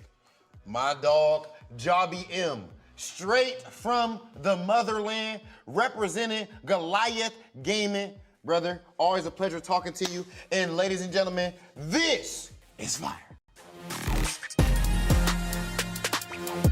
All right, we are here with the 8th and final group for the final day here at Capcom Cup 10 from the Avalon in Hollywood. We've been enjoying Street Fighter 6 action, but hey, we've just got to put that cherry on top of the cake here and close things out to make sure we round out our top 16 for finals day coming this Sunday. Myself, Jam, is calling the action for this last group alongside the homie Vicious. We're back at it again. It was Group D, now it's Group H. Talk to me. Man, I'm so glad to hear you say H first and foremost. I haven't been able to do this in a long time with you, but I'm glad we get to close this out with each and every one of you because all of this has been unpredictable. And I say that a lot because my second half of the fantasy bracket has been in shambles thus far. And I feel like if you got it 100% correct thus far, I think you might be lying to me and to yourself. Let's take a look at the standings to get you ready for the rest of your fantasy bracket, shall we? Group H, Dual Kevin sitting at the top of the throne, sitting at 3-1. Travis Styles trailing right behind him 2-1. Kusanagi 2-1 as well. Jabi M 2-2. Problem X 1-2 in the bottom. Ren 0-3. Now, we talk about the guarantees here. Ren, I feel like sitting at 0-3, he's the one that's going to be putting a monkey wrench in a lot of the plans of some of the players here. But as we get ready for it, Problem X and Jabi M, they actually have a very similar situation in regards to how they're supposed to qualify. I think they have to get the big 2-0, then the rest is up to fate's hands. Legit, I couldn't have said it better myself, just to reiterate. For these two, at this point, it's that must win. And then JBM was talking to me in the hotel lobby earlier this morning. He goes, Ren needs to beat Kusanagi to benefit other results. Jill Kevin needs to get a 2-0 against Travis Styles, hypothetically. And after that win, he got that dominating win he got against Problem X yesterday. It's very slim and specific requirements. No doubt. For their fates to be changed And here. we haven't even talked about Kusanagi. He has the same exact fate as Travis Styles. If they win out all of their games, Precisely. they qualify. Dude, it is... You think there were favorite groups and there were groups to snipe at in terms of viewing, but then you look at all the other groups and do the statistics properly. It's like, hold on, every group's kind of in the gutter. You know what I mean? But it's kind of crazy. That's the best part about it. And here we go. We got the best of the best. Problem X representing that Blanca yet again. JBM coming in with a DJ. The LCQ winner going up against South Africa's representative. No holds barred here. They got nothing to hold back. Word? And already we start. Problem likes to start a lot of rounds with OD moves to really make it count. OD command grab, OD blankable, something, you name it. He's going to get whiff punished, or punished for the throw bait, I should say. So that could have just been a lucky circumstance that it caught a soul bot, but still riding off of that momentum. And I do like the idea of how unpredictable he is on his wake up. It could be up ball, it could be OD jump air ball, right? It's similar to Bravery's unpredictability on his wake up and how it's hard to kind of understand how he cycles through those options. But Problem's going to go for that drive gauge damage here. He hasn't got Lightning Beast, so he's going to go for a different conversion, but he will be able to close out this round with a roundhouse, no super required, which means he gets to conserve that gauge for a Lightning Beast sequence momentarily. And I think he tried immediately. Man. Again, the big punish counter off of the perfect parry slide for the advantage, moving him towards the corner even more so. Lightning Beast incoming off of the level 2. Well, Jabi's got low on resources, so he's going to have to take a risk. Yeah, he was low on drive gauge, so he had to resort to the other option instead, and he will go for the punch. But the side swap, has the plushie disappeared? Yes, it has. Okay. Oh, what? That looked ambiguous. What the hell was that? It hit. That's all I know. I blinked. I saw blue. I saw him turn into a ball. I couldn't tell you. +2 situation for the advantage, trying to check the walk away, but Problem X responds in kind with his own aggression of the OD up ball, and now the OD Blanca ball instead to immediately chase down. So did he do the air slasher feint there? Was he commit to an air slasher? Because the Blanca ball be either option there. It might have been a feint. Yeah. It might have been a feint. I didn't get to see the leg extension. I didn't get to see the little, special effects that come out from his legs. But Interesting. either way, I think it was just the timing that Problem X decided to do it. See, and this is a very injurious situation for JBM. He has not used this Chun-Li since Red Bull Kumite South Africa. That's where we really saw it shine, beating Torpedo in that exhibition match. I'm sure he's trained it on the side, but he's prioritized DJ for the Cup. It's unfortunate because last Capcom Cup, he couldn't make it out of the groups, and he's in a very similar situation, Vicious. You already saw the start from Problem X going in for the command grab this time. Very much so a rambunctious start every single time we see Problem X on the screen. But JBM trying to maintain that control. And I like this pick overall. I don't know how comfortable he is in this matchup in general, but I do like the walk speed and the problems she can present in neutral. But that's if she can get back into that situation. He's well versed in this matchup, courtesy of Valmaster back at home and entering various online tournaments. So he's got the whiff punish tools, he's got the stun as well. So he will close out this round and build as much super meter as need be. Let's find out how Problem X is going to do a round start this time if Jabi's ready to counter it. Oh, there it was. He countered, he walked away, was conscious of everything. He was probably looking for a Blanca ball instead. That's why he walked away. Perfect parry timing's on point here from Problem X. Immediately going for the drive gauge. You know what Problem X's objective is. He wants to get Jabi into burnout as soon as possible to force even more of the mix off of Lightning Beast if he gets those two things. All right, well, he might get that burnout either way. He's looking to chip him out, and it is guaranteed here as well. Will he go for the early stun? It wasn't. Oh, it did. He wasn't ready. Wow, that looked like a combo to me. Huge damage here for Problem. Look at that. That is humongous damage there. Oh, not like this. Problem X moving just so slightly out of the way, and JBM no longer in the picture for Problem X, I should say. He's done what he can, Problem X, because today he fights the South African representatives. JBM, he's beating him 2-0. JBM needed that result as well, but that was unfortunate for him.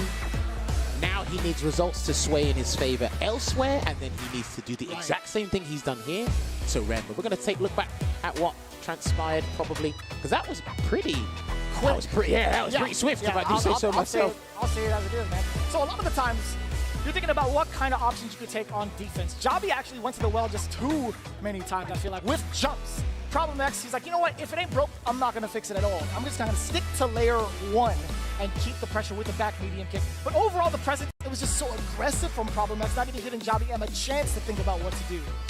Yeah, it was crazy, and obviously he forced the Chun-Li pick, which probably made things slightly easier for Problem X in terms of the mental state that Jabby M is probably in. Again, Problem X has some of the most ferocious round starts I've seen throughout the group stages in the Capcom Cup these past couple of days, and he managed to maintain that pressure and aggression here and there as well.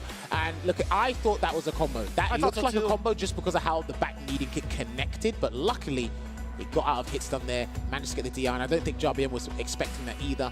And again, he's been so successful with that Lightning Beast level 2 there. But hey, props to the UK representative, Problem X, for holding it down as much as he possibly can. But again, his destiny is not in his hands. Somebody else needs to do the work for him. Brother, it's such a wild story to even kind of like say that, especially him coming in from the LCQ. But moving on to the next one, Kusanagi versus Ren is going to be coming up. But yeah, dual Kevin and Travel Styles is going to be a big, troublesome match for either one of those as we get into it. Kusanagi versus Ren, first and foremost. Ken versus Luke. I feel Kusanagi just hasn't been spoken about enough unless we actually see his group matches in front of us. People are not talking about him behind closed doors. They're not saying, yo, this guy can actually turn things around and really shake things up in Group H. We praise him when we watch the gameplay. That's lovely attire he's got on, by the way. I must say so myself. But I'm just literally spotted what he's wearing. Jammers, keep it together, brother. Look, eyes on me, eyes on me. You know who's up there already. You keep your eyes on me. We talk about the games, bro. That's what I was talking about until the camera showed me otherwise. Huh? That's what I'm saying. Please don't look at the screen anymore. I'm looking at the screen. Ken Luke's on there. What are you talking about? Yeah, sure. Anyways, please continue on with your analysis, bro. Anyway. God. We've seen this matchup a few times now, but I think the players have learned over the last couple of days how to really handle the perfect parry situation on the fireballs, drive rush in, play poking games with those fireballs. I want to see their take on it. Try to go for a jump. They didn't quite work out. He's in. Ooh, gets the response. Okay, he didn't commit too hard. He got a punish, and he's got Kusanagi in the corner. So. Yeah, all things considered, you get a punish cutter off a crouching medium punch. Could be a little bit stronger after that, but the target combo was nice and safe, I feel like. Just trying to get that drive gauge back with Kusanagi now on the other foot. The thing is, Ren's got nothing to lose. He's 0-3. He's using one of the best characters in the game. I think you should just go nuts, unless you really want to ruin Kusanagi's. That's the thing. I feel like Kusanagi has been in that type of domain for so long. He is one to go wild himself.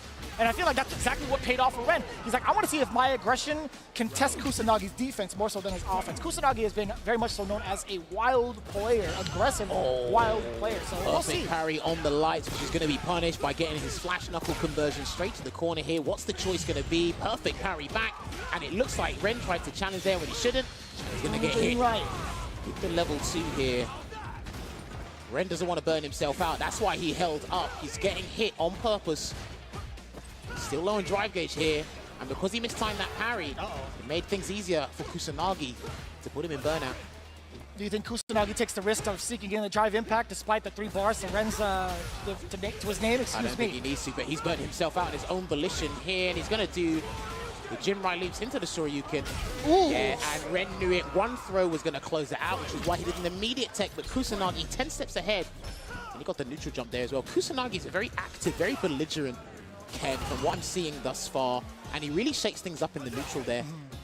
He's got the fundamentals, but he doesn't play by the book unless he needs to. Starting to mix up what happens after the jab, does it again, which is a little bit far off the mark. Crouching medium punch now with the full extension. Dude, that perfect. Like going for like the damage. The jab. That's what it looked like. It looked like it clipped the jab. It kind of did. He did stand jab, walk back jab again, Okay. and it did clip. Yeah. Okay, one stand hard punch should actually put Kusanagi in burnout here, and he was looking for that as well. But the burnout situation is conducive for Ren right now. Ooh! He's being so aggressive right now. He's hunting for the kill, vicious. Oh, I was about to say, Bonchan, is that you with the crouch jab, stand jab, string, and burnout? This is huge because Ren is now putting burnout. The shoes on the other foot here for Kusanagi. If he runs in, he'll get his gauge back. There it is. Yeah, that is the classic fireball trap. Beautiful From further out, now the stun. Kusanagi more than enough in the tank. Drive rush forward, extend that bad boy.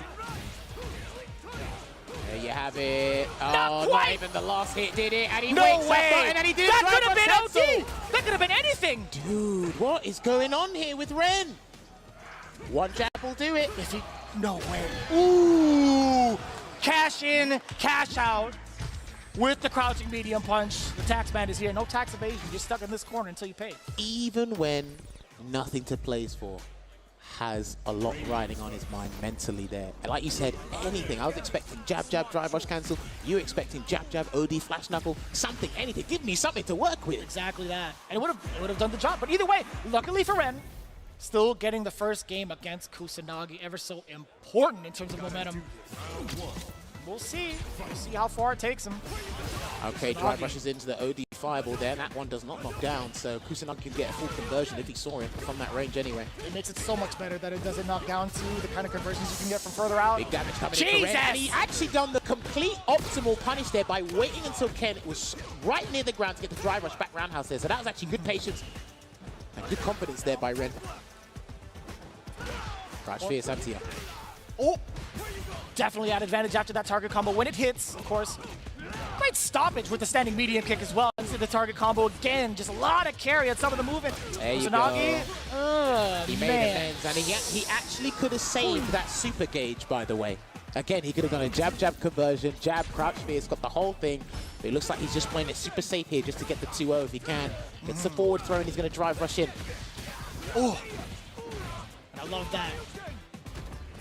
That drive rush, crouching jab. Great for counter poking as well. A lot of the Lukes very much don't know exactly what to do against the drive rush, throwing out the crouching medium punch if need be. And again, that same approach from Kusanagi has been really stumping Ren. Almost got the backdash punish there, did Ren, and he's going to get a flash knuckle conversion again across the screen.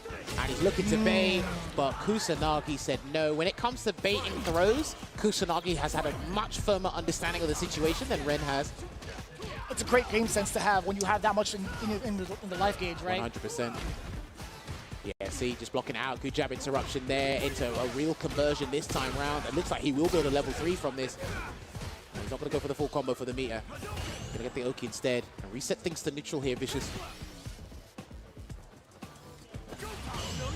I like that, okay. And that was a squandered opportunity, my friend. Now this time he's going to have to make amends, and he doubles down by dropping the other combo. I don't want to see a DI. I do not want to see a DI from Ren, please dear, God. You're burnt out for your troubles, mate. Oh dear. Right, you've only got 2 options. Level 1 or level 3. He's not near the corner, so he can actually firm a little bit of pressure.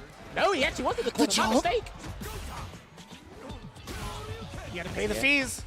He's going to have to mash something. He's going to have to mash something. What is Ren going to do? He has enough to survive at least a mix from the Jinrai, but being in that block zone is so Dude, if he runs troublesome. Shoryuken, he's done. He's got to be careful. Now he runs Shoryuken, he's done. I think he knows that as well. That's why he backed away. He's prioritizing his drive gauge instead of actually risking the game. Oh, there you go. I looked at the wrong drive meter earlier. My apologies. Hold on a minute. I was very confused at what you meant. Excuse me. Oh!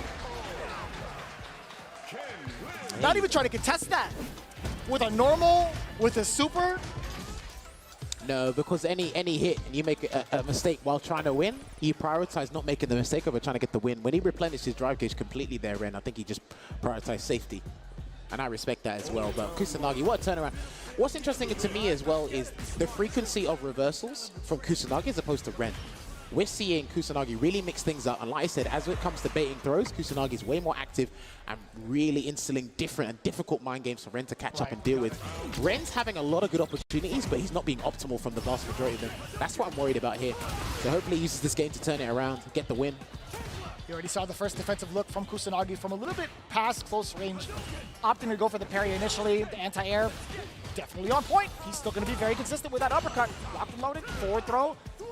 Dash on in there. Oh, no, it's going to be the run overhead. Great block. And again, the frame trap. Kusanagi safe jump. What a dirty safe jump. He almost got the throw bait there with the neutral jump fierce as well. And Ren is still being persistent, trying to get out of that corner. Unless he doesn't OD reversal, he doesn't even need to this time round. And no context jump does work out. Oh, big parry. Is he going to attack the drive gauge or he's going to play it safe? He's just going to play it safe. That was a medial drive impact. Safe jump. I don't look like with a the light lord, kick. the short, excuse me. Yeah, I'm used to seeing jump heavy punch instead, but all right. Dragon Lash playing to close this out and actually put Kusanagi at set point here. Let's see if he can run away with it. I want to see a little bit more aggression from Ren here in the mid-screen as well. But Kusanagi being the one to initiate the drive rush forward into the throw. Again, knocking on the door. No buttons being pressed from Ren during the frame traps, of course. Finds his way out. He did. He tried to get the cross-up jump medium kick, but it missed, unfortunately. Yeah, even while Kusanagi whiffed the throw, and he's still getting these frame traps here, Kusanagi. They're really working out. That was meaty as hell. Oh, this is where he gets really wild. Level 2? He has to, surely. Yeah. Shabujin, right? It puts you in position for at least a throw. Yeah, the throw might do it. No way! Oh, it's gotta be bigger than that, though. It's gotta be bigger than that, though. He didn't want to burn himself out, though. He probably should have cancelled into a level 3. Maybe in that regards, but he's got to throw out fire on all cylinders, but he doesn't. And another check there. Kusanagi closes it out, turning it around to emerge victorious 2-1 there. But again, the tail of the tape for Ren was every time he was presented with a fantastic opportunity, he fumbled the bag, unfortunately, there. So Ren, that makes him 0-4 now. One step closer for Kusanagi. He has another game to play against Travis Styles, who is also in the same exact predicament as we had mentioned. But let's take a look at the replays again. Ren, even though he gets this opening, I feel like he hasn't fully optimized on damage. Sure, he got the combo ender for the round finish there, but there are certain moments where, you know, he would get a punish and kind of feel a little bit torn as to what ender he wants to do. I think for me, I've spoken about this with Ultra David as well, right? We just want to see some sort of punish, but I think there's like 4 things you've got to consider when punishing an opponent for doing anything, right? Regular damage, drive gauge damage, screen positioning, drive gauge regeneration on the opponent's end.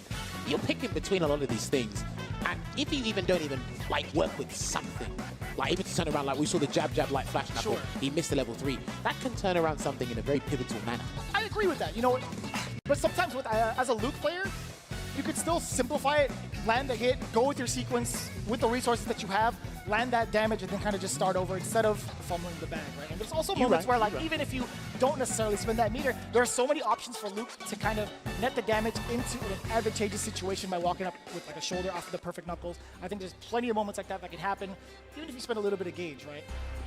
No, you're right. I have to concur in that regard because you are the Luke specialist. I'm just here to talk about Luke in a lovely fashion. Wink, wink. But we still gotta finish the first 20. Either way. This is a thing where, again, Ren was presented with a number of opportunities, and even though, like, there were times where he actually got the engine revving and it was really working out. It's just when I feel when Kusanagi had the right read on his defense to turn things around, and then Ren had to reciprocate, that's when he like flopped it, unfortunately. That's when it really went downhill for him there. But we got to give credit to Kusanagi for adapting on the fly and really understanding Ren's habits in this first of 2. Because again, his whole table results is in his hands as well, Kusanagi. Because like you said, he's still got 1 more game to game. So well played there to Kusanagi. Unlucky to Ren. He's got 1 more game against Problem X. So I think the goal at this point is to just throw a spanner in the works. Hey, this is what we're looking at now. This is what the table is looking like. -6 on differential there. 0-4. Problem. He can get another win here. But we're going to see the next match, which is actually... This has to be the highlight of Group H. Travis Styles going up against Dual Kevin, which could really shake up the standings, all things considered. Dual Kevin sitting at the top of the charts. Again, we mentioned this at the top of the block. Kevin can qualify if he wins at least 1 game versus Travis. Damn, this man looks good. Both of those men look good. Sorry, I'm jealous.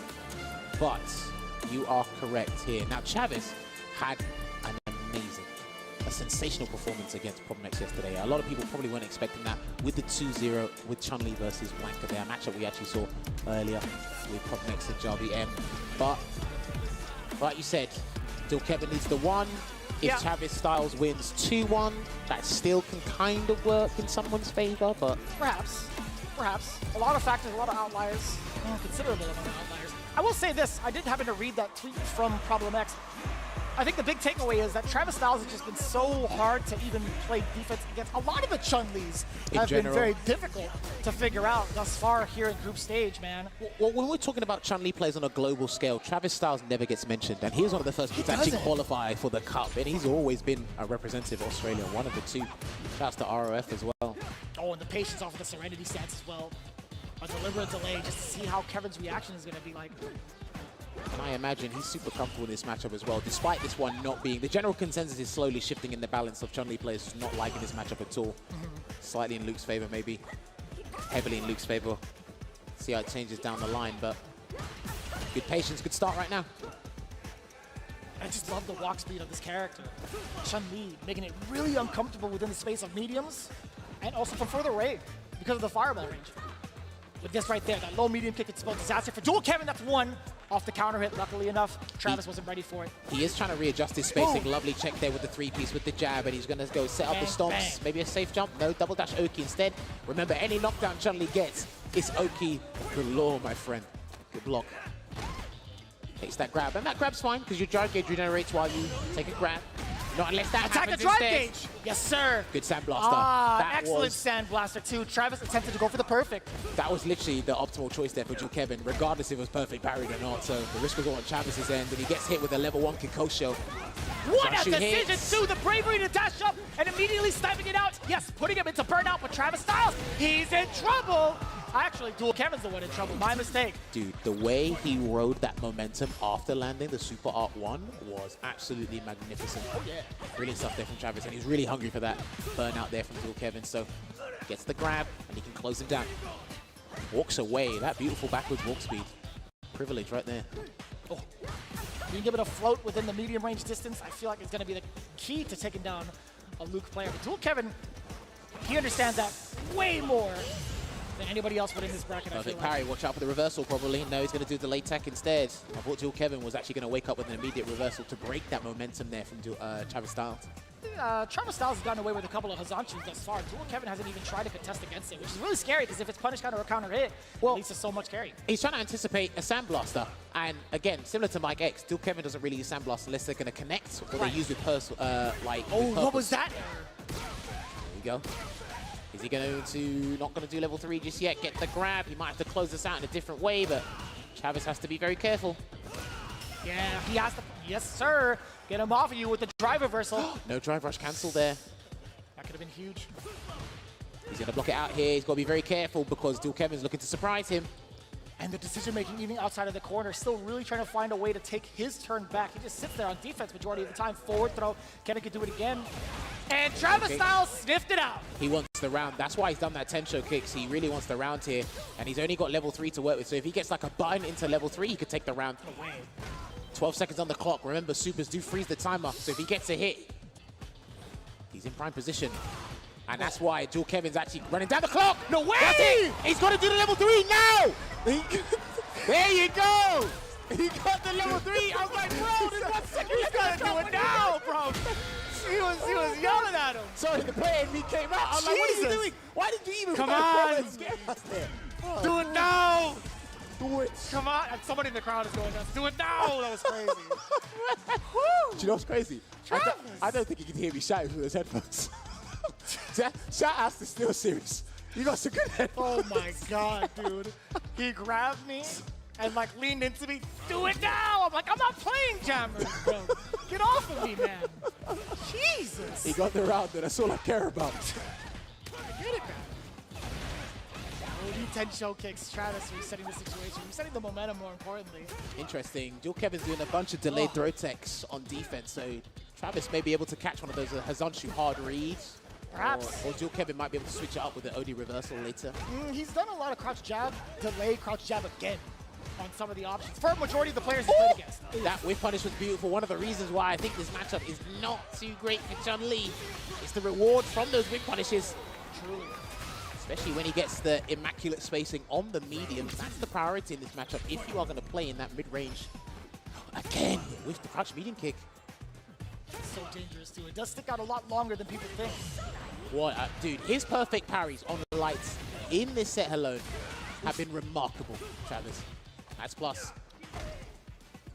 Let's take that there. Anti-air stand medium kick. I noticed, I believe Travis is still playing on the pad, so he hasn't actually gone for a Tensho kicks anti-air. He's always gone for the stand medium kick, playing it safe over the maximum damage. Unless he can space himself for a stand heavy kick anti-air, but that's all space dependent. Jumped again. Oh, that was awkward. Dude, he's not afraid to do the floaty jump with Chun-Li against someone like Luke. I think that's Surprisingly insane. enough, it worked out for him that last instance. That trade definitely benefiting Travis Styles. Still waiting here. Dual Kevin's waiting to approach comfortably while having necessary drive gauge to make any sort of interaction safe. Still poking it out here. I like how he's using Sandblaster as an extended poking tool. God, look how dangerous this exact mid-distance is. Forward throw now. What's going to be the option? He's going to go for the Sandblaster. I think he wants to get some of that drive gauge back instead of just relying on Dude, drive rushing forward, and that's going to be huge. He gets to build his level 3 off of this. No Nutty. cancel there from Dual Kevin. Do not do what you did against Problem X, please. Not like this. He already built the level 3. He did. He had the level 3, and I think he was aware of it as well. This is the beginning of the end. Styles wants the round. That's plus. Good block, and he committed. He committed. Yeah, he committed to that. Took a big risk there. He just said, as soon as this hits, I'm going for it. Now, one thing I've really got to like notify you on is props to Dual Kevin's exuding that patience, because he is not whiffing. He's doing very little things. He's not too busy, as Ultra David would say. Trying to be patient. He's whiffed one or two things, but Travis hasn't really been looking to whiff punish with certain buttons here and there. But the patience, it is all there. Yeah, to add on to it, if he does see a whiff normal, if he knows his opportunity is not going to be there, he's not overzealous about it. He's not trying to force that mistake again by kind of walking up in that space and trying to tease the idea of like, hey, let me see you throw out that medium kick again. I'll be ready for it this time. He moves on to the next objective, which is just slowly pushing Travis to the corner. Well, let us get top priority here. Let's get the 6 p.m. bulletin news. He's got 1 game, so that means he should be fine. No? He should be fine. That's right. In terms of the table, Dual Kevin. Still not whiffing anything here. That's up to Travis. If he gets this 2-0, or sorry, 2-1, pretty important going forward. Oof. Oh, that could have been a lot bigger there, but I think he's just prioritizing trying to deter Travis from using certain buttons before he really goes big. Maybe looking for that crouching medium punch with punish again is Dual Kevin, but the work's been done. Oh, again, is that interaction? But it's just the ambiguity on that jump, because it looks like he's ready for the cross cut, but it just doesn't come out. The jumping medium kick hits as if there was no problems. There it is, now switching it up after the delayed jab. What a wake-up choice there from Travis. Oh yeah, that is definitely a punish counter. Trying to maybe snipe out a low. Blocking it out here. Low on drive gauge is Dual Kevin. He's not going to make this easy for Travis to approach, but the drive rush does help with that. Still blocking it out here. And he's still blocking. Not trying to escape to make sure he's not burnt out yet. And there it is. Oh, wait, no what cancel? What is happening? Dude, still no cancel, not even into lightning legs. He can't make this too obvious. Dual Kevin still has level 1. And I like this. Travis Styles not going to be overzealous about it. He still gets the fireball just outside of that range. Dual Kevin really swinging with that medium punch, looking to make any sort of connection while in burnout. Gets the counter hit conversion to the back roundhouse and the shoulder tackle straight to the corner here. What's Travis' Styles' wake-up choice? Real block. Knocking on the door again. Travis Styles opting for movement immediately after that crouch jab. At the same time, a big opportunity missed from Travis Styles to get a jump in. Yeah, people were not expecting that, and there's one more grab will close it out, and that's what Travis thought. He had to bet something on the line here, and Dual Kevin, they're both on final game, final round, full resources at the ready. Let's see who gets it ripped for first blood. What a whip punch. After crouching medium punch, we already see that button from that space. Yeah, that was crouching medium hit this time around. Need a little bit more range to work with. You see, even after the second jab, Travis Styles really reluctant to kind of move. Perfect parry. And the attack on the drive gauge. Beautiful. And the level 3, that was the most optimal thing he could do in terms of the drive gauge damage here. It's not going to burn out Dual Kevin, but it's going to be pretty damn close. Oh, okay. What did he try and anticipate there? Maybe he tried to do a drive rush or something, but it didn't quite work out. No whiff punish there on the stand fierce. Still keeping his drive gauge in the angle there. Drive reversal, that's an offensive one, so he does get pressure. Kevin does his delayed tech. Dual Kevin gets a hit. I think they'll close it out. 2 drive rush cancels should do it. Defense on Dual Kevin has been spectacular, right? He already got all of his drive gauge back. Now he's the one in full swing. Both life Oh, that trade, they both buffered. They both buffered a drive rush behind that. 100%. And how he's walked Travis down to the other end of the screen from being trapped to the precarious scenario. Dual Kevin. Travis Styles, too. Oh, no! What is happening? No cancel! Are you salesman? No cancel! Oh, dear. Here we go. He hasn't got level 1 just yet. Dual Kevin still got options, trying to play it safe here. So consistent with oh my God, he's gone to that well again. With the overhead, Dual Kevin is not biting. 16 seconds on the clock. Still weighing it down, forces a throw. Oh, that's huge. Yeah, but Dual Kevin still got super, so if he gets a hit, that's going to be it. Oh, does he take another throw? No, he's trying to bait it, he mashed! Travis Styles mashing down determined to stop that flash bomb. What an attempt at a bait dual Kevin. He wanted to get a clean hit into the level 3 from that charge flash knuckle, but I promise you, if there's one reliable button in that toolset that Chun-Li possesses, it is that stand light punch. One of the best standing light punches in the game, and it came to save the day there. 2-1 to Travis Star. That was a very respectable, a very tense first to 2 there between these two. There were a lot of opportunities missed with those drive rush cancels, but those guys made amends in other departments. I think Travis's neutral was brilliant, but then again, the patience that Dual Kevin was exuding and the optimization he had in certain scenarios as well was fantastic too. I love the way that was unfortunate. This scared me. That just scared me. That's why I shouted. Yeah, that's when you turned into Tasty Steve for a second. Yeah, it did. Moms are not as big, but I could still, you know, I've got a good grip. On top of the fundamentals that both exuded, both on offense and on defense, primarily the defense, there were a couple of awkward situations, mostly coming from Dual Kevin, and then towards the end, Travis Styles not being able to fully commit to a confirm even off of the fireball. I will say, there's so much nerves being shown from Dual Kevin. He's been in this position before. Travis Styles as well, last year's Capcom Cup competitor. I was very surprised to see that little bit of a shakeup from those instances where Travis was trying to escape out of the corner. But this was interesting for me, right? Dual Kevin's match presence was beautiful because there were times where he was trapped in the corner and he was able just to walk Travis down to the corner. But then again, that shows Travis wanted the space to react to certain things and just do certain stuff as well, which was completely understandable. So again, probably have to give the credit to both players in terms of their match presence, just being respectable of one another here. And then again, forcing certain defensive decisions from Travis. You saw that more. I don't think we saw one OD rising uppercut there from Dual Kevin throughout that entire set at all. It was just patience and understanding and using the threat of the tools, as me and Rinj were talking about before. The threat of these tools is way better, miles better. And this props because beautifully done. What's beautiful about that is when you get the perfect parry to replenish your drive gauge, then you DI for the punish counter to do the drive gauge damage, and you get a side swap from that, and then you get to complement that with a level 3. Dude, that's like the nearly 3 bars of damage. That is the most ideal scenario you can have, especially if your character has a side-switching combo from a punish kind of DI. But dude, these guys took it down to the wire. And the funny thing is, he whiffed the jab, and then the other one came out at a slightly delayed time. So, and we get the idea of that layer there because of how often we kind of see that scenario. They take the throw. It's like, man, he could probably possibly take another one. That was the bait, right? Dual Kevin is like, ain't no way he's going to be ready for this. He's probably going to throw it because he can't afford to take it. If I get this throw, I have the life lead. I have the time in my favor. I can go ahead and back away. So being on that second layer, Travis was like, you know what? I'm going to go ahead and rely on this jab. Well, there will be, talking about reliance, there will be some people relying on scorelines. Travis Styles, 3-1 +4 differential here, and he still has one more game to play, I believe. But Dual Kevin 3-2. Problem X could get a win. Kusanagi still needs to play as well. Boy, this is very interesting. There are some unrealistic scenarios, but it means there's still a scenario. As we get to it, as we figure it out, I know the mathematicians are going to be breaking it down for us later. But Ren versus Problem X. We talked about Ren's future right now. He's the one that's going to be making waves against Problem X. Well, Problem can try and get a dub here. Ren can read the chances, but it is technically all about the last match. Travis Styles going up against Kusanagi. So when we cross that bridge, we will do so here. Interesting. We haven't seen Lily all the cup. No way. We saw it with Hibiki in the LCQ. No way.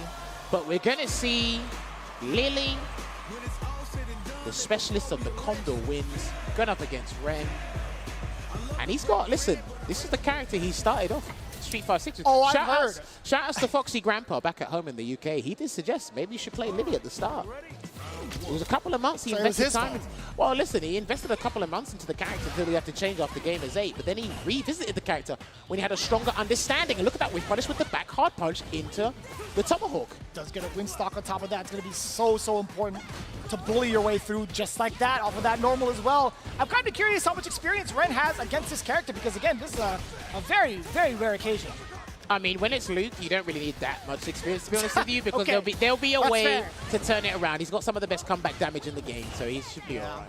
I just want to know what he does when he's being impressed. I'm when not the even win stocks are up discrediting into Ren, Kondo by the way. Spire. I'm just telling you Luke's capabilities as a character. Pressure being applied. He has a drive reversal because he doesn't want to burn himself out. The Tomahawk again. Oh, okay, crouching medium punch, still not doing the drive rush cancel, and that was just out of range there. I think even Problem thought that was going to connect. You see the spacing too for the medium punches coming in from Problem X, and of course, that's going to be the one to do it. That's the money button for her. Yeah, one of them. I'd say her slept-on button she has as well, stand roundhouse as a poking. Roundhouse is mad further than you. I never expected to be so far. But stand medium punch gets the job done. Much faster, much safer. Already trapped in the corner here. How's Problem going to get out? Still taking a grab. And his defensive choices with Lily are much different than his Blanca choices. Like dropped an opportunity off with the counter hit. He still has to hold the rest of it. You can jab in between that, I think. You don't have to. He went for a suppressor after that. Probably do like crouching jab then, right? Yeah, and you probably get the jab won't do it. Or you probably get a forced knockdown or something. So. All right, he's not going to go to level 3 here. Just waiting it out here. I think he's waiting for a Condor Spire, but it hasn't come just yet. Can hit stand medium punch. Oh, he's whiffing a lot of heavies here, Problem. No cancel from the crouching medium kick.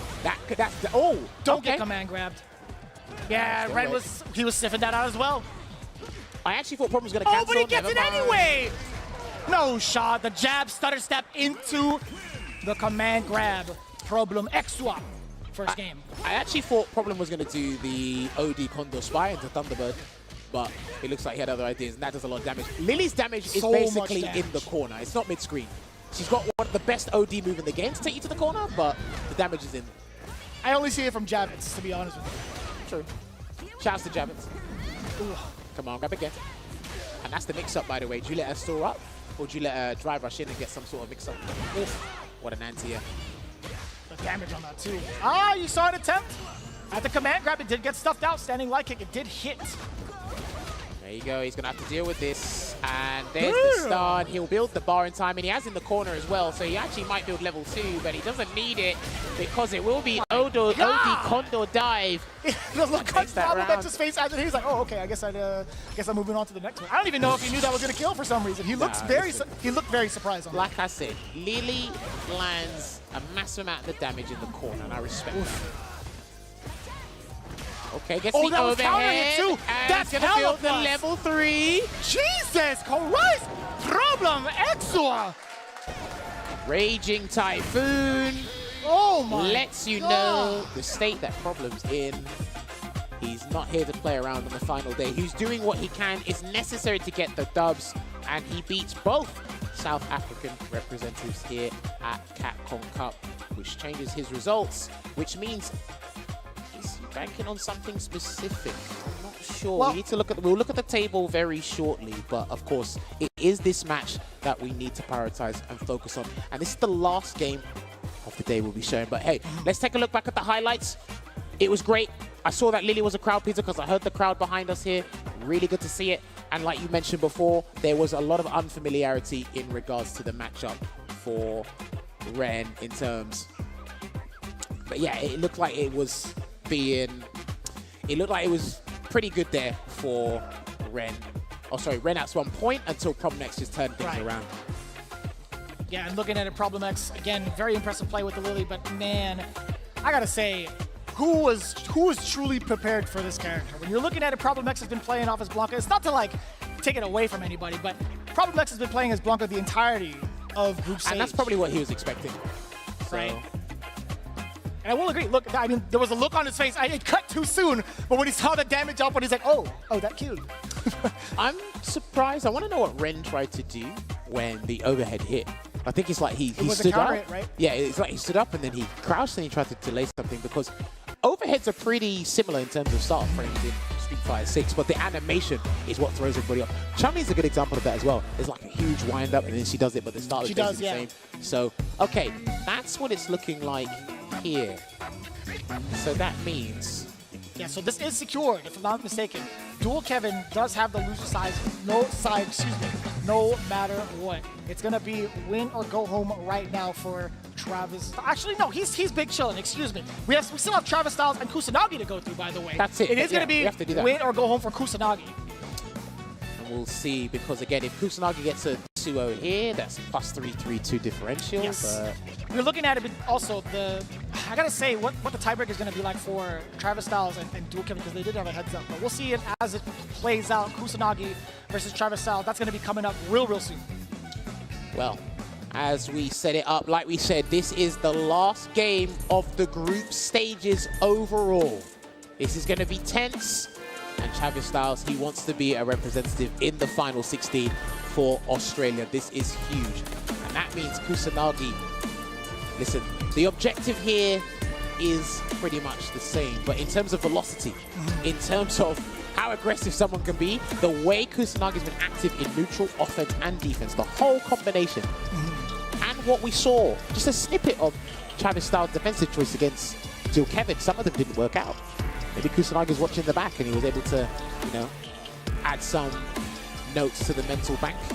See how he can adjust here, but this is going to be huge, Vicious. I feel like this is going to be a little bit slower in regards to what you're going to be looking for in neutral, right? And the Sand Blast is going to be available. Obviously, you have Ken with a very much so different fireball, a much slower approach, but it does give Travis Styles an opportunity to land some of these Hazanchos, or at least use it freely a lot more in this matchup, which could be a great gap closer. But I also do like her options against whiff punishing some of Ken's normals, right? I don't think it's going to be as much of a problem trying to deal with a crouching medium kick or even a crouching medium punch from Ken in regards to the neutral. I feel like Chun-Li overall has a much better aggressive style to face off against someone like Ken. I think the big thing for me would be obviously assessing the ground game, the tools they're going to be using. We see that Travis Styles, like most Chun-Li players, likes to play things safe with the lights and the mediums. Kusanagi will integrate a jump at some point. Travis Styles does it as well, and he's doing that the ambiguity range, or the ambiguous range, I should say, sorry, where it's hard to even determine whether it's going to be a regular Shoryuken or a cross-cut Shoryuken. Damn. But already, yeah. That's aggressive. He's firing on all cylinders. Ooh. What was that? No response from Travis after the target combo. Maybe he was expecting the finisher off of maybe no punish on the fireball either. Isn't that Jeez. -7 right in your face? She's got a 7-frame crouch medium kick. She had more than enough to punish for sure. Oh! And that burnout is going to be great for Travis Styles as he moves out of the corner. The Dragon Lash trying to sneak one in there. Kusanagi backing away. Man, he's so active even on defense. Again, and that could be huge with this haphazard approach here from Kusanagi. It could really throw Travis Styles off, but he's, oh, wow. Yeah, okay. This guy's here to ruin someone's day, surely. He's looking for the burnout, though. Good interruption into the spinning bird kick from Travis. Oh. Yeah. Oh my okay. God, that was such an awkward angle too. And this is the interesting thing. I said a jump would come at some point, but now he's actually found that meticulous spacing to make sure Travis is going to have to actually do a different anti. He's going to have to do the 10 that was an empty jump. Oh, no, what was it's that? not. Dude, he whiffed and he smiled. He whiffed the Shoryuken, and he actually caught life from that. You got away with murder. Oh, attack on drive gauge, season 2. Oh my God, out of there. Jump back medium punch instead. Kusanagi sent them out of the air. Now getting the burnout. This is going to be so catastrophic if Travis Styles does not have the right answers on defense. Plus frames as well. And continuing on the offense. Level 3, Kusanagi. Looking pretty damn clean. Well, look, he's only got level 1 to really get him out of this situation. The throw will not do it, but he might try to bait something, Kusanagi. That's why he walks. Gets that throw. Looking for the chip. Oh! He's flinching. I think he's got the necessary notes. Has he got the download here to try and get a 2-0? But we go back to the character select screen. He might be going to no. Okay. Oh, who were you going to say? He hovered over Juri just for a split second. Remember, Travis is fighting for his qualification life here. So is Kusanagi. So this is huge implications for the day. I thought it was going to be a tiebreaker scenario between Travis Styles and Dual Kevin, to be honest with you. Because they did have the head-to-head record, right? And Travis ended up taking down Dual Kevin a little bit earlier on. But either way, we'll get that calculation going. Just waiting it out here. Ooh. And there you go. He wasn't doing that against Dual Kevin, but now he's made amends and he needs to wake up. He needs to do it now. Oh. Just backing away. Yeah, not even trying to test the anti-airs, right? There's a Hazanchu on the fireball, but he did go for a drive rush cancel after that punish counter there. So he's actually squandered another good opportunity. Got the forward throw. And he was ready for it. You thought you could get away with the drive impact, Travis. What's the play? It's a side switch. Yes, sir. Down forward roundhouse all the way through, ending with the 10 show. Overhead gets just blown up by OD uppercut from Travis, or sorry, from Kusanagi. Yeah, and that's going to be, what's it going to be? A safe jump? No, he goes for the mix-up instead. Good block from Travis. He's almost burnt out here, but he's got Kusanagi burnt out. Kusanaga's going to have to take a huge risk here if he doesn't want to avoid chip. There's the jump. Travis has been charging up too. Go! Going behind, And that it's doesn't work. viable. It does Yes. not work. He does not have invulnerability past it. He literally has 1 frame of invincibility, and that's literally on the flash. After that, it is useless against projectiles. Oh, Yeah, man. and that is, it's so slow. That projectile is just so slow. Do you know what? That was really fortuitous, and so was that anti-throw tool with the air lightning legs for Travis, and another perfect parry there. Travis has got to be very careful with his block strings and his pressure sequences. Oh, he tried to hold up. Oh, good on Kusanagi for not confirming, but either way, Travis still managed to get a push Dude, count. you need to stop autopiloting these strings, man. Kusanagi's looking for a parry immediately after you press 1 button. Still trying to escape. Here's Travis Styles. Again, looking for the throw bait. Oh, this got to be it. More than enough damage. He's going to go for the mix instead. I respect that. I respect that a lot. Forward throw. He gets the, oh my God. I don't know, man. I think he should have done that level 2 earlier, moments Oh, ago. but he gets to keep all the cash in the bank. It is secured. Kusanagi also giving himself a little bit of a laugh. Final round potentially for Kusanagi. Right, rush throw. What's he looking to bait? And he goes and does a wake-up throw there, Travis Styles, and this is where he's going to get hugely active. Reset into the drive impact. Kusanagi is going to have to take this level 3 because Travis Styles wants to have a full stop of dry gauge to work with. But Kusanagi, he's got a decision to make. And he blocks. Still blocking out. No parries yet. Almost going out here. Oh, he's trapped. I think he wanted the empty jump there. It didn't quite work out. Again! Plenty of mediums being peppered in. Travis Styles trying to back away from the Jin right pressure. Dashes into a fireball. Speaking of, dashes into a pretty big fireball, the OD. Travis Styles tying it up 1-1. Well, he's able to calm down, stay laser focused, ruminate, yet take a moment to breathe because Kusanagi was just showing too many signs of impatience there, which could lead to very flustered choices, and you don't want that at this stage because there's 1 more game to go in this group stage, and this is pivotal, absolutely vital for both of these guys here. Now, the great thing about that second game was Travis being able to slow things down and be able to dictate the pace. Kusanagi was dictating too many interactions in the first game. You had highlighted Travis Styles autopiloting just a little bit in some of his strings, and he actually went to that well again, except he delayed the low medium kick. At one point, Kusanagi didn't even want to try to parry. 100%, and it looks like he's off to a good start here. Slight life lead, perfect parry of the Kikoken into the fireball. That could have been punished, I think. Yeah. Was he within range? It looked like it. I like that he didn't do it, so. If you do get counter hit, I totally get it. You link standing light kick as Ken. Forward throw. Oh. In pursuit. Caught it with the low forward, too. Back dashes this time round. He's very lucky that Kusanagi had other ideas in terms of what he's looking to bait. And he's getting hit by every straight hit by Ken here, Vicious. Good confirm. Looking it out. He's being threatened. He got out of there. He wormed his way out somehow. Again. Level 1. I'm pretty he's sure saving level it. 1 would have done it. 100% it would have. But you know this, man. Kusanagi had saved it in the previous round. He's willing to save that money in the bank till it's time to cash out. Dude, he wants freebies before he has to pay for anything. Nice interruption there with the Tensho kicks. Baited. No. Big damage here. I think you should take that drive gauge. And he will do so. So smart. And I think you should try and set up the safe jump. Kusanagi has to get a perfect parry if he's going to set up the safe jump. Oh, I think they both knew. I think they both knew. Clearly with the tech. That throw break was everything for Kusanagi up until this point. The back throw in place. Backs away, gets clipped low into the snap kick from the Jinrai. Throw. You see some of the defensive tendencies really starting to bite Kusanagi. Final game, final round, you got it. Good that he identified that. He threw an EX fireball first, but he didn't believe and didn't chase it down. No punish. That looked like well spaced. Good spacing there from Kusanagi. That was at the toenail, Giles. I know. Dusty and crusty. No sir, the fireball stopping all the shenanigans, going up forward. No whiff punish there in the crouching medium kick from Travis either. He's playing super conservative at the moment, but he's actually pretty safe. Oh my God, the handshake of destiny. And he will go into Hoyokusen. What's he going to set up this time, Vicious? Do we get the stomp? Yes, we do. Excellent defensive choices in the back throw from Kusanagi. Walks away, and then he's still trying to run away. You gotta do it right. take out a bar and a half, Oh, dear. get this life Look, lead, dude. build up some of your gauge. You got to drive up forward now. If he blocks, he's burnt out. He could lose. If he takes a grab, it's going to be in trouble. And that's why he did Tenso. He said, I'm going to go out on my own terms. Whew. There's a throw. Hang on a minute. Oh, my word. They both grabbed hot air. And then he's still trying to run away. He still has an OD. So you can... Talk to me, Jammers! Talk to me, bro! What does he have in the tank left? What does he have? Listen, he took the round. He saw what Travis Styles did and said, I could do better.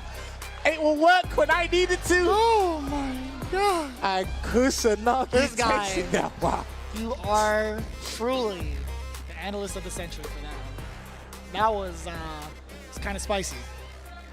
Listen. You couldn't even finish the rest of the sentence. You were trying to hold back a laughter so hard. It's, I knew it. I knew it. I knew exactly what you were trying to do, man. I got a shout outs to F word and Sengan because when they say it best. I burn myself out. You do. By my own You do. ambition. You spent the rest of your gauge on that last bit. Couldn't even finish it out. Man, if you were going to crack the piggyback, that's the time to do it. But in the first game, we saw it there. Kusanagi identified something crucial. That when Travis was trapped in the corner, he was resorting to throw tech, nothing else really. Right. But then, once we got out of this first game, it's how Travis dictated the pace, the speed of the neutral in the next one. I really have to respect how he done that, slow things down. And then he really piled on the pressure, and he started to then frustrate Kusanagi because he knew the scoreline is what really matters there. And that was a lovely check. Good awareness on the DI and the side swap there. His punish counter side swap combos from a drive impact have been phenomenal today, Travis Styles. And like I said, the activeness in terms of defensive choice of Kusanagi. Man, you would think that would actually get through, but it's a fireball too, so. Yeah, the thing is, I think a lot of people still don't understand that, like, why Kens don't wake up with level 2 as opposed to everybody else. It's like there's literally one frame of invincibility on the flash, and then after that, it's practically pointless. But it still doesn't work out even if there's a fireball in front of you. Yeah, so that's the thing. And then we go to this another round. And you know what? I respect him because, again, he has that understand the situation awareness, and he's confident that he can actually save his meter for a better scenario and a more conducive outcome. There were times where I thought Kusanagi should spend his bar just for safety, but he said, no, I've got this. I can do this. I got you. But then, look at this closeout. Man, here. the closeout was actually so unprecedented, man. Kusanagi, again, peppering in some of the lights, but for every character, for every player, really, the Jinrai, having to defend against that, especially with someone like Kusanagi, it's so troublesome. He managed to worm his way out there, and these two are actually pretty precarious situations in the burnout scenario in this round alone. The gets opened up there by the overhead. And then again, it's interesting. There were times where he really baited out successfully. Travis in this last game utilized level 2 really well, but Kusanagi had a good understanding of the whole situation in its totality with the drive gauge, the mind game that he'll do. But then we come to the closing moments here because had to do level 2, set up something nice. But then Travis Styles had a huge decision to make here, and he said, I will burn myself out. I will do that. And then this is what was interesting because after that... Oh my God, in this moment. You saw the throw come out as well as Travis Styles.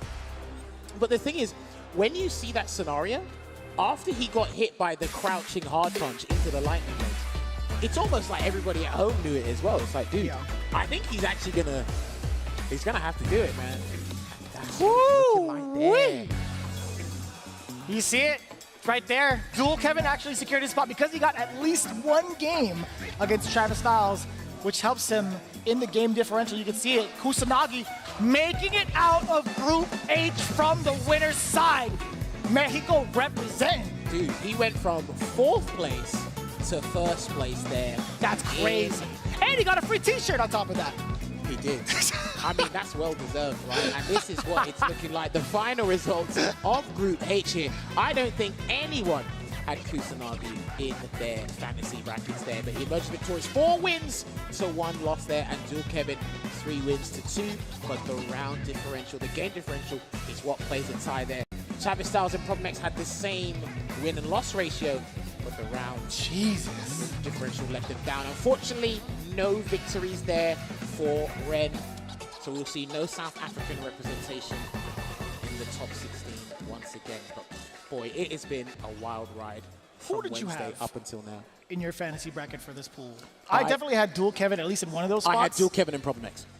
I think I also had dual Kevin and Problem X as well. I think a lot of people. Perhaps, yeah. I mean, we can ask David and check. I don't want you lying to me now. Listen, why would I lie? What would I have to do? What would I have to gain from lying to you? I don't know.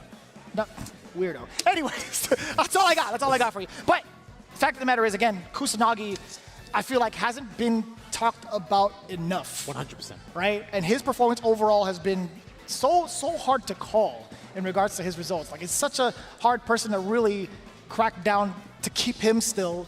It's so ambiguous as to what his defensive options are. And he also reads the layers of people's offense really, really well for his defensive decision-making, too.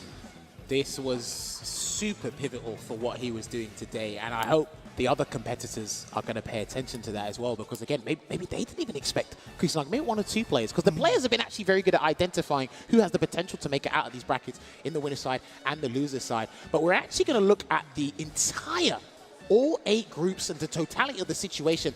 This is what it looks like. I can't believe it. Can we just talk about who didn't make it?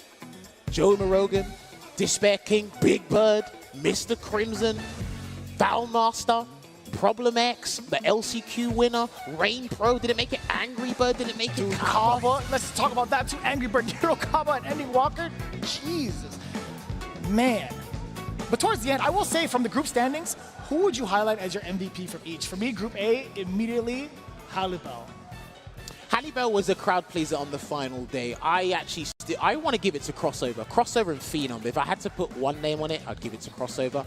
He definitely performed well because, again, I've been waiting to see him in this kind of like level of environment for a long time now, so shouts to Crossover. Sure. I'd say Group B, Chris Wong.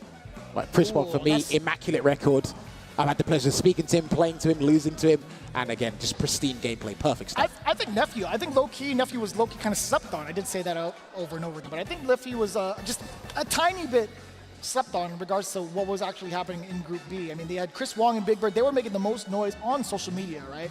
But Nephew, it's like, let's see how he warms up today. Let's see how he performs in day number 1, because he had sort of a shaky start. But going on into Group C, man, DCQ has been destroying everybody's mental in this bracket. Listen, shouts to Logan, because me and Logan said this back in London before the cup even happened. We said we reckon DCQ is going to do something and remind people the optimization and the power of JP, but he is there in the winner's side. We'll talk about that in a little bit. Yeah. I do want to give my shout-outs to Bravery as well. I think he did a phenomenal job with his Cammy, really showing up. But going into Group D as well, talking about the bottom 4, Mikex, Takamura, SolVNG, and Valmaster. I would like to formally apologize for commentators cursing Mikex, because there was a moment where he actually had a significant way to win, and he made that significant drop, and I was like, that was probably our fault. Your fault. We did it together. Don't. We're the duo. Don't. I didn't say anything. It was your fault. You co-signed it. I'm throwing you under the bus, that's right. Anyway, my MVP is Gachikun, because I play Rashid as well. I always love learning from him. Takamura is amazing as well. Mikex, I learned a lot about him throughout these past couple of days, so I'm really impressed. Hopefully he continues playing this game at the highest level, and hopefully he can actually go to further heights in terms of competitive play, in terms of fighting games. Group E. This was actually unprecedented for me. Cien taking it down 5-0, and he was stressing. I've been talking to him every single day during Group C. He's like, man, I don't know. Like, I have certain strategies against everybody, but I'm still kind of nervous. It never really leaves me. Because if you put a scientist of his caliber in a group like that, in an environment like this, I can understand the experiments and the notes can go wrong. They can go pear-shaped, so I do understand why I was thinking that. But hey, the results don't lie. 5-0 there. Really enjoyed watching him play. Snake Eyez was the people pleaser, but unfortunately, he didn't have enough. If there was one less DJ in the group, maybe. Maybe. You think so? Maybe. Perhaps. I'm surprised that Namikaze didn't get any wins at all. That was a pretty big letdown, because he actually had a great way to qualify as well through his respective regions. So unlucky to Namikaze there. But if we go to Group F. So I won't say that I had a somewhat idea of how Lashar was going to perform. I had zero clue, and I'll be very honest with that.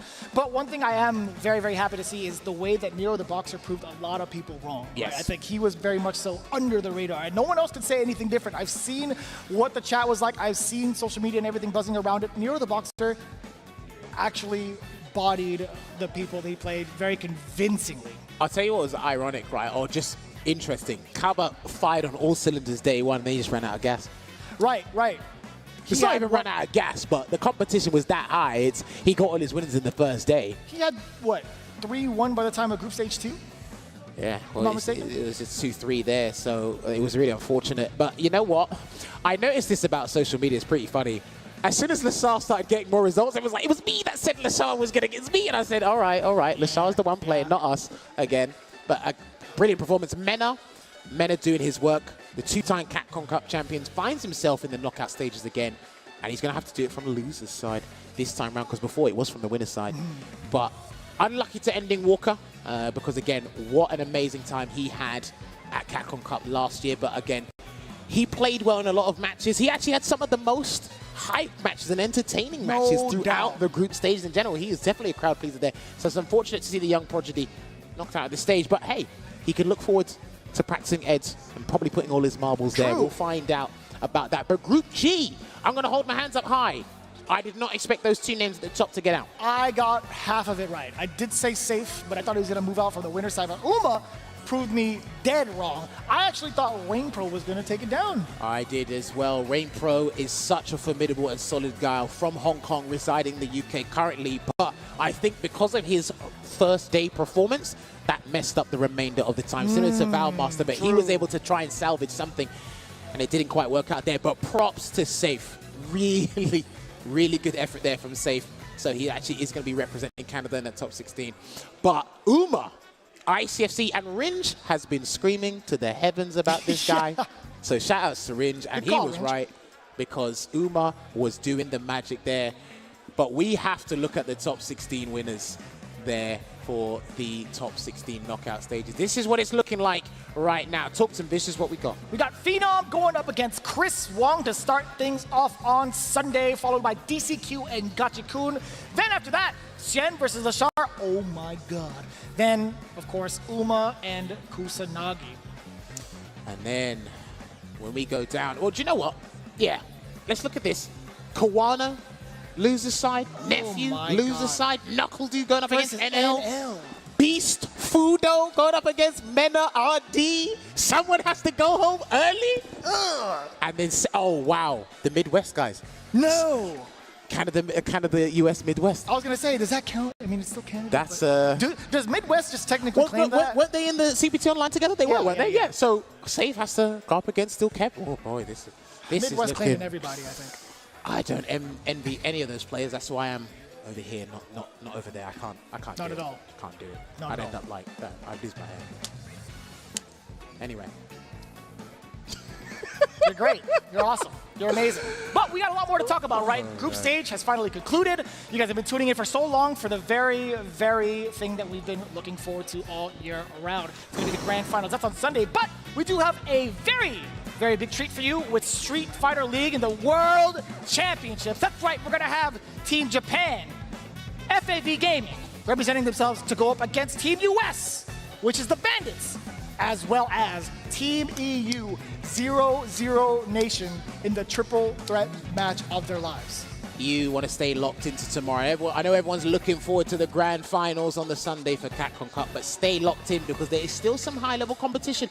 More action you'll see from Mena RD. More action from the likes of Phenom. You'll actually get to see Lord Venom do the work with that JP. And you may get to see probably, arguably, the best team balance-wise on paper with Team FAB. But hey, you make sure you follow Capcom Fighters on Twitch and the YouTube. Those are the channels we'll be on. But for now, we got to love you and leave you. No more group matches. We've had a good time over here. We need to cool down. Shout-outs to my co-commentator Vicious and everybody else in the talent lineup. And shout-outs to the production team as well. We will see you tomorrow for Street Fighter League World Championships. The challenge.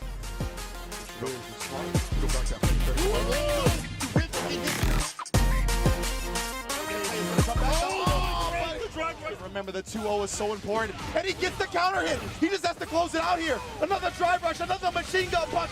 Crossover win. Perfect parry. I love the defense from the side of Halibel. Once again, it's a blue kind of thing. No clouds in the skies. Just JPs. Oh man, this is a blue world we're living in right now. Rolling 60 style. Ooh, and he's dead, baby. GGHalibel takes it with the Manon 2-1. Oh, stand medium kick, gets a little bit of a hit. Kawano he doesn't have to overextend to get the win. You're in the proper position to cross up DP. Oh, and crossover, he at least got out, but Kawano. Be a factor. Already spends a lot of that drive gauge. He had to DP there to get the juggle, but the situation was a little awkward. Last guess, not enough, and the jab. He gets pull up in this space. Just raw Gladius goes for the. He might be in trouble. There you go. Oh, nice jab, stops the teleport. I like that option to kind of deal with the mix-up, because even a lot of times if that fireball is still there, you still get the opposite field. We have not seen big jump in coming from Chris Wong, and he's going to get level 3 off of this. I'd be surprised if he doesn't use it. Is downloading him as we speak. Yep, just needs one more hit at this point. And there it is. There's the that throw loops. And guys, that's what Rashid is supposed to do. And he does do it. Okay, here we go. Wow, the there it is! Bravery! Now just needs to get one more hit. And again, this will give him 4 wins, and that pretty much means he is guaranteed. Mr. Crimson's got to think of something, or else it's lights out. There it goes. Catches him walking. Yeah, that's 0, and he didn't try to trade. NuckleDu is gonna take it. We're looking for the recovery of the drive gauge. That's NL, but the load down below doesn't actually clip, and the God button crushing media punch to start things off. Level 1 is all that's needed, but just in case, a little bit of insurance, bang! He's got to jump out in the corner or fight tooth and nail. He tries to jump out in the corner, gets punished for his troubles, and that's it. Damage with such a hill to climb. Takamura just needs one touch from the medium, and that's it. Not letting him out. He's got to let his drive gauge come back, surely. Oh no, dude! He probably set up as well. He can put him in a true block string. Yeah, here it comes. And the guess down below. Setup's coming. What's it going to be? No, he wanted to set up a safe jump, but he got the timing wrong. Takamura can still turn things around, and he's still being stubborn in trying to get Gachikun to throw attack. Entire back heavy kick not working out. You don't have the charge for the DP. It's absolutely free. There we go. There's the turn, but that sway moves you out of range so quickly. Udo immediately ready to pop up with a jackknife maximum, but the backdash punishes the throw attempt.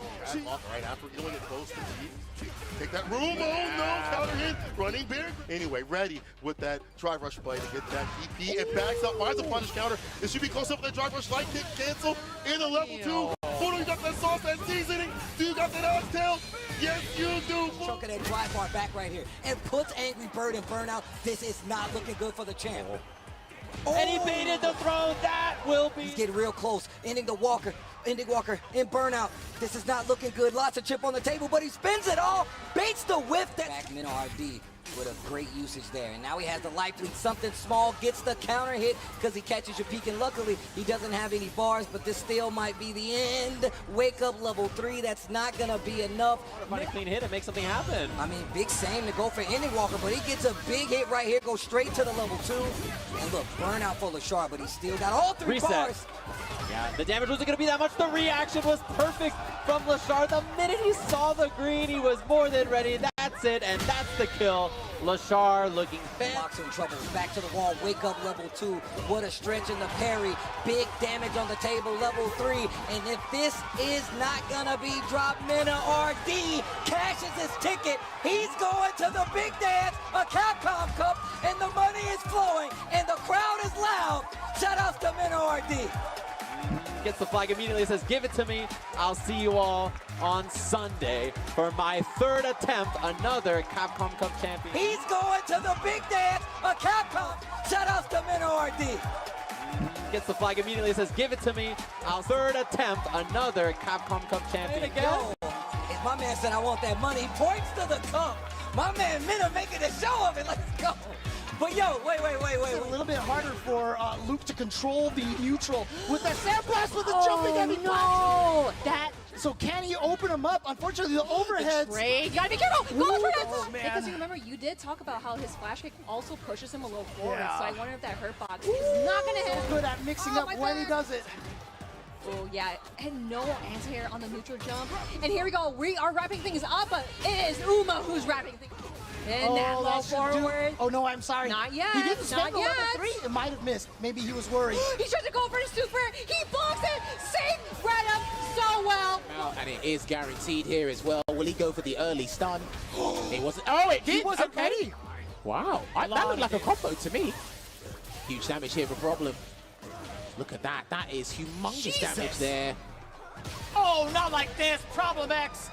moving. In that regards, but he's got to throw out fire on all cylinders, but he does. He's still got a super, so if he gets a hit, that's going to be it.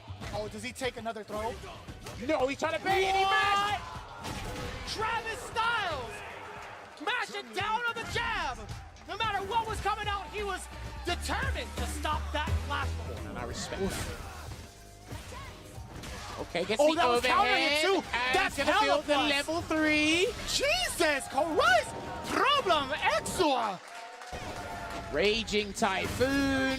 Oh my Let God! word, they both grabbed hot air. And then he's No still way. trying to run away. He still has an OD, so you can. Talk to me, Jammers! Talk to me, bro! What does he have in